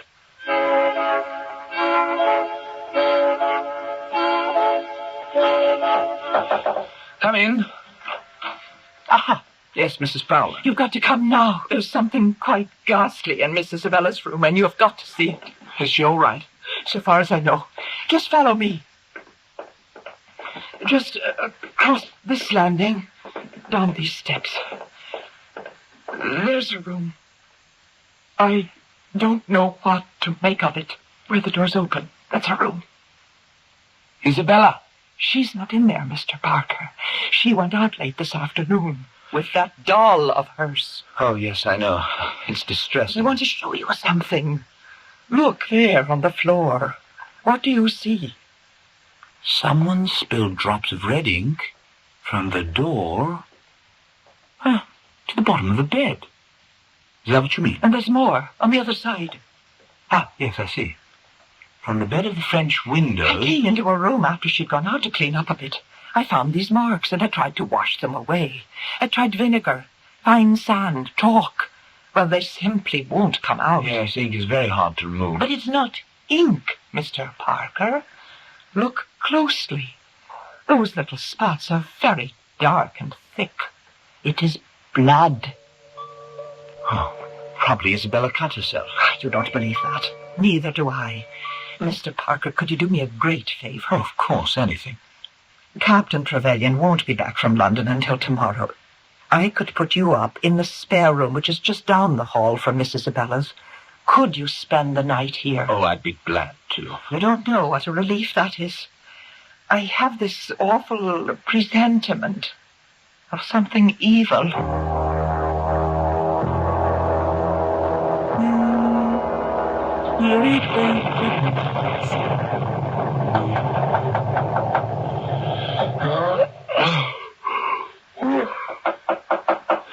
Who is it? Mr. Parker, are you awake? I am now. Mr. Parker. Coming. What is it? You've got to come with me to the hall. Hurry. What's the time? It just struck 3. I think I must be going mad. All right, all set. Look at that lightning. I'm glad I'm not on the road tonight. I saw it. I saw it with my own eyes. Mrs. Fowler, now, can you show me what it is? Yes, but we mustn't make a sound. I don't want to wake her. Now, just open the door and stand there and observe. Open what door, Mrs. Fowler? Stand where? Observe what? Miss Isabel's room. That ugly doll. It's alive. This is what happened. I awoke when the storm began, and I went around the house as I always do, just to make sure the windows are shut. So I went into her room, and there it was. Mr. Parker, I swear to you by all that's holy, it was walking across the floor. Not the doll. Yes. I closed the door immediately and ran to fetch you. All right now. What do you want me to do? I'm going to open her door very quietly, and we'll have a look. You're quite sure this is no part of a bad dream of yours? Oh, hush, hush. The room's pitch black. And how could you have seen anything? The lightning struck and lit up the whole room. Oh, I can't make out a fig. It'll be very embarrassing if she wakes up. I have to know. Your eyes will get accustomed to the dark in a minute. Now look there. Can you see her bed? Yeah, dimly. Do you see her hand? Do you see what's in it? I think so. It's that horrible. Yes, let's go out. Come along. I don't want her to wake up in 5 minutes. Now, Mrs. Fowler, I've looked into the room as you asked. I saw the doll, but it wasn't moving. It was lying in her hand just as I've seen her carrying it about for weeks. I really don't think there's anything to worry about. Good night. Mrs. Fowler, from what you tell me, I don't see what the problem was last night. Captain Trevelyan, you don't, because you didn't see what I saw. I think you could use a week or 2 of holiday. There's just too much going on in this household to suit me, Captain. I am not that happy with her fondness for dolls at her age, but I have to make allowances. Her mother was very much like that, too, in some ways. Miss Isabella believes she talks to her mother. That ought to be stopped. It's not healthy. I know all about that also, and I agree. It's not healthy. I've tried to be subtle about it without alarming Isabella, but there you are. I'm hoping she'll get over it. Well, as far as I'm concerned, it's too much. Take 3 weeks off, Mrs. Fowler. It'll do you good. Paid vacation. Captain, I know what I saw, and that's that. Now, it is too much of a responsibility, the goings-on in this house. It's too much to bear alone. As of today, sir, I am tendering my notice. I shall forego any severance that is due me, and instead of the customary 2 weeks, I am afraid 5 days is all I can put up with. I shall leave here then. 5 days from this morning. I do feel sorry for you, Captain, but it is not I who have been struck by lightning. Believe me.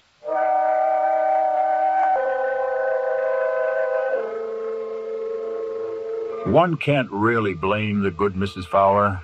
When the inconceivable is added to the incomprehensible, it's asking a great deal of anyone to be patient and forbearing, especially when you consider our story takes place in an era when superstition far outweighed science. I shall return shortly with Act 3.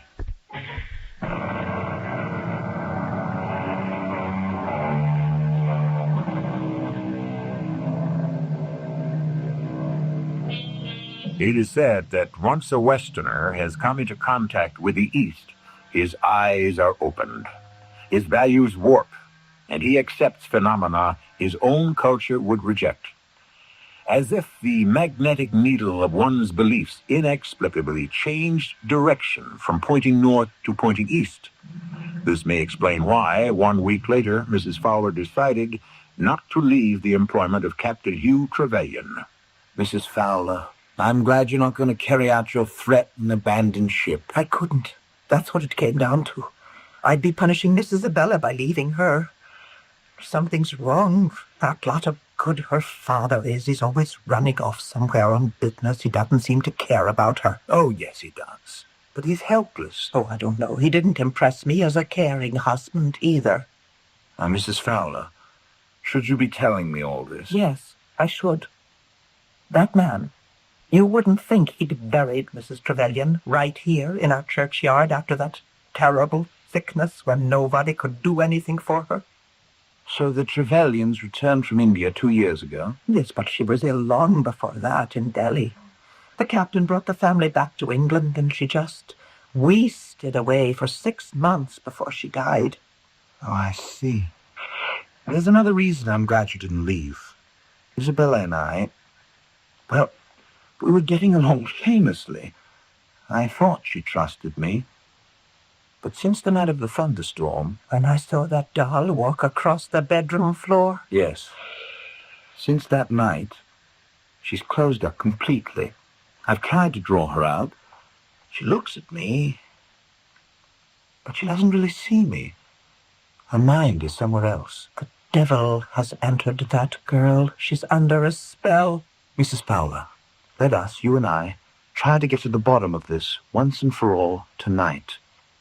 As soon as the captain is retired for the night, say half an hour later, we'll meet in the hall outside the guest room. From there, it's just a few steps to Isabella's.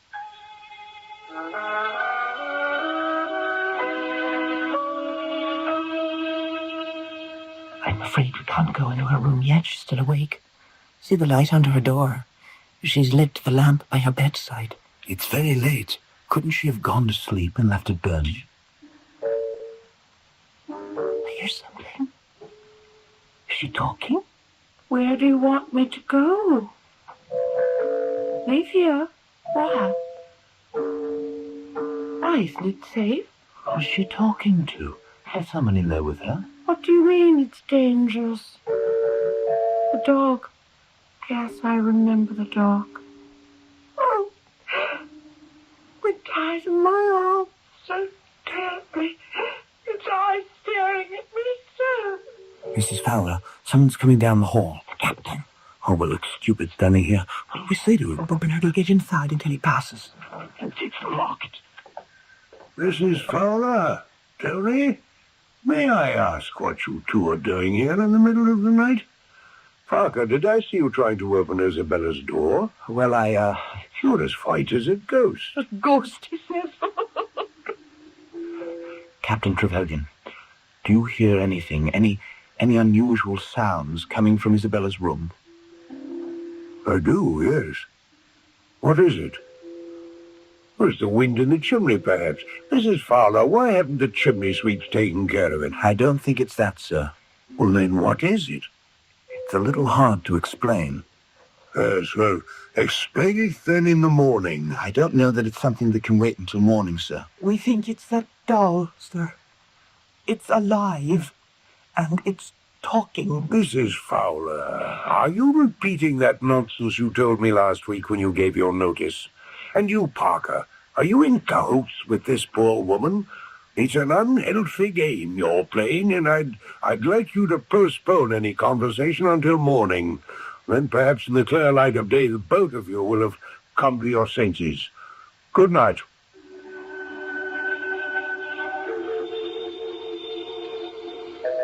Has he gone? Yes.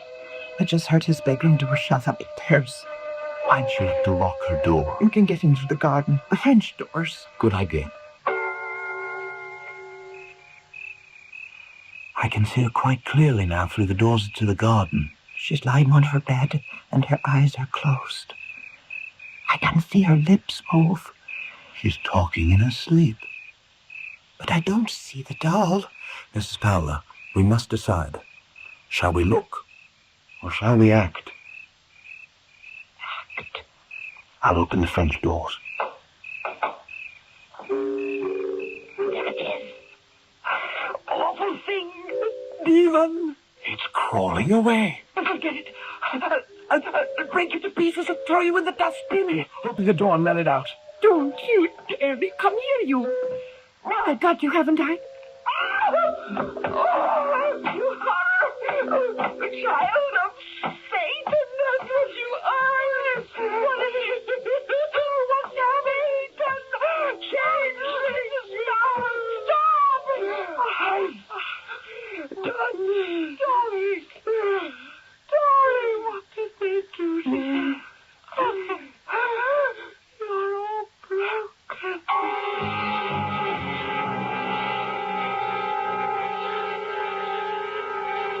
It was horrible, Captain Trevelyan. There was life in it. I kicked it, and it kept crawling after me. Is this so, Tony? Word for word. Both of us could not have been mesmerized into seeing the identical happening at the same time. But the worst part, of course, is Isabella's strange involvement with this new doll of hers. Have I seen it? I doubt it. It's not easily forgotten. By day, she cuddles it like a baby, and at night... we heard her talking to it. In her sleep, and it answers in a language of its own, like music, like little chimes. Last night, before you came downstairs, we could hear what she was saying, asking if she was in danger, remembering a dog that died in her arms. There was something about that dog. The dog died. The dog.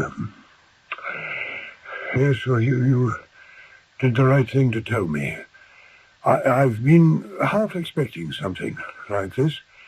It was bound to find me, sooner or later. They never give up. Captain Trevelyan, I think tonight, when Isabella's asleep, you should witness this yourself. Mrs. Fowler, I think you said someone sent this doll to her. It was delivered. Miss Isabella answered the door, and a man said, "Is this the house of Captain Hugh Trevelyan?" and gave it to her.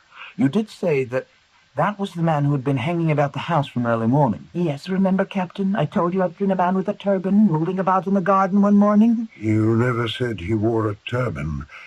Was he dark? Miss Isabella said so, and very handsome. Captain, whatever it is, I think you placed your daughter's life in great danger. Tonight, I should put a stop to that. Captain, have you any idea why that doll was brought to this house? Yes, I do. It was intended for me.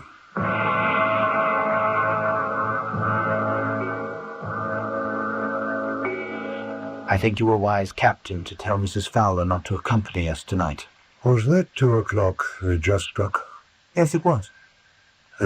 Isabella must be asleep by now. Let's open her door. She's locked it. But I have a key. That's it.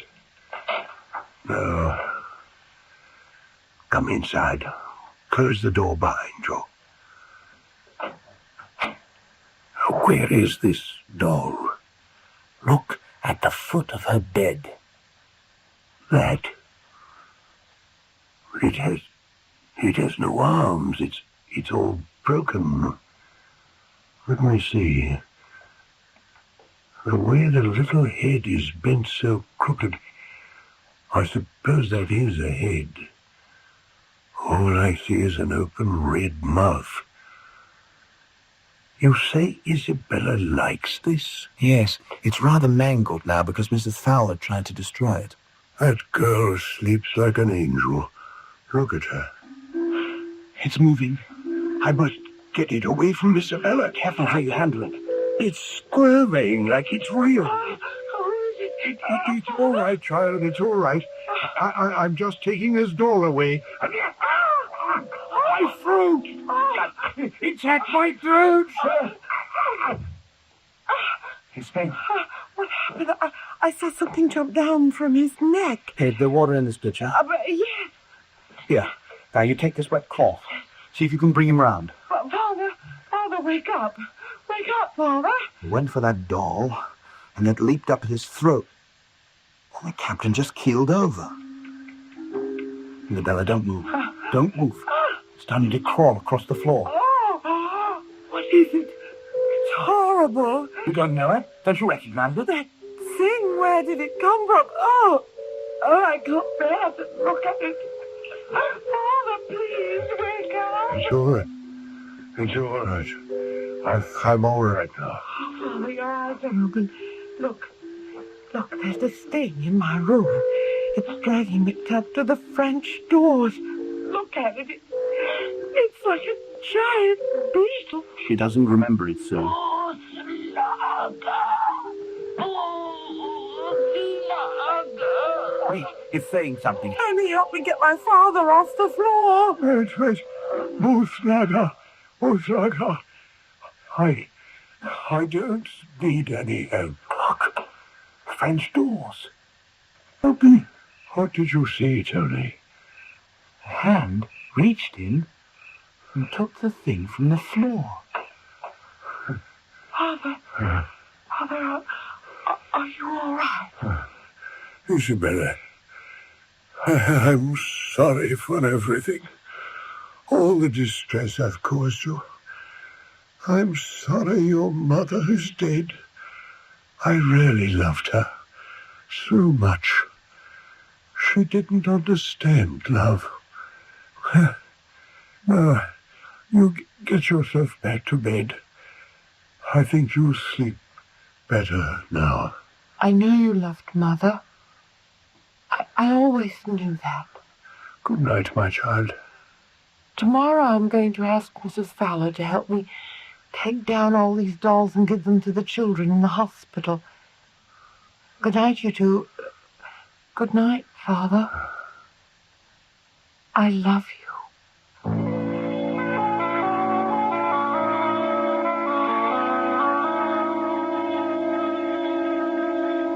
Good morning, Tony.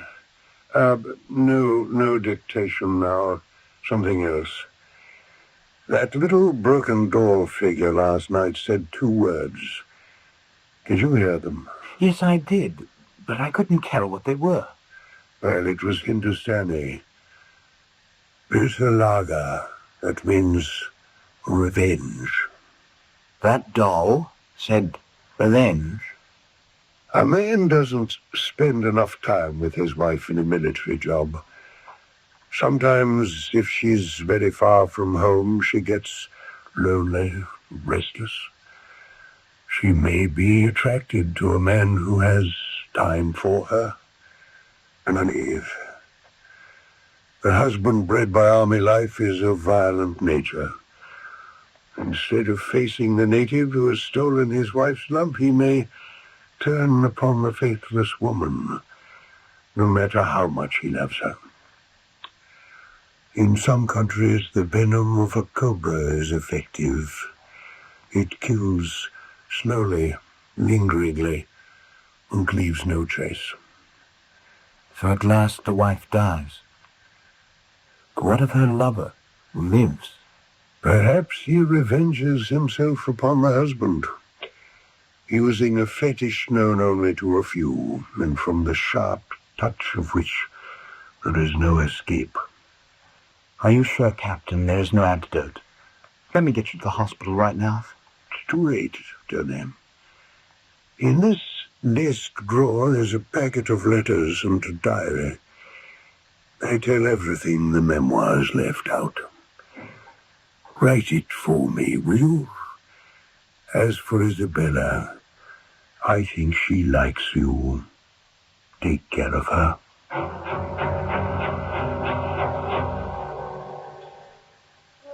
Within minutes, Captain Hugh Trevelyan was dead.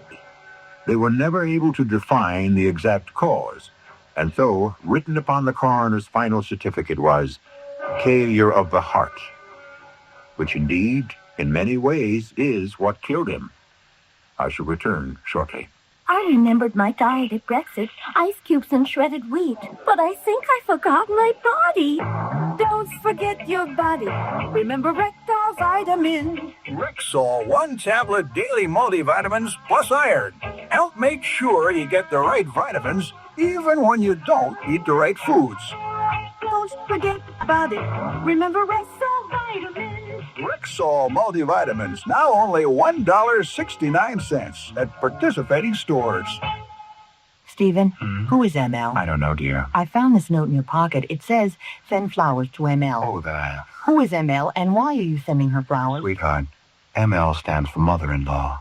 Oh, and you sent my mother? The FTD Charm Her Bouquet. For Mother-in-Law's Day? Sunday, October 25th. Now you're going to say, Doris, aren't you ashamed? No, I'm not. Yes, you are. No, I'm not. Yes, you are, Stephen. Sunday, October 25th is Mother-in-Law's Day. Call or visit your FTD florist today. If you're in search of mysteries, where things are seldom what they appear to be, sooner or later you'll find Raven House. Welcome to Raven House. But beware, once you enter, there's no turning back. Reagan House paperbacks have more ways to keep you in suspense than you could ever imagine. And each murderous crime is committed in its own devious way. So just when you think you've cracked one case, there's a whole new mystery waiting to be solved. Jane, quick, call it. Jane, quick, call it. Jane, quick, call it. Jane, quick, call it. Jane, quick, call it. Jane, quick, call it. Jane, quick, call it.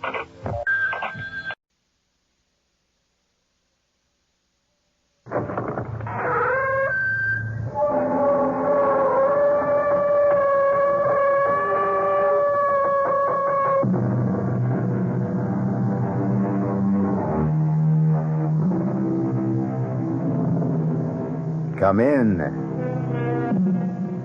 Welcome. I'm E.G. Marshall. Welcome to our world of mystery and the macabre. Sit back and lend us your fears.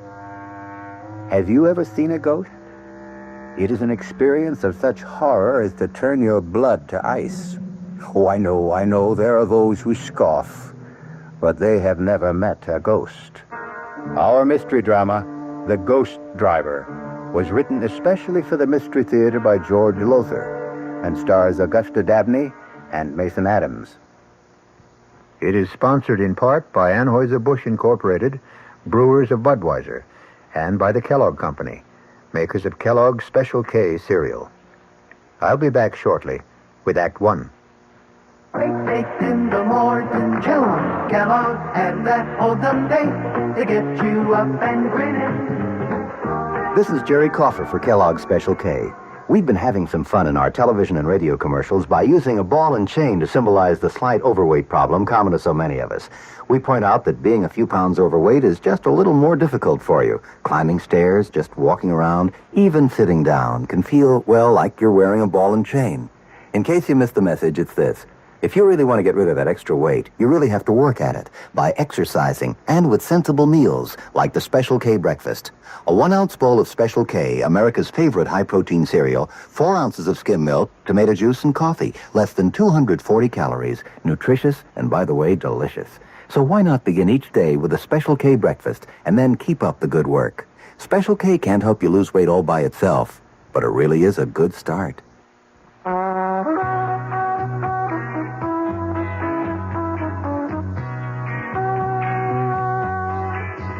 No matter what you say before, that's what Suburban say before Suburban. Suburban Savings offers you an easy way to borrow without touching a penny in your regular savings passbook account. Just let Suburban loan you the money.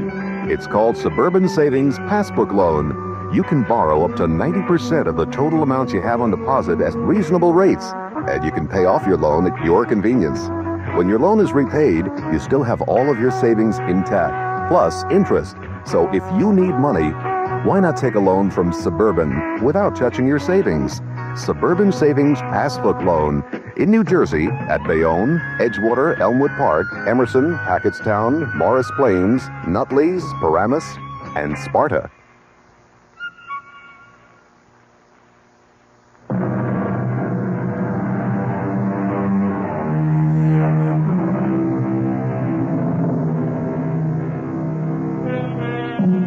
Do ghosts exist? Mel Stout doesn't think so. But his wife Liz feels differently. If it had been up to Liz, they'd never have bought Gormley Lodge on top of Manitou Mountain in Colorado. Why? Because according to local legend, the former owners, the Putnams, had been sent crashing to their death by a ghost driver who came at them head on. Now, in the living room of the lodge... Liz, I've had it up to here with that brother of yours. now, I mean, he Mel. promised to help finish painting his living room before the Duncans arrived tonight, and where is he? Mel. I'll tell you where he is. He is out on the slope skiing, enjoying himself as usual. Well, do you just be reasonable now? If we didn't have Rory, where would we get a ski instructor, I'd like to know? We certainly can't afford to hire one, any more than we could afford to have this place painted. Oh, I'm sorry. It's just that I've got so darn much on my mind. Liz, I just hope that I haven't made the mistake of my life and yours. We'll make a go of the lodge. We're off to a pretty good start. The Duncans arrived tonight, and they're booked for a full week. And the Todds and the Morgans arrive next week. Yeah, and after that? Well, darling, our newspaper ads ought to get us more customers. Just ask yourself, darling, what would you rather be doing now? Painting the living room of your own ski lodge with paying guests arriving tonight? Or slaving away at your old accounting job in Aspen? Well, at least that brought a check in every week. Oh, Nell, you've wanted to be your own boss for years. And so we bought this old mansion on top of Manitou Mountain to start our own ski lodge. The old Gormley Mansion. And we're going to keep at it until we make a success of it. Liz, you're marvelous. Oh, there's somebody at the front door. I'll get it. Oh, Mrs. Gormley. Come to pay you a visit, Miss Stout. My first formal visit. Well, that's very good of you, Mrs. Gormley. Well, won't you come in? All right, Jason, you heard the lady. Wheel me in. Yes, Mother. You know my son, Jason? You've met? Yes, briefly. Mel, the Gormleys have come to pay a visit. I see you, Mrs. Gormley. Jason, hope you don't mind if I finish this painting. Oh, go right ahead. I'd give you a hand, old as I am, but my arthritis keeps me in this wheelchair. Jason, why don't... No, thanks. I couldn't think of asking a fine arts painter to do... Fine art, you hear that, Jason? Mr. Stout complimented you, called the mountain scenes you think fine art. Well, they are. Why, I saw some of them in the ski shop in town. They're very good. Do you sell many? A few. Oh, just enough to cover the cost of the paint and canvas. Oh, yes, and a quart of whiskey now and then. Mother, please. Well, now, they don't hear it from me, Jason. They'll hear it from others. A drink now and then. Now and then. Tell the Stouts how you play Russian roulette with that old revolver of your father's when you're drunk. Stop it, Mother. Stop it. Perhaps you'd like some coffee, Mrs. Gormley, or tea. It won't take a minute. No, thank you. We won't be here that long. Now, I've come to do for you what I did for the Putnams. Them that bought my house out from under me 3 years ago. Out from under you? Mrs. Gormley, are you saying that we have done that? Forced you out of your house? Well, haven't you? Oh, it's not your fault. Jason's father left us destitute. Left me destitute, I should say. With a son too lazy to support his old mother. So I had to sell this beautiful place. Mother, the Stouts aren't interested in all this past history. Well, they'd better be, if they value their lives. Value our lives? Well, Mr. Halliday didn't tell you, of course. Tell us what? About how the Putnams met their deaths. Why, yes. The real estate man told us about the accident. That was no accident. No more than my husband's death was an accident. He died in the same way? His car crashed off the bridge into the gorge? Right. 800 feet down into the gorge, to the rocks 800 feet below. But no accident. Suicide. The Putnams didn't commit suicide. Not them. My husband, Jason Sr., raving drunk and suicidal, but this was no accident either, the Putnams. He drove them off that bridge. Who? My husband. Now, wait a minute, Mrs. Gormley. If your husband was dead... Hi, I'm back. Oh, sure. Naturally, Rory. Now, the painting job is nearly done. Oh, now, don't get uptight, Nell. I just didn't remember it till I was out on the slopes. Hi, Mrs. Gormley. Jason. Paying a little social call? It's anything but social. Mrs. Gormley, are you saying that your husband, even though he was dead, somehow killed the Putnams? Liz, come on now. All right, I'll tell you. After my husband's death, when I realized I'd been left penniless, that I'd have to sell this place, I fell into a state of depression. When the Putnams bought Gormley Lodge, they were going to use it as a winter home, not turn it into a ski resort like you. When they bought it, and I had to move into the little guest house, I was so sad I thought I'd die. For days and days I sat and wept, and then one night, my husband come to me. Your husband? You dreamed? It was no dream. Oh, it was my husband. His ghost. Oh, for the love... Rory. He stood at the foot of my bed, and he begged my forgiveness for leaving me a pauper and breaking my heart. And he said, Jessica, I promise you'll live in Gormley House again. And then he vanished. The very next night, the Putnams crashed through the bridge over Gormley Gorge. Well, accidents do happen. It was no accident. Now, the real estate man didn't tell you the whole story. Mrs. Putnam lived long enough to tell just what had happened. Well, you can ask the sheriffs. The Putnams didn't go off the bridge by accident. They were driven off it. Forced to swerve off it by an oncoming car. A car driven by a skeleton. Good heavens. That's what I wanted to tell you. And now you know. Good day. Well, what kind of a put-on is this? She's trying to scare us out of here. I'm trying to save your lives. You're trying to get back into this house. That's what you're doing. Just the way you moved back after the Putnams got killed and lived here a full 3 years until now. Roy, have some respect. Respect? No way. She may be old, but she's as shrewd as they come. She frightens you off, then moves back in again and stays until some other sucker comes along. warn you. Just let us know when your husband's ghost shows up again. It did. What? Last night. Oh, man, this is the neatest rip-off Shut up, Roy. Your husband's ghost? Last night? Yes, and he used the same words. Jessica, I promise you'll live in Gormley Lodge again. Oh, I beg you, listen to me.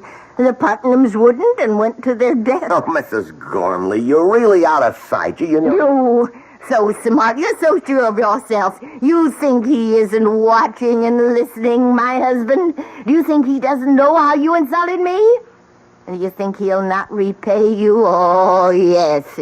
If people are to die this time, too, you will be the first. Now, be warned.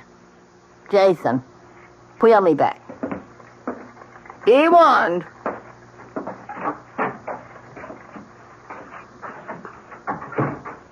Rory, you shouldn't have talked to Mrs. Gormley like that. You didn't spring for that crazy story, did you? I don't know. I wonder. What, miss? Mel, call the sheriff. Find out if Mrs. Gormley's telling the truth. Oh, come on, Liz. I look like a fool. Anyhow, I've got to finish this paint job. What? Liz, you're not... I must find out. Suit yourself. You always do.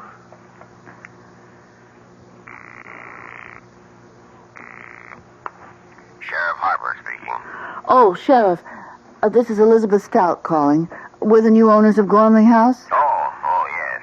What can I do for you, Mrs. Stout? Well, we just had a visit from Mrs. Gormley. Oh? What do you mean, oh? Oh, nothing, Mrs. Stout, only she can be a little hard to take, getting on in years. Yes, well, what I wanted to ask you, of course you remember the accident to the Putnams 3 years ago, crashing off the bridge over Gormley Gorge. Yes, I remember. Well, according to Mrs. Gormley, Mrs. Putnam lived long enough to tell you what had caused the accident. Is that so? Yes, it is. And what did she tell you? Well, now, Mrs. Stout, she was near death. Maybe out of her head with pain and shock. What did she tell you, Shellis? Did she tell you that they had been forced to swerve off the bridge because of another car that came straight at them? A car with a skeleton driving it? Well, as I said, she was out of her Did head. she? Yes, that's the story she told me. Thank you. Goodbye. So? Mrs. Gormley told the truth. The Putnam woman was dying. Anybody in that condition is liable to say anything. I suppose. Now, look, just get off it, Liz. We put our life savings, every cent we've got in this place, and I'm not leaving, ghost or no ghost. Well, speaking of leaving, I'd better get on down into Manitou and pick up the Duncans at the airport. Well, it's a bit early, isn't it? Or if you've got some cute chick in town that you'd like to spend an hour or so with. Mel, you put me away. Don't give me any ideas, Rory. Well, it's a bit early, isn't it? Or if you've got some cute chick in town that you'd like to spend an hour or so with. Mel, you put me away. Don't give me any ideas, Rory.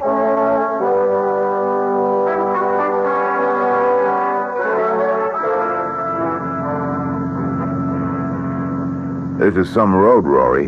You drive it often? In the dark, I mean? A few times, Mr. Duncan. Well, it's frightfully steep and curvy. Now, don't push the panic button, Mrs. Duncan. I'll get you to the top of Manitou Mountain safe enough. You'll be enjoying a hot toddy in front of the fireplace at Gormley Lodge before you know it. Maybe you better slow down a little. Ah, it's okay.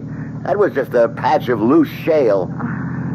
You much of a skier, Mr. Duncan? Oh, I do okay. My wife will need some lessons, though. I take it Gormley Lodge has a pro. For the best. Me. Well, fine. Say, this road is steep and curvy. Must be pretty spectacular. Views, I mean, in the daytime. It's spectacular enough right now, what I can see in the headlights. We've got some views, all right. Here's one. It's real cool. From the bridge over Gormley Gorge. Steep? 800 feet straight down. It's too bad there isn't a moon tonight. I'd stop on the bridge and let you have a look. What's that sound? We're crossing the bridge now. A wooden bridge over Gormley Gorge. About 500 feet across. Hey, what's the... Lights of a car. Coming fast. That damn fool is coming straight at us. Get over! A skeleton driving that car. Hey, we're going off the bridge!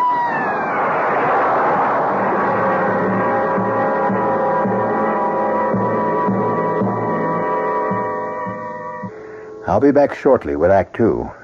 If you have the nerve to return, that is. Hello, Ox. It seems like only yesterday that I was a little girl tasting porridge. You know, this one's too hot. This one's too cold. And now I conduct taste tests on diet drinks. And there's one I must tell you about. Sugar-free Diet 7-Up. It has a fresh, natural, delicious taste. It drives my quesometer crazy. Sugar-free Diet 7-Up. This one's just right. Hey, Mom, what's for dinner? Hey, Mom, what you got? How about a no-cook dinner for a change? Serve a delicious spread of sliced meats, cheeses, salads, and crisp rolls from ShopRite's appetizer counter. You'll love the freshness, the fine quality, and the pleasing variety. This week's best buys are ShopRite freshly sliced chicken roll, half pound, 69 cents. Imported Switzerland Swiss cheese, half pound, 89 cents. ShopRite liverwurst, 99 cents a pound. Fresh macaroni salad, 39 cents a pound. So relax. Cook up a ready-to-eat dinner at the ShopRite appetizer counter. She loves her family. She wants the best. She does all that she can do. She lets ShopRite do the rest. Hey, Ma, what's for dinner? ShopRite has the answer. Hello, AMCO. My automatic transmission just stopped automaticing. I was wondering, do you service Chevrolet? Do we service those sensational Chevrolets? Ma'am, AMCO has serviced over 3 million automatic transmissions of all kinds. Nearly 900,000 Chevrolets alone. Do we service Chevrolets? George, pitch pipe, please. Chevy Nova and Impala and the Brown Ale and Carmelo and the Chevy Blue. Oh, my. Yep, we know 'em. Every Chevrolet automatic make and model on the road today, from the oldest Biscayne to a bright, spanky Caprice. By the way, what sort of Chevy did you say you had? A Chevy Mustang.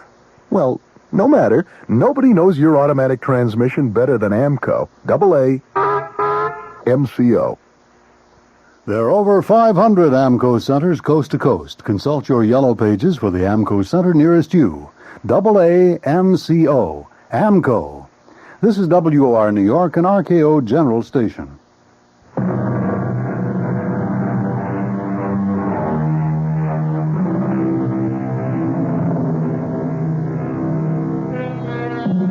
Terror, unless you have experienced it, is only a word.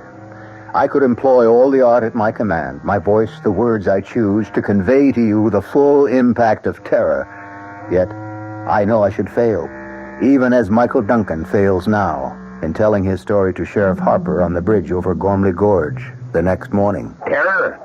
You say you experienced terror? What would you experience, Sheriff?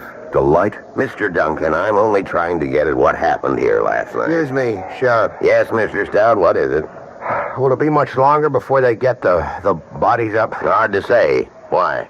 I'd like to get back to the lodge. My wife is alone, and you can imagine her condition after hearing of her brother's death. Say nothing of how it happened. Sure, you go ahead. I'll let you know when you're needed to identify the bodies. I'm sorry about your brother-in-law, Mr. Stout, and the publicity. Publicity? And this is the second time the ghost driver has struck. Ghost driver? And the news has got out. I hear they're sending reporters over from Aspen. That's great. That's just what I need. That'll end my ski resort business for good. Not that it ever got started. Wait a few minutes and I'll ride back up with you. Nothing I can do either till they recover Jill's body. Oh, yes, there is, Mr. Duncan. You can give me a full account. Now, look, Sheriff, I've told you all I know. We were driving across this bridge when we saw this other car coming straight at us. Stout's brother-in-law was driving. He swerved to avoid the oncoming car and went through the guardrail. In the split second between swerving and going through the rail, I leapt clear and saved myself.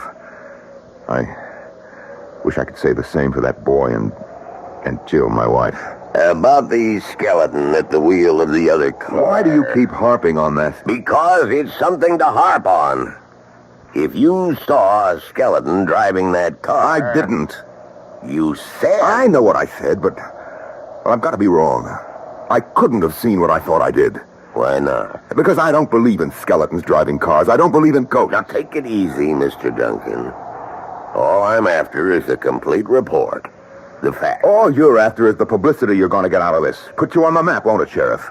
Why, you might even get a job in one of the big Colorado ski resorts like Aspen or Vail. That'll be enough, Mr. Duncan. You can go. I'll phone the lodge when I need you.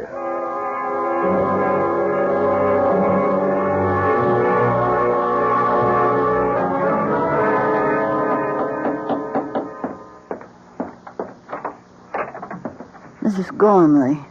Well, invite me in, Miss Stout. Oh, yes, of course. I'm surprised to see that you're not in a wheelchair. Oh, it depends on how bad my arthritis kicks up. Sometimes I can walk with a cane, like now. I see. Is your husband home? No, he's down at the bridge with Mr. Duncan. Oh, the fella whose wife got killed, huh? Yes. Well, I'm sorry about that. Sorry about your brother, too.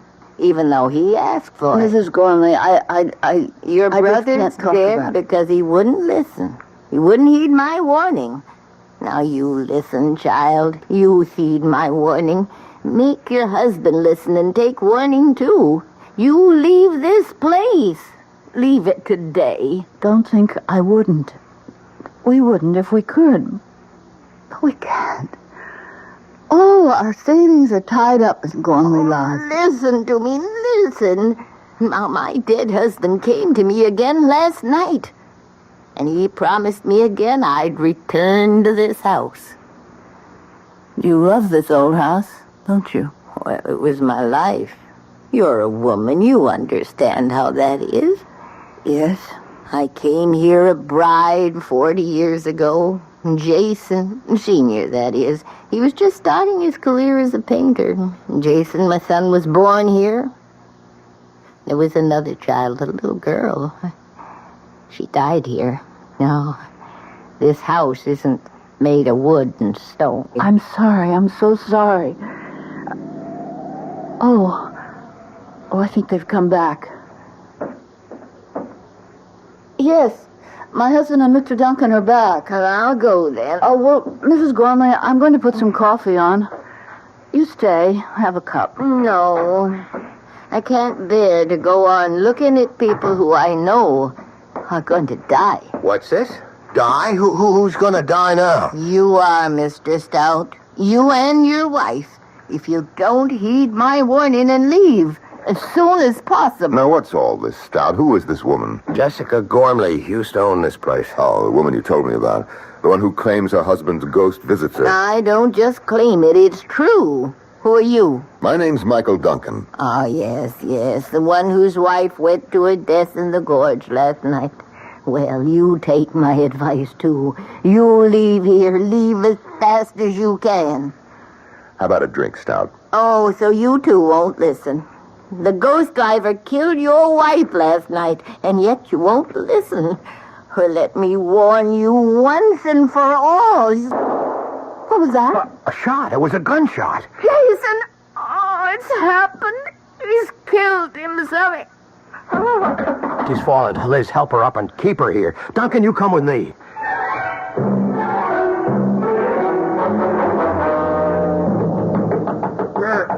Yeah, coming.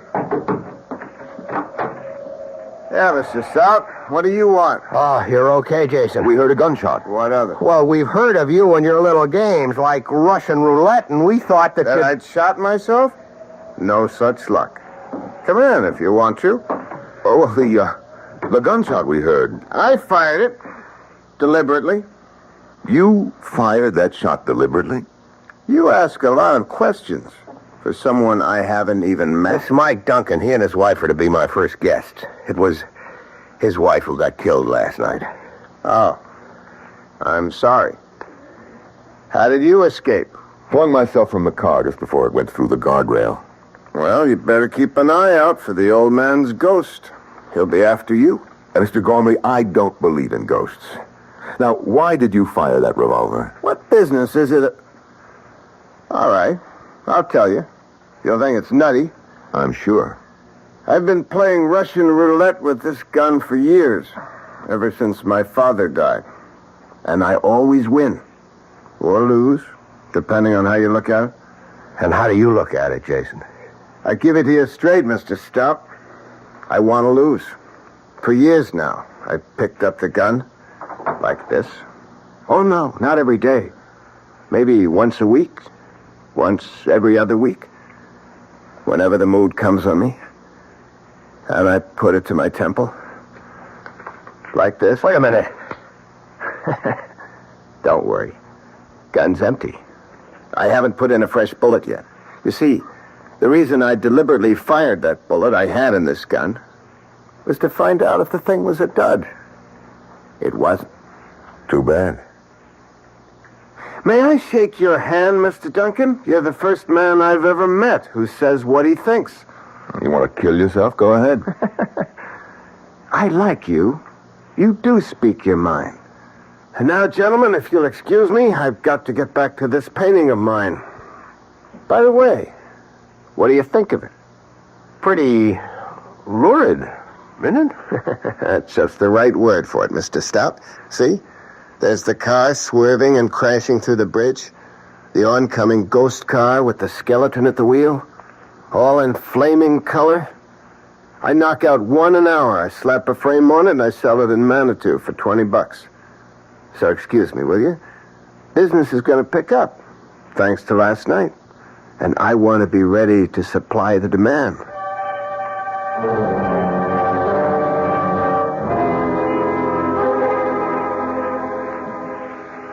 It's been a rough 24 hours, Miss Stout.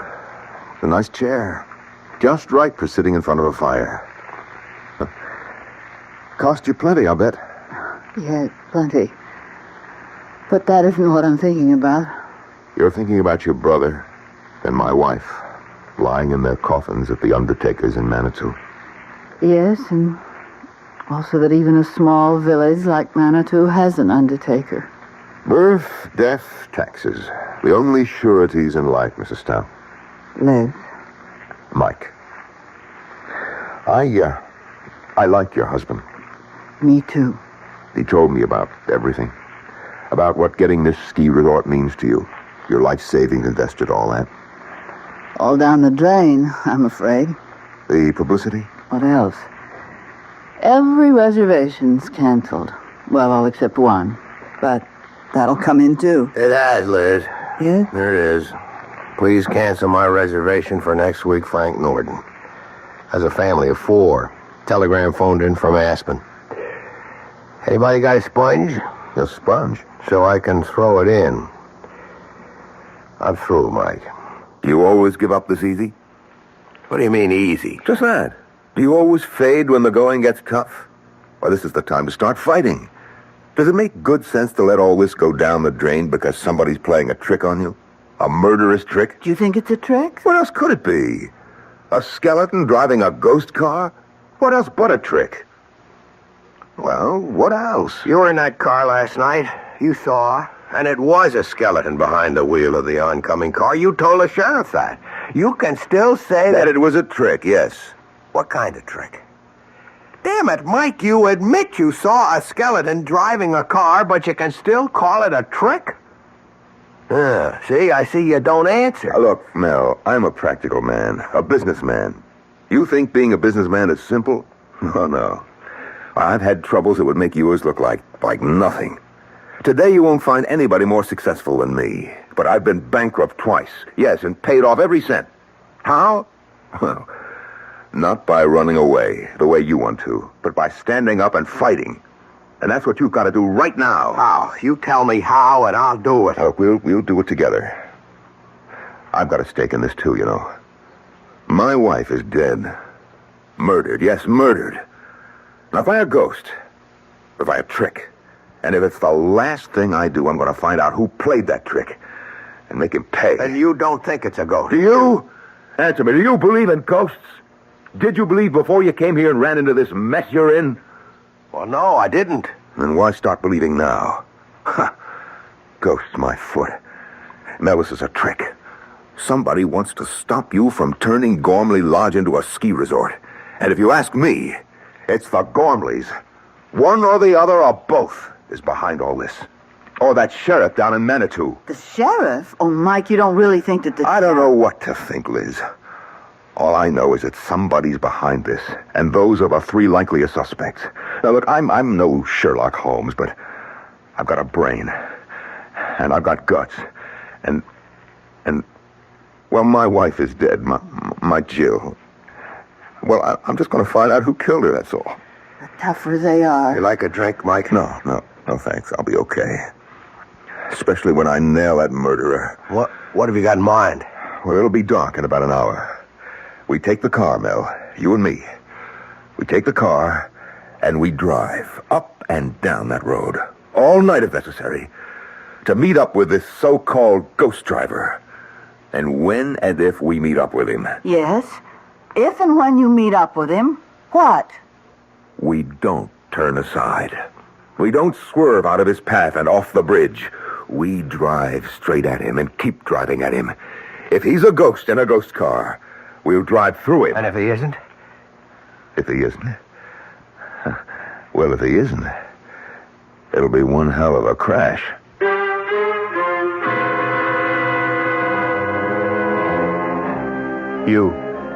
You out there listening, what would you do If you were Mel Stout, would you accept Mike Duncan's challenge?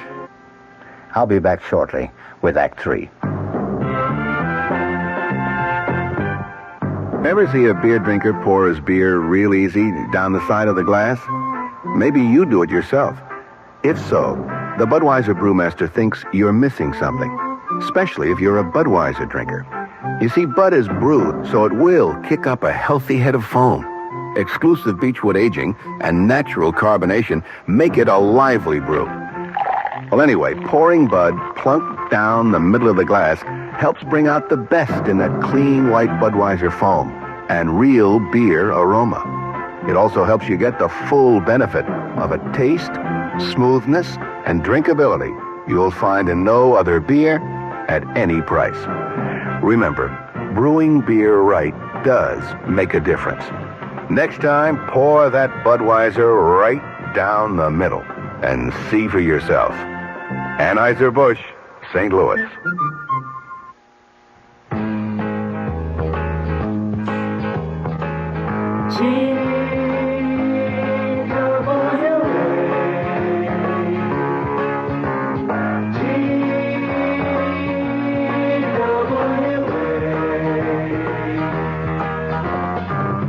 If you thought you couldn't afford to fly to California this summer, TWA has some good news for you. You can. Thanks to TWA's demand schedule service, you can fly to California for only $125. Just make your reservations 90 days before you want to go and put down a $20 deposit for each way. For all the details, call your travel agent. TWA's demand schedule service. Now you can afford to fly to California.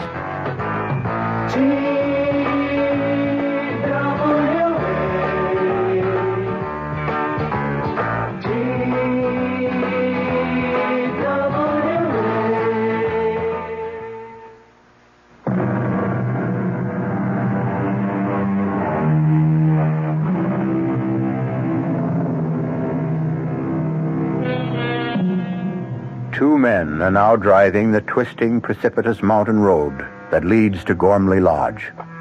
One, Mike Duncan, believes that the ghost driver they hope to meet is nothing but a trick. Mel Stout, his life savings, every penny at stake, has had no choice but to go along. Mike, I'm bushed. Let's make this the last trip. We're gonna drive up and down this road till dawn. Yes, and night after night if we have to, until we meet up with our so-called ghost driver. This is the 6th time we've been up and down this mountain road. Okay. Pull over. I'll drive. Get out your side. I'll slip behind the wheel. Yeah.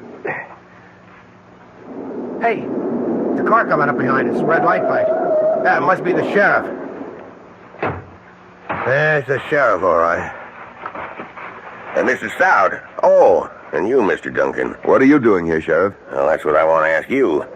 I got a report from Mountain View House across the valley there that they were seeing headlights going up and down this road. Guess I don't have to tell you everybody around here's on edge after what happened last night. Now, what are you up to? We're not up to anything, Sheriff. We're driving this road in hopes of meeting up with whoever or whatever killed my wife and Mr. Stout's brother-in-law. Get yourselves killed in the bargain? Oh, no. You drive on up to Gormley Lodge, and when you get there, stay there. You make that sound like an order, Sheriff. That's what it is, Mr. Stout. Well, I guess we better do like he says, Mike. I don't think so. Oh, you don't? No, I don't. This is a public road. We've got a right to be on it. Unless we're doing something that breaks the law, and we're not. You're a kind of troublemaker, Mr. Duncan, aren't you? Sheriff, I never go looking for trouble, but I know how to handle it when it comes my way. Now, either you arrest us for breaking some law or other, in which case you'd better be prepared to back it up, or I'll sue the town of Manitou and you for false arrest, or get off our backs. I'm not on your backs. I'm trying to save your lives. Take my advice. Advice, huh? I thought it was an order. All right, wise guy. Have it your way. Go ahead and get killed and be damned to you. Let's go, Mel. You can sure sound tough, Mike. No small-town sheriff pushes me around. Well, he's only trying to do his job. Maybe, and maybe not. What do you mean? I don't know. But that's what we're going to find out. Tonight, tomorrow night, or whenever. Now, there's the bridge ahead. Yeah, maybe you better slow down. No. If it's a ghost, we'll go through it. If it isn't... Mike, headlights coming toward us. Now, look, don't lose your nerve. Coming closer. We're gonna crash if you don't... Mike! Driving that car, it's Rory! Your brother-in-law, my God!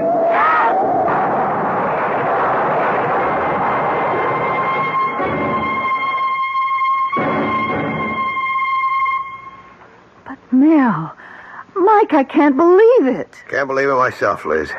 Not only what we saw, but getting out of it with our lives. The fates were with us, Mel. I lost my nerve. I have to admit that. I just couldn't keep driving straight at that awful thing coming toward us. I couldn't help myself. I swerved at the last second. Well, thank God we hit that stanchion instead of going off the bridge. But Rory driving the other car, it's impossible. Rory's dead. We're burying him tomorrow. Rory's dead, that's for sure. But it was Rory driving that car, that's for sure, too. Then ghosts do exist? Mel? That's right. After the funeral tomorrow, let's get out of here. Let's go away from this place as fast as we can. And go where?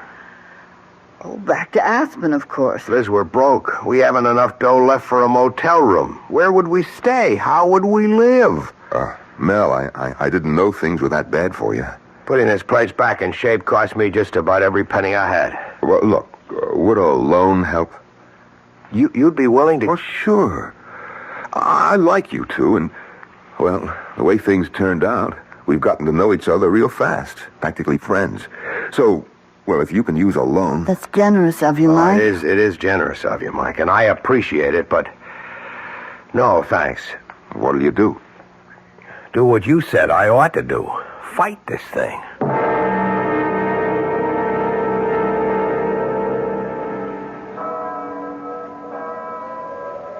Liz, Mike, if you ever come east, be sure to look me up. We will, Mike. Yes, of course. You won't change your mind about the loan? Can't. Would only be putting off what's bound to happen. Unless what? Unless I can find the answer to what goes on here. There's something bothering me, something I feel that I saw somewhere but didn't pay much attention to at the time. Well, what about it, this something? It's just something that's bothering me is all. Something that just could give me the answer to all of this. Well, good luck. You deserve it. Oh, there's the taxi that's going to take me to the airport. Goodbye, Liz. Goodbye, Mike. Bye-bye, Mike, Bye. and thanks. Well, we'd better get on back, Liz. Liz, you coming? Yes. Mel, you better know it now. No matter what you intend to do, I won't be staying.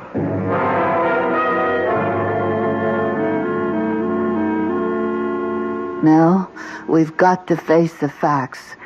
Buying this place was a big mistake, I admit it now. But there's no sense in crying over spilt milk. What's done is done.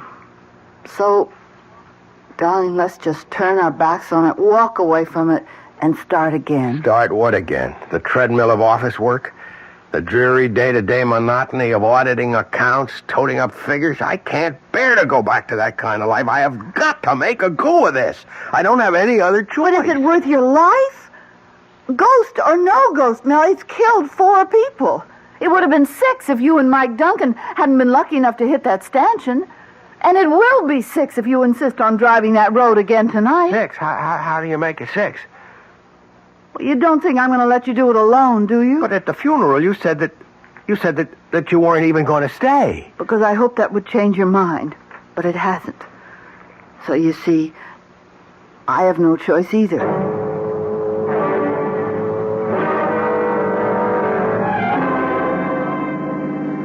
It's just like last night with Mike.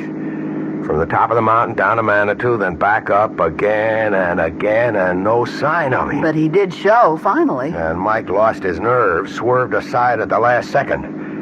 Let's hope I don't lose mine. Will it matter? What do you mean? Well, if you lose your nerve, we'll go off the bridge. If you don't, and the ghost car isn't a ghost car, we'll be killed in a crash. If there is a crash, but there won't be. You seem awfully sure of that. I am. You remember at the cemetery I told Mike there was something I had seen but hadn't paid any attention to? Yeah. And that if I could only remember what it was, I'd have the answer to all of this? Yes? Well, it's come to me. Driving up and down the mountain tonight, it suddenly came to me. See, it wasn't something I'd seen, it was something I'd heard and paid no attention to. Something I knew but didn't realize what it meant. And if I'm right, Liz, if I'm right... What is it? What did you remember? We're on the bridge now. Let me concentrate on driving.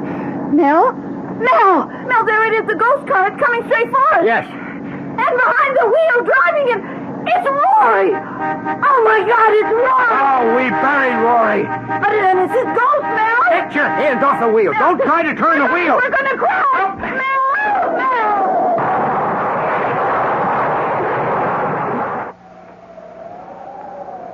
Mel? What? This time he swerved and he went off the bridge, just as I knew he would. How did you know? Later, Liz. Right now, we better get up to the lodge and phone the sheriff.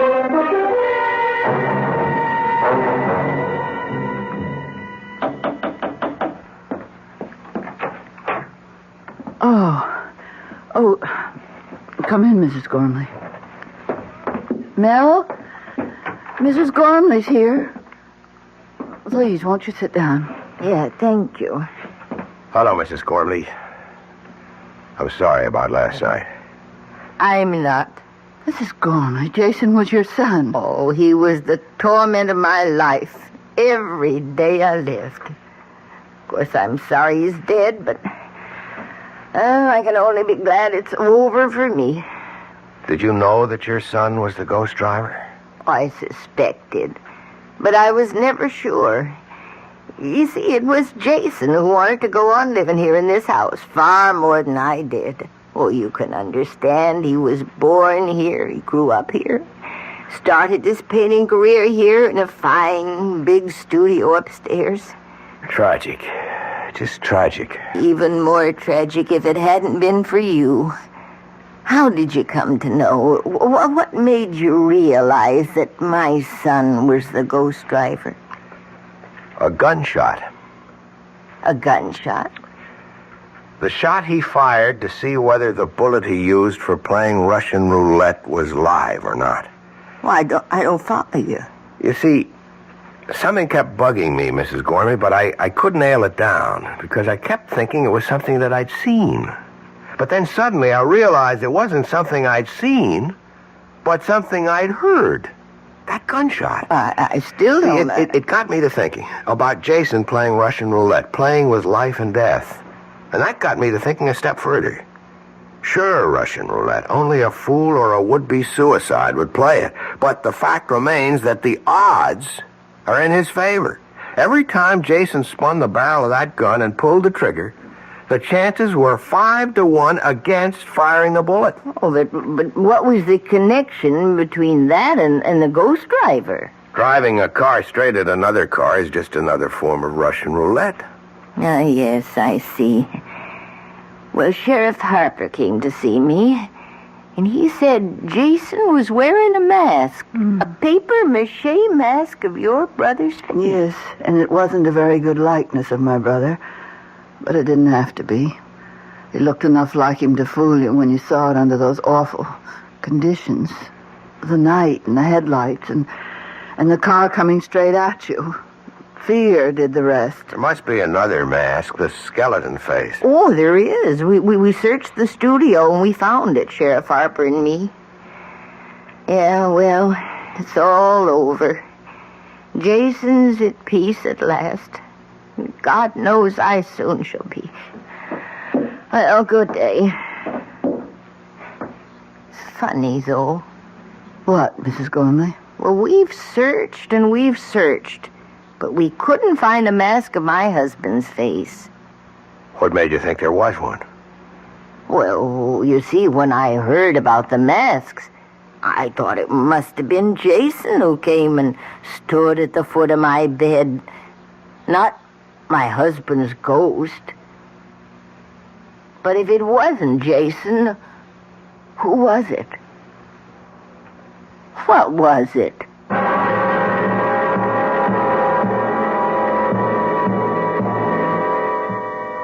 An interesting question. What was it indeed? I'll be back shortly. Hi, Ms. Goldilocks here. Professionally taste-testing diet drinks can be very difficult, but I've just had to bear with it. Then I found sugar-free Diet 7-Up. It doesn't taste like other diet drinks. It's fresh, light, natural, delicious. Sugar-free Diet 7-Up tastes so good that I've taste-tested it hundreds of times, and each time I've given it my seal of approval. Yes, this one's just right. Introducing the greatest taste to come out of your toaster since Samuel Bath Thomas baked his original English muffins in 1880. Thomas's new onion English muffins. Little bits of real onion blended into Thomas's original English muffin recipe create a tangy taste that makes everything fantastic, like burgers and cream cheese and cold cuts. Even butter tastes better. Thomas's new onion English muffins. The greatest new taste since 1880. Thomas's promises. Hey, Pat, how tall do you think she is? 300 feet if she's an inch, Luigi, and a fine lady she is. The year 1886. While most New Yorkers were enjoying their first look at the Statue of Liberty, a few were enjoying their first taste of Thomas's bread and discovering it was every bit as delicious as Thomas's English muffins. Today, there's still never been a lady to equal the lady, or a bread to equal Thomas's protein, whole wheat, and white bread. Thomas's promises. Here's news from Queen Elizabeth II. Now you can sail to Europe on Queen Elizabeth II and fly home free. I'll repeat that. Sail to Europe on Queen Elizabeth II and fly back to New York free. She reaches Europe in 5 luxurious days. You have ample time for touring because you fly back. Meals and entertainment on board are included. A whole new crowd of people are discovering Queen Elizabeth II because she's affordable. And she's fun. She has 9 bars, 4 swimming pools, 3 nightclubs, a discotheque, a gymnasium, a sauna, a casino, and 3 of the finest restaurants in the world. Sail first class grades A to H and fly home free. Sail tourist grades L to Q and S to U and fly home half fare. Flights are British Airways economy. You can stay in Europe up to 16 days. Call your travel agent or Cunard at 212-983-2510. Sail to Europe on Queen Elizabeth II and fly home free. Great ships of British registry since 1840. Our cast included Augusta Dabney, Mason Adams, Mary Jane Higby, Norman Rose, Nick Pryor, and Leon Janney. The entire production was under the direction of Hyman Brown. Radio Mystery Theater was sponsored in part by new sugar-free Diet 7-Up. This is E.G. Marshall inviting you to return to our Mystery Theater for another adventure in the macabre. Until next time, pleasant dreams. The preceding Mystery Theater program was furnished by the CBS Radio Network. This is WOR New York. I'm Colton Lewis in the Mutual Broadcasting System studios in Washington, D.C. Now, my commentary. The chairman of the House Judiciary Committee said today he expects his panel to go along with President Nixon's request of today, a request for an additional 5 days to reply to a subpoena for 42 Watergate tapes. New Jersey Democrat Representative Peter Rodino said that he and the ranking Republican member of the committee had agreed to the postponement, and in Rodino's words, "I am quite confident the members of the committee will go along with it too." He told a news conference the matter will be taken up formally by his committee on Thursday. That's the day the response to the committee's subpoena was due. The delay requested by the White House today would put off the response until next Tuesday. At the White House, Deputy Press Secretary Gerald Warren attributed the White House request to the pressure of business at the White House and the demands on the president's time. Chairman Rodino said that the delay was requested by James St. Clair, the president's chief Watergate attorney. It was requested in a telephone call yesterday to John Doerr, the chief counsel of the impeachment inquiry. The chairman said that he and Representative Edward Hutchinson of Michigan, the ranking Republican member of the committee, instructed Dorr to ask St. Clair why at least some of the subpoenaed material could not be furnished on Thursday. St. Clair told Dorr that the president wanted to review all of the material at once before sending it to Capitol Hill. Rodino said St. Clair, though, gave no assurance that all of the subpoenaed material would be given to the committee. Asked about reports of the White House plan to give the panel transcripts rather than tapes, Chairman Rodino replied transcripts would not be satisfactory. White House Deputy Press Secretary Warren said a lot of work has been and is being done to compile the material necessary to prepare a response. The president himself has spent many, many hours reviewing the response and has determined that he would like some extra time to review the response in its entirety. Warren would give no clue as to the likely nature of the eventual reply to the subpoena. He said only the president has not finally decided on the form and content of the response. Asked if the request for a delay might not be considered inconsistent with repeated White House calls for a speedy resolution of the impeachment question, Warren said, quote, "It is consistent with our position and with the president's position to deal responsibly with the House Judiciary Committee, and that is what we are doing." Back on April 11th, the committee voted 33-3 to subpoena the tapes that it had been seeking since February. The president also faces a second subpoena. That one has a May 2nd deadline. That one is for additional tapes and other materials that are being sought by Special Watergate prosecutor Leon Jaworski. Asked if the president might not also seek an extension of the May 2nd deadline, Warren said today, "I know of no such requests." Now, this. What has Sheridan done for you lately? What has Sheridan done for you now? Next time you travel to Canada for business or pleasure, you'll find 20 sparkling Sheraton hotels and motor inns coast to coast, from Quebec to British Columbia. What has Sheridan done for you lately? In Toronto, the new Four Seasons Sheraton has a 5-story waterfall right in the lobby. In Vancouver, there are 2 new Sheratons. And for a reservation at any Sheraton, call 800-325-3535 or have your travel agent call. That's 800-325-3535. That's what Sheridan done for you lately. That's what Sheridan done for you now. Sheraton Hotels and Motor Inns worldwide. White House officials say privately that they're not really sure how they should interpret Vice President Gerald Ford's remarks to 1,300 newspaper and broadcast industry leaders yesterday. One school of thought is that he was not taking any pot shots at the president. Others, however, read into his comments a significant break from Mr. Nixon on the Watergate tapes issue. The vice president said that the president might have tried harder to get the story of Watergate out sooner, and that he should begin cooperating as fully as possible to clear the issue up now. A committee subpoena for tapes and documents, of course, was due Thursday, but the request has been made now to postpone that till Tuesday. Ford, in his speech yesterday, said, "It's pretty hard to put yourself back into the shoes of somebody else in a situation like this. I do read the newspapers very extensively. I could not have been oblivious to some of the things that were going on that has taken place or has transpired. It would be my technique," he said, "if I were in those shoes, which I hope and trust does not take place, but it would be my technique to want to find out as quickly as possible. I assume that the president did. In fact, I have good reason to believe that he did." Unfortunately, the vice president added, unfortunately, some of the people who should have known obviously did not give him the full story. Now, whether there should have been a more vigorous prosecution of all the details, that's a matter of judgment. And in my case, I think I could have tried to nudge some of my employees about as hard as I possibly could. Ford went on to say that the president knew nothing in advance about the burglary and bugging of the Democratic Party headquarters in Washington's Watergate complex during the 1972 presidential campaign. The vice president also said that he is confident that the president had not committed any impeachable offense under the Constitution. But he nonetheless urged the president to make every effort to settle the issue once and for all. The vice president said, "I have indicated to him on a number of occasions that I thought he should do anything reasonable in order to clear up the problems that have developed subsequent to Watergate itself. I have consistently said the sooner any and all relevant evidence was made available, the better the Congress could consider and the American people evaluate whether or not the president was involved prior to, at the time of, or subsequent to the Watergate break-in.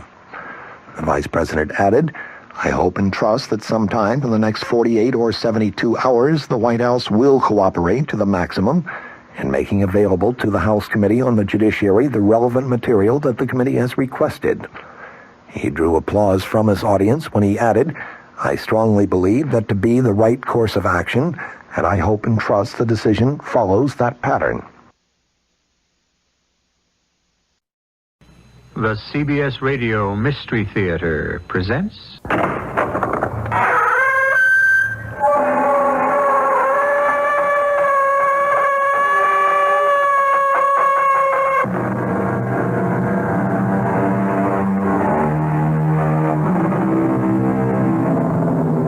Come in. Welcome. I'm E.G. Marshall. In those primitive societies where a strong central government has not yet taken shape, or in those where it has decayed, justice, as we know it, is not always easily enforced. When that occurs, people begin taking the law into their own hands, as happened in our country, in many places, when the United States was a little younger. The frontiers of U.S. history were often characterized by private justice and the blood feud, based on simple vengeance. This land belongs to me. You come on it only if I want you here. That corpse can just lay there and rot. But, Pa, you can't do that. Who says I can't? It can lay there and be dinner for the vultures. And if anyone is foolish enough to dare lay a finger on that dead body for any reason, they'll pay for it in blood. Do I make myself clear?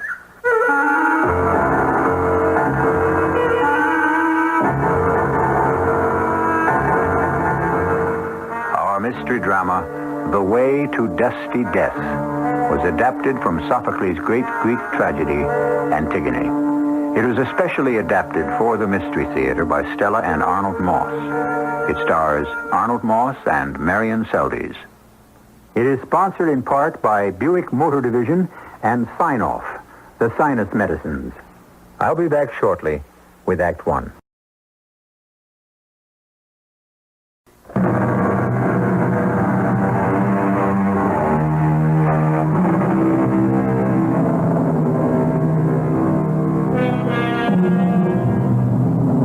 The Civil War, the war between the states, has been over for more than 10 years.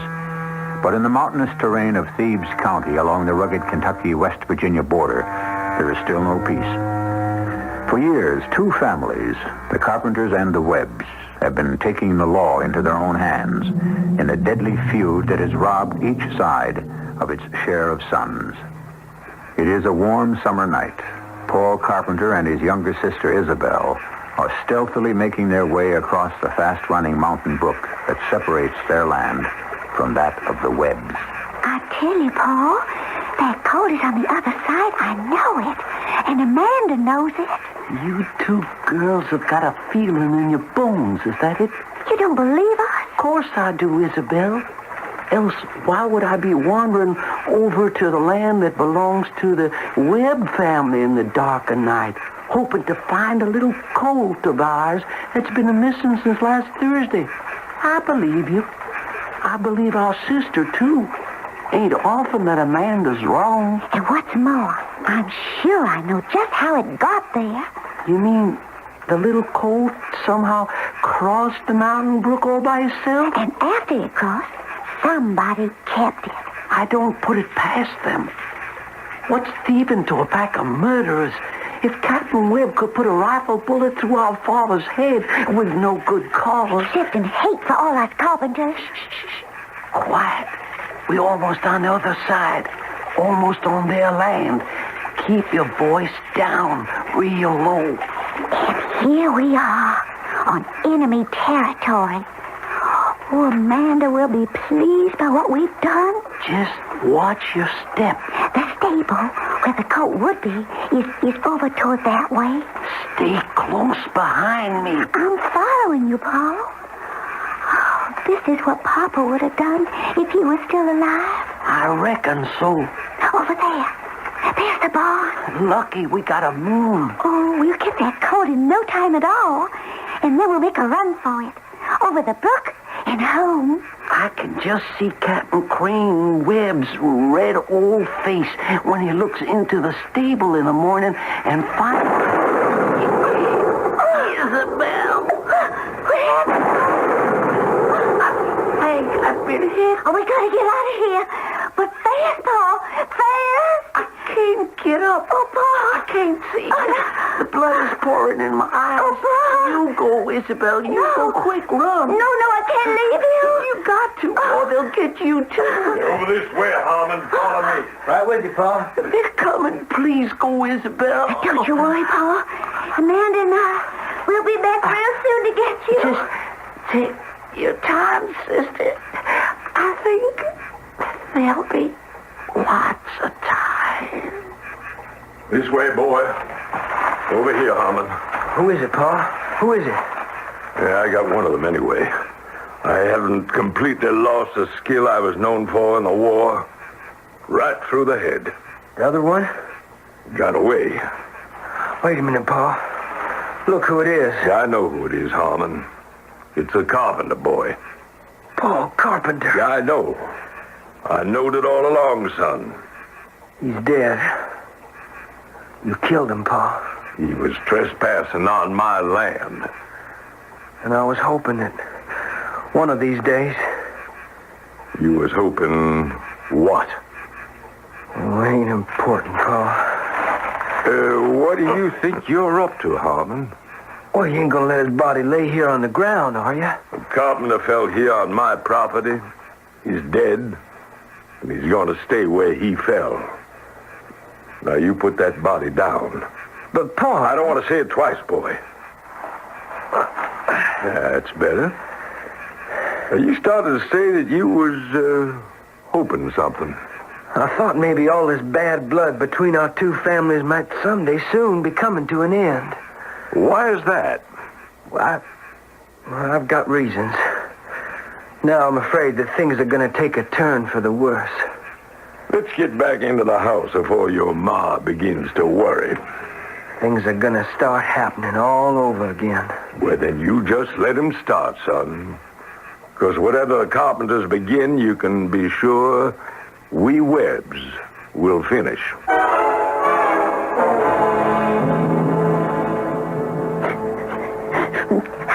You stop that crying, Isabel.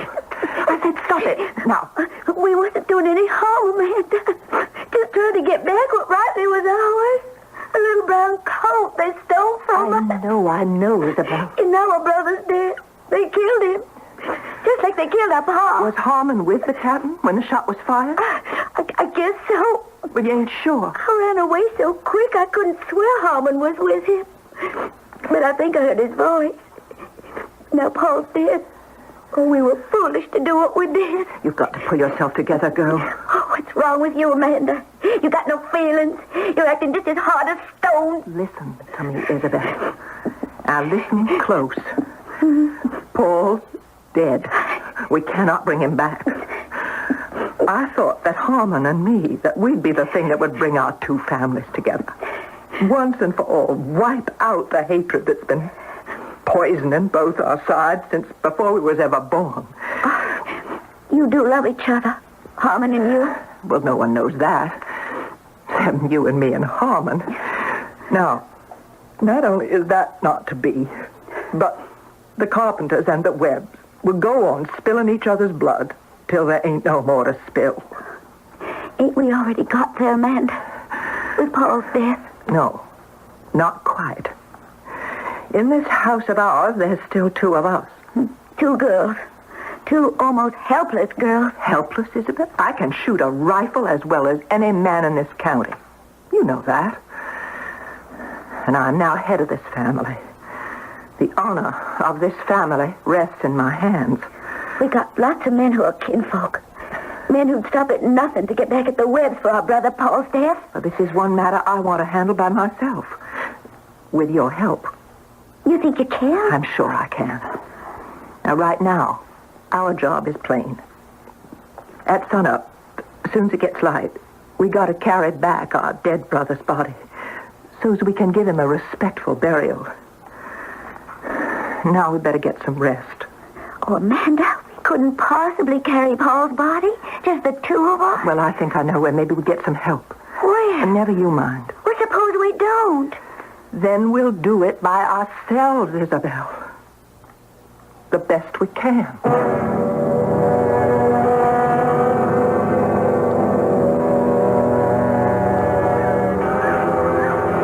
I'm scared, Amanda. Real scared. After last night, Keep walking straight ahead toward their front door, Isabel.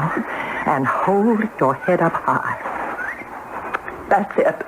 Well, supposing Captain Crane has it in his head to take a shot at us, the way he did at Paul last night. In the broad daylight? Right out in the open? He hates us, Amanda. We're carpenters. I know what I'm doing. He has to listen to me. Don't take another step, either one of you. You can put down your rifle, Captain. We mean no harm. What do you two want? I think you know. We want our brother's body. Let us take it. Quiet, Isabel. You say nothing. Well? We're here to get Paul's body. To take him off your land and give him a decent burial. And where would that be? Where he belongs. 6 feet under carpenter's soil, is that it? Yes, Captain. That's it. You are out of your mind, girl. What is that supposed to mean? Now just turn around, the two of you, and take yourselves straight back to where you come from. Oh, please, Captain Crane. We are not about to do that. We want our brother's body, and we are here to get it. With your permission or without it. Your brother had no respect for private property. He come onto my land, Webb land, uninvited. And so he can stay there. But he's got to be buried. You can't just let him lay there. Why must he be buried? And who's going to make that happen? You two girls? Or your kinfolk up near Sandy River? You think maybe they'll try to snatch a dead body off in my land? Times are changing, Captain. There is such a thing as the law. And law's beginning to come here to the mountains. Through the great power of old Judge Calvin, I suppose. Judge Calvin, yes. And others. On my land, there is only one law. And that's a law of Crane Webb. It's always been that way, and no one is going to change it. If nothing else, I think that common decency would make... Decency? A carpenter talking of decency? The only decency I know is in the speed of my trigger finger. For over 50 years, it's been you kill or you get killed. A Webb or a carpenter. We're getting pretty close to the end of the line, girls, so if you'll just do a smart about face. Where you been, Harmon? Inside the door. I've been hearing everything that's been said. Here. Take my rifle, son. Get these two carpenters off in our land. Real quick. I'm not sure I can do that, Paul. Why not? Let the girls give their brother proper Christian burial. And put an end to all the bad blood that's rankled our two families all these years, hmm? Why not? It's no more than you would ask if it was me laying out there. I'll tell you why not. And you two girls had better listen, too. I mean for that body out there to be a warning to everyone that this land belongs to me. You come on it only if I want you there. That corpse can just lay there and rot. Pa, you can't... It can lay there and be dinner for the vultures. And if anyone, you hear that, anyone is foolish enough to dare lay a finger on that body for any reason, they'll pay for it in blood. Do I make myself clear?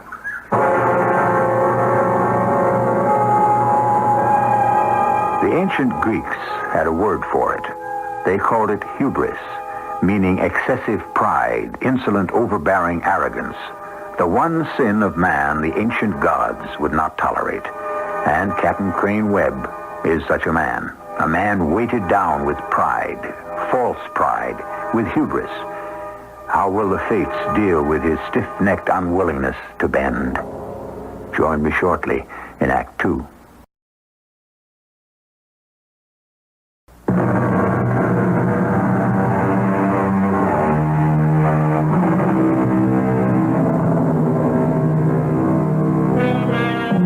We're back in the 1870s, in Thebes County, somewhere along the mountainous border between Kentucky and West Virginia, where family feuding is a way of life.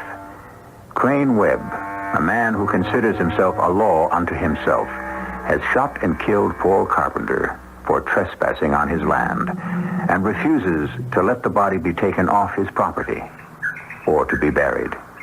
Confronted by the two young sisters of the dead man and by his own son, Crane says, "Now, Harmon, who sees to it that these two Carpenter girls get back on their own side of the brook? You or I?" We don't need any company, Captain Crane. We can find our own way back. I ain't asking you. They're girls, Pa. Ain't the same as if they were men. A carpenter's a carpenter, son. I'll see them back myself. No, give me your gun, Pa. I'll do it. On your way, Harmon, and keep them covered. I don't trust no carpenter, their women, no more than their men. Get moving, both of you. We are going. We ain't afraid of you, Captain Crane. And we ain't afraid of Harmon either. You better hush up, Isabel. And keep on moving, fast. Oh, stop poking me with that gun. I'll be waiting for you, son. Put down your gun, Harmon. What has got into you? You just keep walking, Amanda. I'm keeping you covered till you're in your own meadow. Real scared of your pa, ain't you? He shakes a finger at you, you jump like a puppy through a hoop. I'd appreciate you walking a little faster. You hear what I hear, Amanda? I know that sound. It's our little colt. And look, there he is, tied to that tree over there. It's Juniper. He knows our voices. We mean to get our colt, Harmon. I'm not discussing colts. You keep going. Across the brook and onto your own place. Please, Amanda, I know what I'm doing. Just wait till we're out of my father's sight. Trust me. Please. But Juniper belongs to us. Never mind Juniper for the time being. Harmon, what are we going to do? I'm not sure. We're counting on you. I know you are. Because if for any reason we can't, we're far from helpless, Isabel and I. I know that, too. No, don't come over to our side. Stay where you are. I'm sure he's still watching. Why don't you just turn around and walk slowly back to your own place? I have to talk to you. This is not the time. But tonight, after dark. I'll be waiting.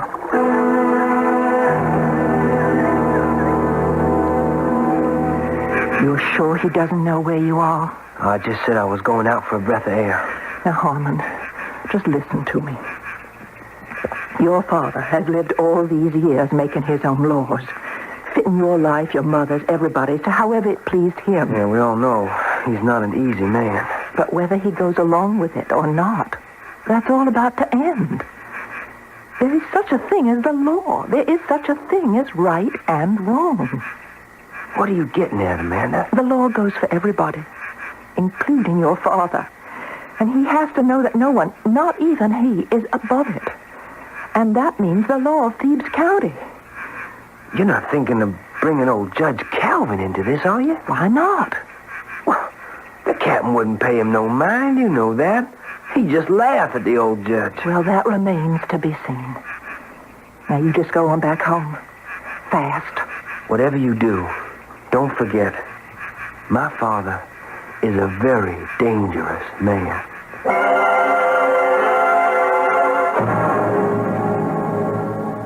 I can't tell you how sorry I was to hear about Paul. Thank you, Judge Calvin. Can I offer you a cold lemonade, Amanda? Oh, no, thank you. Real hot day. Long walk from the Carpenter place all the way here to town. No, I'm fine. What exactly was on your mind? How can an old servant of the people be of help? Judge Calvin, my father used to say that no man in the whole county, whether they agreed with you or not, could look at things as fair as you. That's a real compliment. And that everyone had respect for your honesty. for your good judgment. What are you leading up to, Amanda? I need your help with the law. What for? To do what? To get Paul's body back from Crane Webb's land. So Isabel and I can see he gets a decent burial. As I understand it, Paul was trespassing on Webb property. But trespassing or not, the fact is, Paul is dead. How he was killed and what led up to his death, it's not the question. What is important is he can't be left lying out there in the hot sun, unburied, with the birds waiting to pick out his eyes.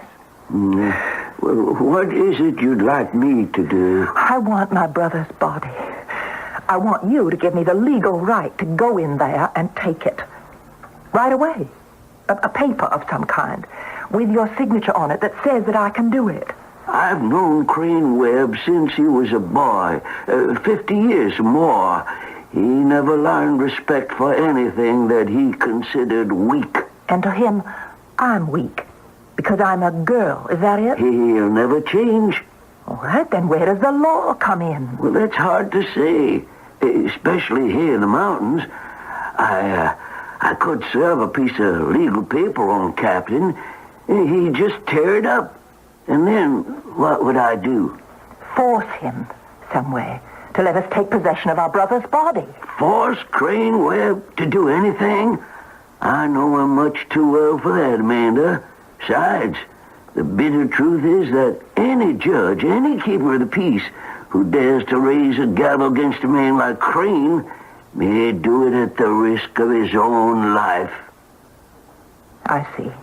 I may not have too many years ahead of me, my girl, but those I have, I cherish.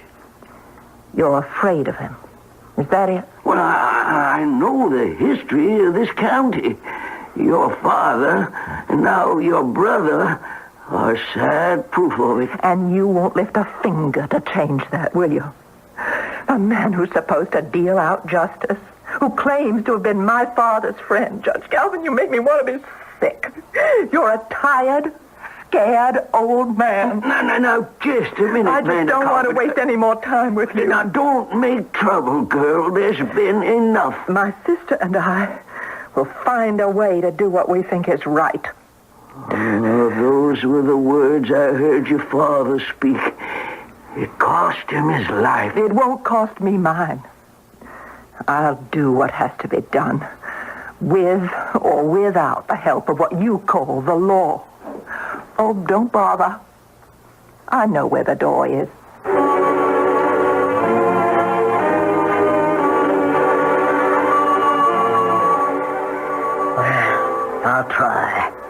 I'll try to make him change his mind.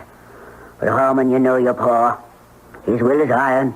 It don't make sense, though, Ma. Well, that's to him, Harmon. To him, that's all that counts. Now, I beg you to stay away from Paul's dead body. Don't you so much as touch it. There's something this time I told you, Ma. What's that? Paul Carpenter was my good friend. I'm glad the captain never knew. And that's not all. Amanda and I, we love each other. We've been hoping to get married. Married? To a carpenter? You're out of your mind. Your pa'd kill you first. If I don't help her move Paul's body onto their own land, she'll never speak to me again. Never. How could you dare disobey your father? How could I dare think of not helping the girl I love? Your father says there is no greater wrong than betraying your own flesh and blood. Harmon, my son, don't let your feeling for this girl turn you against your own kin. I beg you. What would you have me do? Try to do what you're told. Even if it means choking this carpenter girl out of your heart. You gotta try to do just that. I don't want to hurt no one. Not you, not Pa, and not Amanda. It's your choice, Harmon. But whatever you decide, remember, I couldn't bear to lose another son.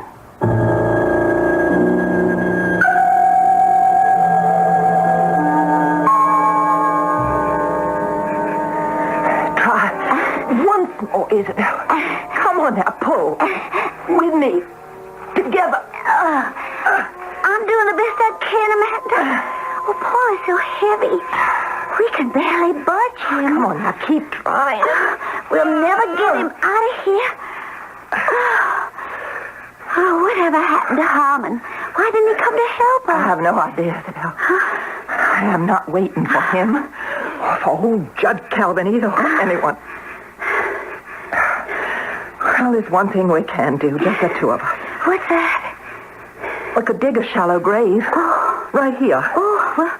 And then we'll throw some earth over Paul's dead body and... Oh, mister. No, that way we'll each have tried to give him something like a decent burial. Come on, hand me the shovel. Here. Hold it, Landon, a little higher. Oh, Amanda, how awful he looks. Oh, dear, beautiful Paul. You can go home if you want to, Isabel.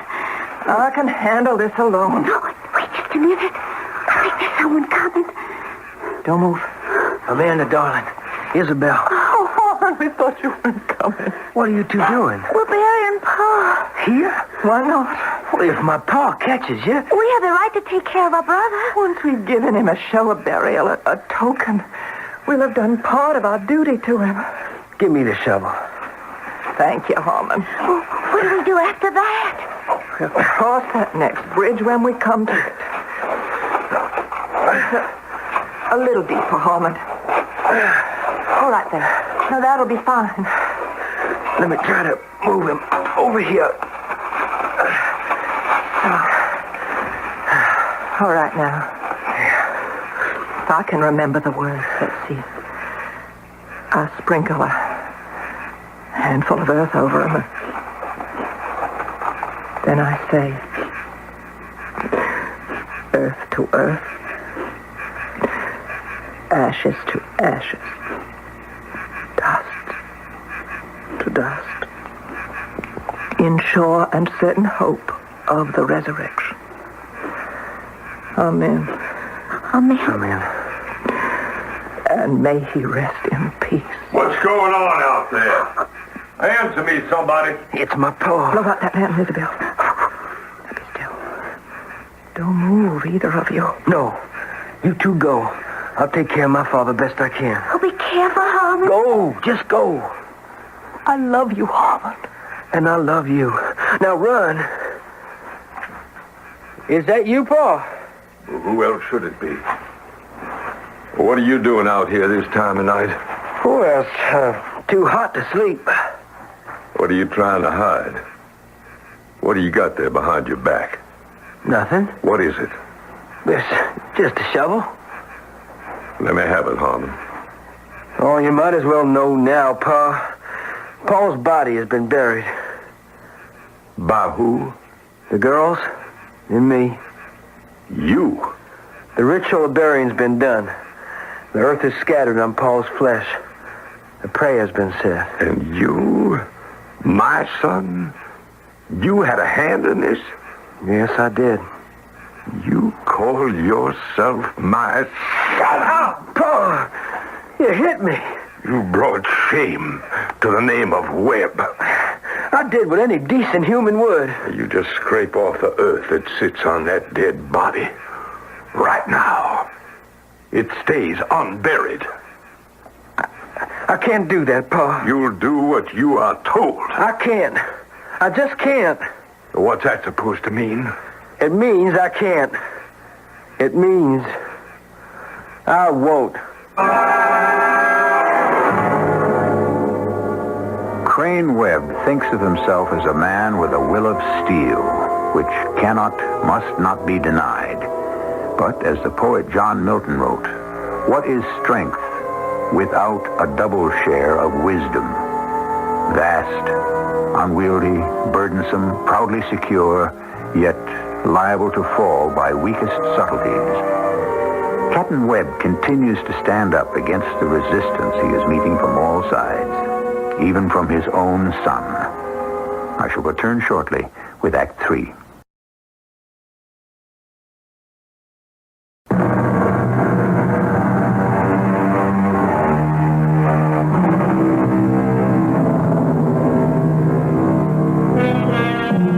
vendetta, we are told, is the right or obligation a person assumes to be his in retaliation for a wrong, often a murder, he thinks has been done to a member of his family or group. Vendettas go back to the most primitive times and even find their place in great literature. In Hamlet, for example, where the young prince seeks vengeance for his father's murder. In our story, it's the feud between the Webbs and the Carpenters. Captain Crane Webb speaks to his son Harmon, who he thinks has betrayed him. Harmon, you brought shame to the name of Webb. I only did what any decent human would. Scrape off the earth that sits on that dead body. I can't do that, Pa. You'll do what you are told. I can't, Pa. And I won't. You won't? No, Pa. I won't. I reckon you thought you were too big, maybe too old to be whipped. Don't try it again, Pa. I'll warn you. Let me tell you something, boy. A man prays he may beget a household full of dutiful sons who share with him the punishing of enemies, the honoring of his father's friends. I won't listen to this. Oh, yes, you will, boy. The man who breeds a young one that won't stand by him has done nothing but sow trouble for himself. His enemies laugh at him. Why, when I was your age... Oh, not again, Pa, please. I had respect for my pa. The greatest respect. Maybe he earned it. Harmon, maybe you just better go into the house and help your mother. Roseanne's doing some mending. Maybe you can help her thread the needles. But first, give me that shovel.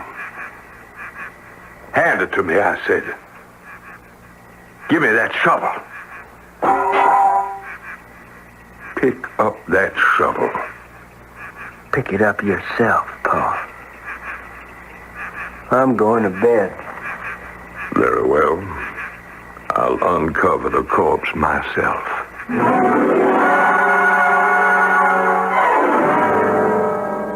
Oh, Crane, go easy on the boy. Harmon is so young. I won't be disobeyed, Roseanne. Not in my own house. He means no one no harm. Disobedience to authority is what ruins a country, tears down our home. This is your own son, Crane. All the more reason. Another thing, I will not let myself be beaten by a girl. Any girl. If the way I live is to be threatened, let it be by a man, not by some girl. You're sick. You're sick with hate. I will not listen to this. You don't really know why you hate. And it's your hating that'll destroy all of us in the end. You should be sharing that hatred with me. I cannot share in hatred, but in love. Good night, Rosa. One last thing.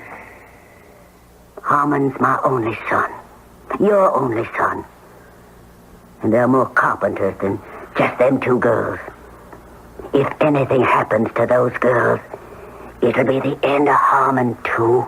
Nothing will happen to Harmon. I'll see to it. How can you be so sure?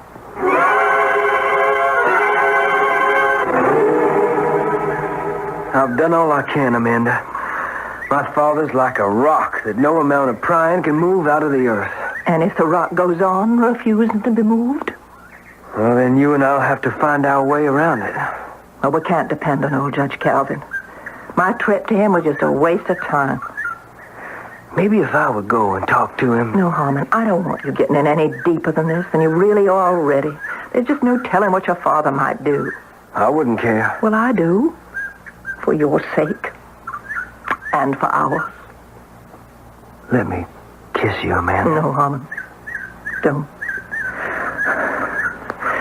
Right at this moment, I don't feel at home either with you, the living, or with Paul, the dead. Forgive me, Harmon. I need to be alone. There's things I gotta figure out where no one can help me. Can we offer you something to drink, Judge Calvin? No, thank you, Crane. I apologize for dropping in on you after dark. Perfectly all right. Roseanne, turn up the lamp a bit, and then leave the judge and me together. Yes, Crane. Now then, to what do I owe the honor of your visit, Judge Calvin? Your next-door neighbor, Amanda Carpenter, paid me a call. How very friendly of her.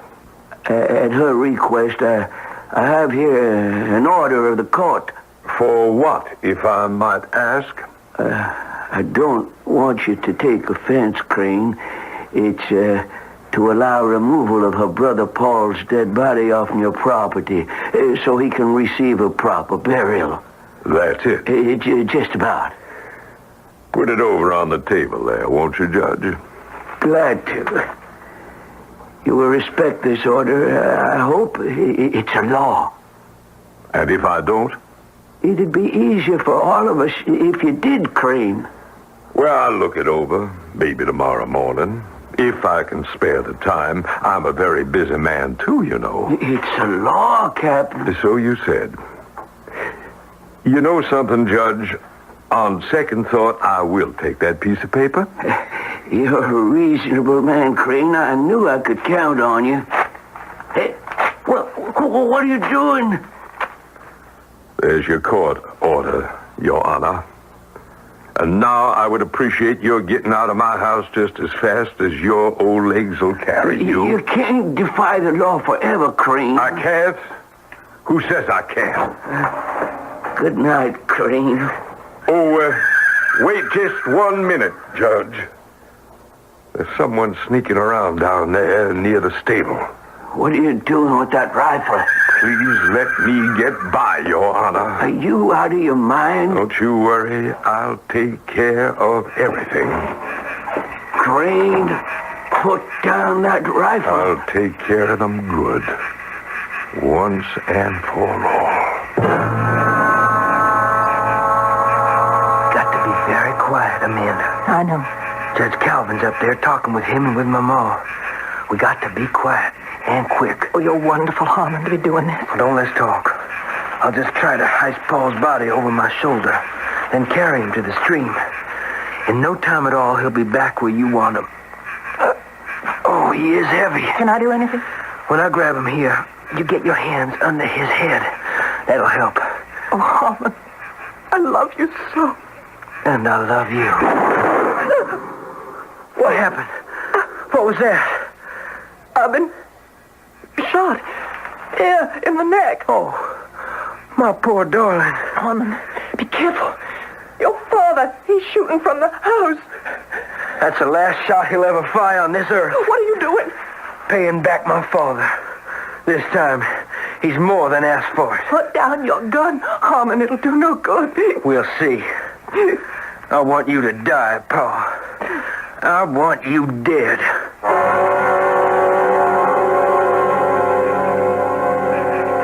That's one of them. Can't say they didn't get fair warning. Crane, you'll hang for this. Maybe, maybe not. Well, what do you know? They're shooting back at you. Not bad aim either. That one nearly got. Oh, we're just gonna have to stop this foolishness. Like this. Do you realize what you're doing? I think I do. Those are them Carpenter girls, both of them. And I reckon I got them both. Judge Calvin, Roseanne, come on down with me and take a look at the prize. Bring your lantern more over this way, Roseanne. Yes, Crane. I'll go a little ahead. Light the way. I hope you know what you're doing. You are about to see, Judge Calvin, what I call justice. I'm afraid so. Watch out for that big rock there, Judge. No! No! It just can't be! What is it, Roseanne? I thought all this killing might be ended. All this bloodshed. What are you talking about? There's your prize. Take a good look. It's the Carpenter girl, the older one. Amanda, she's dead, Crane, by your hand. And Harmon, your son Harmon, he's dead too. And he's holding her in his arms. You killed your own son. Murderer. You stubborn, self-righteous murderer. Easy, Roseanne, easy. I had no idea. I thought that Harmon was... You never thought. Not once. You never had a decent thought in your head. Oh, why were they here together? His arms around her. There's something else you didn't know. They loved each other. They were going to get married. It was their hope that all these years of feuding might be ended by their marriage. You must try to control yourself, Roseanne. You can be real proud of yourself, Crane.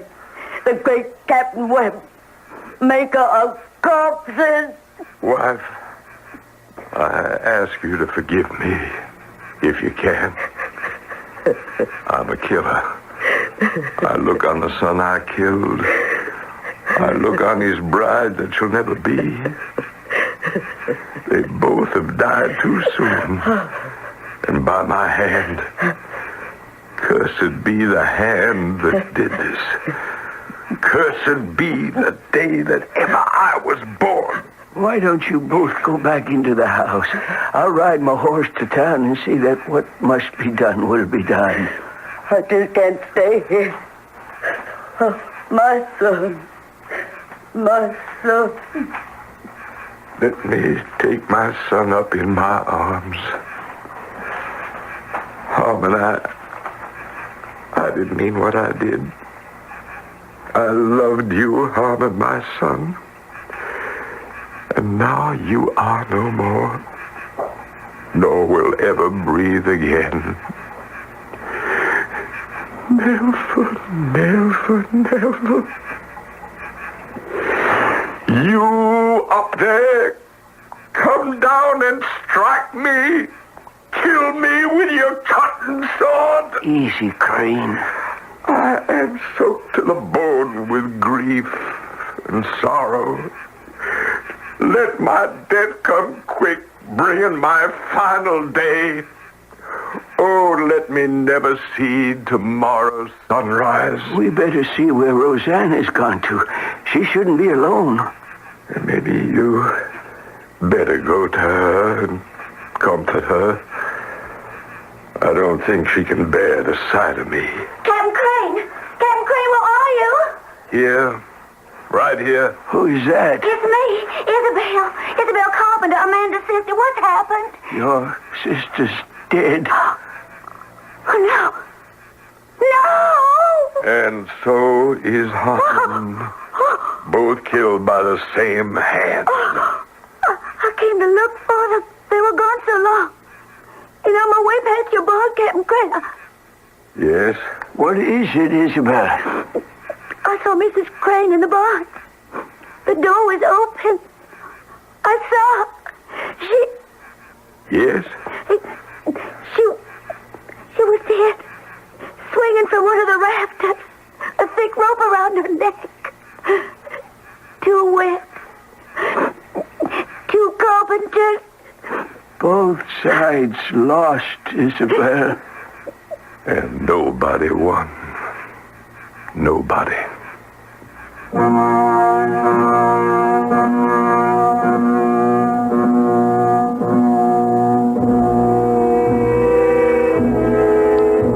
Our happiness depends on wisdom all the way.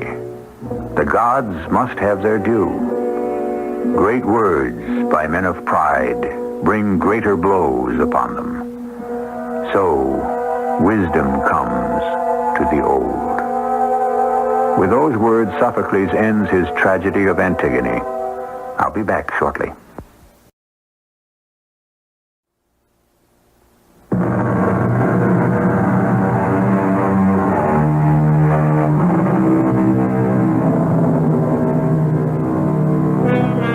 The Antigone of Sophocles has been updated many times, in many places, since its premiere nearly 2,400 years ago in ancient Athens. A contemporary French playwright, for example, presents Antigone as a doomed young woman without hope, and Creon, her antagonist, as a wily political figure, both of them very French. We trust you've accepted Amanda Carpenter, Antigone, and Captain Crane Webb, Creon, as suitable American counterparts. Our cast included Arnold Moss, Marion Seldes, Evie Juster, Don Scardino, and Gilbert Mack.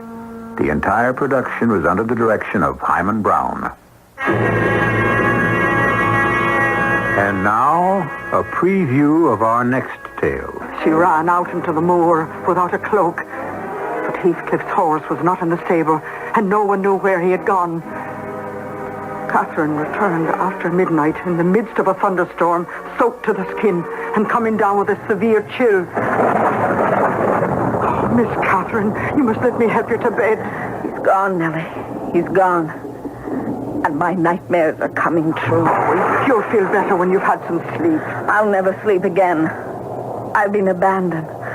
Oh, it's just like my dreams. I saw myself tapping on the window, begging, "Let me in, let me in." Oh, hush, Charlie. And no one answered. And my hand broke through the glass, so the blood was running down my arm. Oh, get the bloodstains off, Nellie. Get the bloodstains off. Radio Mystery Theater was sponsored in part by Sign-Off, the Sinus Medicines, and Buick Motor Division. This is E.G. Marshall inviting you to return to our Mystery Theater for another adventure in the macabre. Until next time, pleasant dreams.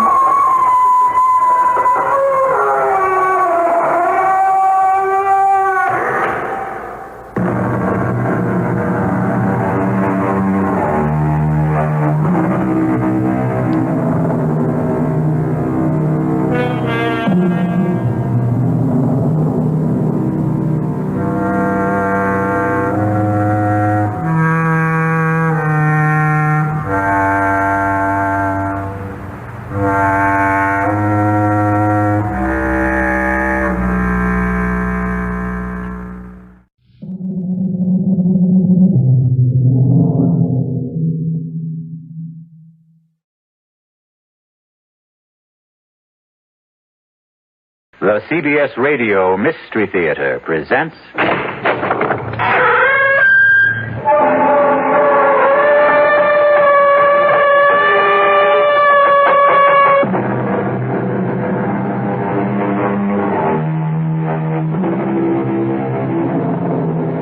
Come in.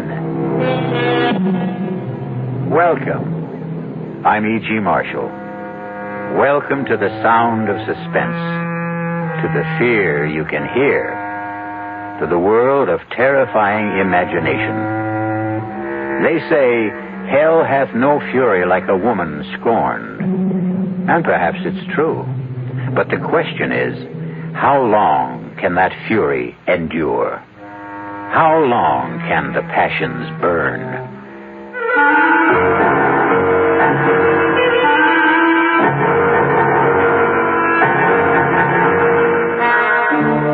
Our mystery drama, A Dream of Death, was written especially for the Mystery Theater by Sam Dan and stars Michael Tolan.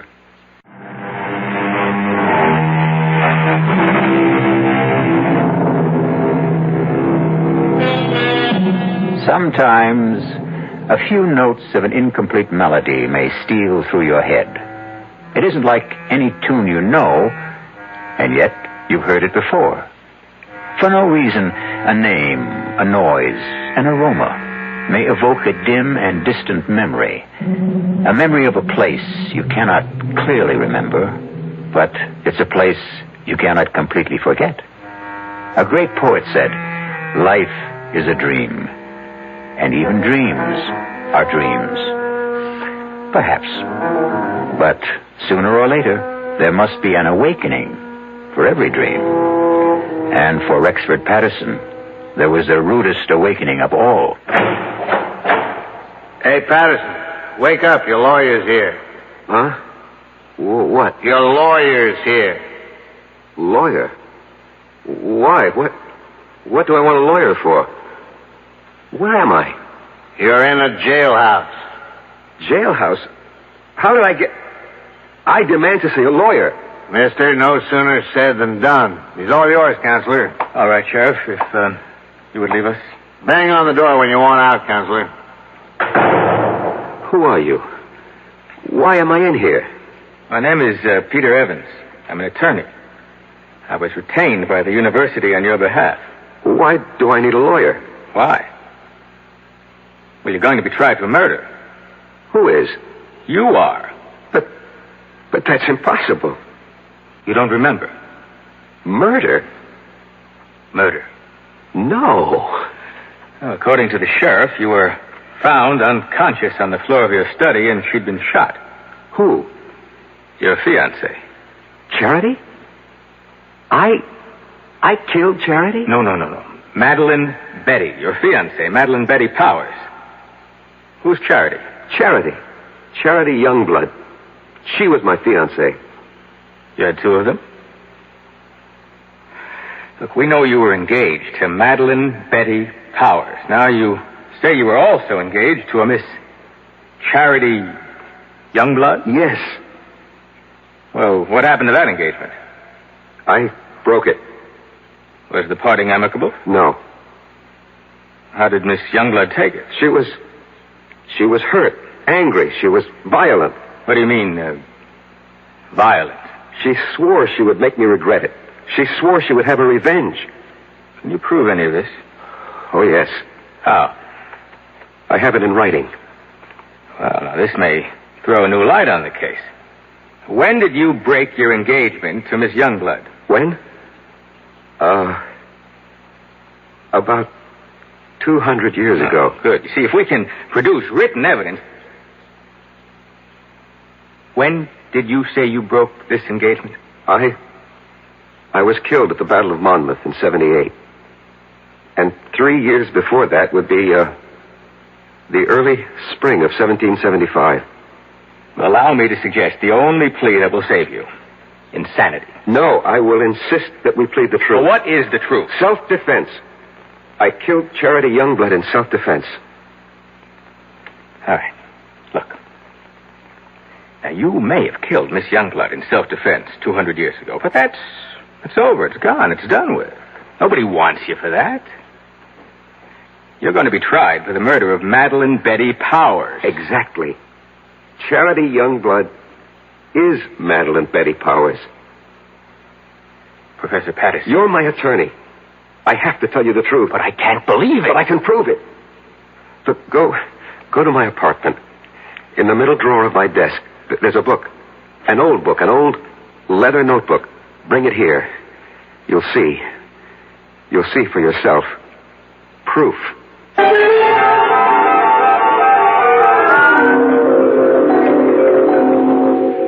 You read the book? Yes. It's a diary kept by a girl named Charity Youngblood, daughter of a Connecticut gunsmith during the Revolutionary War. She was jilted by a young officer named Eli Wallington. Naturally, she was quite upset about it. But where is the proof you promised me? I was that young officer. I was Eli Wallington. Oh, look, Professor Patterson, if I'm to represent you, you'll simply have to tell me... The truth. I know the truth. But I tell you the truth and you refuse to believe me. It's impossible to believe you. Impossible. That's the key word. Well, today's commonplace was yesterday's impossibility.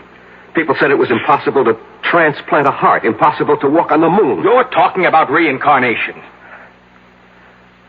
Last summer, I stopped at an antique shop in central Connecticut. Heaped high on a counter was a pile of old pictures, letters, books. I picked up that little notebook, the one you're now holding. I read that name, that hand-lettered name, Charity Youngblood. And suddenly I felt as if I'd been stabbed through the heart. I knew that name. I knew that name. Please, Professor Patterson. No, don't tell me to be calm. Don't humor me. Just listen to me. I knew that name. I knew the girl. I knew the time. I knew the place. Turn to the page where she describes how he proposed to her. Just don't see how Just do it. All right. This is what you want? Monday. Eli proposed marriage to me this morning. I read the name Eli. An electric shock ran through my system. I knew I was Eli. And the entire scene ran through my mind. Exactly as she wrote it in her diary. Exactly.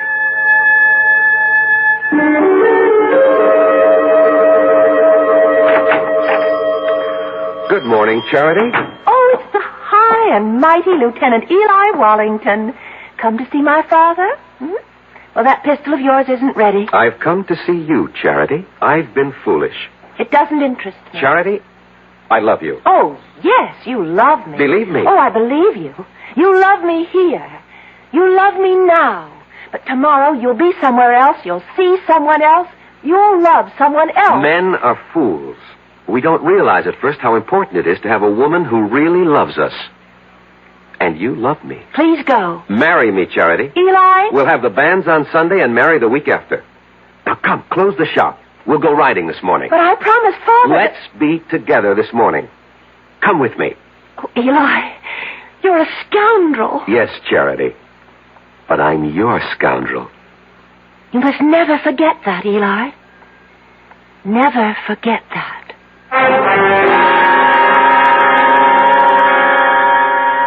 What are you trying to tell me, Professor Patterson? Don't you see, as Eli Wallington, I had lived through that scene. I knew how I felt.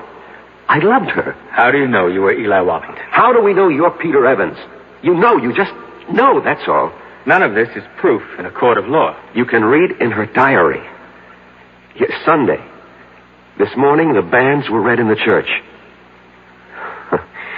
But Eli never married her. Do you know why? Because Charity was right. The very next week, Eli was somewhere else. He saw someone else. He loved someone else.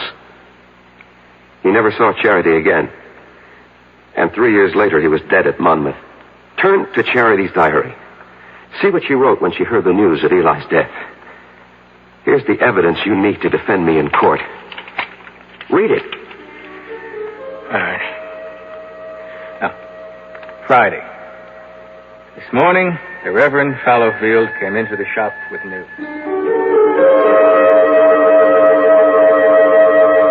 Charity, I am told that Eli Wallington has fallen at Monmouth.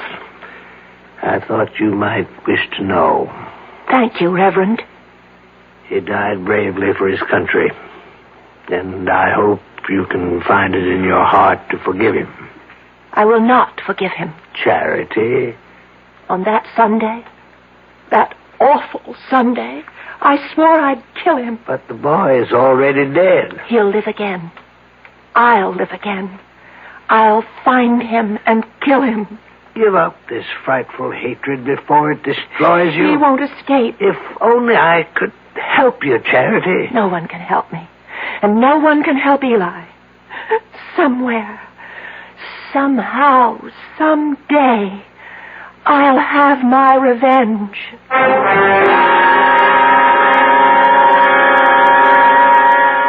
And when I picked up that diary in the antique shop, Mr. Evans, I was almost frozen with terror.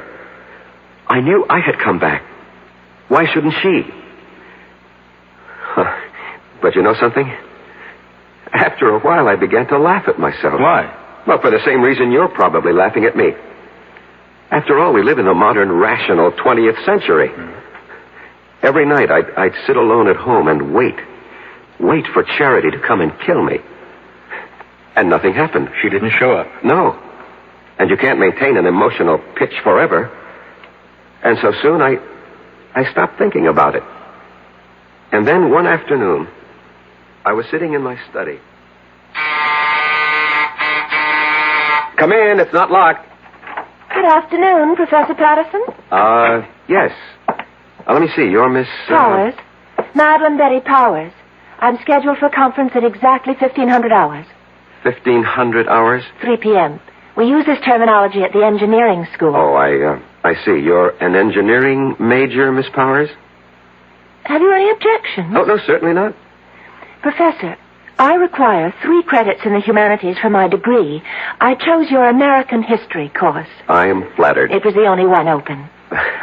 You shouldn't have said that. Oh, I have no interest in the dead past, only in the dynamic present. How can I survive your course? First, show up for class, occasionally. Second, don't snore too loudly at my lectures. Third, write me a term paper. On what subject? Oh, any subject related to the Revolutionary War. I know what I'll do. I'll write a novel.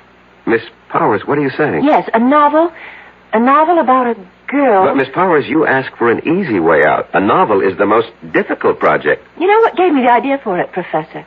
This antique pistol on your desk. What? That broken down, rusty old relic? It just came to me by just looking at it. I'll write about a girl whose father was a gunsmith.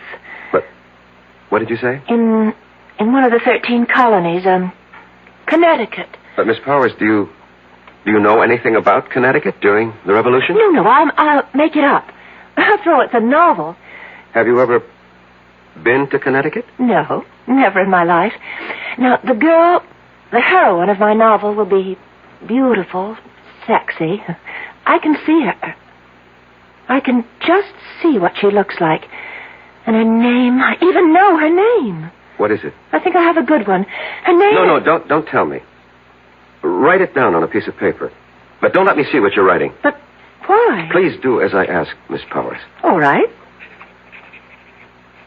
You've written her name? Yes, Professor.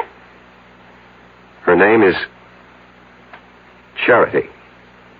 Charity Youngblood. Professor Patterson. How did you know?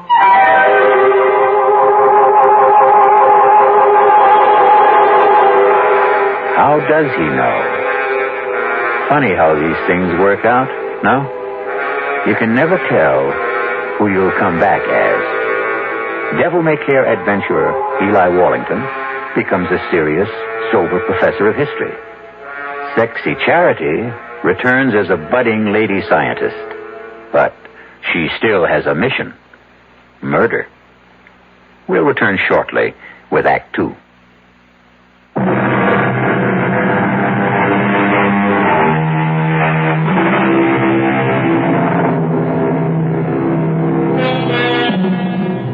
Professor Patterson, a quiet teacher of history, is in jail, accused of killing his fiancée. He doesn't deny it. What he's desperately trying to prove is that he killed the one he had 200 years ago. Where, Miss Powers, have you heard that name, Charity Youngblood, before? Nowhere. I made it up. You made it up? Well, Charity sounds like a name a girl might have had 200 years ago. And Youngblood has a kind of colonial quality to it.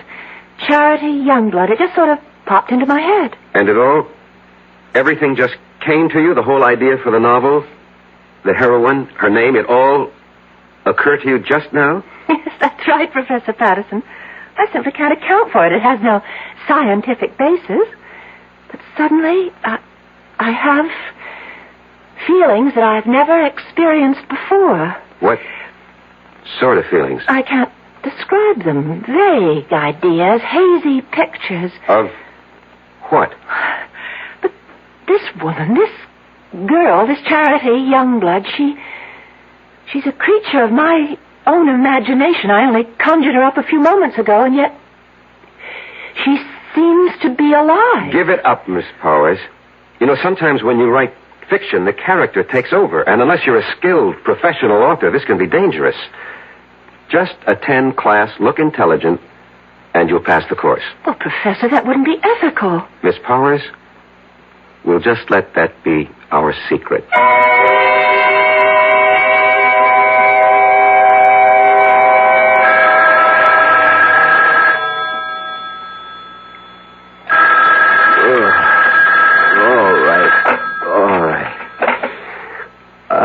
Hello. Professor Patterson, this is Miss Powers. What? Miss Powers? Madeline Betty Powers. Did I wake you? I'm sorry. I know it's midnight, but I must see you at once. Please. Well, Important. Where? Well, I'm calling from the all-night cafeteria at the Student Union building. I'll be there. Oh, thank you, Professor.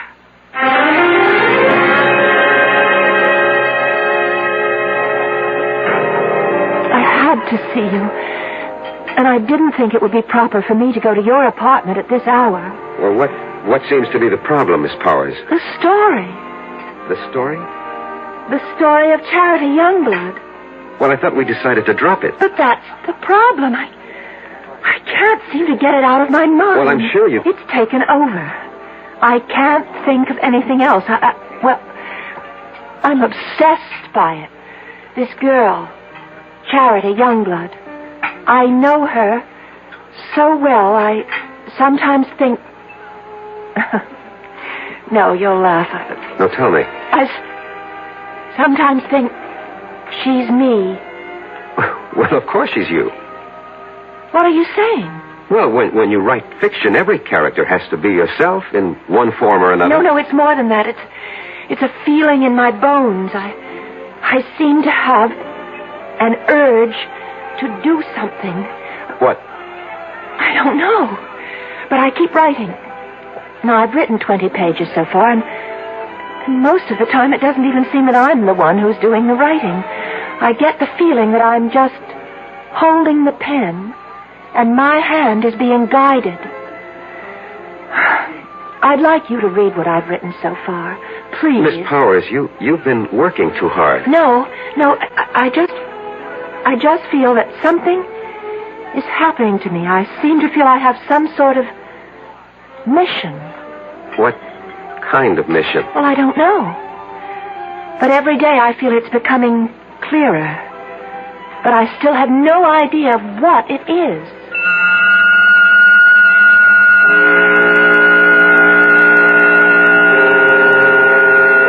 And every day, Mr. Evans, she would hand me a chapter of her novel. And that novel will win me acquittal in court. Why? Because each chapter is word for word a day in Charity Youngblood's original diary. In Madeline Betty's own handwriting. Where's that novel now? In my desk. I did everything I could to get her to stop writing, hoping that somehow I could get her mind off it. But of course that was useless. After all, if she really was Charity Youngblood, and there was no doubt in my mind about it, nothing would stop her from finding it out. And every day she was getting closer. Not just to Charity, but to me.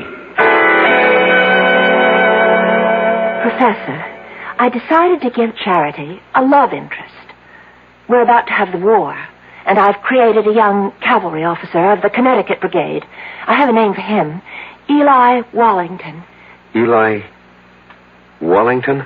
Yes. Miss Powers, you've already written more than enough to earn a good grade. It's already longer than the average term paper. Oh, but I have to finish. Why? This whole thing started as a term project. Yes, it may have started that way, but now it's something that belongs to me, and I can't help it. I have to keep writing until... Until something happens. What? What is supposed to happen? I don't know. But I'm afraid. I'm very much afraid.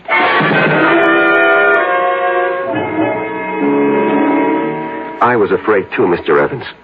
Afraid that at any time she would suddenly realize that she wanted to kill me. But surely you realize... What? You mean I had nothing to be afraid of? Suppose someone's determined to kill you, and you know it. You tell me. You know what I think? Although it's academic now. I think you should have gone to a psychiatrist. I did. I went to the top. I went to the head of the Department of Psychiatry at the University Hospital.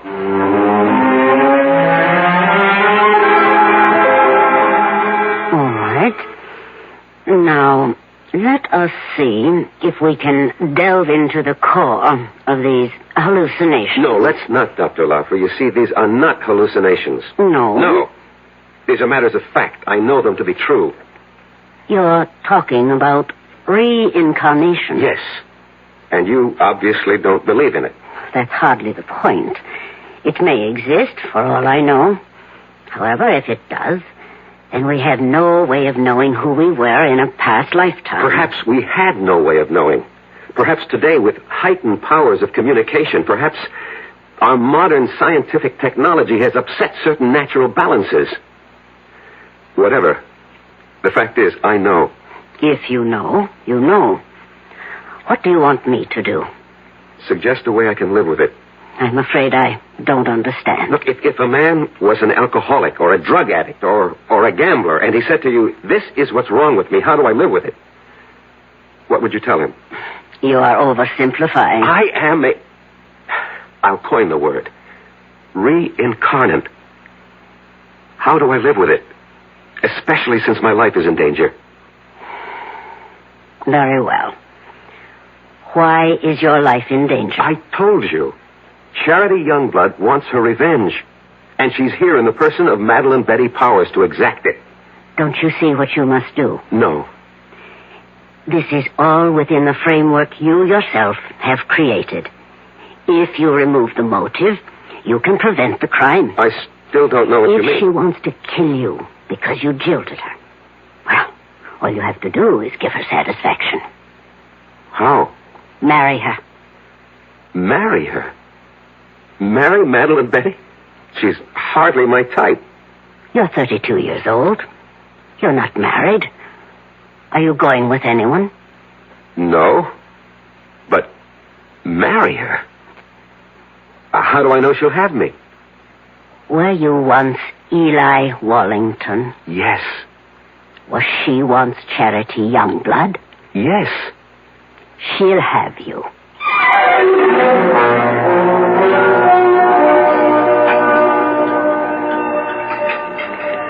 Oh, Professor Patterson, you really didn't have to take me to dinner. Well, our conference ran late. We have to eat. Well, I mean, to a place like this. Well, this is a very nice place. Or so I thought.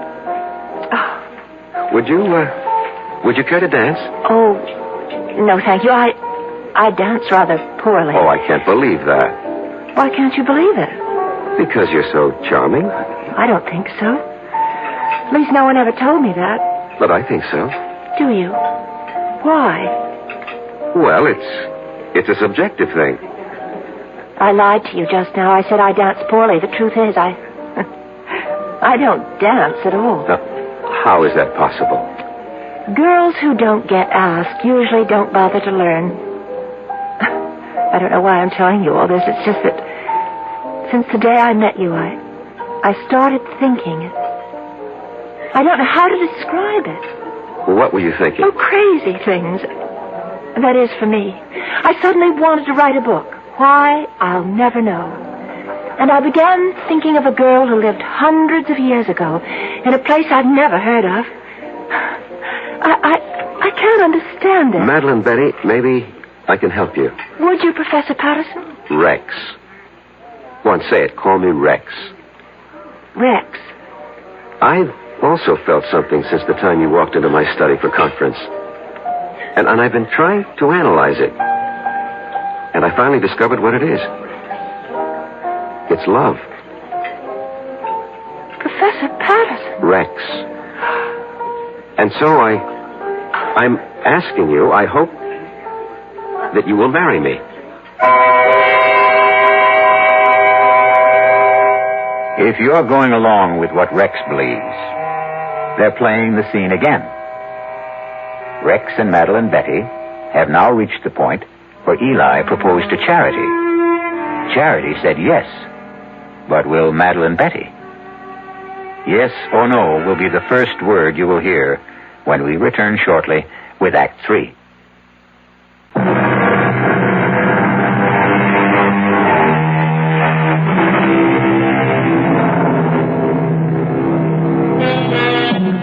Eliminate the motive, and you prevent the crime.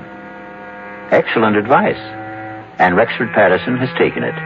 He has just proposed to Madeline Betty Powers because it's the only way he can think of to keep her from killing him. And now, she looks at him and says, Yes, Professor Patterson. Yes. You can't agree to marry a man and call him Professor Patterson. Rex. I know it's sudden, Madeline Betty. We can get married after you graduate. Oh, I'll marry you anytime you say, Rex. I love you. I love you, too. I fell in love with you. Must have been at first sight. Why? Why? Because you're handsome. I was hoping I had other qualities. Oh, you do. You do. But being handsome's part of it. Why did you fall in love with me? Because you're beautiful. Oh. No, you don't believe it. No, well, I feel beautiful. You make me feel beautiful. Oh, Rex. I can't believe this is happening to me. It's happening. It's happening to both of us. And I'll be such a good wife for you. What is it? Oh, my head. What's the matter? Suddenly feels so light, so clear. Well, that's good. And different. Different? Yes, different. How? The book. You know the novel that I'm writing for the course? Yes? All of a sudden, I don't want to write it anymore. Why not? I don't know how it came into my head in the first place. Just as suddenly as it came, it's gone out. Gone out? That girl, Charity? Oh, yes, Charity, the heroine of your book. Yes, that's her name? Yes, I seem to remember. Well, she's gone from my mind, too. I simply can't understand how it happened. Well, why bother? Yes, that's right. Why bother about anything except us? Except you and me.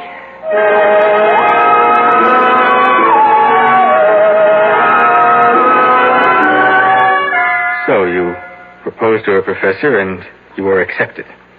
She seemed happy. Apparently you were reconciled. What was the problem? The problem was, Mr. Evans, I didn't really love her. Just as Eli didn't really love Charity. But within the theory you'd set up... Don't call it a theory. It's a fact. Oh, whatever, but this is what you had to do. You had to marry the girl. And I tried hard. But she made it impossible. She was... What did she do? Nothing, really. She was just so grateful to me. You pay attention to a wallflower, and what you create for yourself is a clinging vine. A vine that can strangle and suffocate you. And besides... Yes? Besides, there was Susan Miller.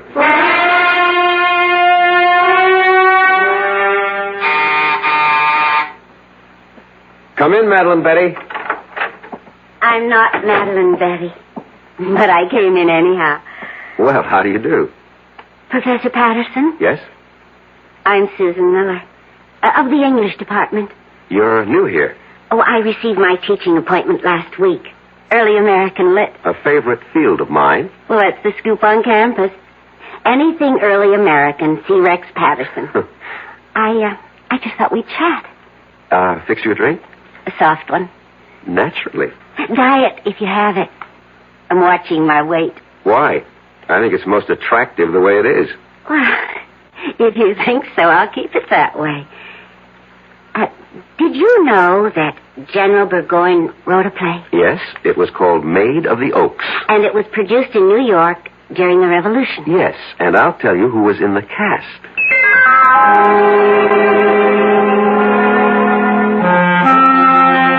And that's how it all started, Mr. Evans.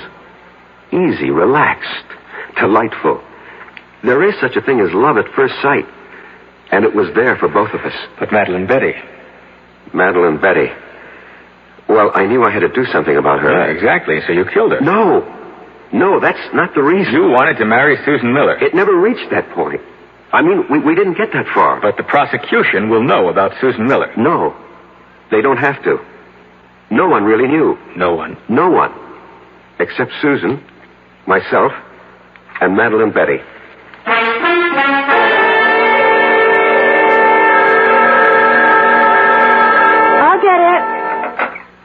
Hello?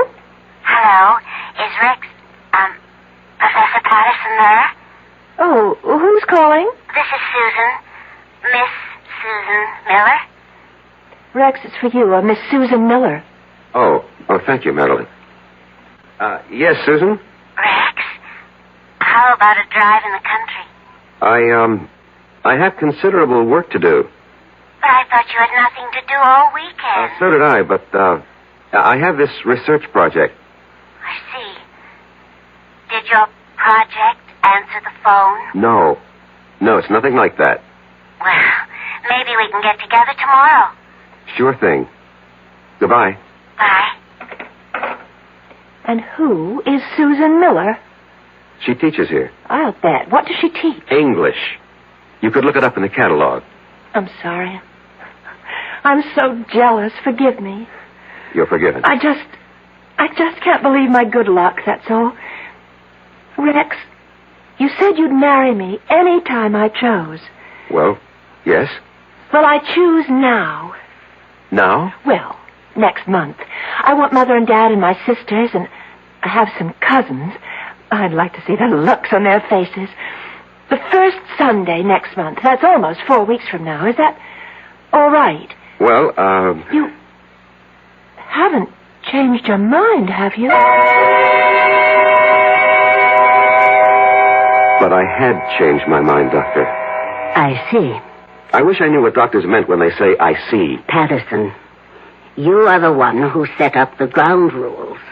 You said she was Charity Youngblood, reincarnated to have her revenge. I know. I know. And using that, I suggested marriage. It was your only chance. I realize that, but you see, I really don't believe that anymore. You don't? I should have listened to you when you called it an hallucination. You agree with that now? I think I do. What caused this radical change? I'm in love. With whom? A woman. A woman? Yes, a woman. Not a girl, not an immature, neurotic girl, but a woman.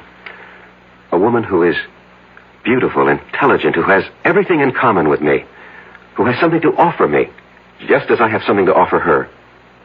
And what of Madeline Betty or Charity Youngblood? Charity Youngblood was an adolescent delusion. You're hardly an adolescent. In many respects, I was.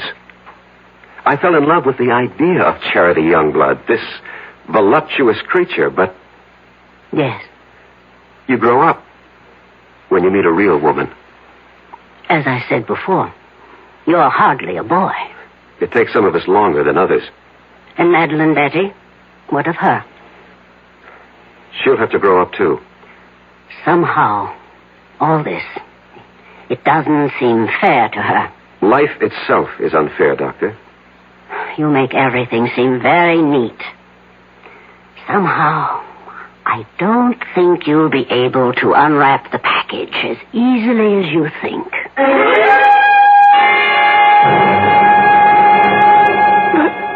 Why? I told you, Madeline Betty. I told you. You said you loved me. I thought I did. No. But please, Madeline Betty, don't make this difficult for both of us. Oh, Rex, please, marry me. No, it wouldn't be right. I told everyone, my parents, my sister, my friends. Oh, Rex, what can I tell them now? Would you want us to live a lie? I don't care. Rex, why did you do this to me? These things happen. You loved because I was here. You went somewhere else. You saw someone else. Now you love someone else. What are you saying? I don't know what I'm saying. Look, you'll find someone else, too. I'm sorry, Rex. I've been speaking to you like a fool. You want to break our engagement? Only because it would be best for both of us. For whatever reason. I won't stand in your way. Excuse me. Hello? Rex? Could you... She doesn't have to call back. I'm leaving. But before I go, Rex, I'd like to have a memento of us. I'll leave you what I wrote about Charity Youngblood, and, could I have... Anything, Madeline Betty. That... Anything. Pistol, that old broken antique pistol? Well, certainly, of course. Well, goodbye, Eli. What did you say? Nothing. What did you call me? I called you by your name. Goodbye.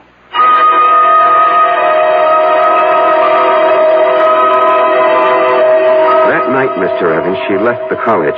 Her roommate called me and said Madeline Betty had disappeared. Didn't you feel that perhaps you should investigate? No.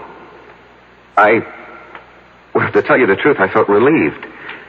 I thought she was embarrassed and had decided to go somewhere, and I forgot all about her. You forgot? How could you forget? Maybe I wanted to forget.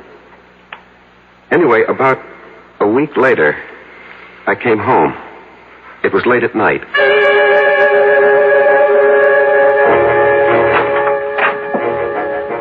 Good evening. What are you doing here? I have a key, remember? Look, what can I do for you? Nothing. Ask me what I can do for you. Well, what? I can kill you. What do you say? Yes. I can kill you very easily. And I'm going to. Madeline Betty, Who are you talking to? My name is Charity. Charity? Yes, Eli. Charity. Remember Charity? No, you're Madeline It's Betty. taken me such a long time to find you, Eli. Such a long time. Listen to me. I'm not Eli. I'm Rex Patterson, and you're not Charity. You're Madeline Betty Towers. Sweet talk, Eli. You always could do it, but it doesn't go with me anymore. Look, Madeline Betty, I'll have to ask you to leave. Oh, I will. After I kill you. No, you can't kill me. I can. With this. What are you talking about? With that rusty old antique pistol? No, not anymore. I brought it home to Father, to Isaiah Youngblood's gun shop, and I said, Father, fix this pistol. And he did, you see, how he cleaned it and oiled it. See how it shines now. Madeline Don't Betty. move any closer, not one step closer. See how it sparkles. He gave it a new frammer and a fresh flint, fitted a new flash pan, and then primed it. Poured in the powder, rammed home the ball, and now it's ready to fire. Charity, no. Get away from me. Take your hands off. No. Get away from Drop it. me. Let go of me, Eli. Charity, Eli. drop it.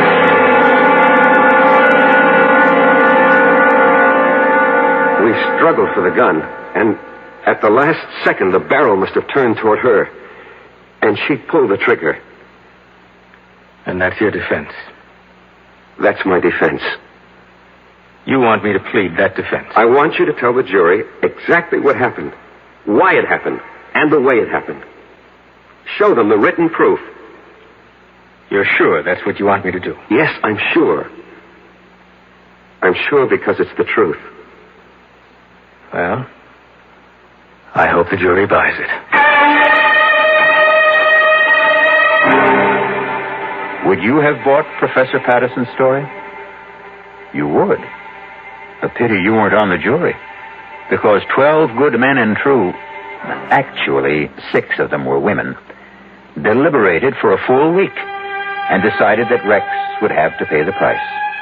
Not just the price for Madeline Betty, but also, as it turned out, the price for Charity. I'll be back shortly.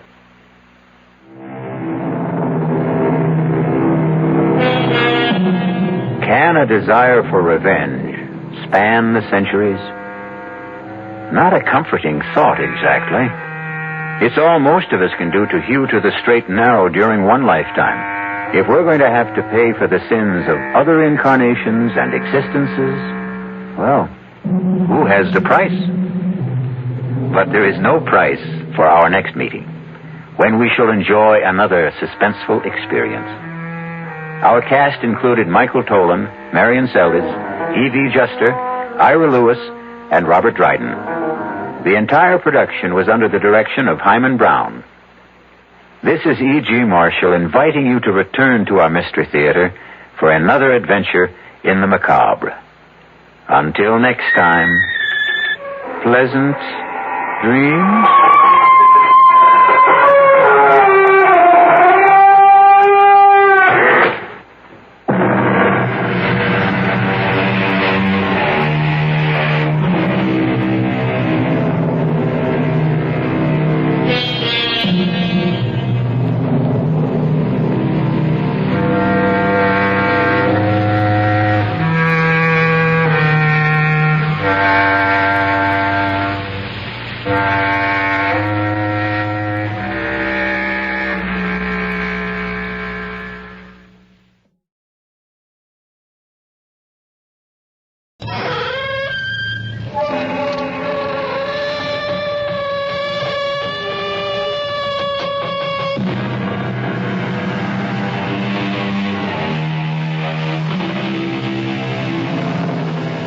Come in.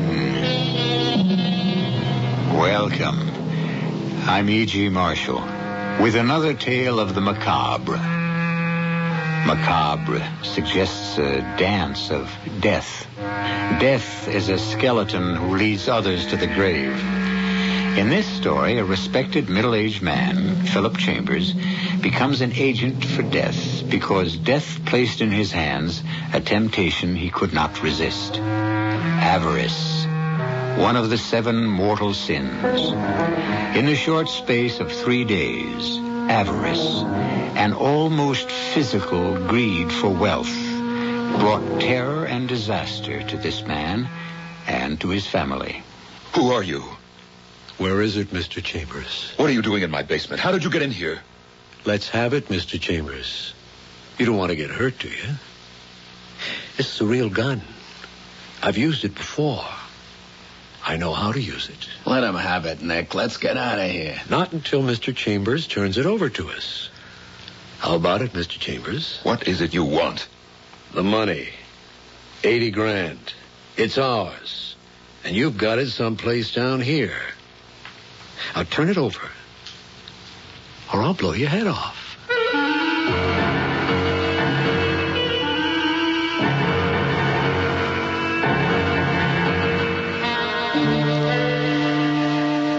Our mystery drama, The Root of All Evil, was written especially for the Mystery Theater by Roy Windsor and stars Norman Rose and Ann Shepard.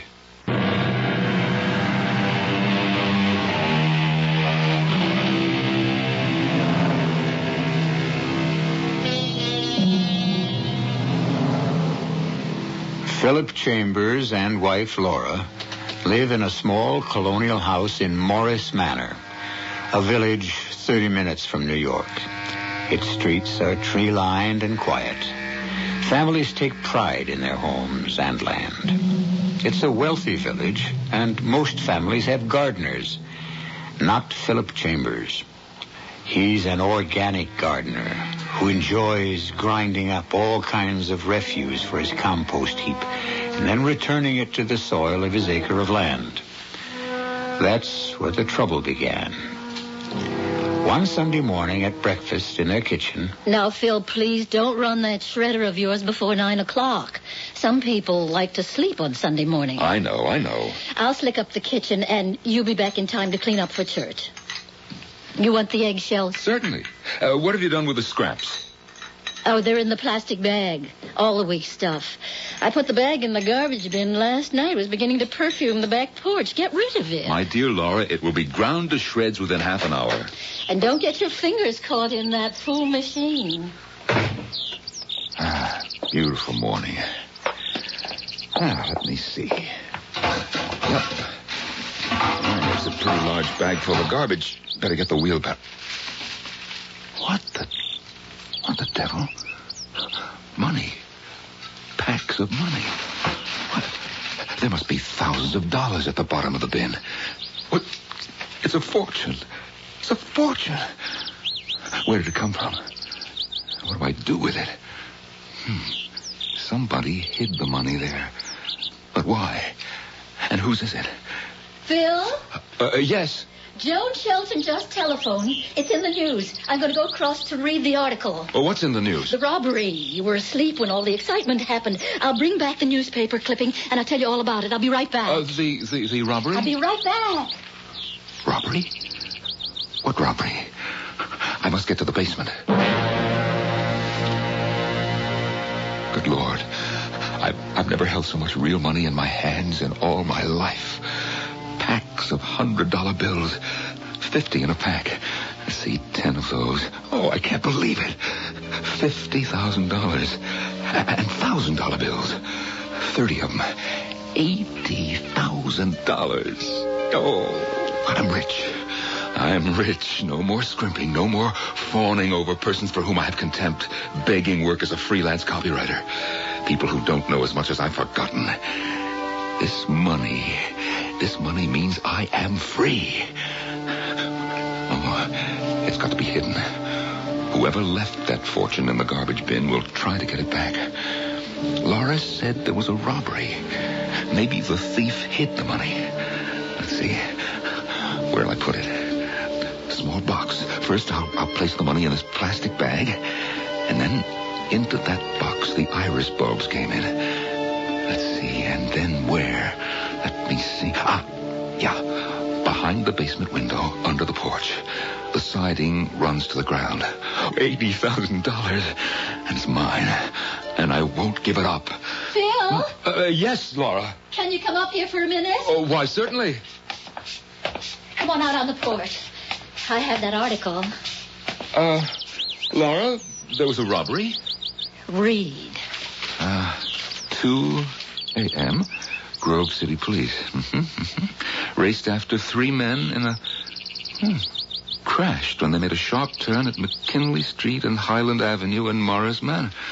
Why, Laura, that's our corner. And you slept right through the whole thing. Yeah, I must have. The sound could have wakened the dead. The police car was blasting its siren. Then there was a terrible crash when the robber's car hit old Mrs. Morris's elm tree and turned upside down. And one of the men was dead. Huh. And the other 2, you said there were 3. Must have got away.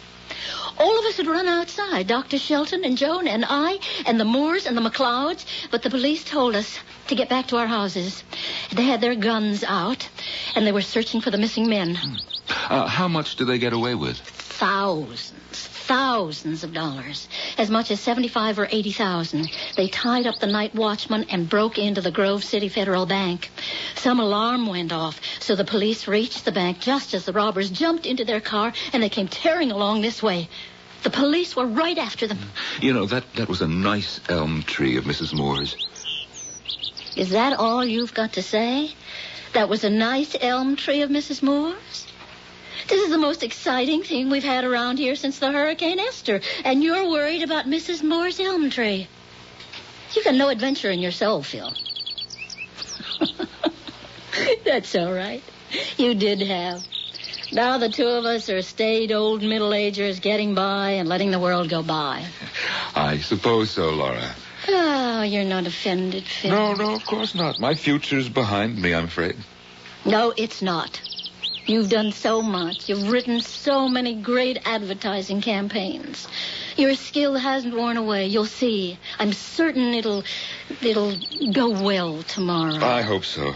But, Laura, face it, I'm 55. My lunch date and interview tomorrow is with a 26-year-old girl, almost fresh out of college. Laura, I'm old enough to be her father. Why would she want to employ me? I'd be an embarrassment to her because I know too much. I don't see why. Well, you have to finish with your shredding, and I've got to dress for church. Well, I decided not to use the shredder this morning. Oh, not enough garbage and refuse? Oh, no. All the excitement about last night has unnerved me. I'll get to the shredder next week. I'll be out of the shower in a few minutes. Well, don't hurry. I have some things to do in the basement. Oh, look, I've asked Dr. Shelton and Joan to come by at 6 for cocktails on the porch. All right? Huh? Oh, sure, it's fine.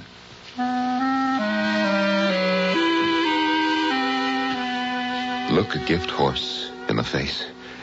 There's an old chestnut. When someone makes you a present, don't look too minutely into its intrinsic value. $80,000. Oh, that's some gift horse. Or is it? No, it's stolen money, which I propose to steal.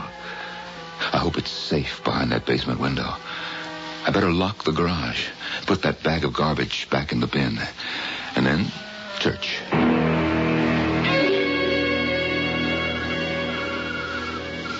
Paul, your glass is empty, Doctor. Oh, 2 is my limit on a Sunday night, Laura. Joan? Oh, all right. I'm not operating at 7 in the morning. Phil? Oh, yes, dear. Joan would like a refill. Your mind's a million miles away. Oh, I'm sorry, Joe. Now, that was with water, right? Please. Paul, what do you think, really? I mean, about that robbery and the disappearance of the 2 men. Well, after looking at the car, Laura, I wonder how they came out of the accident alive. But they did. It's remarkable. And they disappeared with all that money. Almost $100,000. Oh, not quite that much, but a small fortune. How could they have escaped the police? Maybe they're still hiding right in this neighborhood. Here's your drink, Joan. Thank you. They could be in hiding. Don't you think so, Paul? I can't imagine where. Someone's basement or attic. The Waynes are away for the month. Yes, they're at Candlestick Lake for a month. Well, surely they notified the police that they'd be away. Are there other vacant houses in the neighborhood, you know? Yeah. The Murrays went away for the weekend to visit their son at camp. So it's possible that the thieves could be hiding right around here. Well, my guess is that they stole somebody's car and got themselves lost in the city. With $80,000 of hard-earned money. Well, insurance will cover the bank's loss. Joan, my dear, I'm afraid it's time for the doctor to get to bed. What time? Oh, it's late. It's 10 o'clock. We came over here for cocktails. We stayed for salad and rolls. I'm delighted you did. Phil's been fidgety all day long. Your visit took his mind off his problems, didn't it, Phil? Oh, yes. Very happy that you came over. Don't work so hard, Phil. You have seemed preoccupied. Relax. Or has the chatter about the mysterious robbers upset you? No. Oh, heavens, no.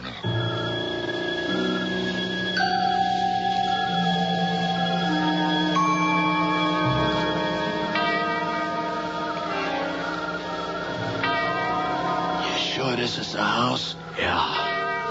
Hold the light.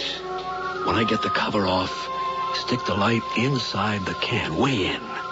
And then turn it on. Okay. Creepy out here. Flash the light in the bottom of the can.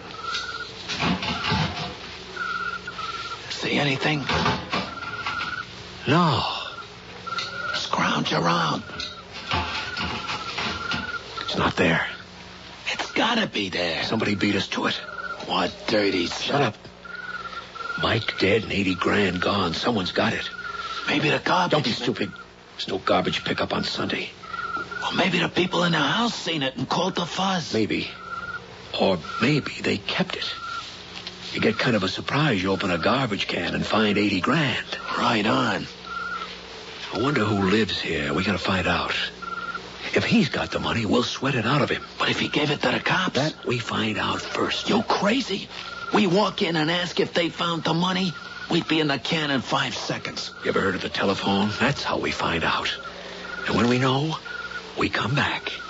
Now put the light away. I'll put the cover back on the can. Right.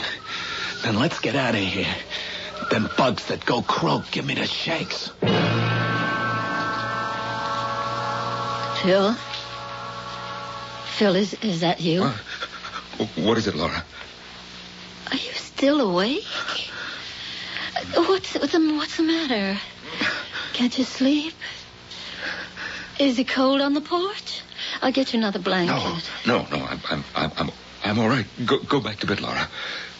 Your voice is shaking. Let me turn on the light. No, please. Come into the bedroom. Phil, I'll turn on the light. Phil, you're soaked with perspiration. What is it? Let me get your robe. Where do you feel ill? What is stomach? But your head? Sit down on the rocker. You look ghastly. Laura, maybe if I had a brandy. Yeah, I'll telephone Paul Shelton. No, please. He's operating at 7. I've just got a chill or something. You wipe your face with a wet cloth and I'll be right up. I heard them. Every word. They're coming back. Killers. Oh, what shall I do? Is it too late to call the police and turn in the money? Maybe not. But give up $80,000 because I'm afraid of a pair of hoodlums? What have I got to be afraid of? Say they confront me. I tell them that I haven't got the money. Would they risk shooting me? No, I won't give up that money. I won't. Here's the brandy, sweetheart. Oh, thanks. That helps. Phil, when I walked through the living room to the bar on the porch... Yes? 2 men were staring from behind the front hedge through the living room window. Phil, I'm afraid.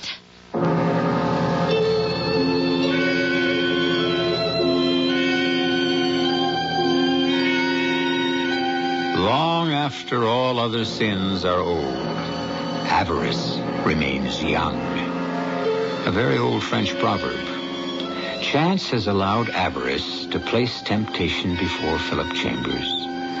He is already a harried man. Will his sense of moral values be strong enough to overcome temptation? Or will he persist in holding on to the stolen money? We'll find out when I return with Act 2.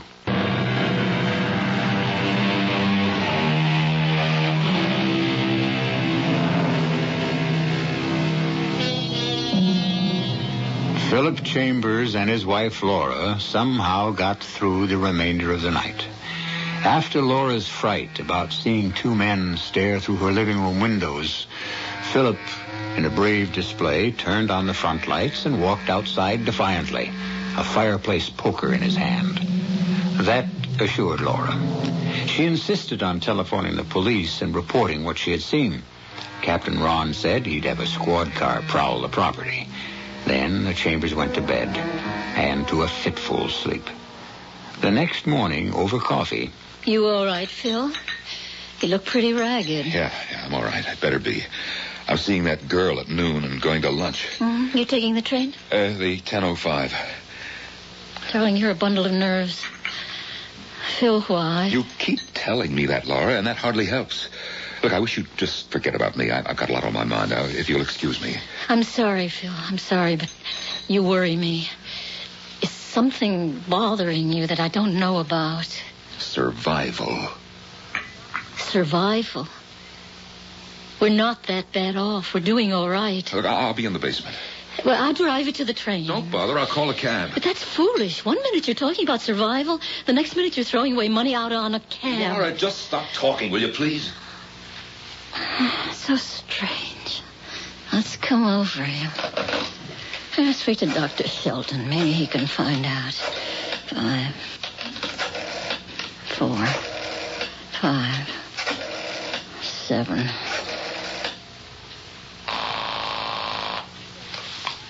Dr. Shelton's residence. Hi, Joni. Laura. Yeah. Look, when does Paul get home from the hospital? Well, this is Monday, and he operated early. I say, ought to be home by 4. Why? Something wrong? I think so. But I don't know. It's Phil. Joni, tell you what. He's taking the 10:05 to the city. Can you come over at 10:30? I'll be back then, and I've got to talk this out. Of course. You sound serious. I am. Will you come over? Of course. I'll see you at 10:30.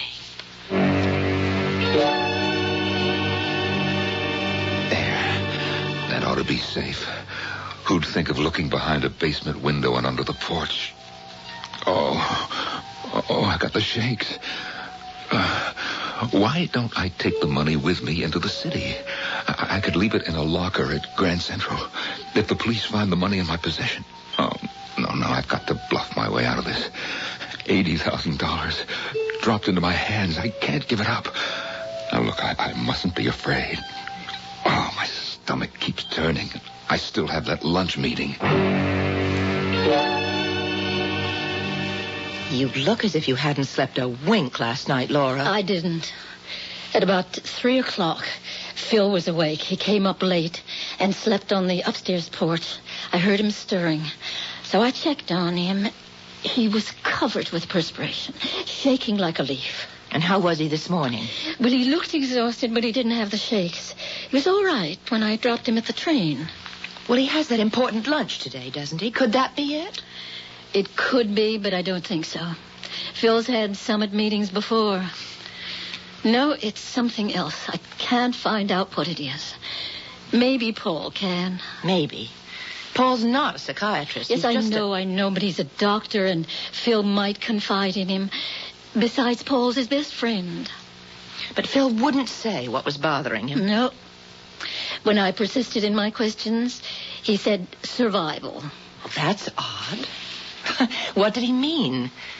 Continuing to live, to stay alive? I think it has something to do with the robbery of the Grove City Bank. Oh, Lord, for heaven's sake, yes. Why? What's that got to do with Phil? Well, ever since I mentioned the robbery to him, Phil seemed distracted. When he read the article in the news, he grew tense. He began to perspire. I didn't think anything of it at the time. But since what's happened, I've been trying to reconstruct Phil's behavior. I think it springs somehow from the robbery. I've never been so frightened in my life. Laura? I went down for brandy when he felt so badly. I didn't switch on the lights.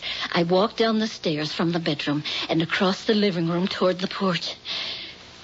And that's when I almost screamed. Good heavens, what happened? 2 men standing behind the hedge in front of the living room windows and looking in. What, looking through your windows? You think that the stolen money was or is somewhere around your property? I don't know what to think. Have you told the police?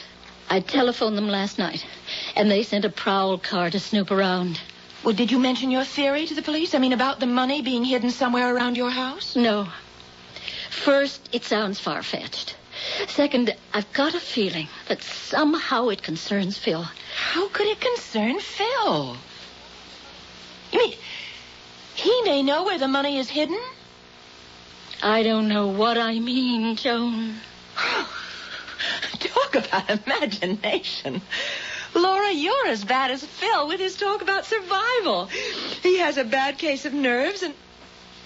Survival? He said he was worried about survival. Now, isn't that the word you said? Yes, that's the word he used. I thought he meant our survival. But what if he meant he was afraid, literally, of his own survival? That would mean he knows something about the robbery that he's not telling. But you don't believe that he found the money, do you?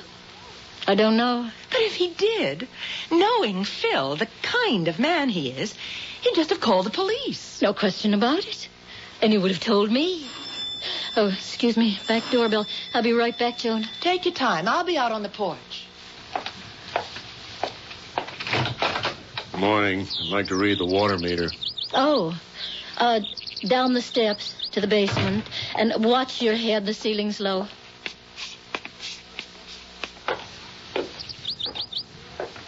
The garden looks wonderful, Laura. Yes, it does.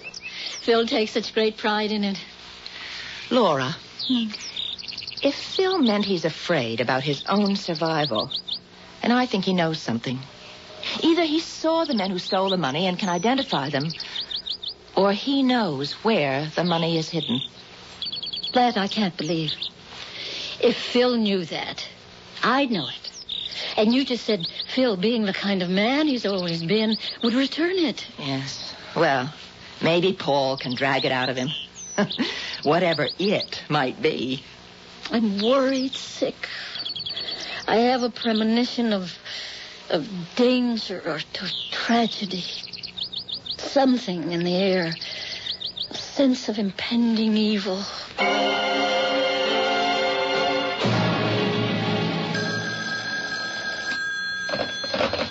Hello. Laura, something's occurred to me. What, Joan? I was on your porch at 10:30 and the doorbell rang. Who was it? Well, the man who reads the water meter. Why? Well, he didn't come to my house. And when a man comes from the water department, he reads the meters at all the houses in the neighborhood. Yes, he does. And another thing. I went shopping at noon, and as I drove out of my driveway, a man walked out from the back of your house. Did someone else call on you?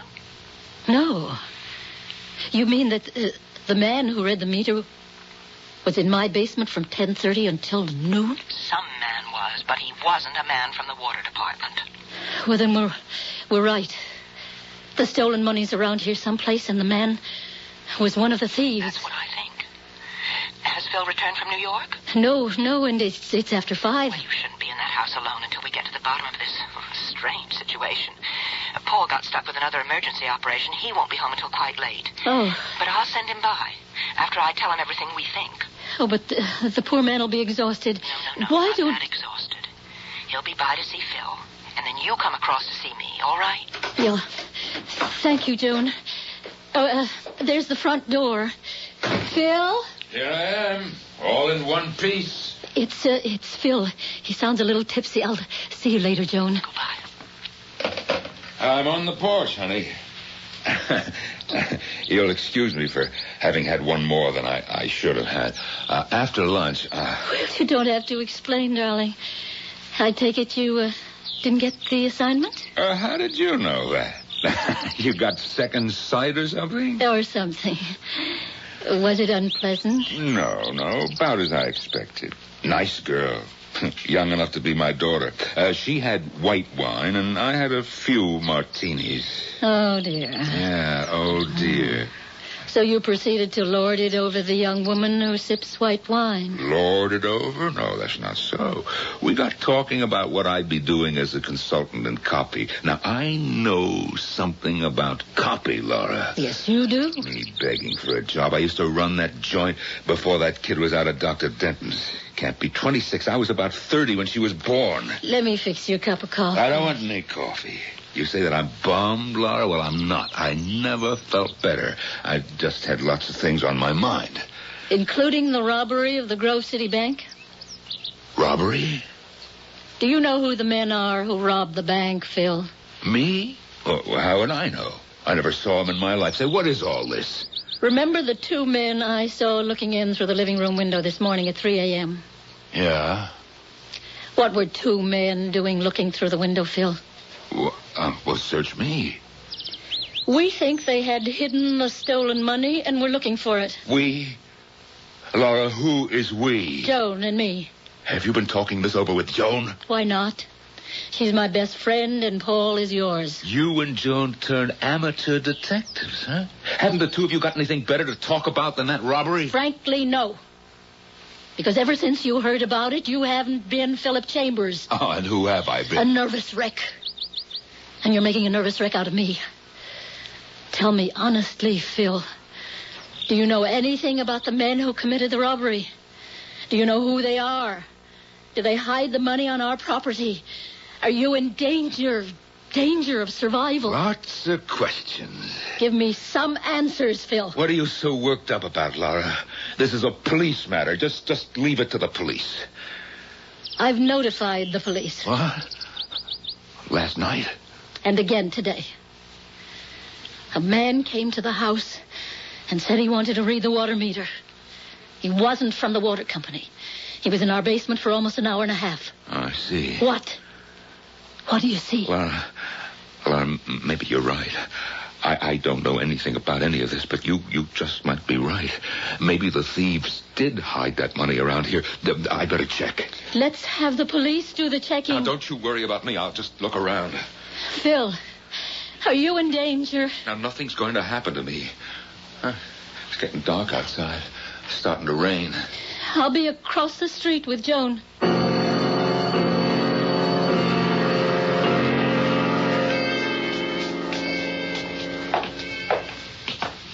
Hello, Mr. Chambers. Who are you? Where have you got it, Mr. Chambers? What are you doing in my basement? How did you get in here? Let's have it, Mr. Chambers. You don't want to get hurt, do you? It's a real gun. I've used it before. I know how to use it. Let him have it, Nick. Let's get out of here. Not until he turns it over to us. Now, how about it, Mr. Chambers? What is it you want? The money, $80,000. It's ours, and you have it someplace down here. Now, turn it over, or I'll blow your head off.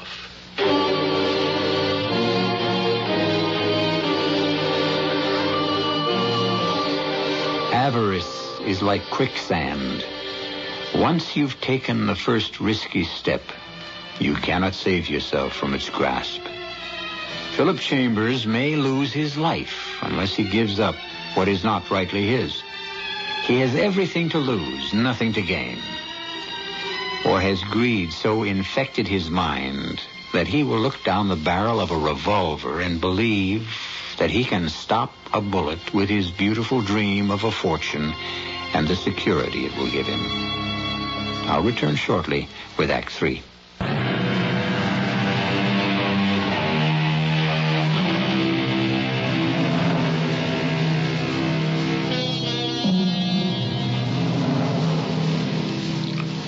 Philip Chambers found $80,000 at the bottom of his garbage bin at the back of his nice colonial house in exclusive Morris Manor, 30-some minutes from Broadway. Despite a lifetime of ethical exactitude, Mr. Chambers didn't hesitate a minute before deciding that fate had dropped a rich token of her affection into his deserving hands. He'd keep the money stolen from the bank in Grove City. But the thieves, there were 3, but one was killed when the escape car crashed, also want the money. I'm waiting, Mr. Chambers. I don't know what you're talking about, and I want you out of here. He's going to be tough, Stud. You want me to soften him up? Not yet.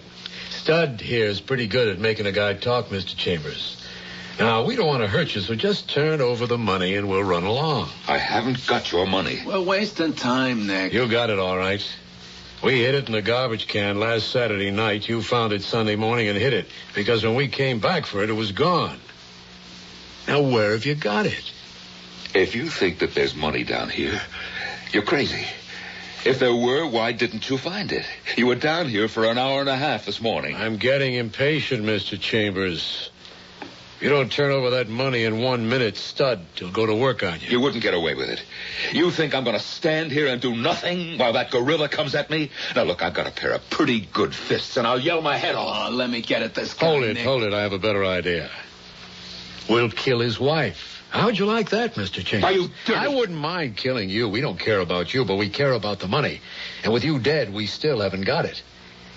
But we intend to get it because you're going to give it to us. Now, you have it for us by midnight. You leave it next to the garbage bin.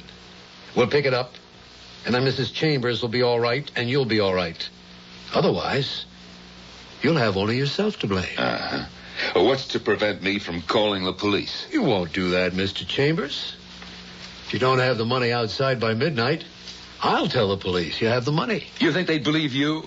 Your tip against my word and my reputation? We got confidence in the police, ain't we, Nick? That's right. Well, they'll break you down, Mr. Chambers. We have our way, they have theirs, and you'll slip up. Maybe not right away, but soon. But it won't get to the police. You know why? Because if the money isn't there tonight, we take care of your wife tomorrow. He ain't kidding, mister. So why don't you give us the money now and save all the sweat? If I had the money that you're talking about, I would see you in hell before I gave it to you. Stud. You're still pretty fast, Stud, my boy. He was wide open. Now, let's get out of here. And we'll watch the house. It might be an interesting few hours. Good night, Mr. Chambers.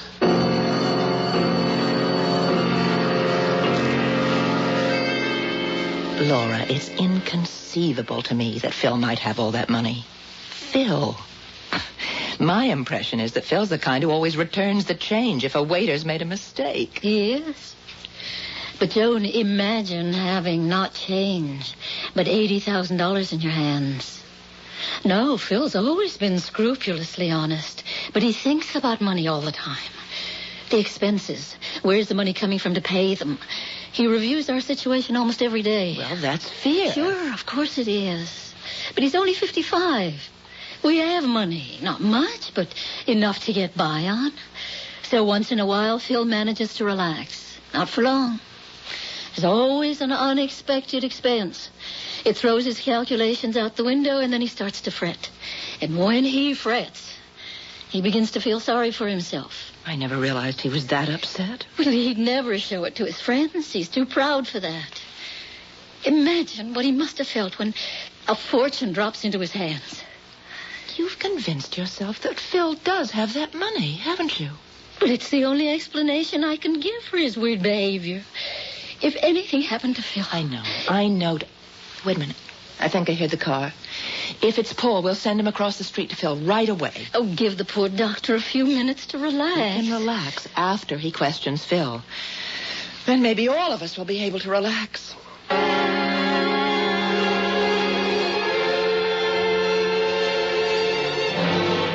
Tell me about it, Phil. I'd rather not, Paul. I find your front door open. I walk in and call hello. No answer. I find you in the basement, sitting with your head in your hands, covered with perspiration, shaking as if you had a fever, and you won't tell me about it. After all, I am a doctor, Phil. I just can't. Your face is swollen. You've been crying.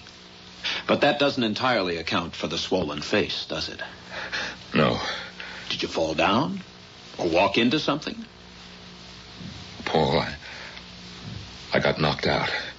Ah, interesting. Ready to spill the beans? I don't know how I can bring myself to it, Paul. I'm a good listener. Mind if I fix myself a drink? No, of course not. Forgive me for not offering you one. You want one?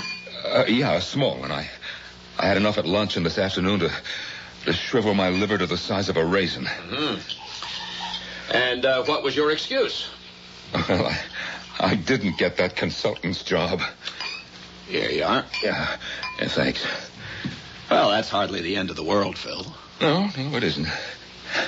Imagine being interviewed or approved of by a 26-year-old girl with stringy hair and no brassiere.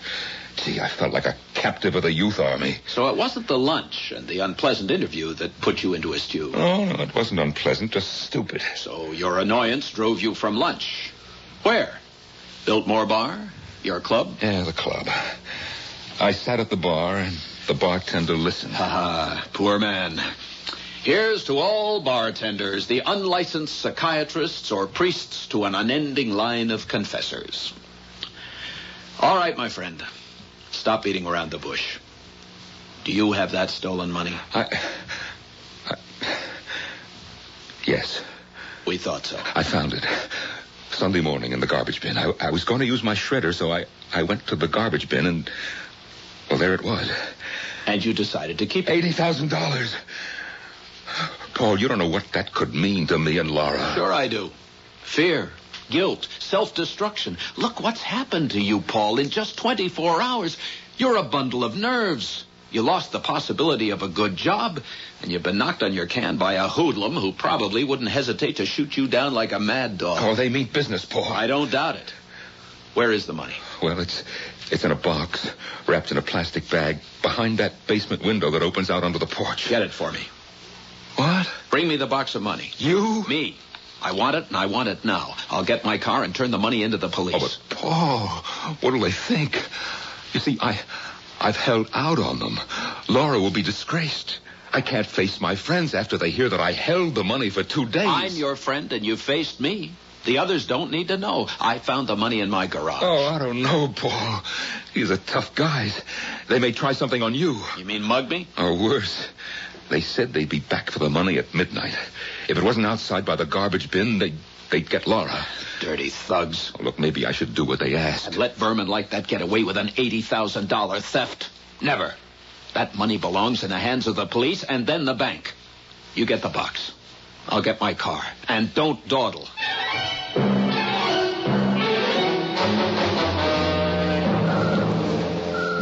It's Paul. He's not coming to the door. Where's he going? The driveway. What in the world is it? He's backing out his...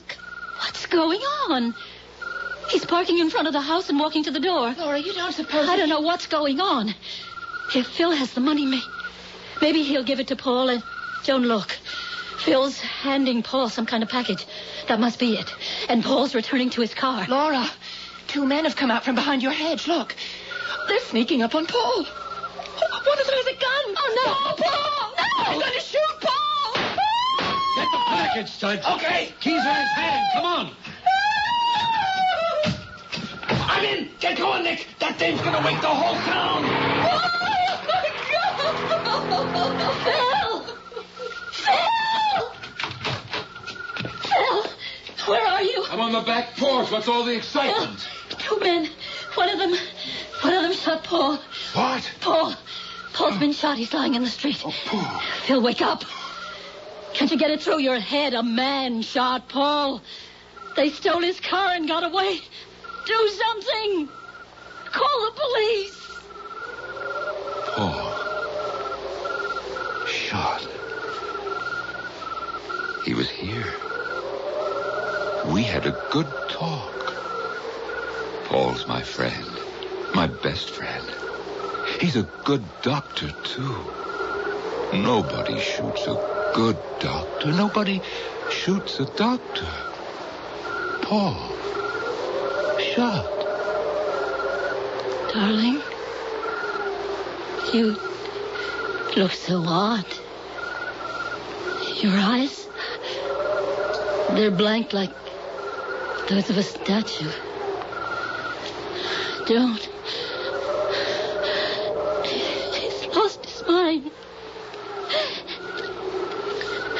Phil, sit down. What? Phil, what was in the package?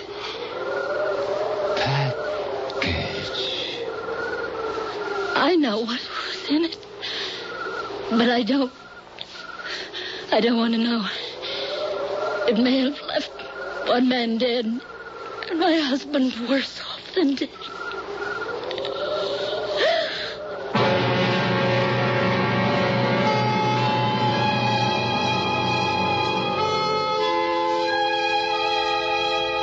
In 1732, Thomas Fuller wrote that there is no vice like avarice. Honesty, no matter how shop-worn the old adage, really is the best policy. It may not lead you to untold riches, but it's a safeguard for a respectable and safe life. What finally happened to these four friends? I'll tell you when I return shortly. Teledisc is proud to present over 3 hours of the world's best-loved music. The Classical Collection, an exquisite 4-album library of music by the masters: Beethoven, Mozart, Tchaikovsky, Chopin.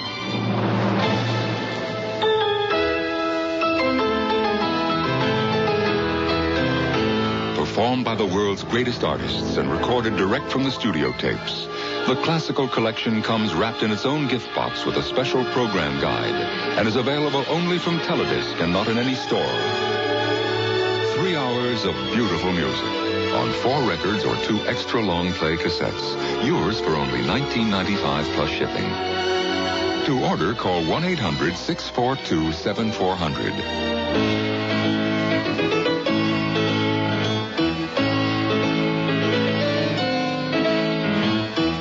The Classical Collection, your musical treasure for years to come. Call 1-800-642-7400. Operators are standing by.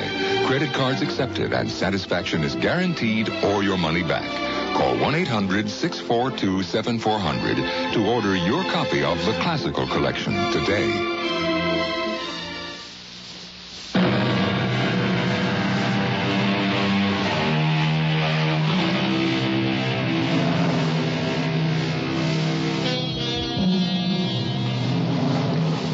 The phrase, the root of all evil, has echoed down the corridor of time because this man covets what another man has. And civilization has never been able entirely to constrain greed. Philip Chambers almost cost his best friend his life. Almost. Dr. Shelton had been shot in the back, but he survived. Phil became an instant vegetable, and weeds overgrew his mind, choking out any hope of a return to normal life. When so well-respected, educated, and intelligent a man as Philip Chambers can succumb to greed, beware. Our cast included Norman Rose, Ann Shepard, Elliot Reed, Marion Seldes, and George Petrie. The entire production was under the direction of Hyman Brown. Hi, I'm Joseph Campanella. If you're a kid who's got troubles, you've got a friend at Boys Town. Whether you're a boy or a girl, Boys Town has a caring person just a phone call away who will really listen to your problems and help you solve them. If you're running away, being abused, using drugs or alcohol, pregnant, or just need somebody to talk to, call Boys Town's hotline. It's 1-800-448-3000. There's no charge for the call, and you can call anytime. If you're a parent and you're having problems controlling your children or keeping yourself from hurting them, you've got a friend at Boys Town, too. At Boys Town's hotline, you'll talk to someone who understands and can help you find the help you need fast and close to home. Call Boys Town's hotline toll-free, 1-800-448-3000. That's 1-800-448-3000. This is E.G. Marshall inviting you to return to our Mystery Theater for another adventure in the macabre. Until next time, pleasant dreams.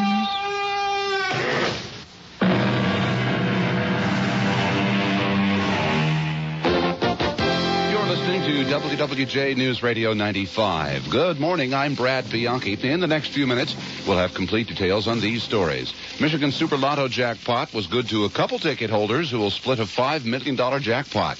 Another ethics charge has been raised against Michigan U.S. Senator Donald Regal. Detroit and some of its suburbs could be in line for a rail line. Those stories are coming up along with sports. At 1:15, it was the Thanksgiving Day win for the Detroit Lions. CBS covers the world and the nation with news next at the top of the hour. The WWJ Weather Command forecast, mostly cloudy, breezy, and cold this morning, a low of 18 degrees with the possibility of some snow flurries. Sunshine Friday, not quite as cold. We'll get to about 34 degrees. Right now in Detroit, partly cloudy, 24 is the temperature. All news, all the time.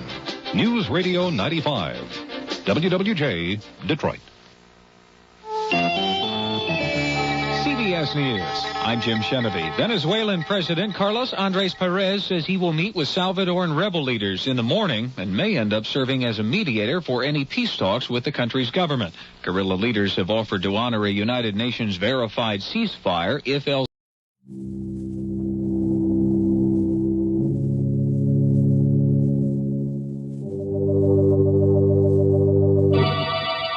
Lipton Tea and Lipton Soup present Inner Sanctum Mysteries.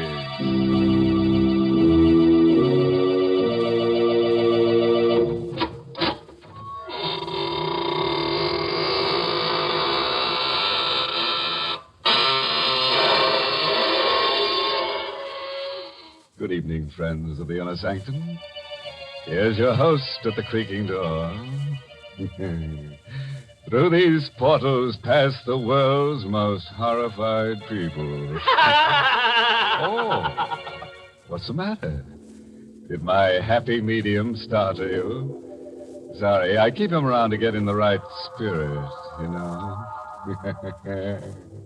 Oh, by the way, if you feel a cold, thin sliver of steel across your neck in the next half hour, sit perfectly still. Someone's got an edge on you.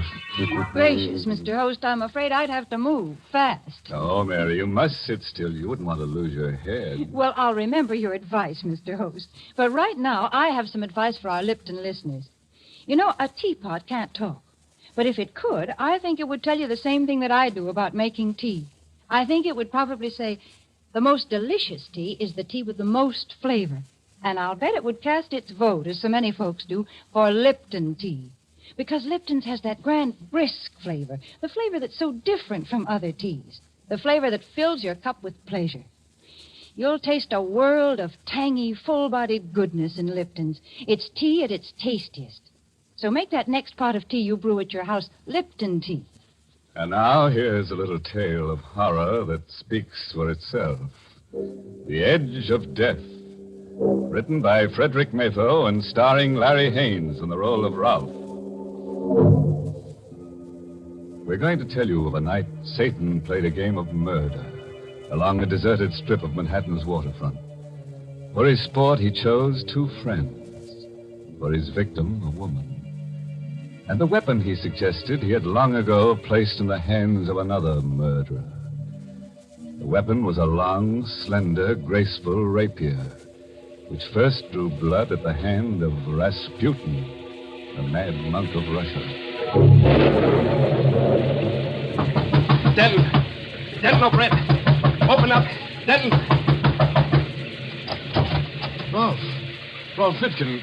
Well, come on in, man. What's the matter with you? You're soaked. No hat, no coat. Denton, you're my best friend, my only friend. You've got to help me. I just got back from Chicago. I was going to drop over to your shop a little later. You got back too late. You could have helped me. Now, it's too late. Well, what's the matter, Ralph?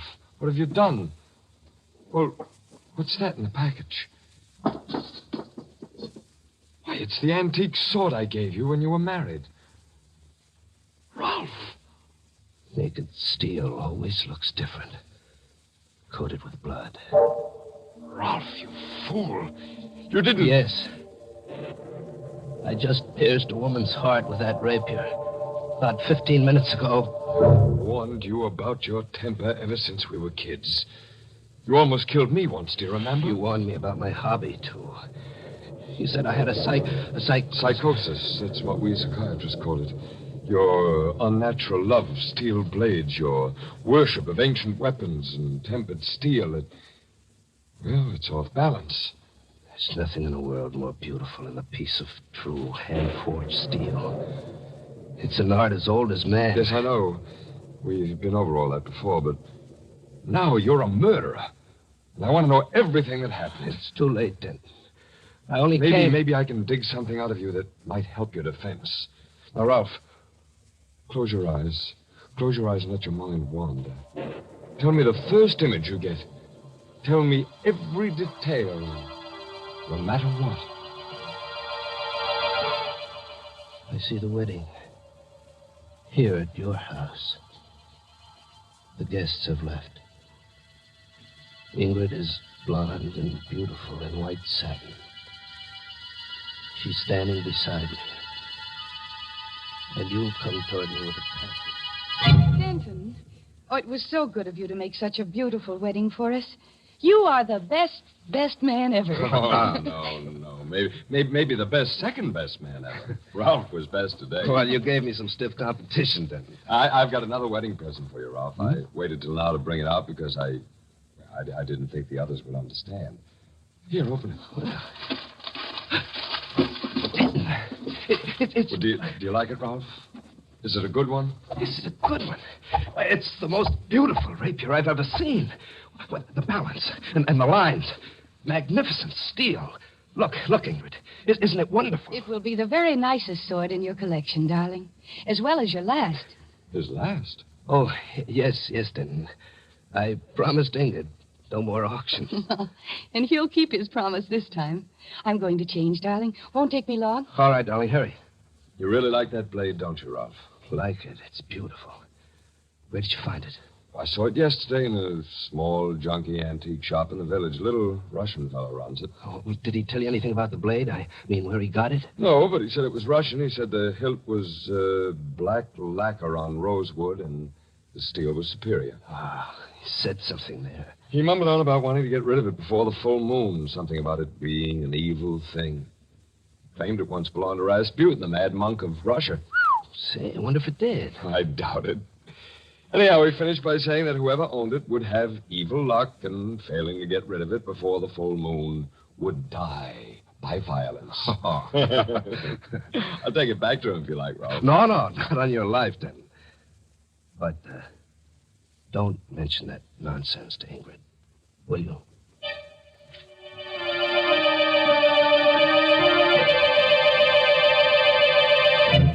I remember all that myself, Ralph. I left for Chicago that night. Now, what's the next scene that comes to your mind as important? Well, about 3 weeks ago, I was working on some knives in the shop. Ingrid had left. I was alone. The shop door opened, and she was there. She? Who, Ralph? Stasha. She was beautiful. Tall. White as marble. Dressed in black. And beautiful. I beg your pardon. What did you say? Oh, I'm sorry. You said beautiful. There's no cause to be embarrassed. I have heard this said before. What can I do for you, Miss... Kasov. Stasia Kasov. You own something that I would like to buy. What is it? A rapier. A Russian rapier. I saw it in your window as I passed. It's not for sale. Oh, really? Are you sure? I will pay you well. Say $100. Sorry. Very well. Perhaps you might change your mind. Here. Here is my card. Come and see me if you do. Well, thanks, but I... Shall we say before the next full moon, Ralph?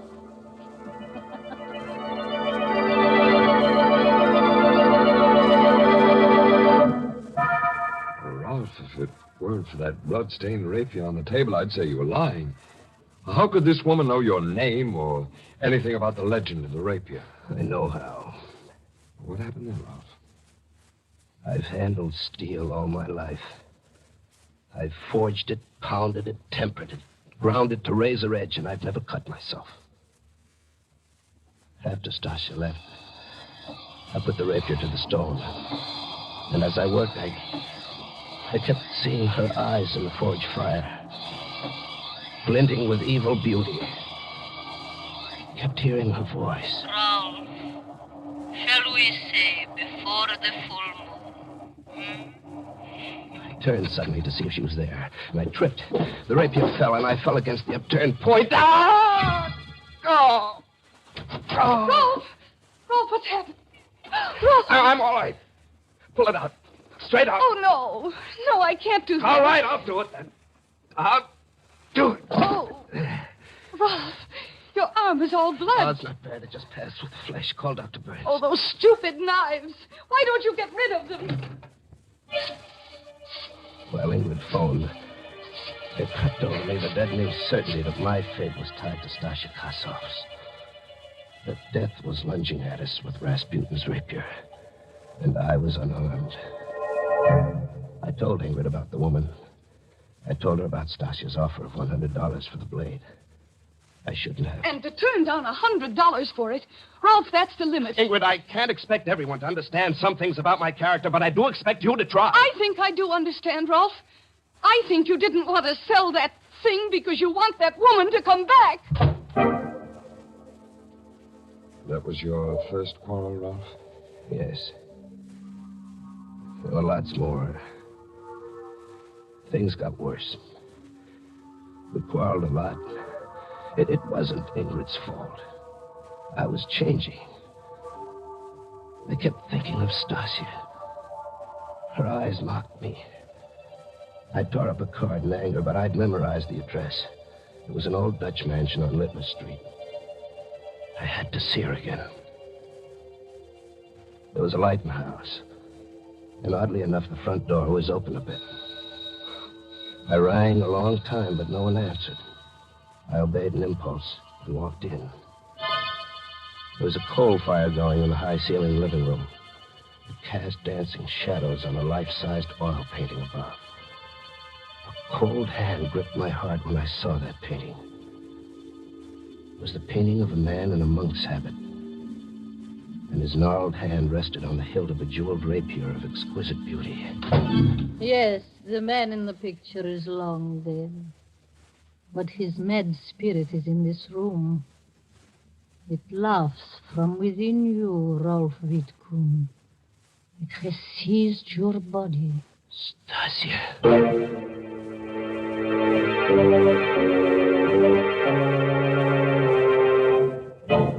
You know, if I were Ralph, I wouldn't be seen dead with somebody else's spirit. You can't tell what will happen to a man when the spirit moves. Goodness, Mr. Host.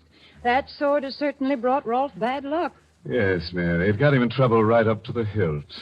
And we're only halfway through the story. Oh, yes, there's still a lot more excitement to look forward to. And I think looking forward to things is so much fun. For instance, imagine you're brewing up a pot of Lipton tea. Well, you know there's enjoyment ahead just as soon as that water starts bubbling in the tea kettle. The very sound of it is warm and cheerful and friendly, like Lipton's itself. And then when you lift that cup to your lips, oh, there's such a deep-down satisfaction in Lipton's brisk flavor because it's so mellow and satisfying, brimming with lively, full-bodied goodness. Yes, all those little promises of enjoyment are completely fulfilled in your first delicious sip of brisk-flavored Lipton tea. Well, you certainly have a point there, Mary. But now, back to Ralph Wittgen as he tells his friend the events leading to the murder he has committed tonight.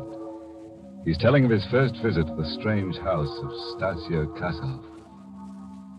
So the Kasov woman convinced you that the spirit or the ghost of Rasputin had taken possession of your body. And you fell for it. Oh, I fought against believing it, Denton. But it did explain so many of the strange promptings that have been stirring me all up inside. Did she say anything more about it? No. I turned to face her. She was a smiling column of white beauty, sheathed in black satin. Miss Kasov, how is it? Stasia. Call me Stasia. How is it you know my name? What do you know about the rapier? Does it matter? You have changed your mind, perhaps? About selling me your rapier? No, I came to ask you about it. You came because you are confused. We will discuss it. But first, let us have some tea. Yes? I examined the room while she was out of it. On the wall across from the fireplace were 5 oil paintings. All of them portraits of men. At first, I thought the light was playing tricks. It wasn't. Each face was painted with closed eyes. Each was a study in sleep or death. You like my painting? Come and sit down. We'll have tea and talk. Who are those men you painted, Stasia?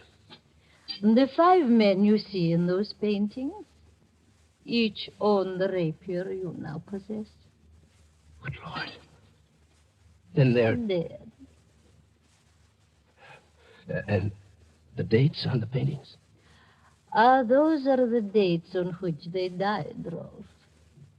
Each on a day of the full moon. Each kept the rapier beyond the time he should have. More tea? Stasia's eyes were eager and wide. My ears began to ring. I recall setting the cup down. I remember Stasia's voice a long way off. Russian tea is strong, my friend, and so are Russian legends.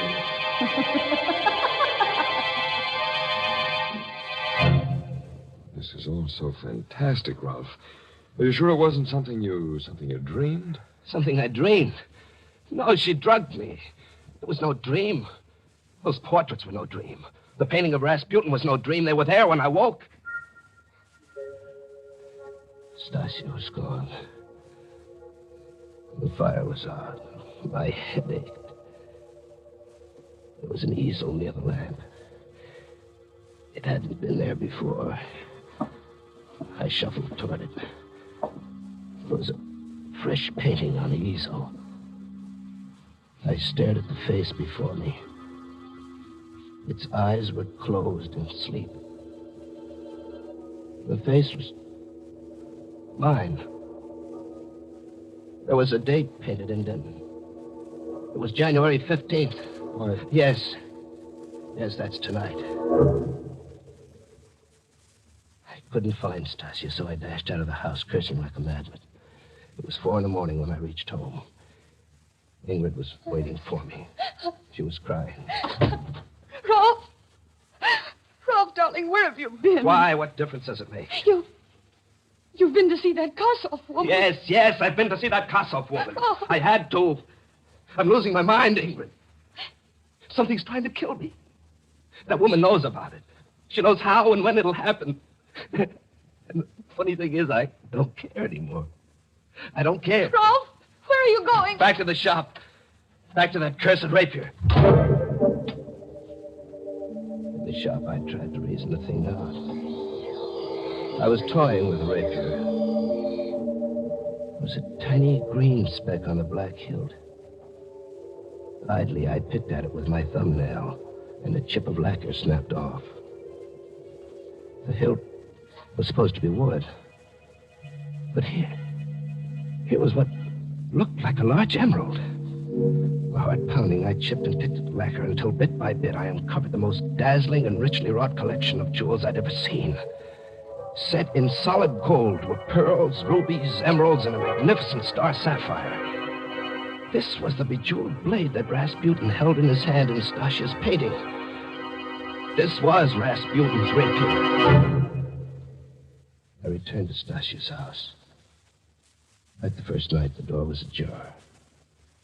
Like the first night, I walked in.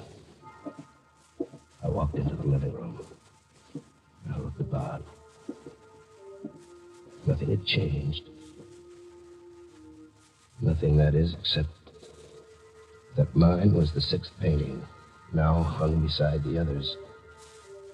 And the art easel already had a fresh canvas.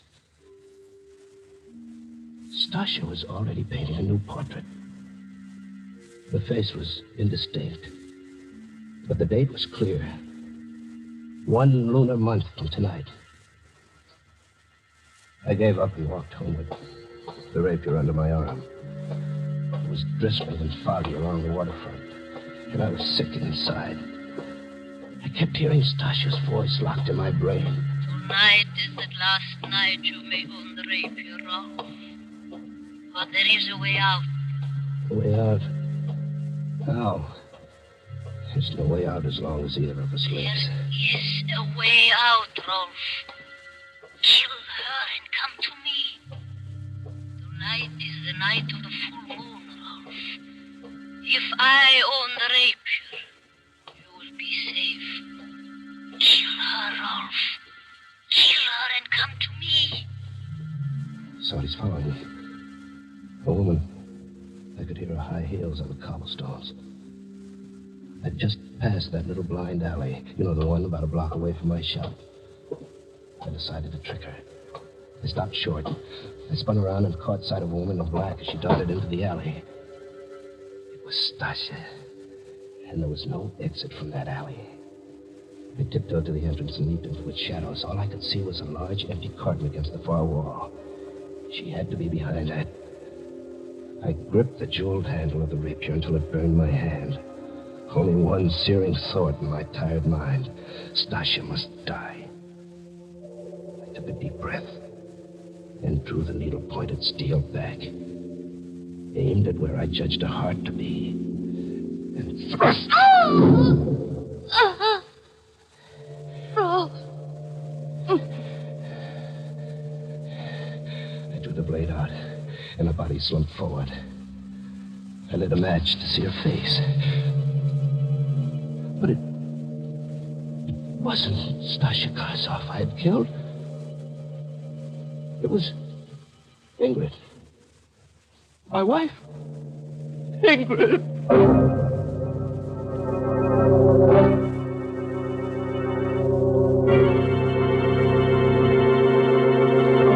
It worked, Stasia. It worked. My plan worked. Ralph reacted just as I planned it.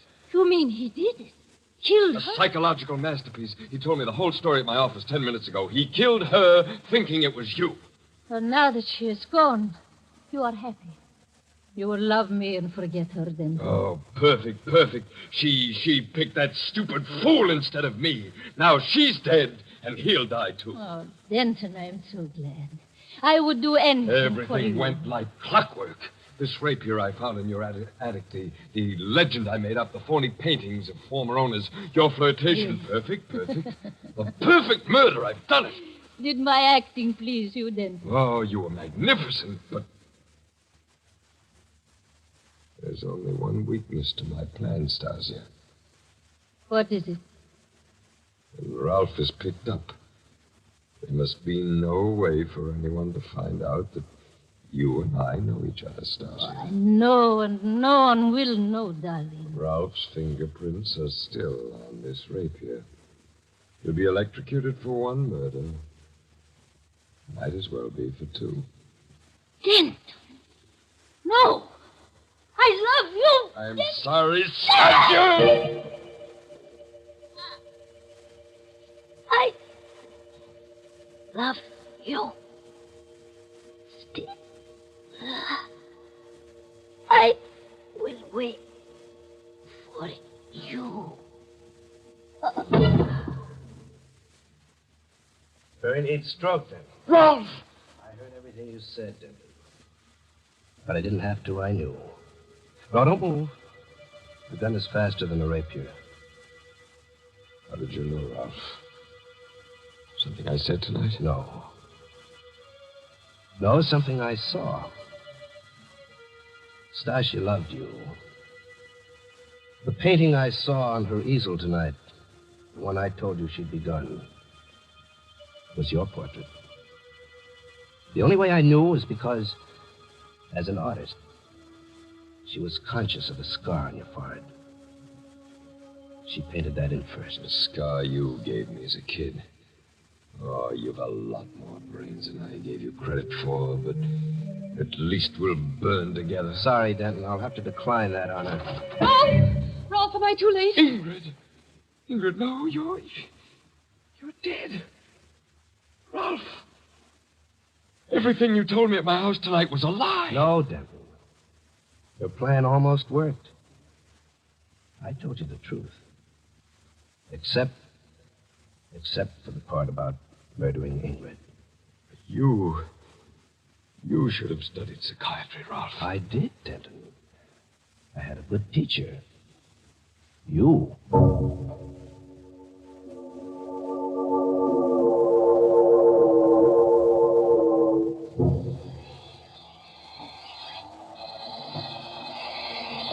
Are we going home soon, darling? Uh-huh. You seem so far away, Ralph. Is anything wrong? No. I've been thinking about Denton. Odd the way things turned out. He made up that story about the rapier and its belonging to Rasputin and its owners dying on the night of the full moon. You don't believe it, do you? No. But what he thought was a cheap blade turns out to be a priceless treasure. It matches the one Rasputin held in his hand in the painting. That was coincidence, darling. Come on, now put your work away. Let's go home. It's late. Mm-hmm. Such a beautiful night, Rolf.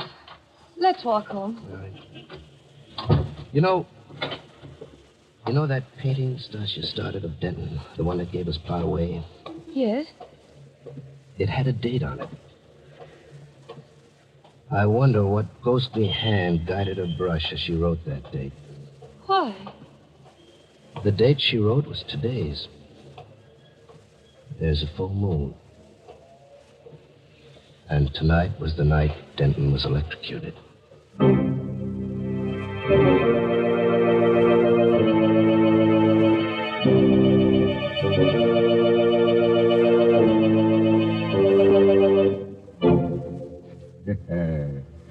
Well, wouldn't you say that's a story which gets down to fine points? Happy ending, too. Yes, you get a ghost-to-ghost hookup between Stasia and Denton. Ralph and Ingrid get an Exhibit A worth a few bucks and go back to the old grind. Well, I'm glad Denton's plot didn't work. Yes, Mary, but if it had, Ralph would have had a plot of his own, in a cemetery. After all, that's one of the best-selling plots I know of. Oh, nonsense, Mr. Host. If you think that's the kind of thought we want to leave our Lipton listeners with, you're quite wrong. Here's a much better thought for folks to carry away with them. Tomorrow, when you visit the grocer's, get a package of Lipton tea. Buy it, try it, and see if you don't agree that Lipton's brisk flavor gives you extra enjoyment. Oh, yes, there's a great treat in store for you when you first taste Lipton's full-bodied, zestful goodness. Ask your grocer for a package of Lipton tea tomorrow.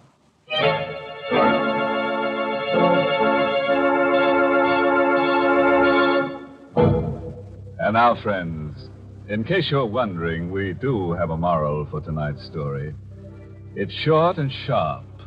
Knife can be beautiful if you keep your temper. And look out for people with an axe to grind.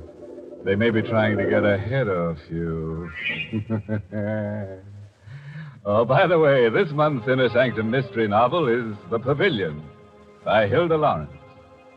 And next week, the makers of Lipton Tea and Lipton Soup bring you another grisly Inner Sanctum tale, directed by Hyman Brown, and titled The Confession. And now, if you'll excuse me, I have an appointment with Stasia and Denton.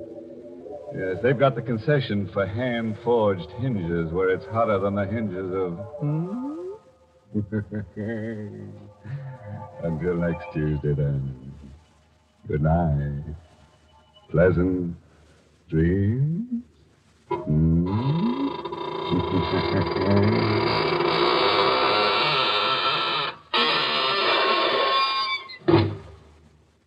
Got tomorrow's meal on your mind? Well, how about letting me make a suggestion? Now, here's a real menu masterpiece that the whole family will love. It's Lipton's Noodle Soup, a grand soup chock full of wonderful, fresh-cooked chickeny goodness. Lipton's Noodle Soup is prepared with ease, ready to please in just a few quick minutes. It's economical, too. It costs less and makes lots more than canned soups. So ask your grocer for Lipton's Noodle Soup Mix. And don't forget to tune in next Tuesday night for another Inner Sanctum Mystery. This is CBS, the Columbia Broadcasting System.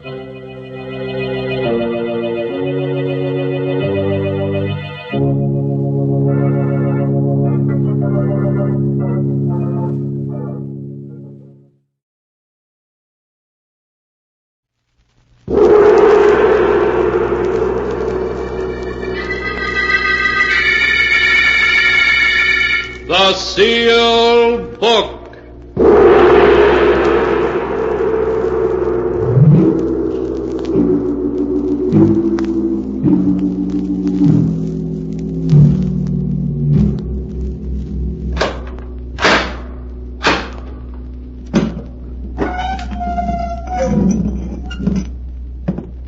Once again, the keeper of the book has opened the ponderous door to the secret vault, wherein is kept a great sealed book, in which is recorded all the secrets and mysteries of mankind through the ages.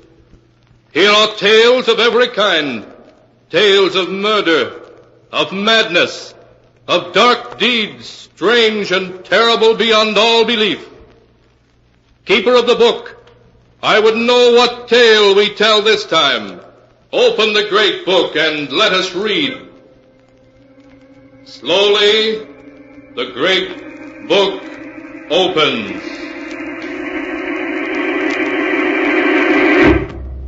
One by one, the keeper of the book turns the pages and stops. The strange story of three people who ventured into a long-lost cavern, a cavern cursed by the ancient Aztecs. A tale called I'll Die Laughing.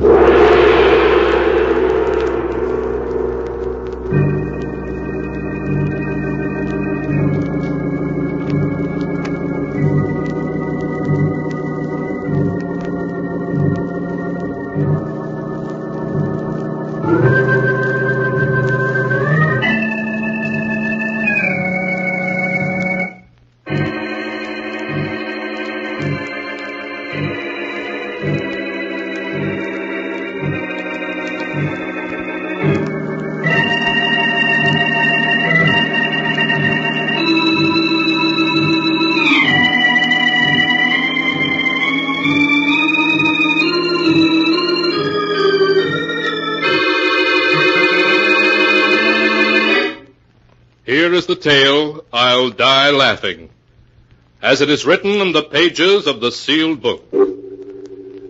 It begins in one of the big old houses on Nob Hill in San Francisco. John Dayton, a huge, fat, middle-aged man, is laughing at a story that Dr. Smith, his personal physician, has just told him. Oh, say, Doc, that's a good one. I'll remember that. You'd better remember the other things I told you, too, John. I will, Doc, I will. Thanks for dropping in. That's quite all right. Goodbye, John. Goodbye. Dear? Yes, dear. What did he say? Did he think the dizzy spells you've been having were serious? Oh, of course not. He said I'd live to be 90. He just told me to stop working so hard at the office and learn to take things easy, that's all. You have been spending too much time at the office, John. Well, I'm thinking of taking a vacation. A long vacation. Now, please excuse me, dear. There's someone upstairs in the study waiting to see me. John, who is that horrible-looking old man waiting up there for you? Well, I'll explain that later, dear. Oh, say, when Harvey gets here, send him right up the study, will you? All right, John.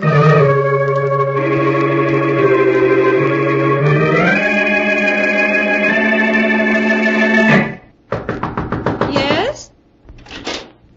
Oh, Harvey, come in. Hello, Laura. John phoned. Said he wanted to see me. Is he in? Yes, he's upstairs now.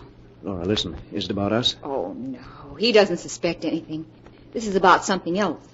He has a perfectly weird old man up there with him now who... Yes, I know. An old prospector named Gippy Gordon. Sent him? What do you mean? Well, this Gordon came so I talked to him. He told me a ridiculous story about a lost Aztec treasure in a secret cave in New Mexico. I knew it was just the kind of thing that John would love, so I told Gordon to come and see John here at the house. And I warned him to be sure not to mention having spoken to me. But why, Harvey? I want John to decide to go looking for that treasure and to take us along. I don't understand. Darling, John is like a boy in many ways, but he isn't a complete fool. If he finds out about us, we'll both be out in the cold. You'd lose this lovely mansion and all the things you enjoy so, and I'd lose my job as lawyer for the John Dayton Enterprises. Oh, I would tell John we love each other and that... And live in a garret someplace on love and a crust of bread? No, Laura, it wouldn't work. No, I suppose not. Oh, what are we going to do? Suppose something should happen to John. An accident, say. Harvey, you don't mean that... Harvey, is that you? Yes, John, I'm on my way up now. Well, hurry up, old man. I've got something mighty interesting for you. Right away, John.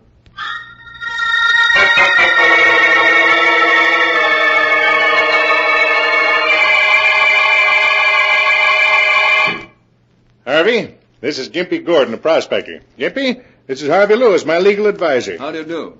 Howdy, Mr. Lewis. Harvey, I've just paid Gimpy here $5,000 for a map showing the location of a buried Aztec treasure in a haunted cave. What? Yeah. Better sit down on that one. Well, where is this treasure? Well, Harvey, you've heard of the Devil's Cavern, haven't you? Tremendous cave mentioned in early historical records of the Southwest, but apparently lost for the last 300 or 400 centuries. Why, yes, I read something about it. It's supposed to have miles of winding passageways in which a man could wander for weeks without finding a way out. That's the one. And I found it. Huh? Well, the gist of the story is this. In 1554, a Spanish looting expedition led by a nobleman named de Mendez had acquired a great wealth of jewels and gold figurines, which de Mendez put into 3 small brass-bound chests. I see. Go on, John. Well, this treasure just made de Mendez greedier. A story whispered to him by an Aztec priest led him to Devil's Cave. And de Mendez and his men entered the cave only to find out they'd fallen into a trap. Well, the Aztecs attacked them, and all were killed but de Mendez. He found his way into a great central cavern about a half mile from the entrance of the cave. And in that cavern there's a natural shaft, like a well. The Devil's Well, that's the name of it. It bubbles and gurgles in a way to drive a man mad. Oh, take it easy, Gimpy, take it easy. Well, Harvey, de Mendez reached this Devil's Well. And when the Aztecs closed in on him, he threw the treasure into the well and leaped in after it himself. So the priest sealed up the cave and put a curse on it. A curse? Oh, come now, John. You don't believe in that. Oh, it's true. It's true, Mr. Lewis. The curse was that nobody who went into the cave to get the treasure could ever get out again alive. They was doomed to die there. I see. But you say you went into the cave and came out again alive, so it can't be much of a curse. Oh, but it is, Mr. Lewis. It killed Pedro, my Indian, and it's still after me. I wouldn't go back there again if it was worth $1 million. But assuming your story's true, how could anyone find their way into the cave and out again? There's a string marking the route, Mr. Lewis. 2 months ago, me and Pedro found the entrance. We tied the string to a rock and went in, letting it unroll behind us. Took us a week, it did, to find our way to the big room where the Devil's Well is. But we made it. Huh? And then what happened? Well, I had a 100-foot rope and some big hooks. We fished around in the well for the chests, and by, we drew one of them up. You actually fished up one of the treasure chests? Yeah. It was about so long and so wide and 6 inches high. I shook it, and we could hear the jewels rattle inside of it. Where is it now? What happened to it? Well, when Pedro seen the chest, he grabbed for it and tried to push me into the well. Well, I ducked, and Pedro got hold of the chest when all of a sudden he fell over into the well with it. Well, what did you do? Oh, I run for it before the cave and the well could get me, too. I followed the string back, and I didn't stop till I was outside. But all the way, I heard Pedro calling to me for help.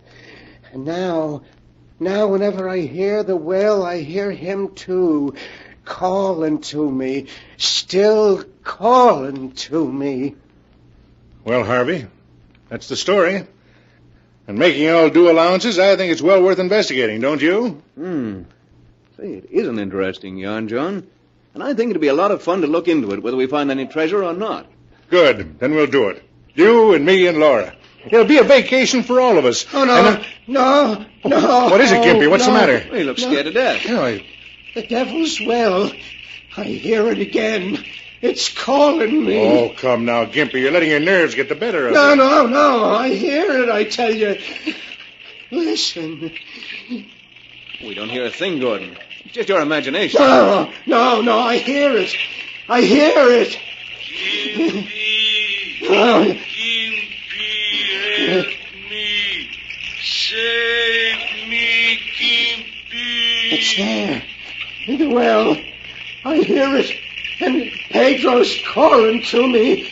I hear him. Oh, nonsense. It's just your imagination, Gimpy. It looks as if he's going to faint. Gimpy, There he is. help me. Save me. That's Pedro in the well. He's calling to me. John, grab him.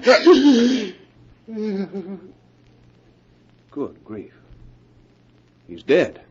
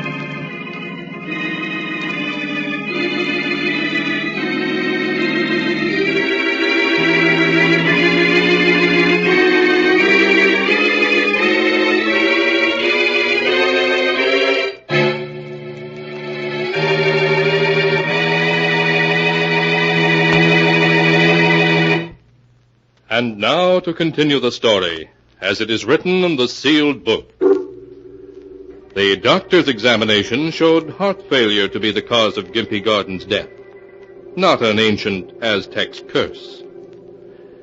In spite of the tragedy, John Dayton went ahead with his plans with undiminished enthusiasm. Laura, his wife, protested, but Harvey added his persuasion to John's, and at last she agreed to go on the treasure hunt with them. A week later, they were ready. John's car loaded with all the necessary equipment. Harvey, I've hardly had a chance to speak to you all week.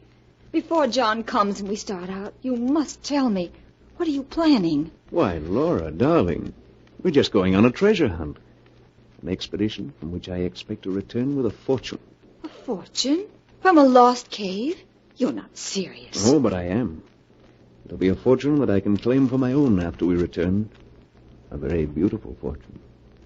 You, my dear. Harvey, you don't know what you're saying. But I do. It's the only way out. It's what I had in mind when I sent Gimpy to John in the first place. I've been thinking for a long time that John would have to have an accident. Harvey, I'm afraid. You mustn't be. Just leave everything to me. I'll know what to do when the time comes. And when we get back, we'll be able to be together always. Yes, I know. But suppose someone suspects. No one will. After all, on an expedition of this kind, accidents are bound to happen. No one will be able to prove a thing against us.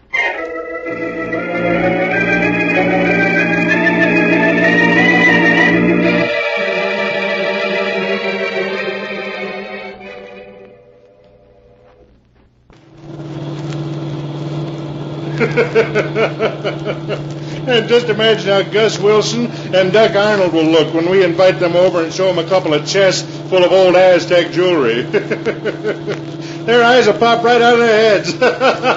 John, for heaven's sake, stop laughing. I can't stand it anymore. Oh, what do you mean, stop laughing? Why, Laura, what's wrong with laughing? I like to laugh.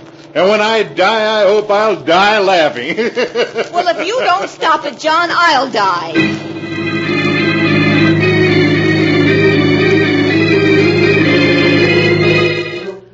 After that, all three were silent as they drove.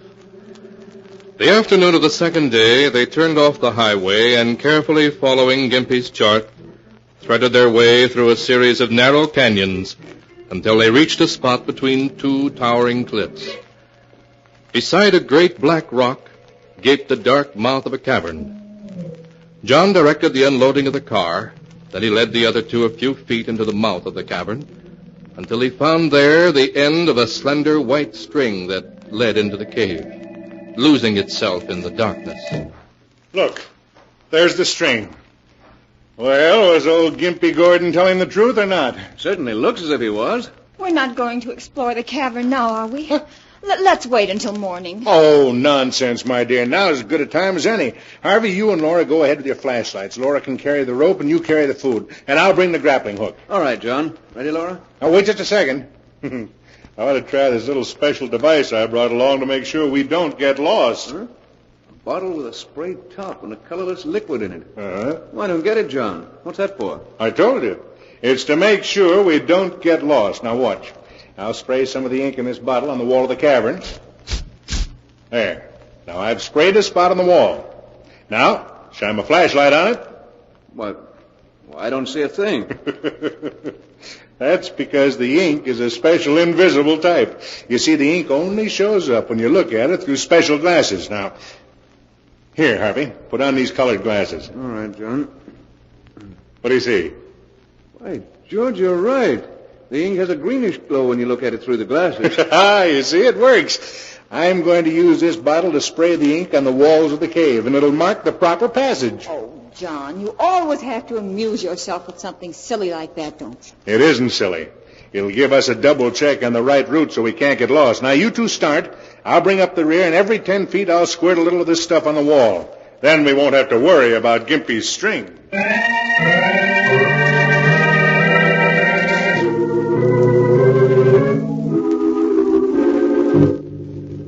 Uncertainly, the little party groped its way forward, through winding passageways that opened constantly into dozens of other passages. They would have been lost in no time but for the slender white string that led them ever deeper in the echoing depths.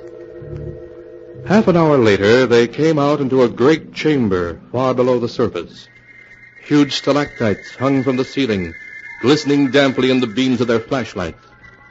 They advanced a little way into the underground chamber and put down the ropes and other equipment they were carrying. A low gurgling and moaning of water echoed through the cavern. That's the sound Gimpy mentioned, Harvey. It means we've reached the Devil's Well. Look, over here. A round opening in the floor of the cabin. Yes, this is it, all right. John, be careful. Don't worry about me, Laura. You stay there with our equipment if you like.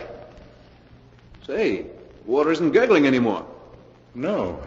Oh, but Gimpy said it came and went. Must be an underground stream causing it. Say, Harvey, shine your light. 100 feet at least.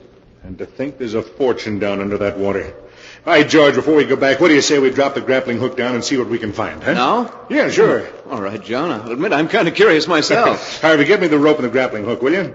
We may bring up one of those chests the first try. Of course, John. It won't take a second to try our luck. Laura, have you got the rope there? Yes, right here. Harvey, you're not going to do it now? Yes, I am. There's no sense in waiting. We'll be out of here in 30 minutes, free to live our own lives just as we wish. Have you got that rope yet, Harvey? It was tangled, John. I'm bringing it now. Just keep your nerve, Laura. It'll be all over in a minute. Right. Here's the rope, John, and the grappling hook, too. Oh, fine. Let's give me a hand with it. Harvey, what are you doing? Just giving you the rope, John, but not quite as you expected. Yeah. Now try to move your arms. Well, you've bound my arms to my sides, Harvey. What's the meaning of this? I'll tell you what it means, John. It means that you're about to die. Die? Have you gone crazy? You fool. Why do you think I arranged this silly treasure trip anyway? You arranged it? Why, I arranged it. That's what you think, but you're wrong. Old Gimpy Gordon came to me first with his ridiculous story, and I passed him on to you. I knew to give Laura and me the opportunity we needed to get rid of you. Laura, is this true? Are you in this with Harvey, this murder plot? Harvey, hurry. Please hurry. Oh, so it is true. You two brought me here to kill me. And I thought... What a joke on me. You won't think it's a joke for long. Because in just a minute you're going down in that well, John. The story we'll tell is that you got tangled in the rope, tripped and fell in. And if anyone comes to fish out your body, John, it was an accident. If anyone comes to fish up my body. Oh, that's a joke, Harvey. You don't know how good a joke it is. But you will. You will. Harvey, make him stop laughing. Make him stop laughing. Now make him stop. Goodbye, John.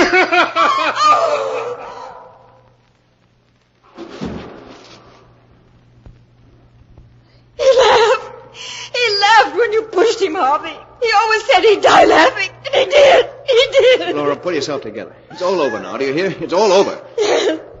Yes, Harvey, I'm all right. Only let's get away from here. Let's get out of here. No!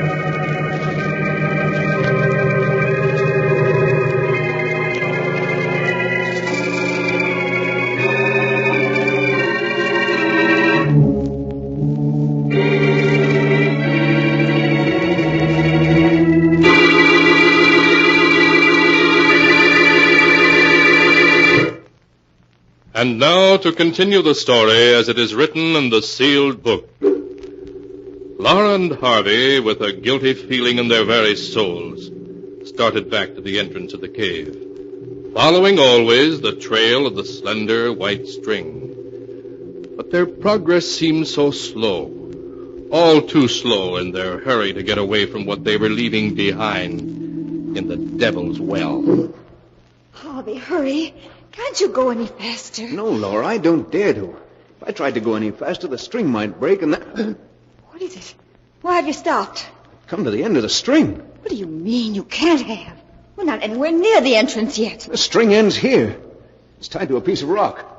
No, it can't end here. It must be broken. Look for the other end of it. Oh, here's the rest of it. Neatly coiled up on this ledge. And here's an envelope underneath it. A fresh white envelope. It was John. It's one of John's jokes, that's it. Quick, what does it say? Dear Laura and Harvey, for some time I've known what was going on between you two. It's time you were both taught a lesson. When old Gimpy Gordon came to me with his story, I saw my way clear to do so. And I have worked out a plan. A plan that will be in operation when you read this letter. This is my plan. As we enter the cave, I shall send you two on ahead. I shall follow and remove the string from the entrance of the cave to the point where you find this letter. After we have reached Devil's Well, I shall contrive somehow to slip away from you two, leaving you alone together. Oh, no. You will, of course, follow the string back toward the mouth of the cave. But when you come to the end where this letter is, you will be forced to stop. So John planned this. He wants to kill us. No, wait. I shall be able to find my way in and out of the cave by means of the special luminous ink, which I shall spray on the walls as I go in. My colored glasses will enable me to see the ink, where your eyes will see nothing. I shall leave you alone in the cave for 12 hours. And if at the end of that time you can still stand the sight of each other, I shall cheerfully step out of the picture. For during those 12 hours, you should get well acquainted with each other's true character. What a beast he is. You ask why I do this. Because Dr. Smith has told me that at best, I can hope to live not more than 6 months. No. And under the circumstances, I don't much care what happens. No. My little joke on you is all the punishment I care to inflict. At least you'll always remember that a man is not a fool just because he likes to laugh a lot. Signed, John Dayton. That's all of it, Laura. Harvey, listen. He's laughing, Harvey. He's laughing at us. Oh, stop it, Laura. It's just your nerves. You've got to get hold of yourself, or we'll never get out of here. We never will, Harvey. That's why John laughed when you killed him. That's why he's laughing now. Laura, pull yourself together. He played a joke on us, and now he's laughing. Are you fool? We're going to get out of here. I tell you we are. We're not. Never in a million years. We are, I tell you, the same way John planned to get out. He marked the walls of the cabin with special luminous ink, didn't he? Well, those marks will lead us out, too, do you hear? They'll lead us out. No, they won't.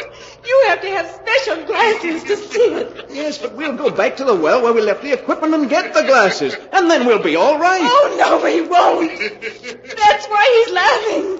Because he had the glasses in his pocket when you pushed him into Devil's Well, Harvey. He has them in his pocket now.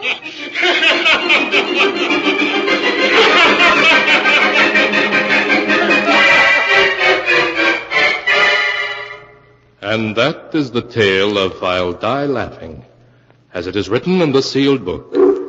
For days, Laura and Harvey wandered through one corridor after another, seeking the entrance of the cave. John's laughter echoed in their ears, as time and time again they ran into blank walls. Weeks later, a searching party found their bodies lying a scant 100 yards from the entrance of the cave.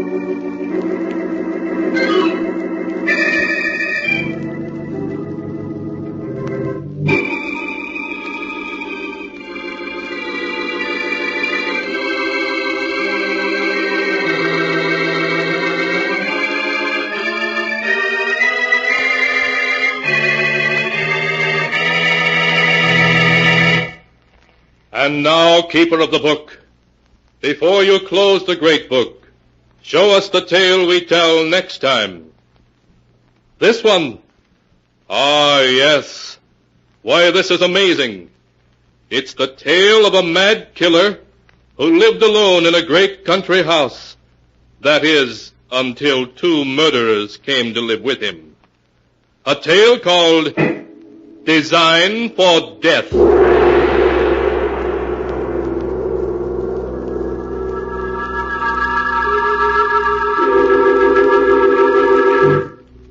Be sure to be with us again next time, when the sound of the great gong heralds another strange and exciting tale from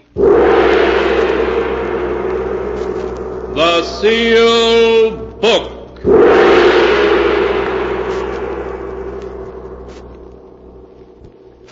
The Sealed Book, written by Bob Arthur and David Cogan, is produced and directed by Jock McGregor.